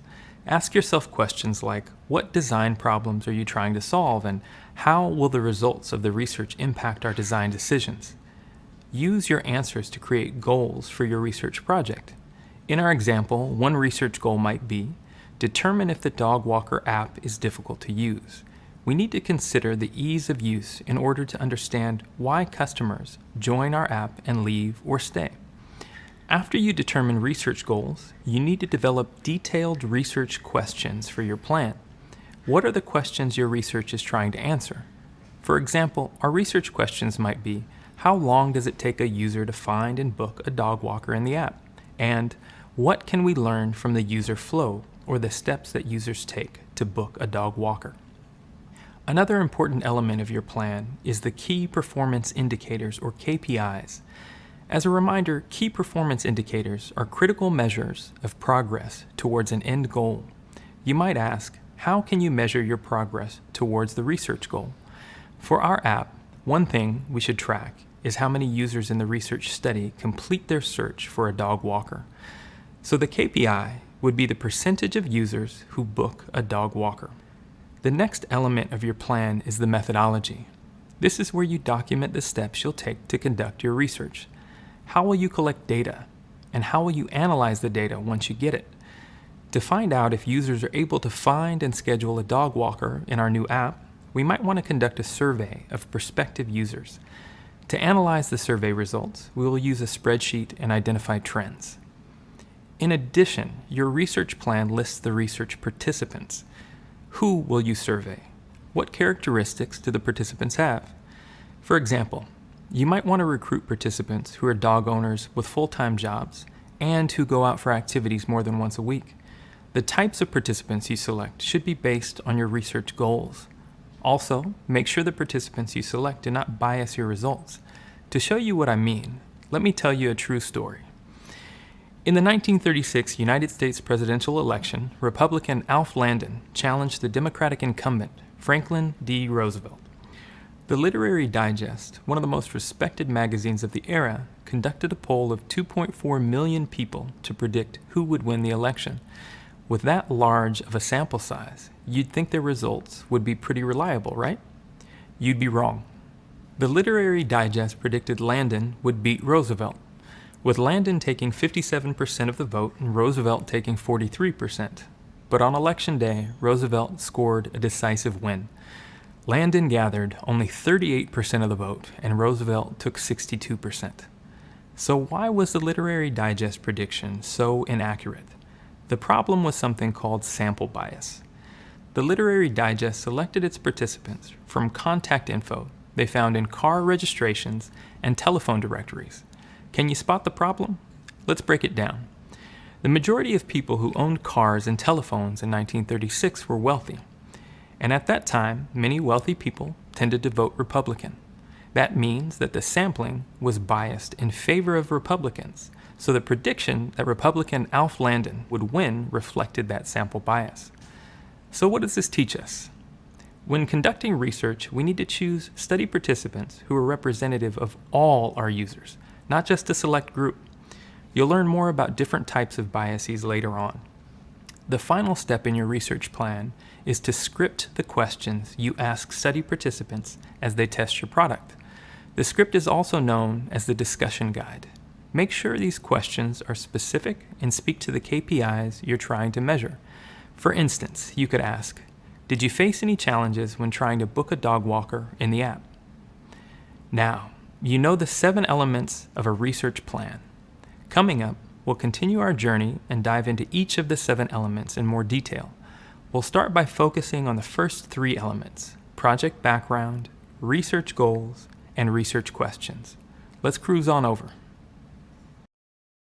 Hi again. We now know the 7 elements of a research plan. Let's discuss a few of them in more detail. The project background, research goals, and research questions. These elements shape the rest of your research study, so developing them is really important. Let's start by examining the project background of a research plan. This element summarizes the situation leading to the needs for this research. It's a brief explanation you can give to anyone who asks why you're doing this research. Why is the project background an important part of your research plan?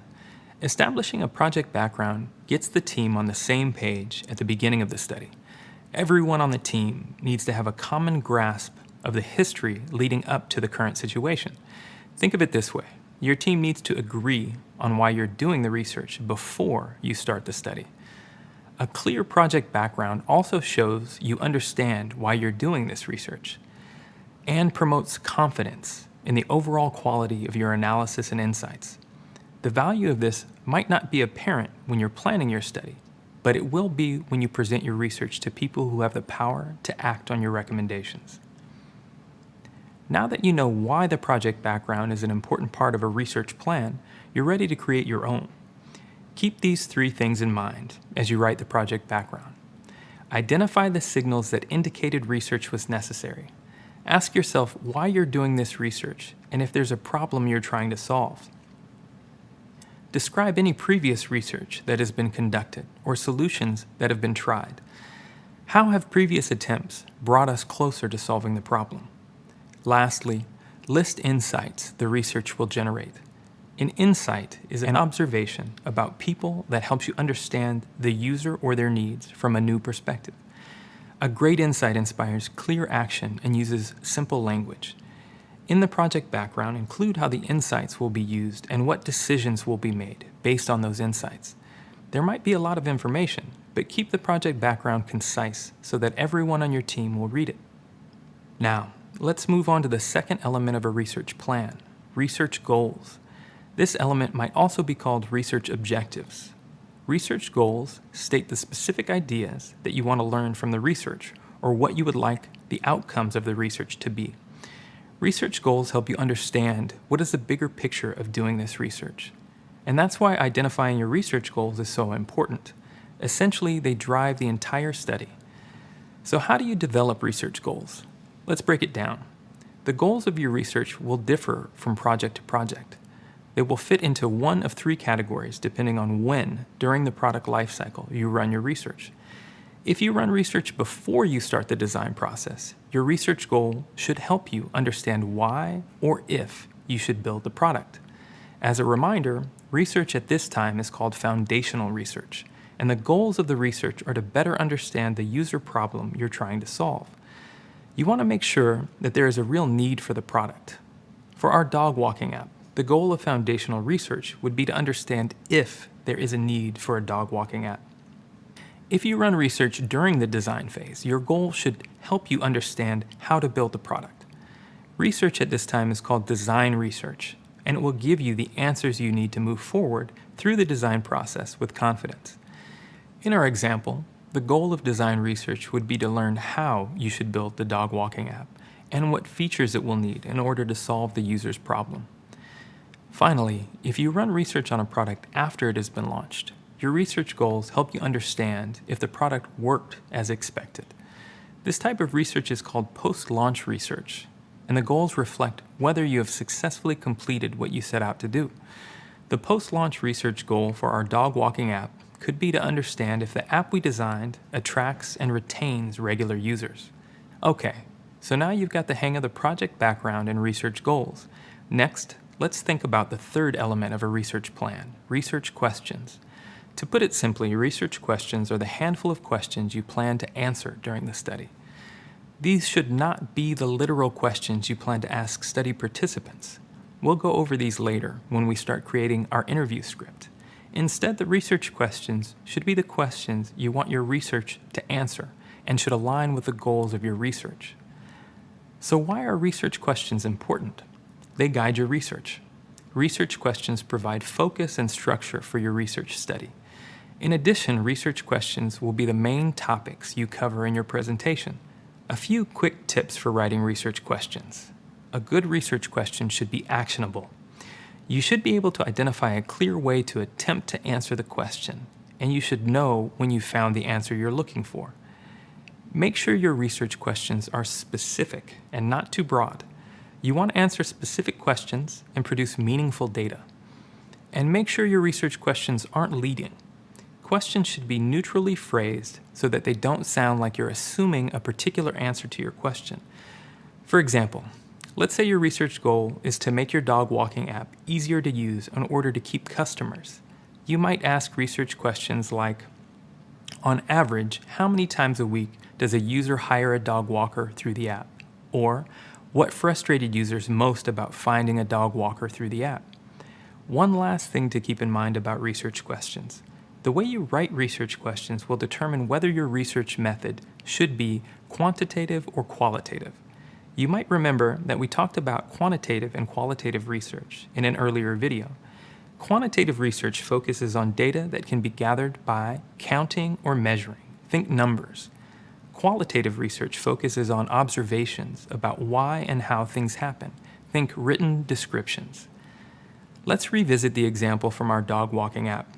The first research question, on average, how many times a week does a user hire a dog walker through the app, will give you quantitative numerical data.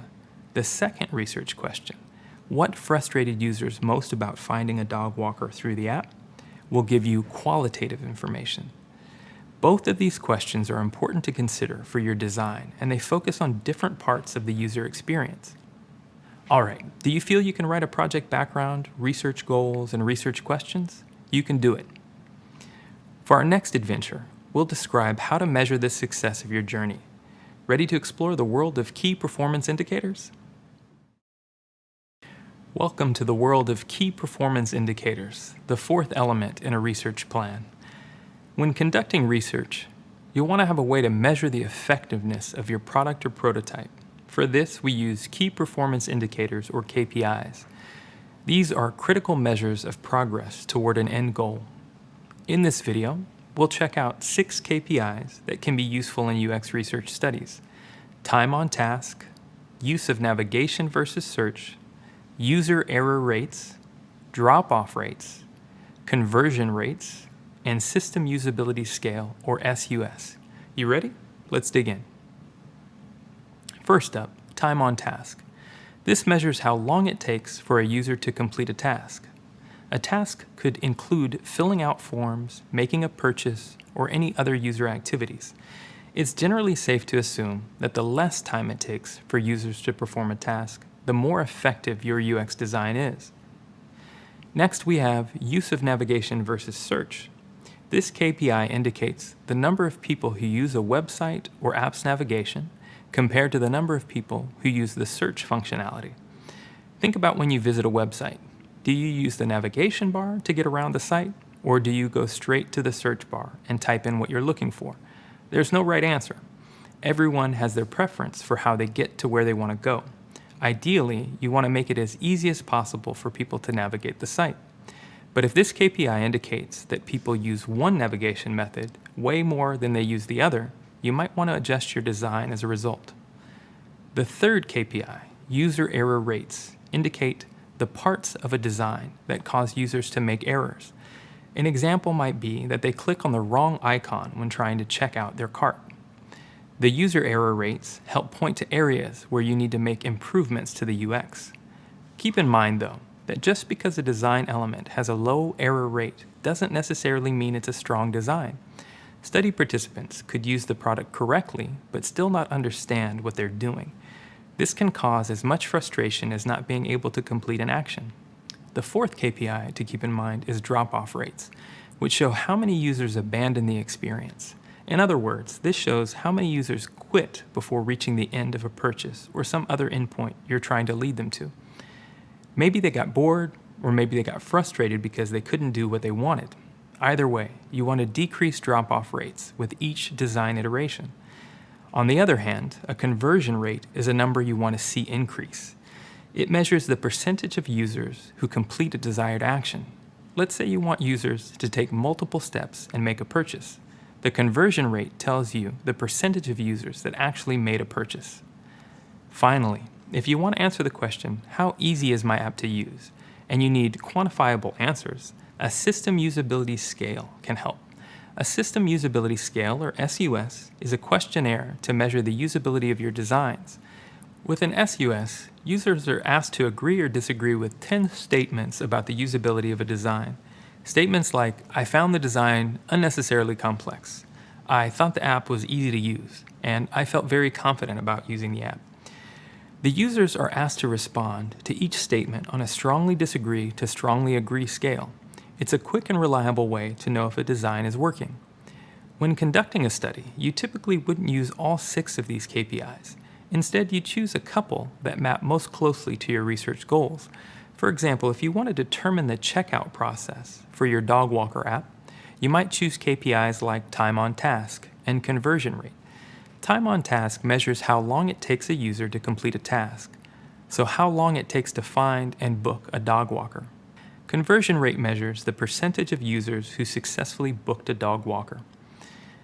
So you've now explored the world of key performance indicators, the fourth element in a research plan. Next up, we'll discuss the final elements of a research plan: methodology, participants, and script. See you there. Hello. By now your research plan is taking shape quite nicely. It's time to progress from the background and goals of your study to your plans for actually carrying it out. In this video, we'll discuss these logistical details, which are known as the methodology. Methodology is the fifth element of your UX research plan. The methodology is the steps you take to conduct your research. Your methodology will list the procedures you'll use while collecting the information you need to answer your research questions. This should include the time and place of the product tests and interviews, as well as who will conduct them and how. There are a few reasons why you want to include methodology in your research plan. First, the methodology informs your stakeholders of what will happen during the study, how long the study is, and where it will take place. Second, detailing your methodology will give stakeholders more confidence in your study's results because they can see all of the steps. This makes it more likely they'll act on your suggestions. Finally, the methodology provides the details that other researchers need to repeat the exact same study in the future. In order for your research to be reliable, you need to document it in a way that another researcher could repeat it and find similar results. So for our dog walking app, we will conduct a usability study on March 12th and March 13th during normal business hours on March 12th and another after hours on March 13th. We will interview 5 participants individually, and that's it. You've nailed the fifth element of your UX research plan, the methodology. On to the next element, participants. See you there. Hi again. As you know, the field of UX is all about the user. We're moving into an exciting element of the UX research plan where we focus on the very important people who you will study, your participants. The participants you select represent the voice of real users, so this is an important part of your research plan. Keep in mind that how and where you find study participants will depend on where you work. Regardless, there are a few things you should include in this part of your research plan. To get started, your research plan should include a list of the primary characteristics of the people you will recruit to participate in the study. Have a good reason for each and every characteristic. The types of participants you select should be based on your research goals. For example, for a usability study for a dog walking app, you might want to recruit participants who are dog owners with full-time jobs and who go out for activities more than once a week. Detailing these characteristics is important because you want participants in the study to have things in common with your ultimate end user. In addition, listing characteristics of participants helps you avoid sample bias. You may remember that sample bias happens when you unintentionally choose study participants from a select group. While you want participants to have things in common with your end users, you still need to make sure that participants are representative of all users to make sure your results aren't skewed. You'll also want to create and include a link to a form called a screener survey, which you'll use to ask potential participants a series of questions to see if they meet your desired characteristics. In addition, you need to think through how to get participants to be part of your study, known as the incentive. The incentive also provides a way to thank participants for their time and feedback. For example, you could compensate them with cash or a gift card, or enter them into a raffle for a prize. One more thing, it's important to engage participants with diverse perspectives and abilities for every product you design. For example, if you're designing an app to help people hire dog walkers, you might assume that your target user is someone who currently walks their dog twice per day and is tight on time. One characteristic then would be someone who walks their dog regularly. But what about users with visual impairments? They might also be interested in your dog walking app, so you need to make sure your app is compatible with screen readers.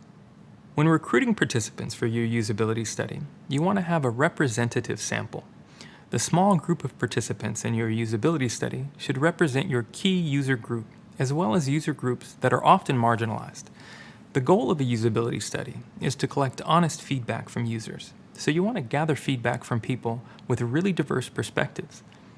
In addition, you should also engage participants with diverse abilities during your usability studies. Understanding how people with disabilities use your product is a crucial part of the UX research and design process. If your product isn't already compatible with assistive technology, then you need to investigate how people with disabilities interact with your product. Don't assume you already know the workarounds that someone uses to navigate a product that wasn't designed with their specific needs in mind. Participants in a usability study can provide this feedback firsthand. There are many different ways to recruit potential users for your study that would include people with disabilities. To learn more, check out the reading that follows this video. With all of this in mind, you should be able to complete the sixth element of your UX research plan, participants. Without people to participate in your study, the study won't happen at all, so it's important to really get this part right. There's only one element to go. In the next video, we'll discuss the script, which is also known as the discussion guide. Let's get to it. Finally, we've made it to the last element of your research plan, the script. Keep in mind that the script is sometimes also referred to as the discussion guide. Interviewing users isn't just chatting with people. It's about getting to the core of what a user is trying to do, how they think and feel, and what their problems are. Your interview questions should be well thought out, consistent between the participants, and purposeful to get the data you need for useful insights. Even though it might feel a little robotic to read from a script during a usability study, there are a couple good reasons to do it. Two of the main reasons we use scripts is that we don't forget any instructions, and so we keep language consistent for each participant. Have you ever gone to the doctor's intending to ask a bunch of questions, only to realize when you get home that you forgot to ask the most important one? Me too. That's frustrating in our personal lives, but it can create errors in a usability study. Prepare ahead of time to avoid having to redo the study. With this in mind, here are some tips for writing interview questions.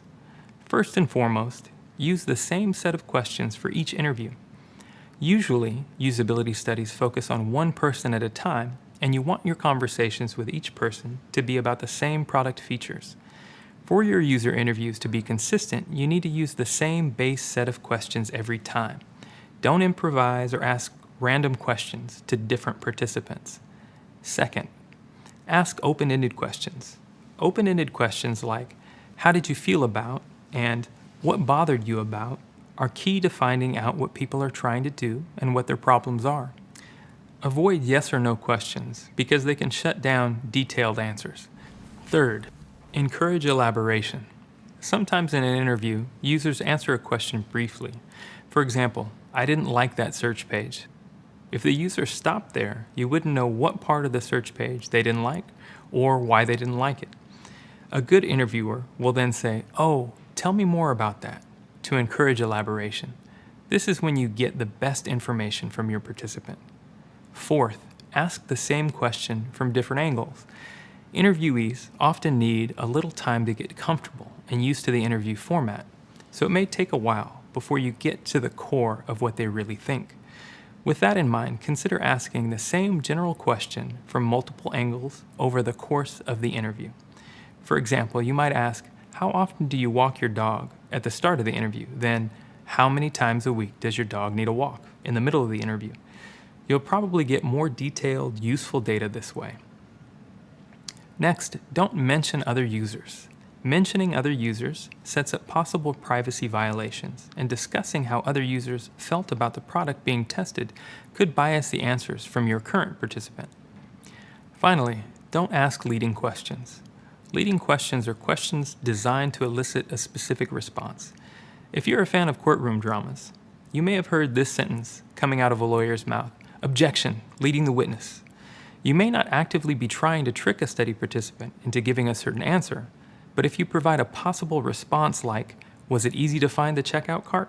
you're leading the person answering the question toward an answer. That will provide bad data. So how do you actually write a script for a usability study in the real world? There are a few different parts of a script, which we'll go through in order. To get started, Welcome participants to the study and thank them for their time. All usability studies should be recorded so that your team can rewatch them later. You need to let the participant know that you will record the study, and you need to ask the participant for consent to record. Then, learn the participant's basic information like name, age, and occupation. It's most common to do this by asking simple questions like, "What is your name?" In addition, it's important to remind participants before the study begins that they are not being tested. The goal is to provide honest feedback about the prototype or product they are testing. There are no right or wrong answers. And before you jump into the study itself, give participants the opportunity to ask questions. Now that you have the introduction out of the way, you're ready to provide usability tasks. These are the assignments given to participants that allow you to observe what they do. One way to make them sound less intimidating to participants is to call them activities during the usability study. So how do you come up with the tasks? Usability tasks should be based on the research goals written in your research plan. Tasks should also be specific, make participants take action, and avoid providing any clues on how to complete the task. Let's try to write a task together for the study we're conducting on the dog walking app. Our research goal was to determine if the app we designed is easy or difficult to use. Based on this goal, one task we could ask participants to do is book a dog walker on Friday at 2 p.m. Lastly, after the participant completes the usability tasks, you're ready to wrap things up. Ask any clarifying questions you might have, end the video recording, and then thank them for participating. That's it. You now know the 7 elements of a UX research plan: the project, background, research goals, research questions, key performance indicators, methodology, participants, and script. You're ready to create your own plan, and you've completed the first of the 4 steps in a UX research study: plan the study. Congratulations. Next, we'll discuss respecting privacy and user data when conducting research. These are important considerations to keep in mind as you develop your plan and conduct the study. See you then. We've covered a lot of ground on research plans and walked through each of the 7 elements.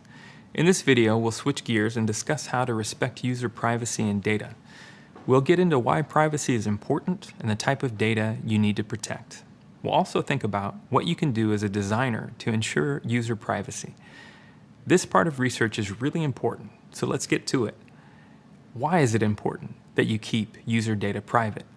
It's just the right thing to do. For ethical reasons, when conducting research, we should always act with integrity, and that includes protecting users' privacy.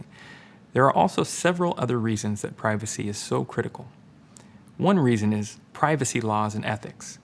If you don't maintain your users' privacy, you could be violating the law. In the United States, there are several regulations on information privacy, and in other parts of the world, privacy is more thoroughly legislated. Another reason why privacy is so important is the risk of hacking. You need to secure sensitive data to avoid getting hacked and risk hackers sharing users' data without their consent. This has happened in a lot of recent high-profile cases and is definitely something you want to avoid. A final reason privacy and data security is important is for protecting your company's brand. In other words, this is about ensuring that your users perceive your brand positively based on their experience with you. By emphasizing data protection, you gain their trust. And even though your research participants aren't necessarily customers, their perceptions about you and your company matter. Now let's discuss what user data needs protecting. There are 2 main types of data you need to protect. The first is personally identifiable information, or PII. This is made up of specific details that could be used to identify a user. This includes names, home addresses, email addresses, and phone numbers. The other type of data is sensitive personally identifiable information, or SPII, and it's even more critical. SPII is data that, if lost, compromised, or stolen, could cause your users financial harm or embarrassment, or potentially lead to their being discriminated against. This includes social security numbers, driver's license numbers, passport numbers, financial account numbers, date of birth, race, disability status, gender, sexuality, criminal history, and medical information.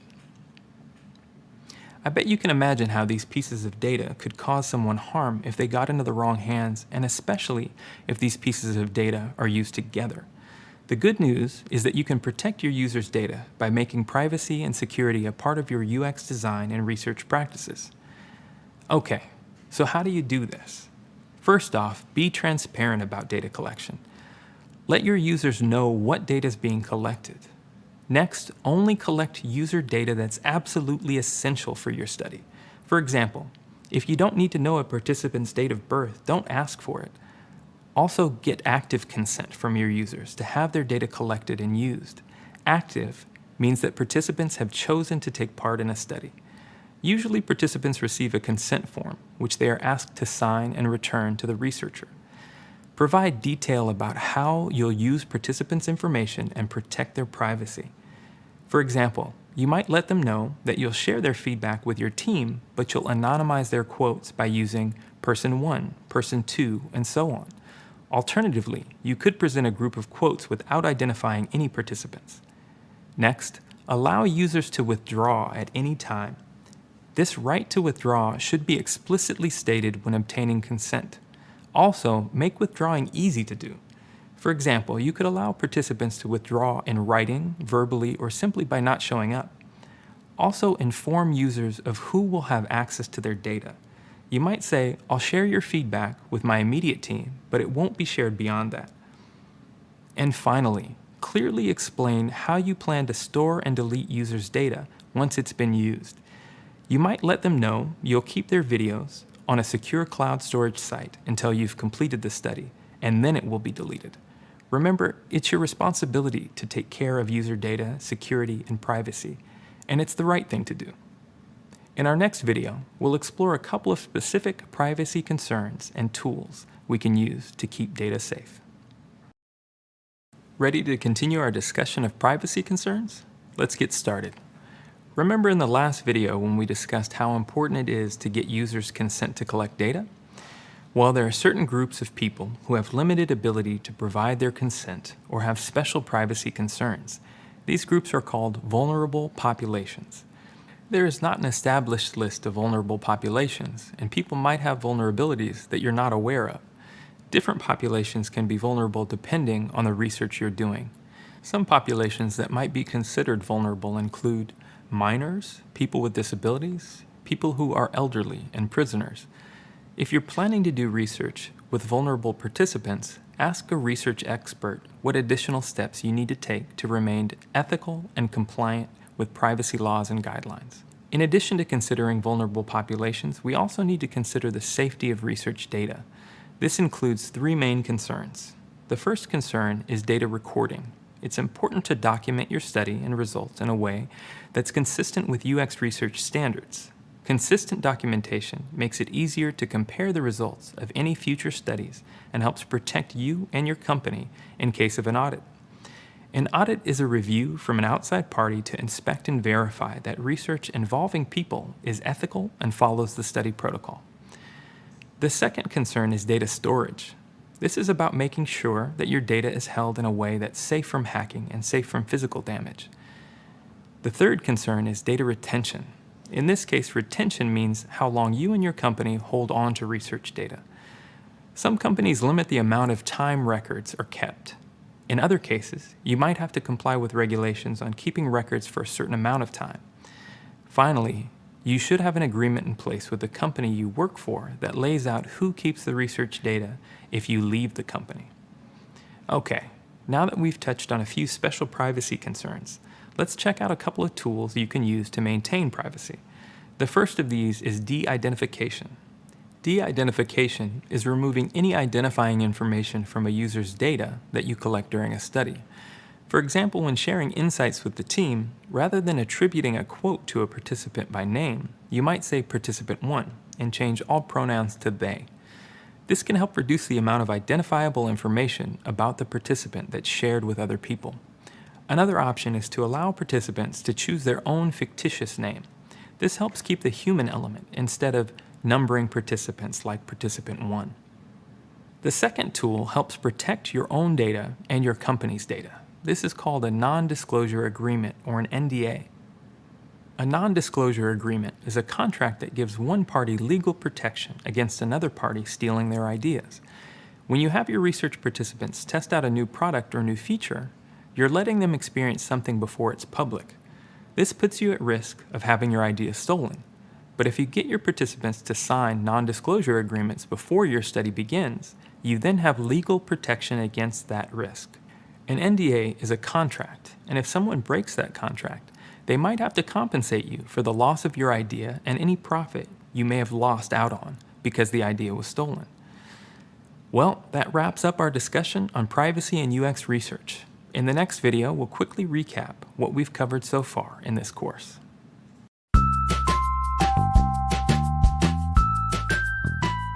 Hi, my name is Vanessa, and I am a user experience researcher at Google. A user experience researcher really focuses on the user. And we really like talking to people to understand how they're using our product, whether our products or services are working well for them, and what kind of pain points they have so that we can really improve them and make them better. Ethics, privacy, and data play a huge role in our, profession. It starts as early with who we decide to speak to when we conduct research. There have historically been voices that have been marginalized or not included in research, but being a woman and being Black, I've kind of experienced a lot of different things where I understand that the experiences that I'm having were not designed with me in mind. And so for me, on a personal level, it's extremely important that the people that we talk to and that we hear from represent our user base, represent pretty much anyone in the world. Like we have to be respectful and mindful of that. Any ways that I, as an individual or my team, can kind of build that more into the process, like looking into how we are recruiting, how we are conducting interviews, how we're making recommendations, how we're interpreting information, how it's being shared, and then how it's being used to build products. Every step really can create great outcomes or unintended consequences for that person that's using it. I think when it comes to privacy and data, there are a lot of different topics that we tend to get into in research, especially depending on what kind of product or service that you're working on and talking about. When we look at data across a large number of users or kind of identify patterns of how people are using things, all of which I think the public sometimes has very concerned opinions about in terms of, do I want people knowing how many times I log into a certain account, or what kinds of websites that I'm visiting? So I think things like that are definitely alarming for people. And as researchers, just trying to respect that, understand that there's just like a variety of ways that I think we can continue to be very careful with how we treat people's data and information and stories, and just be very respectful. Try to relate to it on a personal level. If that was me, do I want someone doing that with my data? So I think if we kind of design things and conduct research in a way that respects the gravity of what we're doing and what we're putting out into the world, it can really make a difference. Great job. You're making your way through this course and the steps of a UX research study. To begin, you learned about the 4 steps in a UX research study. Then you dove deep into the first step, planning a study. There are 7 elements of a UX research plan, and we explored each of them: the project background, research goals, research questions, key performance indicators, KPIs, methodology, participants, and script. Lastly, you investigated why and how to include data privacy in user research. Coming up, we'll move from the first step of planning a research study to the second step, conducting the research. To conduct research, we'll dig into one popular method, usability studies. See you there. Welcome back. It's great to see you again. Earlier, we explored how to plan a study, the first of 4 steps in your UX research study. We also investigated why and how to include data privacy in user research. Now it's time to move on to the second step, conducting research. Conducting research is an essential part of getting feedback from participants, but it can be tricky. It requires choosing the right study method for your design and limiting biases that are likely to pop up in our research, like attitudes and stereotypes we associate to certain people or the tendency of participants to agree with those they like. For our lesson, we will focus on usability studies to conduct our research. Usability studies are a research method that assesses how easy it is for participants to complete core tasks in a design. We'll also explore how to reduce bias and be inclusive when conducting usability studies. Then we'll wrap up by learning how to take notes while observing participants in a usability study. This sound like a task you're up for? If so, we'll get started by learning the basics of usability studies. You know all about the first step in a UX research study, which is planning the study. It's time to move to the second step, which is really exciting, conducting the research. So let's get started. A usability study is a research method that assesses how easy it is for participants to complete core tasks in a design. During a usability study, researchers follow participants as they interact with a product. The user's feedback helps the design team make important improvements to the user experience. Usability studies can take place at various points in the design process.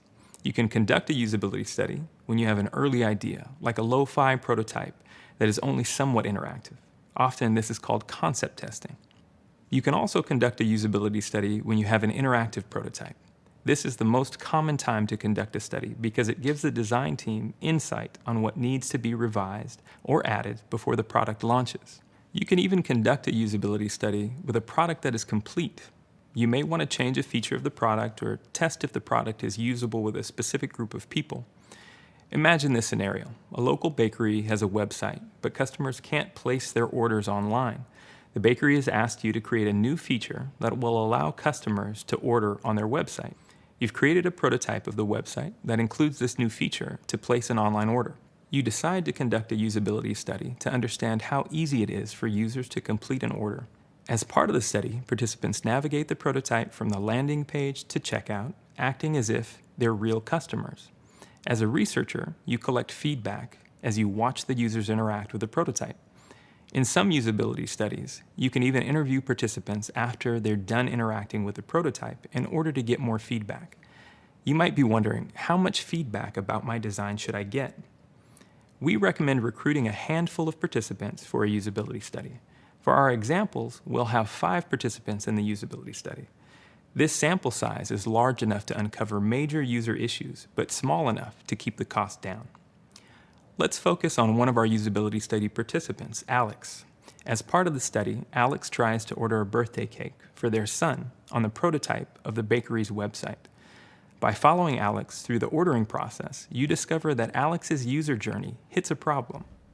First, the birthday cake that Alex wants to order for their son is pretty specific. They want a rectangular rainbow cake topped with rainbow sprinkles and a unicorn placed in each of the 4 corners of the cake. Alex selects a rectangular rainbow cake without any trouble, and Alex adds the rainbow sprinkles by selecting them from a drop-down menu labeled Decorations. Alex notices that unicorns are also on the decorations list, so they are selected easily. But then Alex hits a problem and veers off the happy user path. When Alex adds the unicorn decoration, there's no quantity option, so Alex can't order 4 unicorns. There's also not a section for notes, so Alex is not able to specify that the unicorn should be placed in each corner of the cake. To add to Alex's frustrations, the prototype site does not include a help button. During the usability study, Alex is open and honest about these problems. Thanks to Alex's feedback, the design team can now work out solutions to improve the bakery's website. Keep in mind, usability studies give UX designers a way to test their designs and get feedback without much risk and a lot of reward. While the user feedback might not all be positive, it will always make the product better. Coming up, we'll get to know the two types of usability studies, moderated and unmoderated. Let's go. Now that we know the basics of usability studies, we'll get into some specifics. There are two types of usability studies, moderated and unmoderated. Let's check them out. In moderated usability studies, a person guides participants through the study in real time. The person who guides participants through the study is known as the moderator. The moderator's goal is to help participants interact with the product and collect their feedback along the way. On the other hand, unmoderated usability studies do not have a designated moderator. In unmoderated usability studies, participants test out the prototypes without human guidance. Usually the study is recorded on video and the UX team reviews the video footage after the study. Moderated and unmoderated usability studies have benefits and limitations depending on the scope and goals of your study.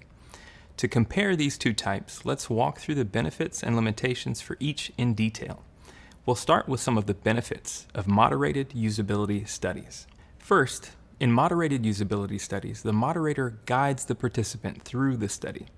For example, the moderator might show the participant where to click and ask them about their experience when taking that action. This is beneficial because participants take the exact actions you want to get feedback about. Second, moderated studies allow the moderator to ask specific questions and follow up in real time to learn more. Similarly, the moderator can rephrase a question that a participant is not understanding. This is beneficial because it allows you to collect more information that you can act on to improve your design. Third, moderated usability studies allow for rapport building between the moderator and participant, which can help the participant open up and share more feedback about the design. Building rapport is especially important if the design being tested deals with sensitive or personal issues. Okay, so moderated usability studies sound pretty great, right? Well, they also have some limitations. The moderator could influence or bias the participants. Because a person is guiding the study, there's a chance that person can accidentally let their own thoughts or feelings come into the study. Also, moderated usability studies are less flexible. It's harder to reach populations like single parents or night shift workers who may be unavailable during the daytime hours. The study can also be difficult to reschedule if a participant does not show up. In addition, there's a chance that the participant may not identify with the moderator. This could make the participant less comfortable and less open with their feedback. There are many more benefits and limitations to moderated usability studies, which you can learn about in the upcoming reading. All right, let's shift gears and think about unmoderated usability studies. Remember, unmoderated studies did not have a person guiding the participants. Let's discuss the benefits of this type of study. First, it's easier to see how a participant uses the product in the real world. In unmoderated usability studies, you give the participant a list of tasks to complete on their own. This helps you see how the participant would experience your product without a moderator guiding each step. Second, unmoderated usability studies allow participants to complete tasks on their own time and in their own space because there is no need for a moderator. This also makes it easier to schedule unmoderated studies. Third, depending on the subject matter, especially if it's sensitive, participants may feel more comfortable giving feedback without others around. As you might have guessed, there are also limitations to unmoderated usability studies. In an unmoderated usability study, participants have no human guidance. Participants get a list of fixed questions and tasks, but if they have issues or need technical assistance, there's often no one to help them. Next, unmoderated usability studies don't give the UX team an opportunity to ask the participant real-time follow-up questions. This can be limiting if the participant does not explain their problem in detail because there's no way to follow up once the UX team watches the recording. Lastly, there's little to no control over the environment to ensure you have the participant's full attention. Without a moderator present, participants could multitask and not be focused on the key activities in the study. Ultimately, to decide which type of usability study to conduct, the UX team has to consider the scope and goals of the study and the types of participants you are trying to reach. Next up, we'll talk about how usability studies are structured. Hey everyone, now that you know the basics of usability studies, it's time to watch one in action. Earlier, you learned that usability studies can be moderated or unmoderated. Join me as I conduct an unmoderated usability study so you can get a feel for how this works in the real world. Let's continue to imagine that we are on a UX team that is creating an app to help people find and schedule dog walkers. The design team wants to learn how easy it is for users to go through the main user experience of finding and scheduling dog walkers in the app. To figure this out, I've been asked to lead an unmoderated usability study for the dog walking app. I'll have participants test our low-fidelity prototype. I've recruited 5 participants to provide feedback from the comfort of their own homes. I'll need your help to watch the recordings of the 5 participants. As a researcher, your goal is to pay attention to how each user responds to the tasks they are asked to perform. As you watch each video, you'll see the participants try to complete a series of tasks that the design team wants to get feedback on. The participants will also share what they are thinking as they try to complete the tasks. Since this is your first usability study, just get a feel for how the process works as you watch each participant. For future studies, you'll take notes during the study, but let's keep it simple for now. It looks like the recordings for each participant just got uploaded. Let's get started with our first one. Hi there, I'm Toby. I'm going to be completing this usability study on an app to help people schedule dog walkers. This is the first time I've ever done a study like this. I go out of town on the weekends a lot, and since I have 2 dogs, I definitely could use something like this to make sure my dogs are well cared for while I'm away. So let's check out what I need to do here. Prompt 1. Pick a date and time to schedule a dog walker. Note, the product is only an example, so you will not be able to change the date or time on the screen. Okay, so I'm opening the app, and I'm not exactly sure if I pick schedule or dog walkers near you. That's a little confusing. Kind of seems like you can do both here. I guess I'll try schedule since I'm trying to find a date and time. Okay, seems like I'm in the right place, and I don't need to fill out the date and time here. Kind of weird that I don't get to choose my own date and time with this product since it's an example. What's the point of selecting a dog walker if you can't say when you want them to come? I guess that might be included when the product is a little more well developed. Prompt 1 follow-up. Did you find this task easy or difficult to complete? Is there anything you would change about the process of scheduling a dog walker? It would have been nice if I could schedule from an actual calendar instead of the 2 text boxes for date and time. Then I'd know what days of the week this all aligned with. I need a dog walker every Saturday morning, but it's not like I know which days of the calendar align with a Saturday. You know what I mean? Like when I see a date like May 2nd, I don't know which day of the week that is, so I just have to pull up my own calendar to compare. So I guess I'll just press submit. Prompt 2, select a dog walker. Okay, now I'm looking at all the dog walkers available at this date and time. There's a lot to look at, tons of profiles. How am I supposed to really know who to choose to walk my dog? Any of these profiles right now seem fine to me. I'll say that this one right here works. I think I need to click the Learn More button. Prompt 3. Confirm booking of dog walker and complete the checkout process. Got it. Okay. I'm going to click Book right here. This seems fairly simple. What the heck? It looks like this is a page with details about my booking and the total cost. The app didn't even give me a page to confirm the dog walker I selected or the date and time I need. I'm not even sure if I had all the right details, but it went right to confirming the appointment. That's so annoying. I feel like most apps let you review what you're booking before you actually finish paying. Well, I guess I completed the task, since it seems like it would be the final page. Prompt 3 follow-up. Did you find this task easy or difficult to complete? Is there anything you would change? Yeah, I mean, it's kind of crazy that the app booked the dog walker without letting me review what I was going to book. I was just trying to click around, not actually confirm anything.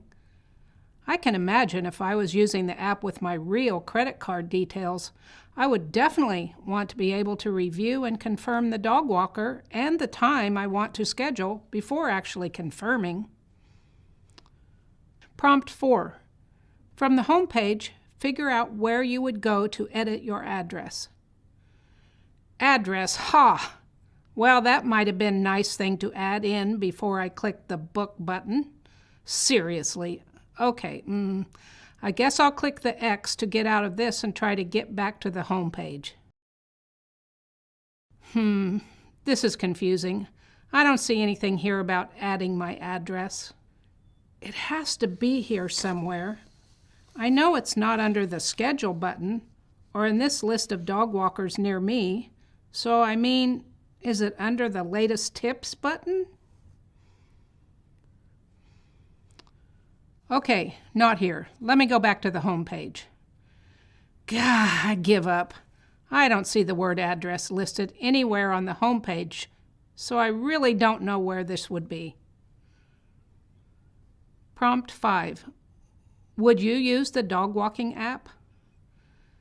I definitely see myself using an app to find and schedule a dog walker like this if it was better to use.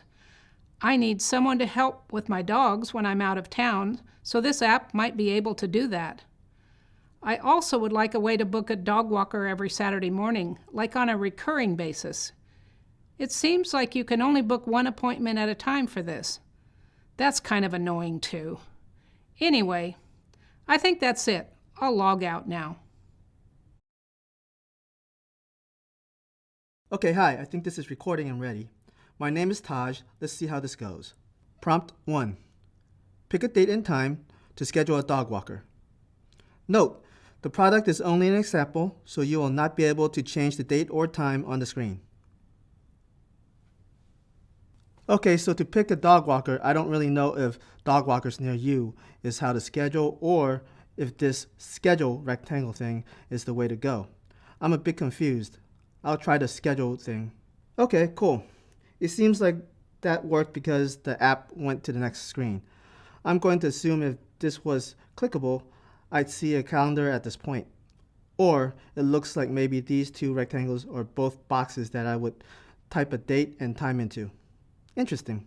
One thing I'm thinking about for myself and my own dogs is that it doesn't seem like there's a way to schedule a reoccurring dog walker. Like if I want someone to come walk the dog every week at the same time. This scheduling page seems like it's only a one-time appointment for this one date and one time. Anyway, I'll go ahead and click the submit thing, which I think is a button. Prompt 1 follow-up. Did you find this task easy or difficult to complete? Is there anything you would change about the process of scheduling a dog walker? I mean, it was a bit hard to figure out which button to press on the home screen, but that's okay. That could be fixed, but I still figured it out. Also, I think there needs to be a way to do a recurring booking. Almost everyone I know with a dog doesn't schedule individual appointments like this. They want someone to walk their dog at the same time or on the same day every week, or something like that. Prompt 2. Select a dog walker. Okay, so it looks like there's a lot of options here. And I can scroll through even more dog walkers. Any of these work for me. So I'm going to click one of these rectangles that say Learn More. Looks like I'm in the right place. Cool. This seems like more details about a dog walker named Jane Doe. Prompt 3. Confirm booking of dog walker and complete the checkout process. Got it, okay. I'm going to click book right here. This one seems obvious since it's big at the top of the screen. Oh, that was super easy. Looks like I'm all set. I have this congratulations page, which I guess means my booking of a dog walker is all good. Prompt 3 follow-up. Did you find this task easy or difficult to complete? Is there anything you would change? Wouldn't really change anything. That was pretty easy. I got it done quickly. Prompt 4. From the home page, figure out where you would go to edit your address. Got it. Well, let me see if I can go back here. I think I need to press this X to get out of this screen. Ah, yes, I'm back on the home screen of the app. Cool. So if I'm looking for a place to edit my address, it's probably here under the logo for a person. Usually, in other apps, there's a profile page with all of your personal details like address, so I wonder if this app will be the same. Great, yes, found it. It says address right here. Prompt 5. Will you use the dog walking app? I don't know if that's useful, especially since you can't book a recurring time. Like, I don't really know if I would just book a dog walker one date at a time. Seems like a lot of effort. To be honest, I don't think I'd really use it the way it's currently set up, but thanks for letting me try it out. Okay, I'm Orion. I'm joining a usability study about scheduling and booking a dog walker. So excited to get started, and I'm sure that this will be fun. Maybe I'll even get to use this app to actually book a dog walker in the future.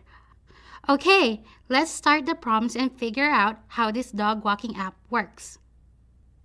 Prompt 1. Pick a date and time to schedule a dog walker. Note, the product is only an example, so you will not be able to change the date or time on the screen. I work as a teacher and I volunteer to coach sports after school, like volleyball. So my puppies, Reggie and Snowball, are often left home alone for long periods of time. I'm excited to see how easy this app is to use. Okay, so let me get started here. Alright, looks like I'm on the home page of the app. I need to pick a date and time to schedule a dog walker. Seems like there are some tips at the top here. That's useful. Oh great, there's a button that says schedule. I bet this is the one I need to click on. Great, looks like I'm doing this right so far. I was taken to the next page of the app. Now I'm supposed to pick a date and time to schedule a dog walker, but it looks like this information is already filled in. I am imagining that if I pick a real date and time that I want someone to walk my doggies. Then I press the submit button here. There we go. Prompt 1 to follow up. Did you find this task easy or difficult to complete? Is there anything you would want to change about the process of scheduling a dog walker? I can't say I changed anything honestly. The task was super easy to complete. Schedule a walk was nice and clear with a big button, and I knew right away where to click. Easy peasy. Prompt 2. Select a dog walker. Okay, so it looks like there's a lot of options for the dog walkers here. And it says that these folks are near me. That's cool. Seems like there will be a lot of detail here to choose from. I'm going to guess I just click learn more here on the person who seems like the best dog walker. Again, these buttons are really clear, which makes it easy. Yep, that worked. Now I'm on what it seems like a profile page with details about specific dog walker. The dog walker here is named Jane Doe. How fun! Looks great. Prompt 3. Confirm booking of dog walker and complete the checkout process. This seems pretty self-explanatory. I'm just going to click the book button at the top of the screen here. Oh nice, that was super easy. Looks like I'm all set on that one too. This message here is so upbeat with congrats and an exclamation point. That's cute. Prompt 3 follow-up. Did you find this task easy or difficult to complete? Is there anything you would change? That was really easy to do. I guess if I'm a little bit picky, it would have been nice to have some kind of confirmation page before the booking actually happened. Like, it would be nice to review the details of my reservation to make sure I'm all set before the booking is confirmed. The other thing is, I usually want to book a dog walker every day after school when I'm coaching sports. So I'd need a way to set that up to be recurring so the same dog walker could come see my doggies at the same time each day. Prompt 4. From the homepage, figure out where you would go to edit your address. Okay, well it looks like I just hit the X here. And yep, that took me back to the homepage where I started. Great. Then I'm going to click the logo that represents a profile page in this top right corner of the app. Yep, just as I expected. Cool. Okay, so I'll click Edit Profile here and update my address. Seems pretty easy like other apps I've used before. Prompt 5. Would you use the dog walking app? Yeah, I definitely use this for sure. It really seems super simple to use. I just love to see a little more customization and of course some more actual details of the content. After that, I think it's pretty much ready to go. Thanks for letting me try it out today. Hi there, I'm PETA. I'm excited to give this app a try. I don't have a dog myself, I wish, but I help take care of my mom who is 84 years old and is in pretty poor health.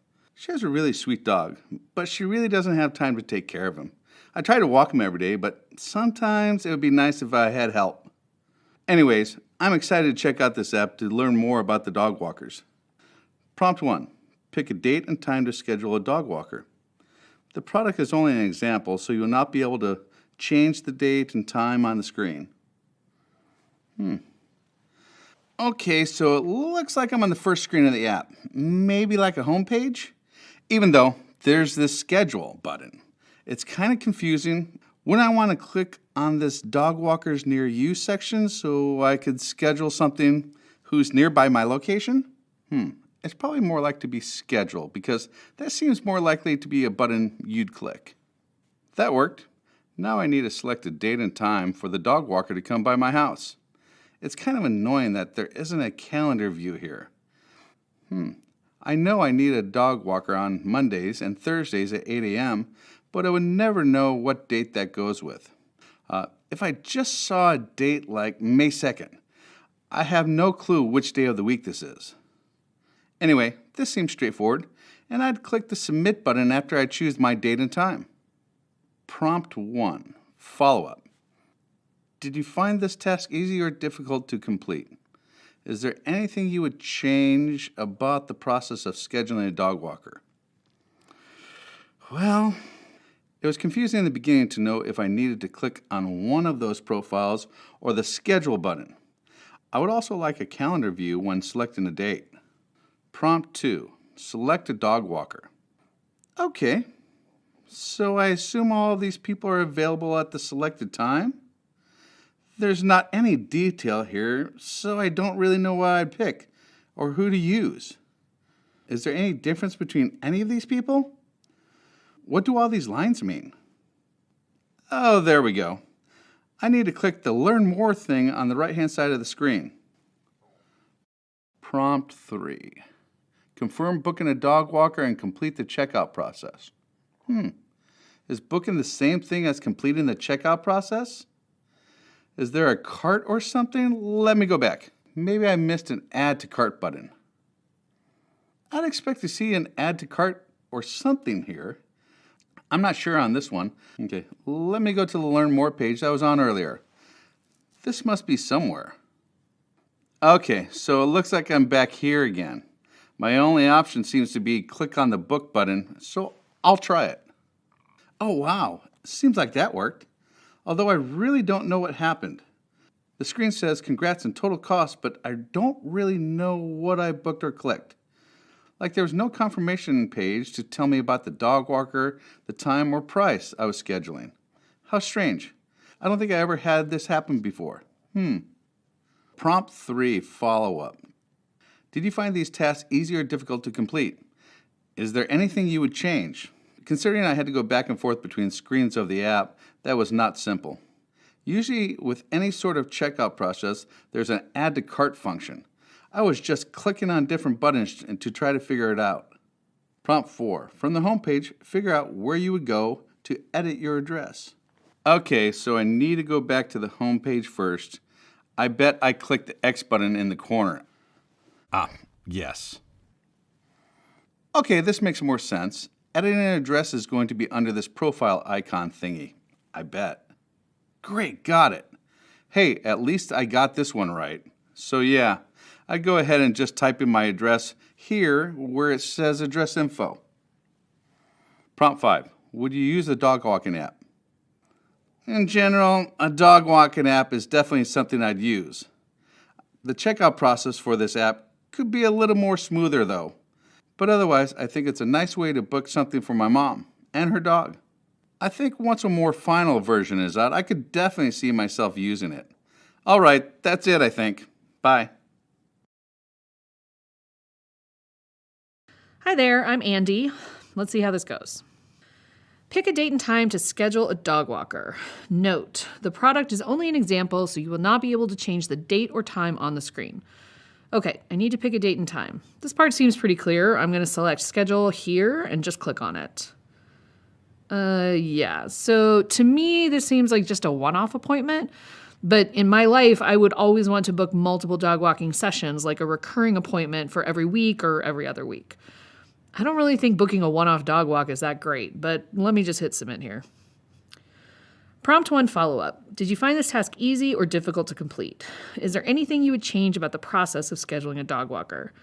Yeah, like I was saying, I think there needs to be a way to do a recurring booking. Almost everyone I know with a dog doesn't schedule individual appointments like this. It would also take a long time to have to re-enter your information every time you want to book a dog walker. Prompt 2, select a dog walker. Okay, so it seems like there's a lot of options here for dog walkers, I guess. I'm not really sure what I'm looking for exactly. Does learn more mean to book that dog walker or just get more information about each person? It's not really clear how I select a dog walker from this list. Okay, let me try clicking learn more on one of these items of the list. Oh, that took me to a new page, so I think that worked. Prompt 3, confirm booking of dog walker and complete the checkout process. Got it. Okay, I'm going to click the book rectangle right here, I guess. Wait, I think that was the end of the process. Like, it just booked an appointment without asking me if I wanted to confirm or showing me what I was booking. That's honestly super annoying. If I was actually paying for this, I would be pretty angry if I didn't know what I was booking.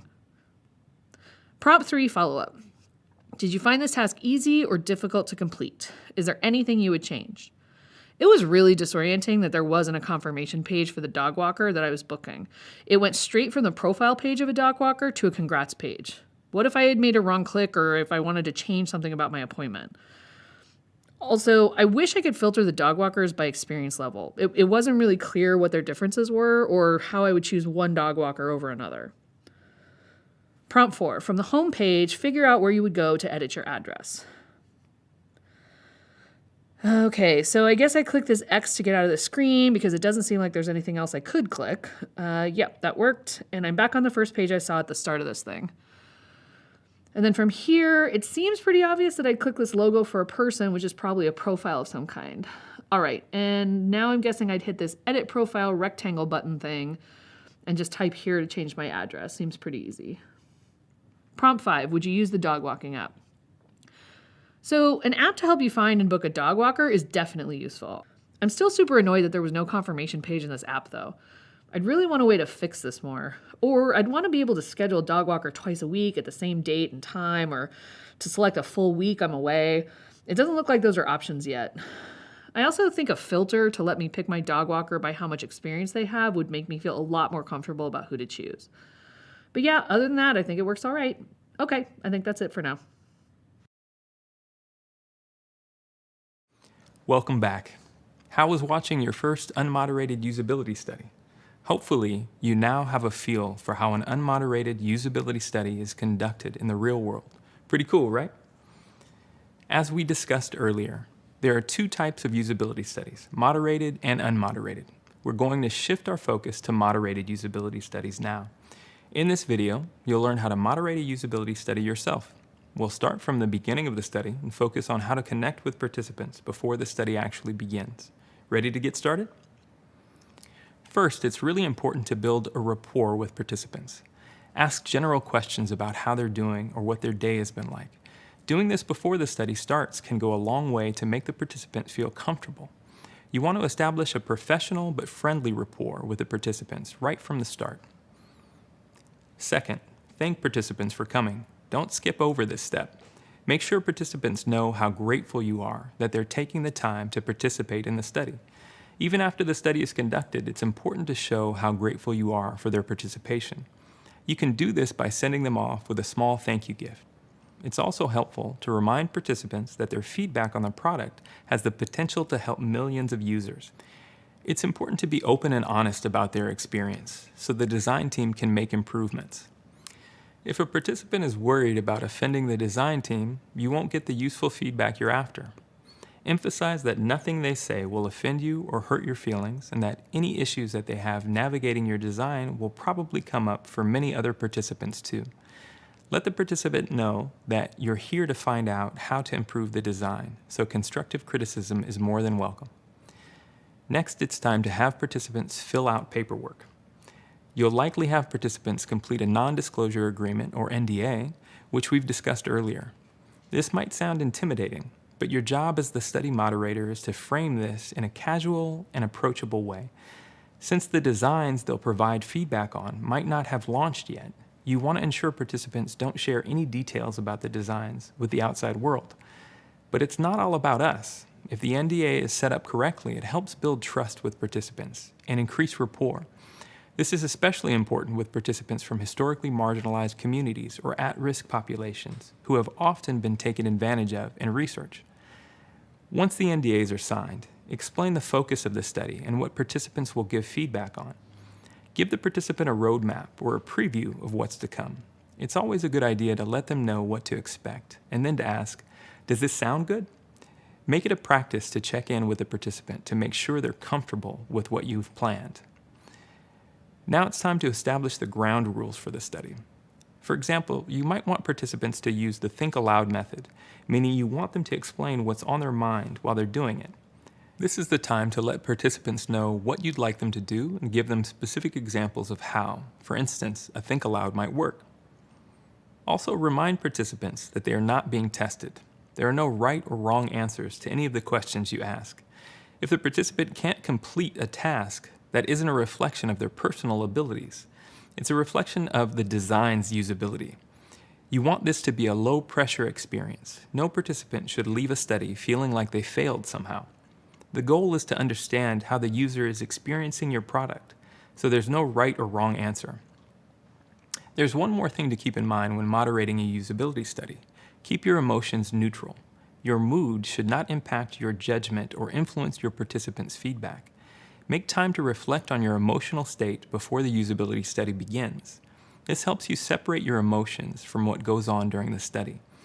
And if you have a hard time keeping your emotions neutral during the study for some reason, this reflection can help you identify where your emotions might have influenced your research.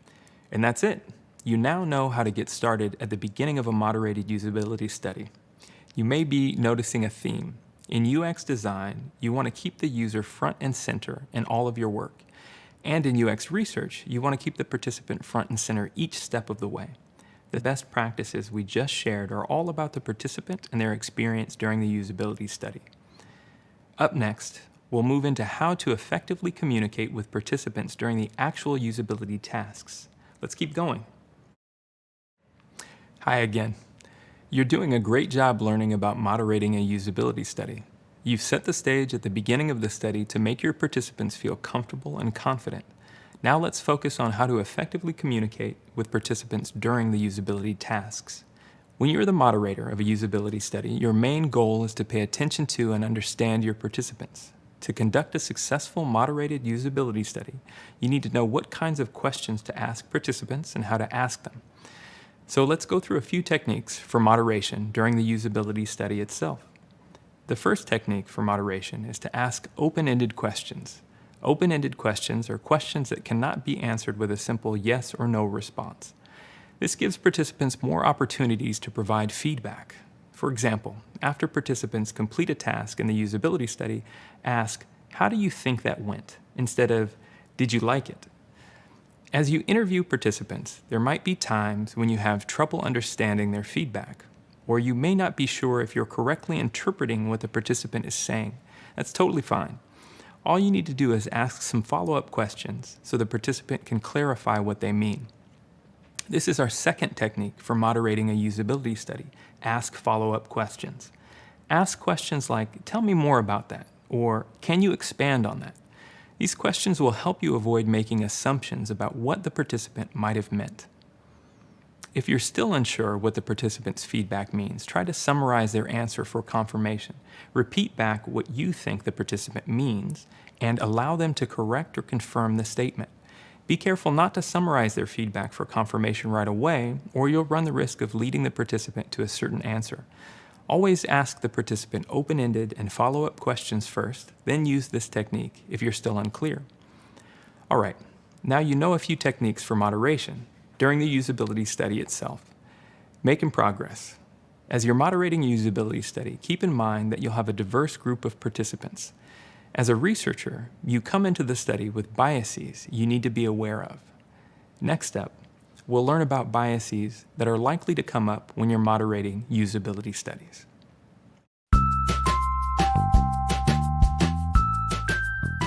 Hi, my name is Dina. I'm a senior user experience researcher at Google. User experience research is critical at every stage of the product development lifecycle. In the very early stages of product development, we need to uncover the right solution by understanding what the problems are.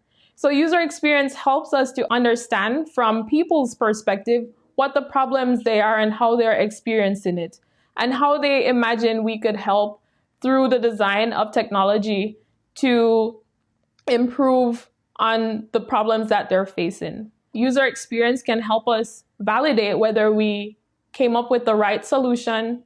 And once we launch, user experience helps us to evaluate. Now that we've built a product or services and it's out in the real world, is it really meeting the need in the way that we expected or imagined?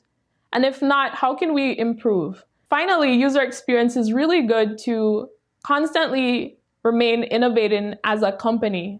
I'm always on the side of the people who are using our products and our services. I want to ensure that the experience that we put out there works for them. I feel really great when we've hit the mark, but as a user experience researcher, I know that's not always the case. There are times where we miss the mark, and it is my job to bring those insights back to the team unfiltered so that we can make improvements. One of the core methods that I employ is interviewing and observations. That means I tend to be out visiting people where they are in their own context, such as the workplace, in their homes. I observe, I interview, I understand what daily life is for them, and try to translate that back to what that means for the products we build. The thing I love most about my job as a researcher is the fact that I can get to connect with people, understand the problems, be a part of creating solutions to these problems, and I get to do that all over the world. I've conducted research in 6 continents to date. As you can imagine, that means I'm in cultures and places and speaking to people of all different backgrounds and with all different kinds of pain points and problems. And I get a chance to be a part of creating something that is going to provide value, not just for some, but for everyone. Hi there. You might remember when we discussed biases in UX research in an earlier course. In this video, we'll focus on biases that might occur when you moderate usability studies. Remember, a bias is favoring or having prejudice based on limited information. It's important to call out that all humans are susceptible to bias. Yes, even you and me. The key is to identify and become aware of these biases so that you can guard against them. Identifying your own personal biases can be challenging. Because bias is usually unconscious, a lot of times we don't even realize we're experiencing it. But if you know what biases you have, you can take steps to minimize their effects. Let's go over some common biases you or your participants might have during usability studies. Let's start by discussing a couple of biases that you might have as a moderator during a usability study. The first bias is one we've already discussed, implicit bias or unconscious bias. Remember, implicit bias is the collection of attitudes and stereotypes we associate to people without our conscious knowledge. These attitudes and stereotypes are often negative, exclusionary, or disempowering. When recruiting participants for usability studies, any implicit biases you have against a particular user group might impact your expectations for how those participants will interact with the product. Another bias you might have as a moderator during a usability study is serial position effect. which we've discussed in a previous video. Serial position effect is a psychological bias that states that when given a list of items, people are more likely to remember the first few and the last few, while the items in the middle tend to blur.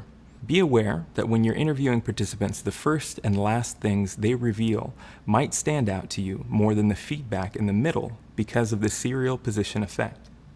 Similarly, your participants might experience the serial position effect. If you give participants a list of instructions, they're more likely to remember the first and last items on the list. Next up, another bias often experienced by participants, friendliness bias. Friendliness bias describes the tendency of people to agree with those they like in order to maintain a non-confrontational conversation. Think about this in the real world. Has your friend ever asked you if you want to eat at their favorite restaurant? Even if you hate the food, you might agree to go to their favorite restaurant in order to avoid confrontation. While this might have benefits in the social world, in the world of usability studies it can present a bit of an obstacle. As a moderator, if you are too friendly and develop too strong a rapport with participants, there's a chance participants will want to agree with you in order to avoid confrontation. This can stop participants from giving honest feedback. Your goal is to improve the product's design, so remind participants that you actually need honest feedback in order to improve the product. The last bias moderators need to guard against is the social desirability bias, which describes the tendency for people to answer questions in a way that will be viewed favorably by others. You've probably seen this happen in your own life. Imagine you're with a group of friends who are talking about a movie they enjoyed. One of them asks you, "Did you like the movie?" And everyone turns to see your response. You're likely to say, "Yes, I loved it," to be viewed favorably by the group, even if you didn't actually love it. Similarly, in usability studies, the social desirability bias can cause participants to focus on the positive aspects of their experience with the product and minimize the negative aspects. One way to guard against this bias is to provide participants with a series of statements that came from other users. Ask participants which statement they most relate to and emphasize that there's no correct answer. Okay, you're becoming a pro when it comes to usability studies. You now know the bias to watch out for when you're conducting a usability study and interacting with participants. Coming up, we'll continue this conversation and share some strategies for reducing your own bias during usability studies. See you there. Welcome back. You now know a few common types of bias that can come into play during usability studies. Keep in mind that being aware of biases like these is actually the first step in reducing them, so we're already on our way. In this video, we'll explore strategies for reducing your own bias when conducting usability studies. The first thing you can do to overcome bias is to identify and admit your own biases. As part of our work, UX designers make a lot of assumptions, but we also test them out and revise them when we get new information. By acknowledging your own biases, you can be more objective and question your assumptions as you conduct a usability study. For example, imagine you're designing a website that sells handbags. Before we design the website, let's start with a little introspection or soul searching. Make sure you have a piece of paper and a pen ready. Pause the video if you need to grab supplies. Think about handbags and answer the following questions. We'll give you 10 seconds to write down ideas for each one. Who uses handbags?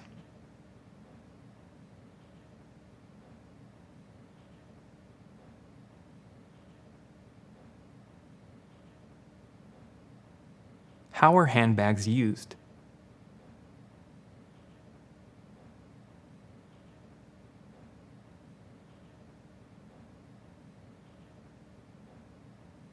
What other thoughts do you have when you think about the word handbags?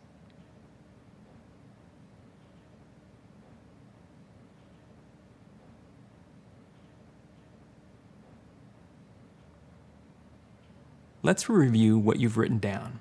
When asked the questions, who uses handbags, did you list a certain group of people, like women? Did you consider that men might also carry handbags? If you primarily thought about handbags being used by women, you may have a bias that men are not interested in handbags. In some cultures, it's common for men to use handbags every day. And when asked the question, how are handbags used, did you list to carry lipstick, keys, or a wallet? Based on what you listed, you may have a bias that handbags are used to carry certain items. Sometimes handbags are used to carry dogs or your lunch. Learning about all of your biases will take a lot of work and reflection. It might even be hard and uncomfortable. This exercise is just one simple example to get you thinking about what your biases might be. Being aware of your own biases can help you avoid forming any opinions before you have results from your research. When conducting usability studies, be sure to phrase questions in a way that allows for a diversity of responses. The next thing you can do to reduce bias when conducting usability studies is to find participants from a representative sample. The small group of participants you conduct your usability study with should represent your key user group, as well as user groups that are often marginalized. Next, define the research criteria beforehand. Remember, when you created a plan for your usability study, a couple of the key elements focused on the research goals and research questions. By establishing research goals with your team before the usability study begins, you reduce the chance of designer biases leading you down the wrong path. Also, phrase interview questions thoughtfully. If we ask a participant, "Do you like the design experience?" we might not get all the information we need. Stick to open-ended, non-leading questions like, "How did it go?" "What was your experience like?" Or, "What worked and what didn't work for you and why?" Remember, the goal of usability studies is to get honest feedback from the participants. Next, let participants express themselves fully and in their own words. During the usability study, make sure you understand exactly how participants feel and why. As we discussed earlier, if you need more clarity on what a participant says, ask a follow-up question. Finally, be mindful of your body language. Remember the friendliness bias? A lot of us are people pleasers. If you react favorably to something when you are the moderator by nodding or smiling, this might encourage participants to share feedback that will get them more nods or smiles. Body language like this can bias the feedback that participants provide. Identifying your own biases and how your actions can bias participants is a long process that takes a lot of practice. You've learned some of the most common biases in UX research and effective strategies for combating bias, so you're already off to a great start. Coming up, we'll learn how to take notes during a usability study. Now that you know how to conduct your study and avoid biases in the process, it's time to think about another important part of usability study, note-taking. In this video, we'll explore why you need to take notes during a usability study and who takes notes, and ways to take effective notes. You might be wondering why we take notes during a usability study, especially if the session is being recorded. Well, there are a lot of reasons. First, note-taking lets you capture any thoughts you have during the usability study. For example, you can indicate what you notice about each participant's body language or the way that they're talking. Are they smiling? Do they seem frustrated? These are all useful observations to put into your notes. Remember to keep what we just learned about biases in mind whenever you make assumptions on how a participant is feeling based on body language or tone of voice. One way to avoid this bias in a moderated study is to ask the participant how they felt at the point in the study where they appeared to show an emotion. Think back to the mock usability study from earlier. When conducting a usability study live or watching the recordings, you can take notes on the tone of the participant's voice or even their word choice when describing the tasks. Let's review how participant A completed a task in the example usability study. Prompt 3. Confirm booking of dog walker and complete the checkout process. Got it. Okay. I'm going to click Book right here. This seems fairly simple. What the heck? It looks like this is a page with details about my booking and the total cost. The app didn't even give me a page to confirm the dog walker I selected or the date and time I need. I'm not even sure if I had all the right details, but it went right to confirming the appointment. That's so annoying. I feel like most apps let you review what you're booking before you actually finish paying. Now let's review how participant D completed the same task. Prompt 3. Confirm booking a dog walker and complete the checkout process. Is booking the same thing as completing the checkout process? Is there a cart or something? Let me go back. Maybe I missed an add to cart button. I'd expect to see an add to cart or something here. I'm not sure on this one. Okay, let me go to the Learn More page that was on earlier. This must be somewhere. Okay, so it looks like I'm back here again. My only option seems to be click on the book button, so I'll try it. Oh wow, seems like that worked. Although I really don't know what happened.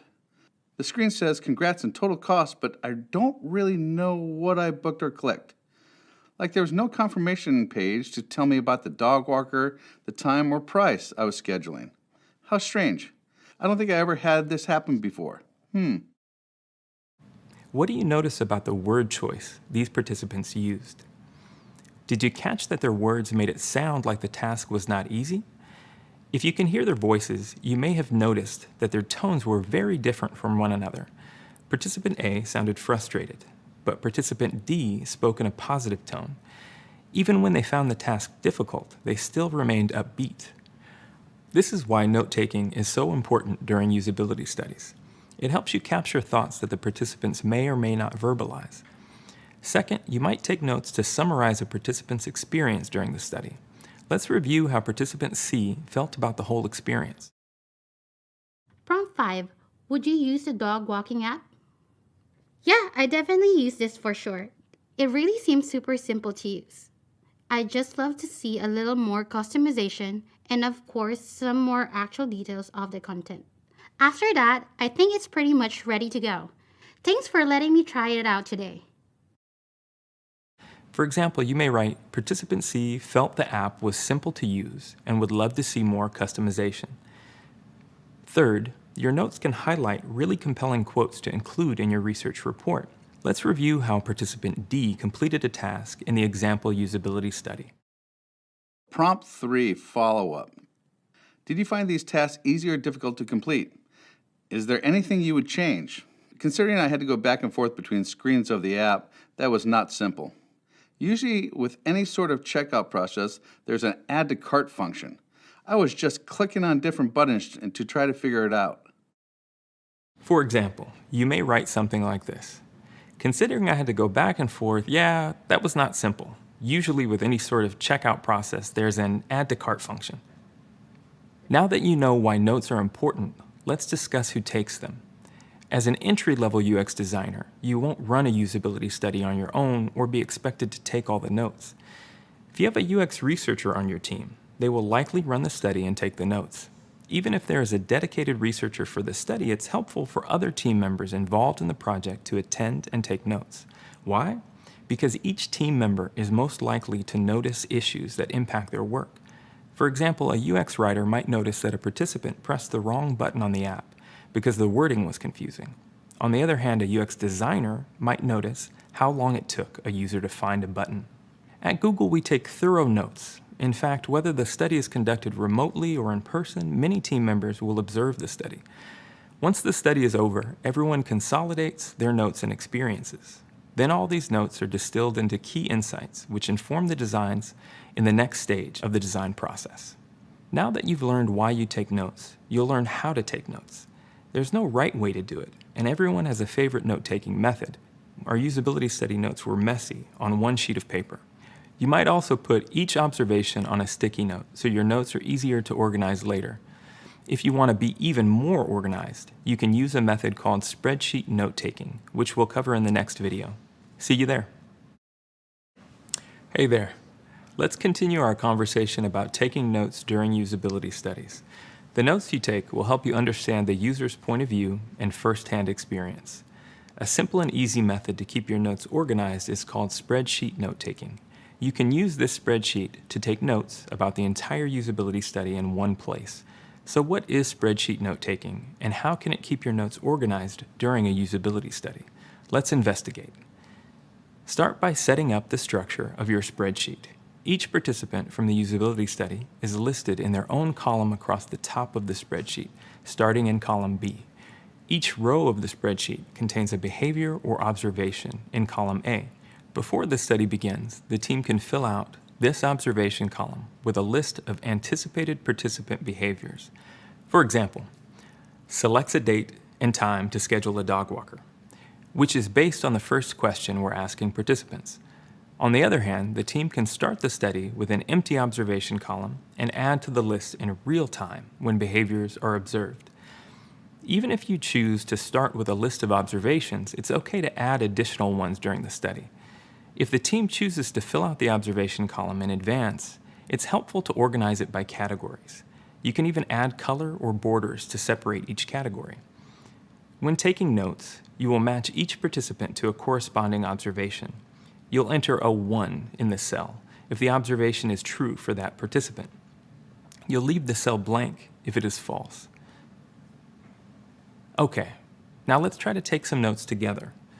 We'll re-watch part of participant B's recording and take notes as we go. First, let's make sure our note-taking spreadsheet is set up correctly. Looks like we have 5 participants across the top in the first row. Great. Now let's check the observations column. Our research team decided to fill it out before the study begins. It looks like they even organized the observations into 3 categories. Observations about how easy or difficult it was for the participants to complete the assigned task, observations about participants' opinions on the product's usefulness, and observations about the participants' tone of voice or attitude while completing the tasks in the study. They also left some extra rows where we can add additional observations. Now we're ready to take some notes. Let's start participant B's recording. Prompt 1. Pick a date and time to schedule a dog walker. Note, the product is only an example, so you will not be able to change the date or time on the screen. Okay, so to pick a dog walker, I don't really know if dog walkers near you is how to schedule or if this schedule rectangle thing is the way to go. I'm a bit confused. I'll try the schedule thing. Okay, cool. It seems like that worked because the app went to the next screen. I'm going to assume if this was clickable, I'd see a calendar at this point. Or it looks like maybe these 2 rectangles are both boxes that I would type a date and time into. Interesting. One thing I'm thinking about for myself and my own dogs is that it doesn't seem like there's a way to schedule a reoccurring dog walker. Like if I want someone to come walk the dog every week at the same time. This scheduling page seems like it's only a one-time appointment for this one date and one time. Anyway, I'll go ahead and click the submit thing, which I think is a button. Prompt 1 follow-up. Did you find this task easy or difficult to complete? Is there anything you would change about the process of scheduling a dog walker? I mean, it was a bit hard to figure out which button to press on the home screen, but that's okay. That could be fixed, but I still figured it out. Also, I think there needs to be a way to do a recurring booking. Almost everyone I know with a dog doesn't schedule individual appointments like this. They want someone to walk their dog at the same time or on the same day every week, or something like that. Let's pause here. Participant B just completed the first task, which tells us whether or not they can select a date and time to schedule a dog walker. Participant B said, "I'm going to assume if this was clickable, I'd see a calendar at this point." Okay, done. Based on this, I'm going to put a 1 in cell C2 to show that participant B was able to select a date and time to schedule a dog walker. Participant B also said, "I don't really know if dog walkers near you is how to schedule, or if this schedule a walk thing is the way to go. I'm a bit confused." So I'm also going to add a 1 in cell C3 because participant B was confused by how to get to the screen to select a date and time to schedule a dog walker. This is an important part of the user flow. Let's start the recording again and make more notes about our observations. Prompt 2. Select a dog walker. Okay, so it looks like there's a lot of options here. And I can scroll through even more dog walkers. Any of these work for me. So I'm going to click one of these rectangles that say Learn More. Looks like I'm in the right place. Cool. This seems like more details about a dog walker named Jane Doe. Prompt 3. Confirm booking of dog walker and complete the checkout process. Got it, okay. I'm going to click book right here. This one seems obvious since it's big at the top of the screen. Oh, that was super easy. Looks like I'm all set. I have this congratulations page, which I guess means my booking of a dog walker is all good. Prompt 3 follow-up. Did you find this task easy or difficult to complete? Is there anything you would change? Wouldn't really change anything. That was pretty easy. I got it done quickly. Okay, what did you observe? Was participant B able to choose a dog walker from the list? You might have noticed when participant B said, any of these work for me, so I'm just going to click one of these rectangles that said learn more. I'd say they were able to select a dog walker, so I'm going to put a 1 in cell C4. Next, was participant B able to complete the checkout process? Participant B said, oh, that was super easy. Looks like I'm all set on that one. So I'll put a 1 in cell C6. Let's revisit the recording and keep building our notes. Prompt 4. From the home page, figure out where you would go to edit your address. Got it. Well, let me see if I can go back here. I think I need to press this X to get out of this screen. Ah, yes, I'm back on the home screen of the app. Cool. So if I'm looking for a place to edit my address, it's probably here under the logo for a person. Usually, in other apps, there's a profile page with all of your personal details like address, so I wonder if this app will be the same. Great, yes, found it. It says address right here. Okay, was participant B able to find the user profile to edit their address? Participant B said, cool, so it's probably here under the logo for a person. Great, found it. Participant B was able to easily find the user profile screen, so I'll put a 1 in cell C8. Back to the video one more time, where we're going to look for some clues about participant B's tone of voice. Roll the tapes. Prompt 5. Will you use the dog walking app?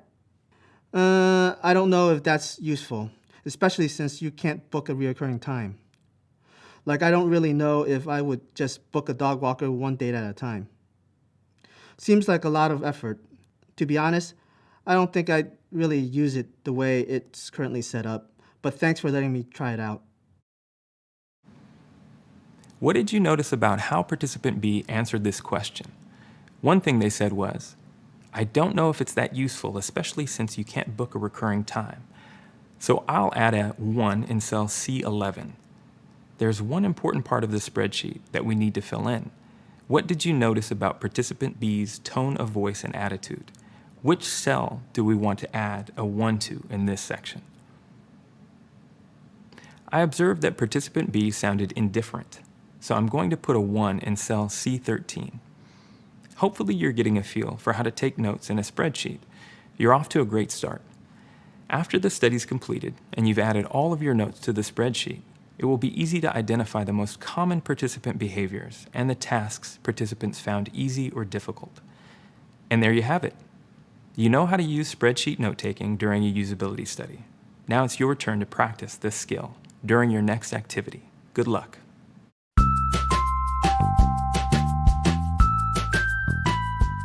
Hi, I'm Chikizi. I'm a UX lead for AR experiences at Google. We design AR experiences for Google Search, for shopping, and other third-party brands.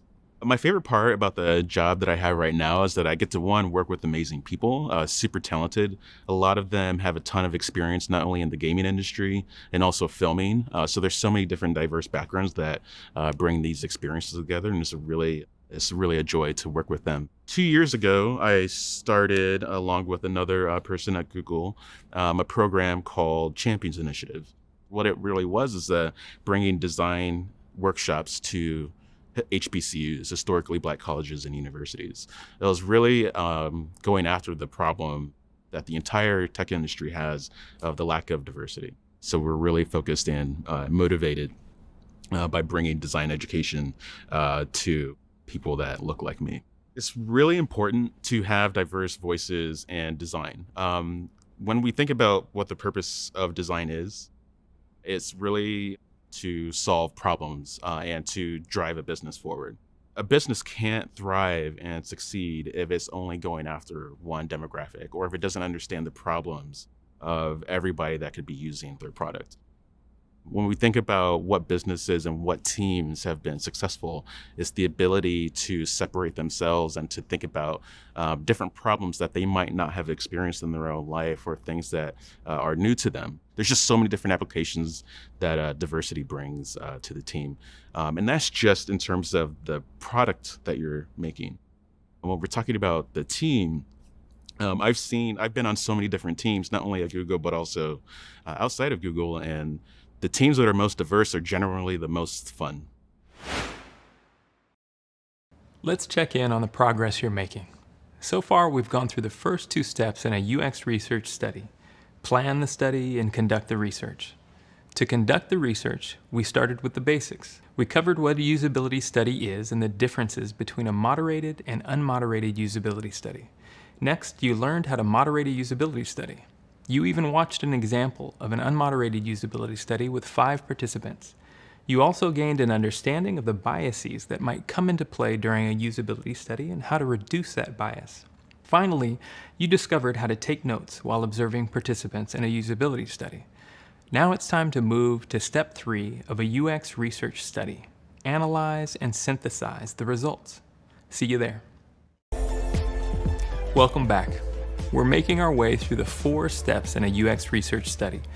So far, we've covered the first 2 steps: plan the study and conduct the research. As part of conducting the research, you watched an example of an unmoderated usability study, and you learned how to take notes while observing participants. After the usability study, we have a ton of feedback from participants. What are we going to do with it? Well, it's time to move to step 3 of a UX research study: analyze and synthesize the results. That's what this set of videos is all about. We'll learn how to synthesize the feedback and data you gathered during your usability study. When you synthesize something, you combine ideas to draw conclusions. What does that mean for us? Well, when UX designers synthesize research, we group data into themes. We want to find insights that evolve our understanding of users and their needs. That last part is really key. A synthesis evolves our understanding. For example, remember how 4 of the 5 participants in our usability study said they want to be able to book a dog walker repeatedly. By grouping these shared frustrations, we can understand how crucial this problem is and figure out ways to solve it. This is our insight. After we discover insights, we're ready to iterate on our design. Iterate means we revise the original design to create a new and improved version. UX design is all about coming up with an idea, getting feedback from participants or users, and iterating to make the idea better. We are constantly improving our work. So let's jump right into this exciting next step: analyzing and synthesizing the research results. To get started, we'll discuss a real-world example of how insights were used to improve a design here at Google. Although conducting research in a conference room is a valuable way to test designs with potential users, sometimes teams at Google need a more hands-on method for interviewing users and conducting usability tests. In this video, I'll tell you the story of how the Google Maps team expanded its understanding of how people get around in countries like India and Indonesia. Their first-hand learnings changed the design of Google Maps. In large, densely populated cities like Delhi, India, and Jakarta, Indonesia, traffic is a real headache. In a car, someone might be stuck in traffic for several hours per day. So, locals have found a way around this obstacle: 2-wheeled vehicles like scooters and motorcycles. They can weave around traffic and take shortcuts a car can't. The problem? Mapping applications like Google Maps were built for cars. Although cars and scooters drive the same roads, the drivers don't have the same ability to use Google Maps. For example, someone driving a car can listen and see directions as they drive. Although this is still possible for someone driving a scooter or motorcycle, it's much more difficult. They're likely wearing a helmet which covers their ears. The road noise is louder and harder to block out, and even having visible access to a mobile device while driving a scooter or motorcycle is complicated. A few years ago, a team of UX designers, researchers, engineers, product managers, and marketers from around the world traveled to the region to meet with locals. They interacted with locals in traffic, in their homes, and even on the backs of their motorcycles. The team valued the immersive experience of actually riding through traffic and experiencing the bugs in the Google Maps app in real time. So what insights did the team learn from their research?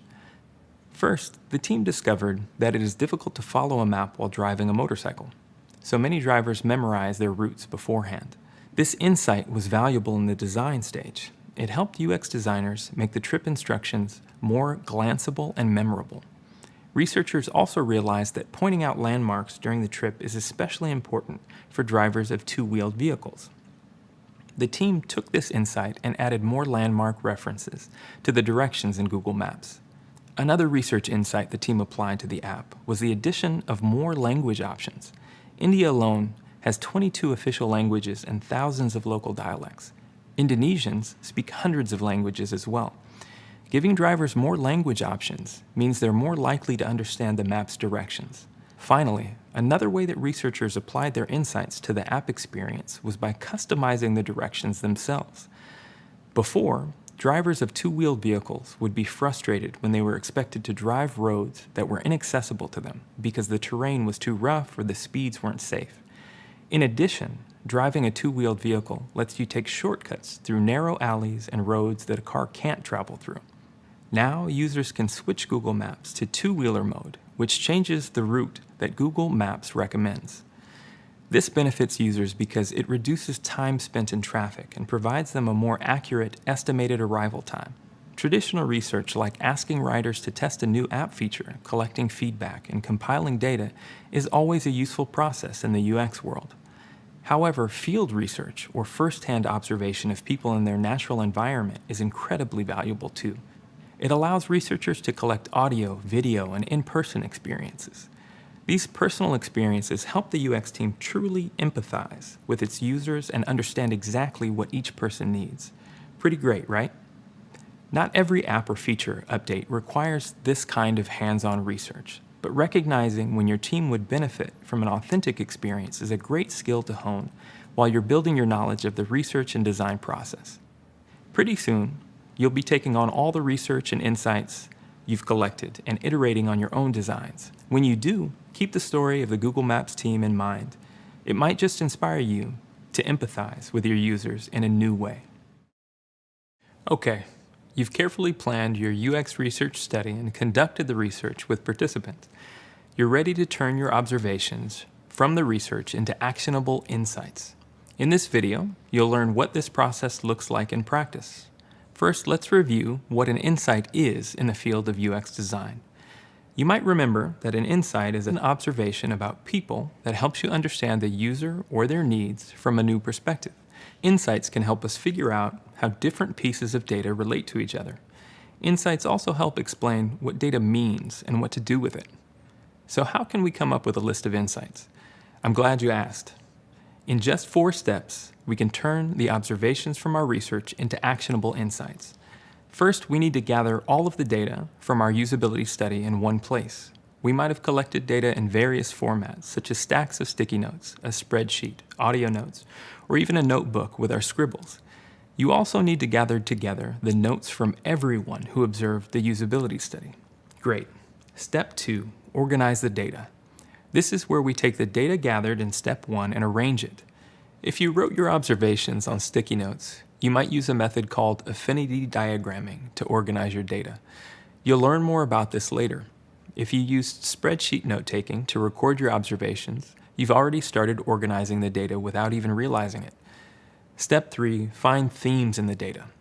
One of the key goals of user research is to identify themes that are common across participants. These themes help us to turn our data into insights about the users. You'll find that UX designers and researchers often use the words, patterns, and themes interchangeably.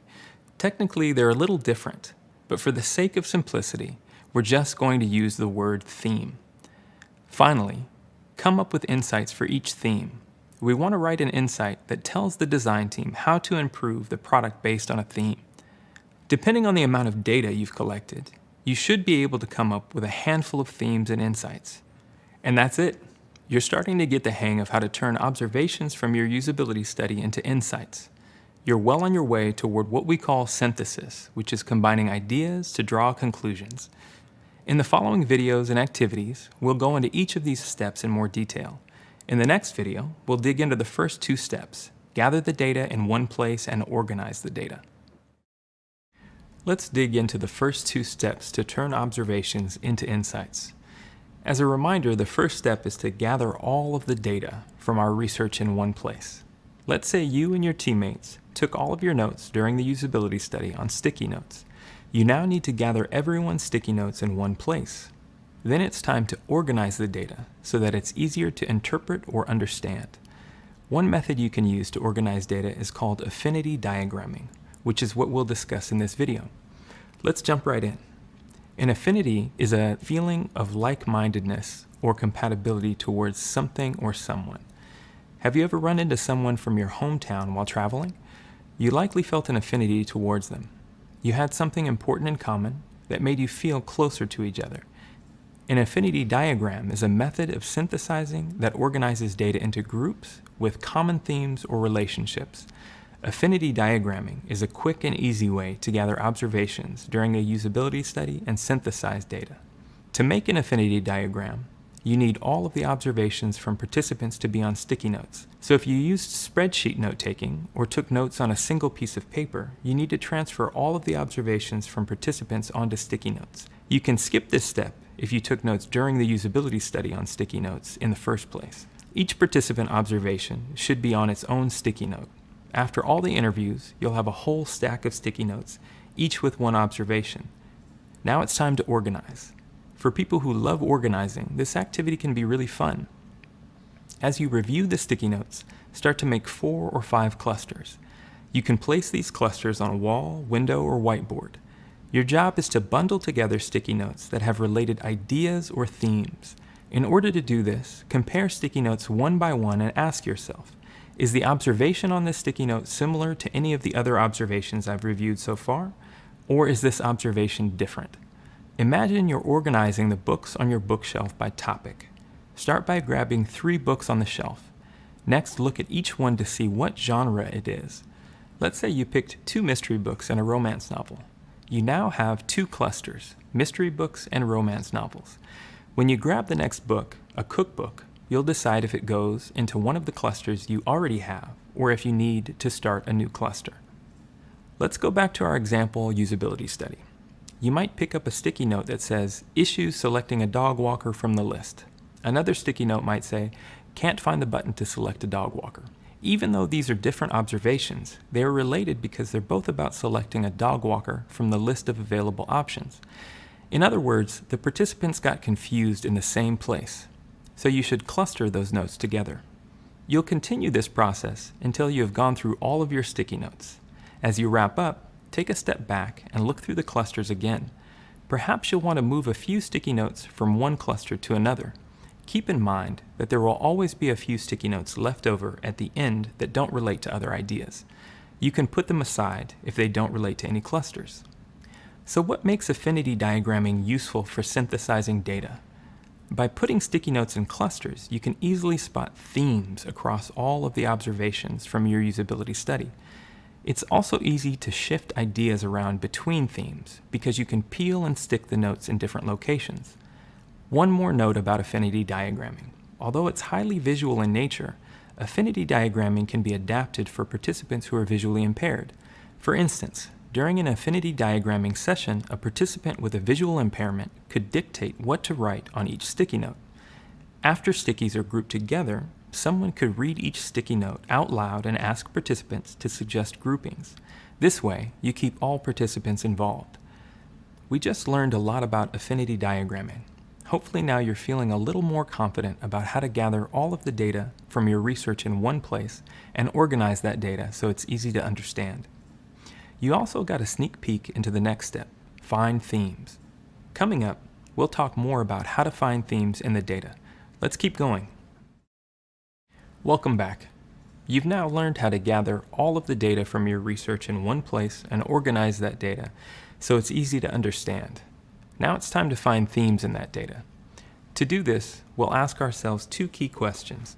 What common patterns stand out in the data you collected? And what do they tell you about your product design? Let's revisit our example usability study. To do this, let's open up the spreadsheet we used to take notes. What common patterns stand out in the data you collected? Look for rows where there are a lot of ones, which might indicate a pattern.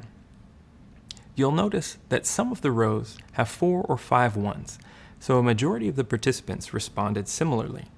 We should explore these rows further. For example, row 2 is selects a date and time to schedule a dog walker. This row has 5 ones for participants A, B, C, D, and E. Next, row 10 is thinks dog walking app is useful and has 4 ones for participants A, C, D, and E. Let's jump down to another part of the spreadsheet, the observations we noticed while reviewing the participant recordings. Looks like row 17 wants to be able to book dog walker repeatedly, has 4 ones for participants A, B, C, and E. And just below that, row 18, surprised there's no confirmation page before completing checkout, has 4 ones for participants A, C, D, and E. On the flip side, you might also notice rows where there are a lot of blank cells. These rows also might indicate a pattern. For example, row 20 wishes they could filter dog walkers by experience level, has 4 blanks. Only participant E has a 1 in this row. All of these are common patterns that stand out in our data. So how do we turn this information into themes? We need to think about what these patterns tell us about the product design. We start by taking the observation, which is in column A, and then expand on it. For example, the observation for row 10 is, thinks dog walking app is useful. So our theme might be, most participants saw a use for the dog walking app. Let's try another one. The observation in row 17 is, wants to be able to book dog walker repeatedly. So our theme might be, most participants want to book a dog walker on a regular basis. How about one more? The observation in row 18, surprised there's no confirmation page before completing checkout. So our theme for this one would be, almost all participants were surprised there was no confirmation page before the checkout was completed. Thanks to our data being so organized in a spreadsheet, we can quickly identify themes by looking for ones and blanks. This is one of the great benefits of spreadsheet note-taking. Finding themes is a little trickier when using sticky notes and affinity diagramming. Your data is less organized, so you have to read and sort each observation individually to create the clusters that will become your themes. Alright, so now you know how to find themes in data. Next, you'll learn how to come up with insights. You've now learned how to gather all of the data from your research in one place, organize that data so it's easy to understand, and find themes in the data. There's only one step left: come up with insights. As you come up with your own insights, you might be wondering, what makes an insight strong? In this video, we'll check out 5 qualities of strong insights. First, strong insights are grounded in real data.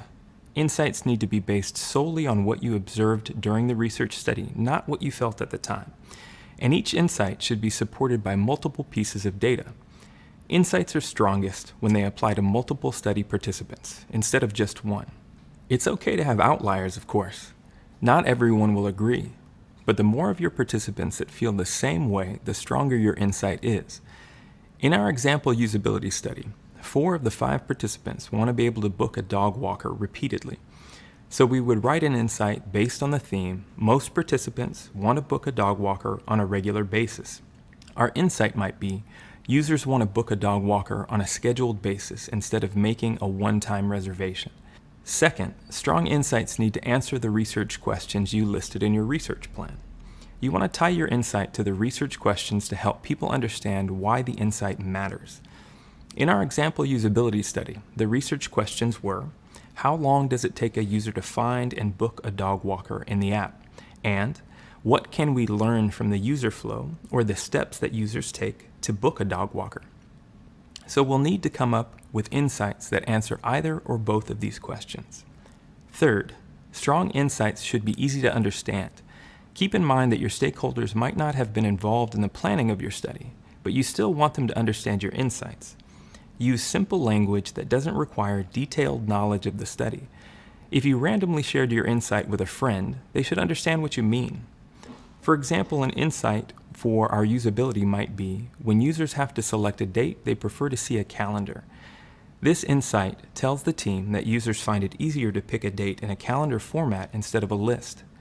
The language used in this insight is easy to understand, even if you didn't know the details of the study. Fourth, strong insights increase empathy for the user experience. Empathy increases the team's engagement because they put themselves in the user's shoes. That extra level of commitment can fuel their enthusiasm to improve the product. We can all imagine a time when we didn't know that we were going to be charged for a purchase. So another insight we might come up with is, users are surprised when there is not a confirmation page before being charged. You may have used another website or app where you selected an option thinking you'd have an opportunity to modify or cancel it, but instead the purchase was complete. This experience may have left you frustrated. This shared feeling allows you to empathize with the participants. Finally, strong insights inspire direct action.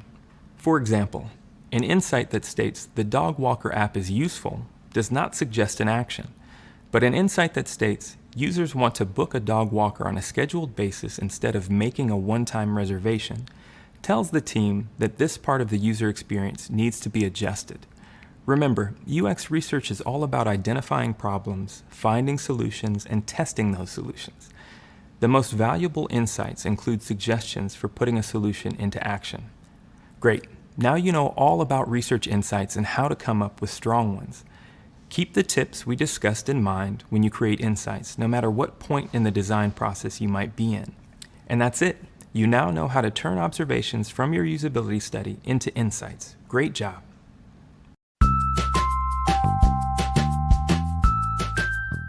My name is Utkarsh. I am a UX manager at Google. My role here at Google is to manage a team of people who specialize in the understanding of human behavior. We invest a lot of time and energy in understanding people's needs and behaviors and motivations. And we use a lot of that information to inform how we build products. A designer can take a lot of key insights from usability studies and use them to inform the product and improve the product for the users we are designing for. When a designer and researcher are partnering together and a designer is sitting there watching the usability study live, they can actually look at the user behavior firsthand and identify opportunities where this person is not able to find this particular button, which they have to now click to move forward. And that is the only way to move forward. And because a researcher is probing into why that the issue is, a designer can then take that insight and start building around the problem, a new solution which can help fix the problem. As UXers, one of the key things I tell people who are entering the field is fall in love with the problem and don't fall in love with the solution itself. So when you fall in love with the problem, then you can start identifying new and different and novel ways on solving that problem, which you might not necessarily think of if you hone in on the solution which that particular participant gave you. Now that solution might work for that participant, but we are not designing for one person. We are designing for millions and billions of people. So we got to find a solution which works for a wide variety of people and not necessarily for a subset of people. So in the process of solution design, which comes after a study is complete, it is very important to really understand not only what the problem was, but also why the problem occurred in the first place. And once you fall in love with the understanding of the problem, then you are much more equipped to come up with solutions and find solutions which might not have been thought of in the first place. Now you have defined a solution for the problem that existed in the small space, but how does that solution work and how does that solution scale to the rest of your experience is also an important part. And keeping the entire holistic experience end-to-end in mind is very essential to coming up with any solution for problems which are being identified for the product. Congratulations. You've made it through the third step of the UX research study process, analyze and synthesize the results. You explored how to turn observed data into insights. You learned how to gather the data in one place, organize that data, find themes, and come up with strong insights. You also learned a new method to gather and organize your data called affinity diagramming. And you even heard a story about how Google Maps used research insights to improve their product. Knowing how to turn your observations into insights and how to spot strong insights are essential skills to have as you start your career in UX design. Coming up, it's on to the final step of the UX research study process, where you'll share and promote your insights. Let's do it. Congratulations. You've made it to the fourth and final step in a UX research study. So far, you've learned how to plan the study, conduct the research, and analyze and synthesize the results. Now it's finally time to let your hard work shine in the spotlight. You're ready to share and promote the insights and iterate on your low-fidelity designs. As a reminder, research insights are observations about people that help you understand the user or their needs from new perspectives. Keep in mind what you learned earlier about how to write strong insights. Your insights should be grounded in real data, answer the research questions, be easy to understand, increase empathy for the user's experience, and inspire direct action. Coming up, you'll explore two popular formats for sharing your insights, a presentation and a research report. You'll also learn how to create a strong presentation and deliver that presentation with ease. Then you'll modify your low-fidelity wireframes based on insights from your research.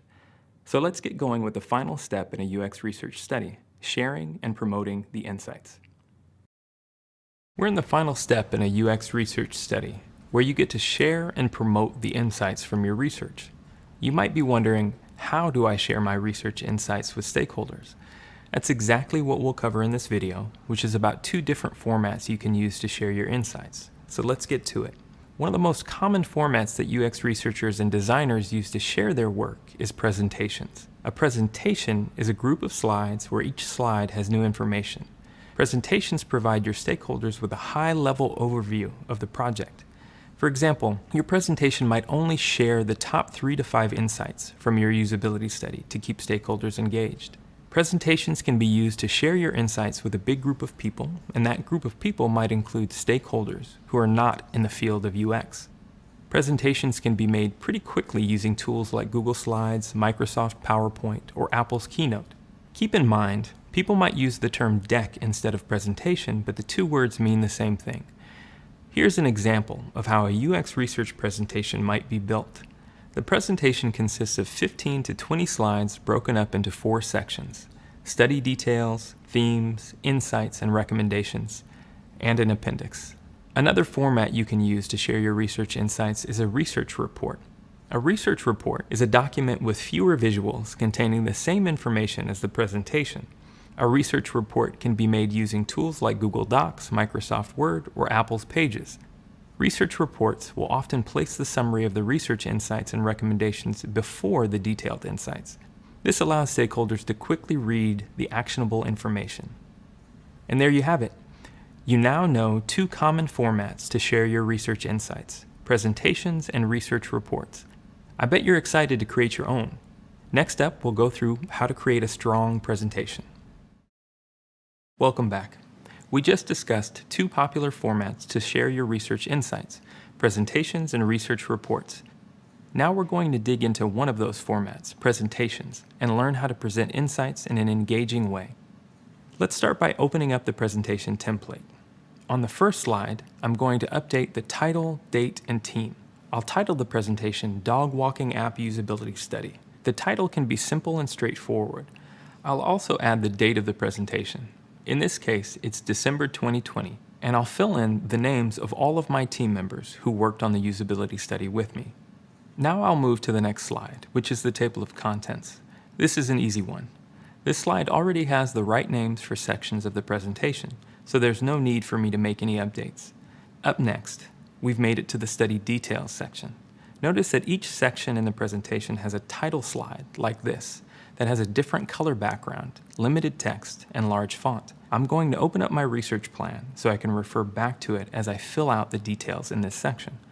All right, now that I've got my research plan pulled up, let's take a look at the first slide in this section, the project background. The project background explains what led you to conduct this research, including why the insights were needed and what impact they will have on decisions being made. For our project background, I'll write, we're creating a new app to help people find and schedule dog walkers. We need to find out if the main user experience, finding and scheduling a dog walker, is easy for users to complete. Next up, study details. I'm going to refer to my research plan again to complete this slide quickly. I'll start by updating the first column with our 2 research questions. How long does it take a user to find and book a dog walker in the app? And what can we learn from the user flow or the steps that users take to book a dog walker? We only have 2 research questions, so I'm going to delete the optional headers. Next, I'll update the second column with the number of participants and a short overview of their characteristics. I'll put 5 participants and list their characteristics as 2 males, 2 females, and 1 non-binary individual between the ages of 20 to 60. Now I'll find the third column with the methodology. I'll list each participant's session as 10 minutes in length. For location, I'll write United States. Remote, because each participant went through the usability study in their own home. The format is an unmoderated usability study. Finally, I'll provide a high-level overview of the procedure. I'll type, users were asked to perform tasks in a low-fidelity prototype. Okay, on to the prototype or design mock. On this slide, we need to add a screenshot of the product or feature that we asked participants to provide feedback about. So I'm going to add a screenshot of our dog walking app prototype. All right, we've made it to the themes section. This is where we share some of the themes from the synthesis of our data. Each theme has its own slide. The theme is listed at the top as the header, and evidence to support the theme is provided in bullets below. I'm going to put our first theme as the header, which is, most participants want to book a dog walker on a regular basis. Next, I'll add some data as supporting evidence. For the first bullet, I'll type, 4 of the 5 participants want to be able to book a dog walker repeatedly. For the second bullet, I'll add, not all participants who wanted to book a dog walker on a regular basis expressed the same level of frustration. For this particular theme, I don't have a third point to add as evidence, so I'll delete 1 bullet. I can also remove the placeholder text in the first line. Then I'll add a quote from a participant that supports the theme. A quote helps bring the theme to life in the words of someone who's experiencing the product firsthand. I had taken notes about an important quote from participant A who said, I also would have liked a way to book a dog walker every Saturday morning. It seems like you can only book 1 appointment at a time for this. That's kind of annoying too. This quote shows that participant A would book a dog walker regularly if given the opportunity. Finally, I'll add a screenshot of the low-fidelity prototype that highlights the issues participants had with this task. In the real world, you would add more than 1 theme. This slide shows how we could add theme number 2. For our example, I'll skip this, but hopefully you have a good feeling for how to fill this in. Okay, we've made it to the third section, which is a summary of our insights and recommendations. Let's fill out the first slide in this section, Research Insights. It's helpful to prioritize your research insights from the most urgent to the least urgent. You'll likely do this prioritization with project stakeholders like a fellow designer, the product manager, or an engineering lead. There are a few insights that should be considered a priority 0 or P0, which means they must be fixed for your product to work.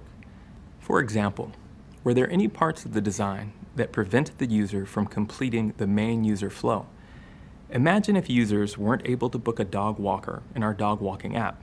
That's definitely something we'd want to fix and would be considered a P0 issue. Or were there parts of your design where users felt tricked? This might indicate a deceptive pattern. Think about the participants in our dog walking app usability study who were frustrated or surprised that there wasn't a confirmation page before they were charged. Not including a confirmation page might seem like a sneaky way to take money from users, which is not our intent and is something we want to avoid. Finally, were there any parts of your design that were inequitable or inaccessible? Users of all abilities, identities, and experiences need to be able to successfully move through your product's design. These are P0s to address too. After you identify your P0 insights, you'll likely have a lot of insights left to take action on. These insights can be categorized into buckets based on their priority. In addition to priority 0, you might have buckets called priority 1 and priority 2. Let's think about an example of an insight that might be categorized as priority 1. During the usability study on the dog walking app, many participants said they wanted to be able to make a recurring appointment with a dog walker. Since participants shared this pain point, you could consider it as priority 1 or P1. One reason you might not consider it as a priority 0 is that even without the recurring appointment feature, the user can still complete the main flow in the app. You could reason that the extra ability to make a recurring appointment with a dog walker would improve the user experience, and therefore could be considered a P1 to include in a future prototype to be tested. If your team ends up with lots of priority 1 insights, you may choose to further categorize these insights by adding another bucket called Priority 2. For example, you and your team might review a list of 10 insights that you initially categorized as Priority 1 and identify which of those insights to address this month, which would stay as Priority 1 versus next month, which would become Priority 2. This additional ranking enables smaller teams to divide up the work and focus on the most important design changes first. I'll show you how to add in one insight as an example. Inside the circle, I'll type, "unable to make recurring booking." For the brief description, I'll add, "In general, users want to book a dog walker on a scheduled basis instead of making a one-time reservation." When you create your presentation, you should fill out all of the circles here with each of your insights. You will often have 3 to 5 strong insights, so we have spaces for 4 insights in this template. Next, we need to provide some recommendations to our stakeholders. Recommendations are actions we think the stakeholders should take based on our study. For now, I'll just write one recommendation, but normally you would have at least 3. Based on the insight we shared in the last slide, my recommendation would be, make it possible to book a dog walker on a recurring basis. And that's a wrap. It's always nice to end with a thank you slide. It's also common to include an appendix after the end of the presentation. This is where you can add slides with extra data on topics your audience might have more detailed questions on. For example, a detailed list of participants and their characteristics. However, you would not show these slides or talk about them as part of your presentation. Wow, just like that, you have a presentation that showcases all of the hard work you put into a research study. It feels pretty good to see your insights come to life in a concrete way, doesn't it? One more thing. Remember that you can share this same information in a document format instead of a presentation. If you want to create a research report, the template document has the same sections and headers that we just walked through. So you can fill in the same information in the same way, just in a different format. Next up, we'll talk about how to deliver a presentation and let your insights shine. Hi there. Your research insights are now ready to share in a beautiful presentation format. The only thing left to do is deliver the presentation. Have you ever come across a video or speech that you just couldn't pull yourself away from? A good presentation can feel magnetic, and you're hooked. You may feel like some people have this natural, almost magical ability to give engaging presentations. But believe it or not, presenting is not something that people are just suddenly good at. In fact, if you examine the content and the person's delivery closely, there are several things that great presenters do that you can start doing too. That's what we'll cover in this video. We'll focus on presentation skills so you can successfully deliver your own research insights. Before we jump in, let's address the elephant in the room. You might be scared of public speaking. That's completely normal. The best thing about presenting is that you can learn and practice. Even if you don't have any experience in public speaking, if you put in the time to practice, I know that you will succeed. Okay, so how can you become one of those magnetic, engaging, captivating presenters? First, be concise. Don't ramble into long stories or share unimportant details. Stick to the main points that you need the audience to remember. Second, keep your tone conversational, like you're chatting with a friend or colleague. You don't want to sound robotic or like you're reading from a script. Third, great presenters use stories to keep the audience engaged. Use relatable and specific examples to illustrate points. Think back to the story we shared about Google Maps improving the product for motorcycle and scooter drivers. Chances are that story stuck in your mind after you walked away from the video because it was engaging. Fourth, the best presenters master the art of the pause. When we're feeling nervous, we tend to want to fill pauses in conversation.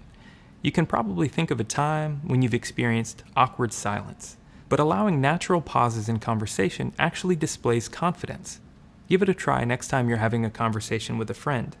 Try leaving a little more of a pause. Notice how the pause sounds and feels before you respond. Finally, compelling presenters make eye contact. If possible, try to make individual eye contact with different people in the audience throughout your presentation. You make eye contact when speaking to your friend one-on-one, so why not do it when you're speaking to a larger group? This might feel a little strange at first, but it'll come more naturally the more you do it. Okay, now you know how to deliver a stellar presentation and share your research insights with the world. Try using a couple of these tips next time you give a presentation. You'll get better and better each time you present, so start practicing. You're going to do great.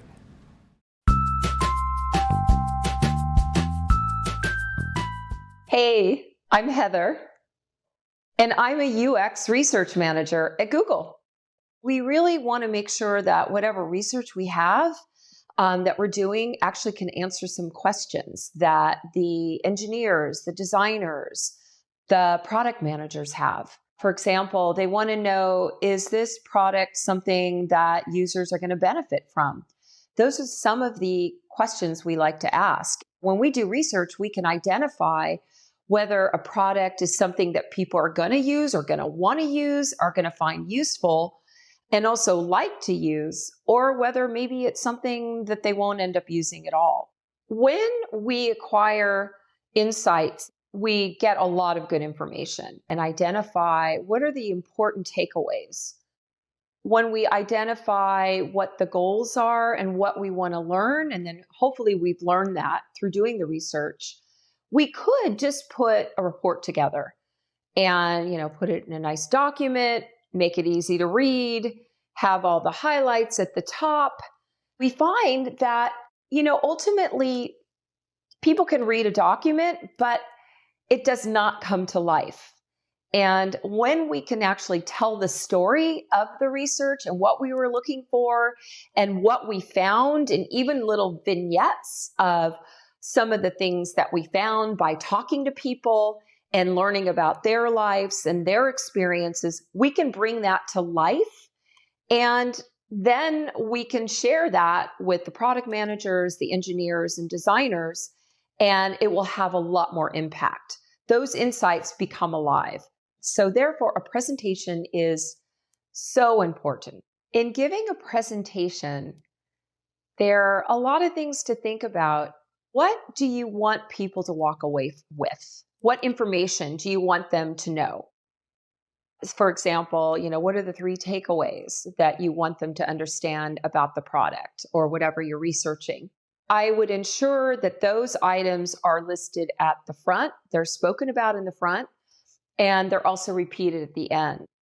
Also, I would sprinkle in as much as possible stories, because if you hear any of the pros out there that talk about presentations, they always say tell stories, even if it's from your own life or from the research studies that you've done and the stories that you are coming up with based on what you saw, what you observed.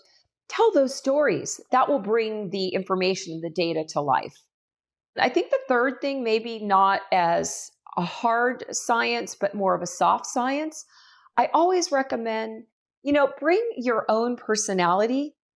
Don't try to be anything different or be stiff or, act a certain way. Just be yourself, because people resonate and relate best to when you're just being who you are. And when the more comfortable you are, the more that people are going to hear you and connect with you. Hi again. Now you have a presentation or report filled with insights from your research. You've also shared those insights with stakeholders and agreed on the ones to take action on. The next step is to improve your designs based on what you've learned. That means using your research insights to revise your designs. So why do we do this?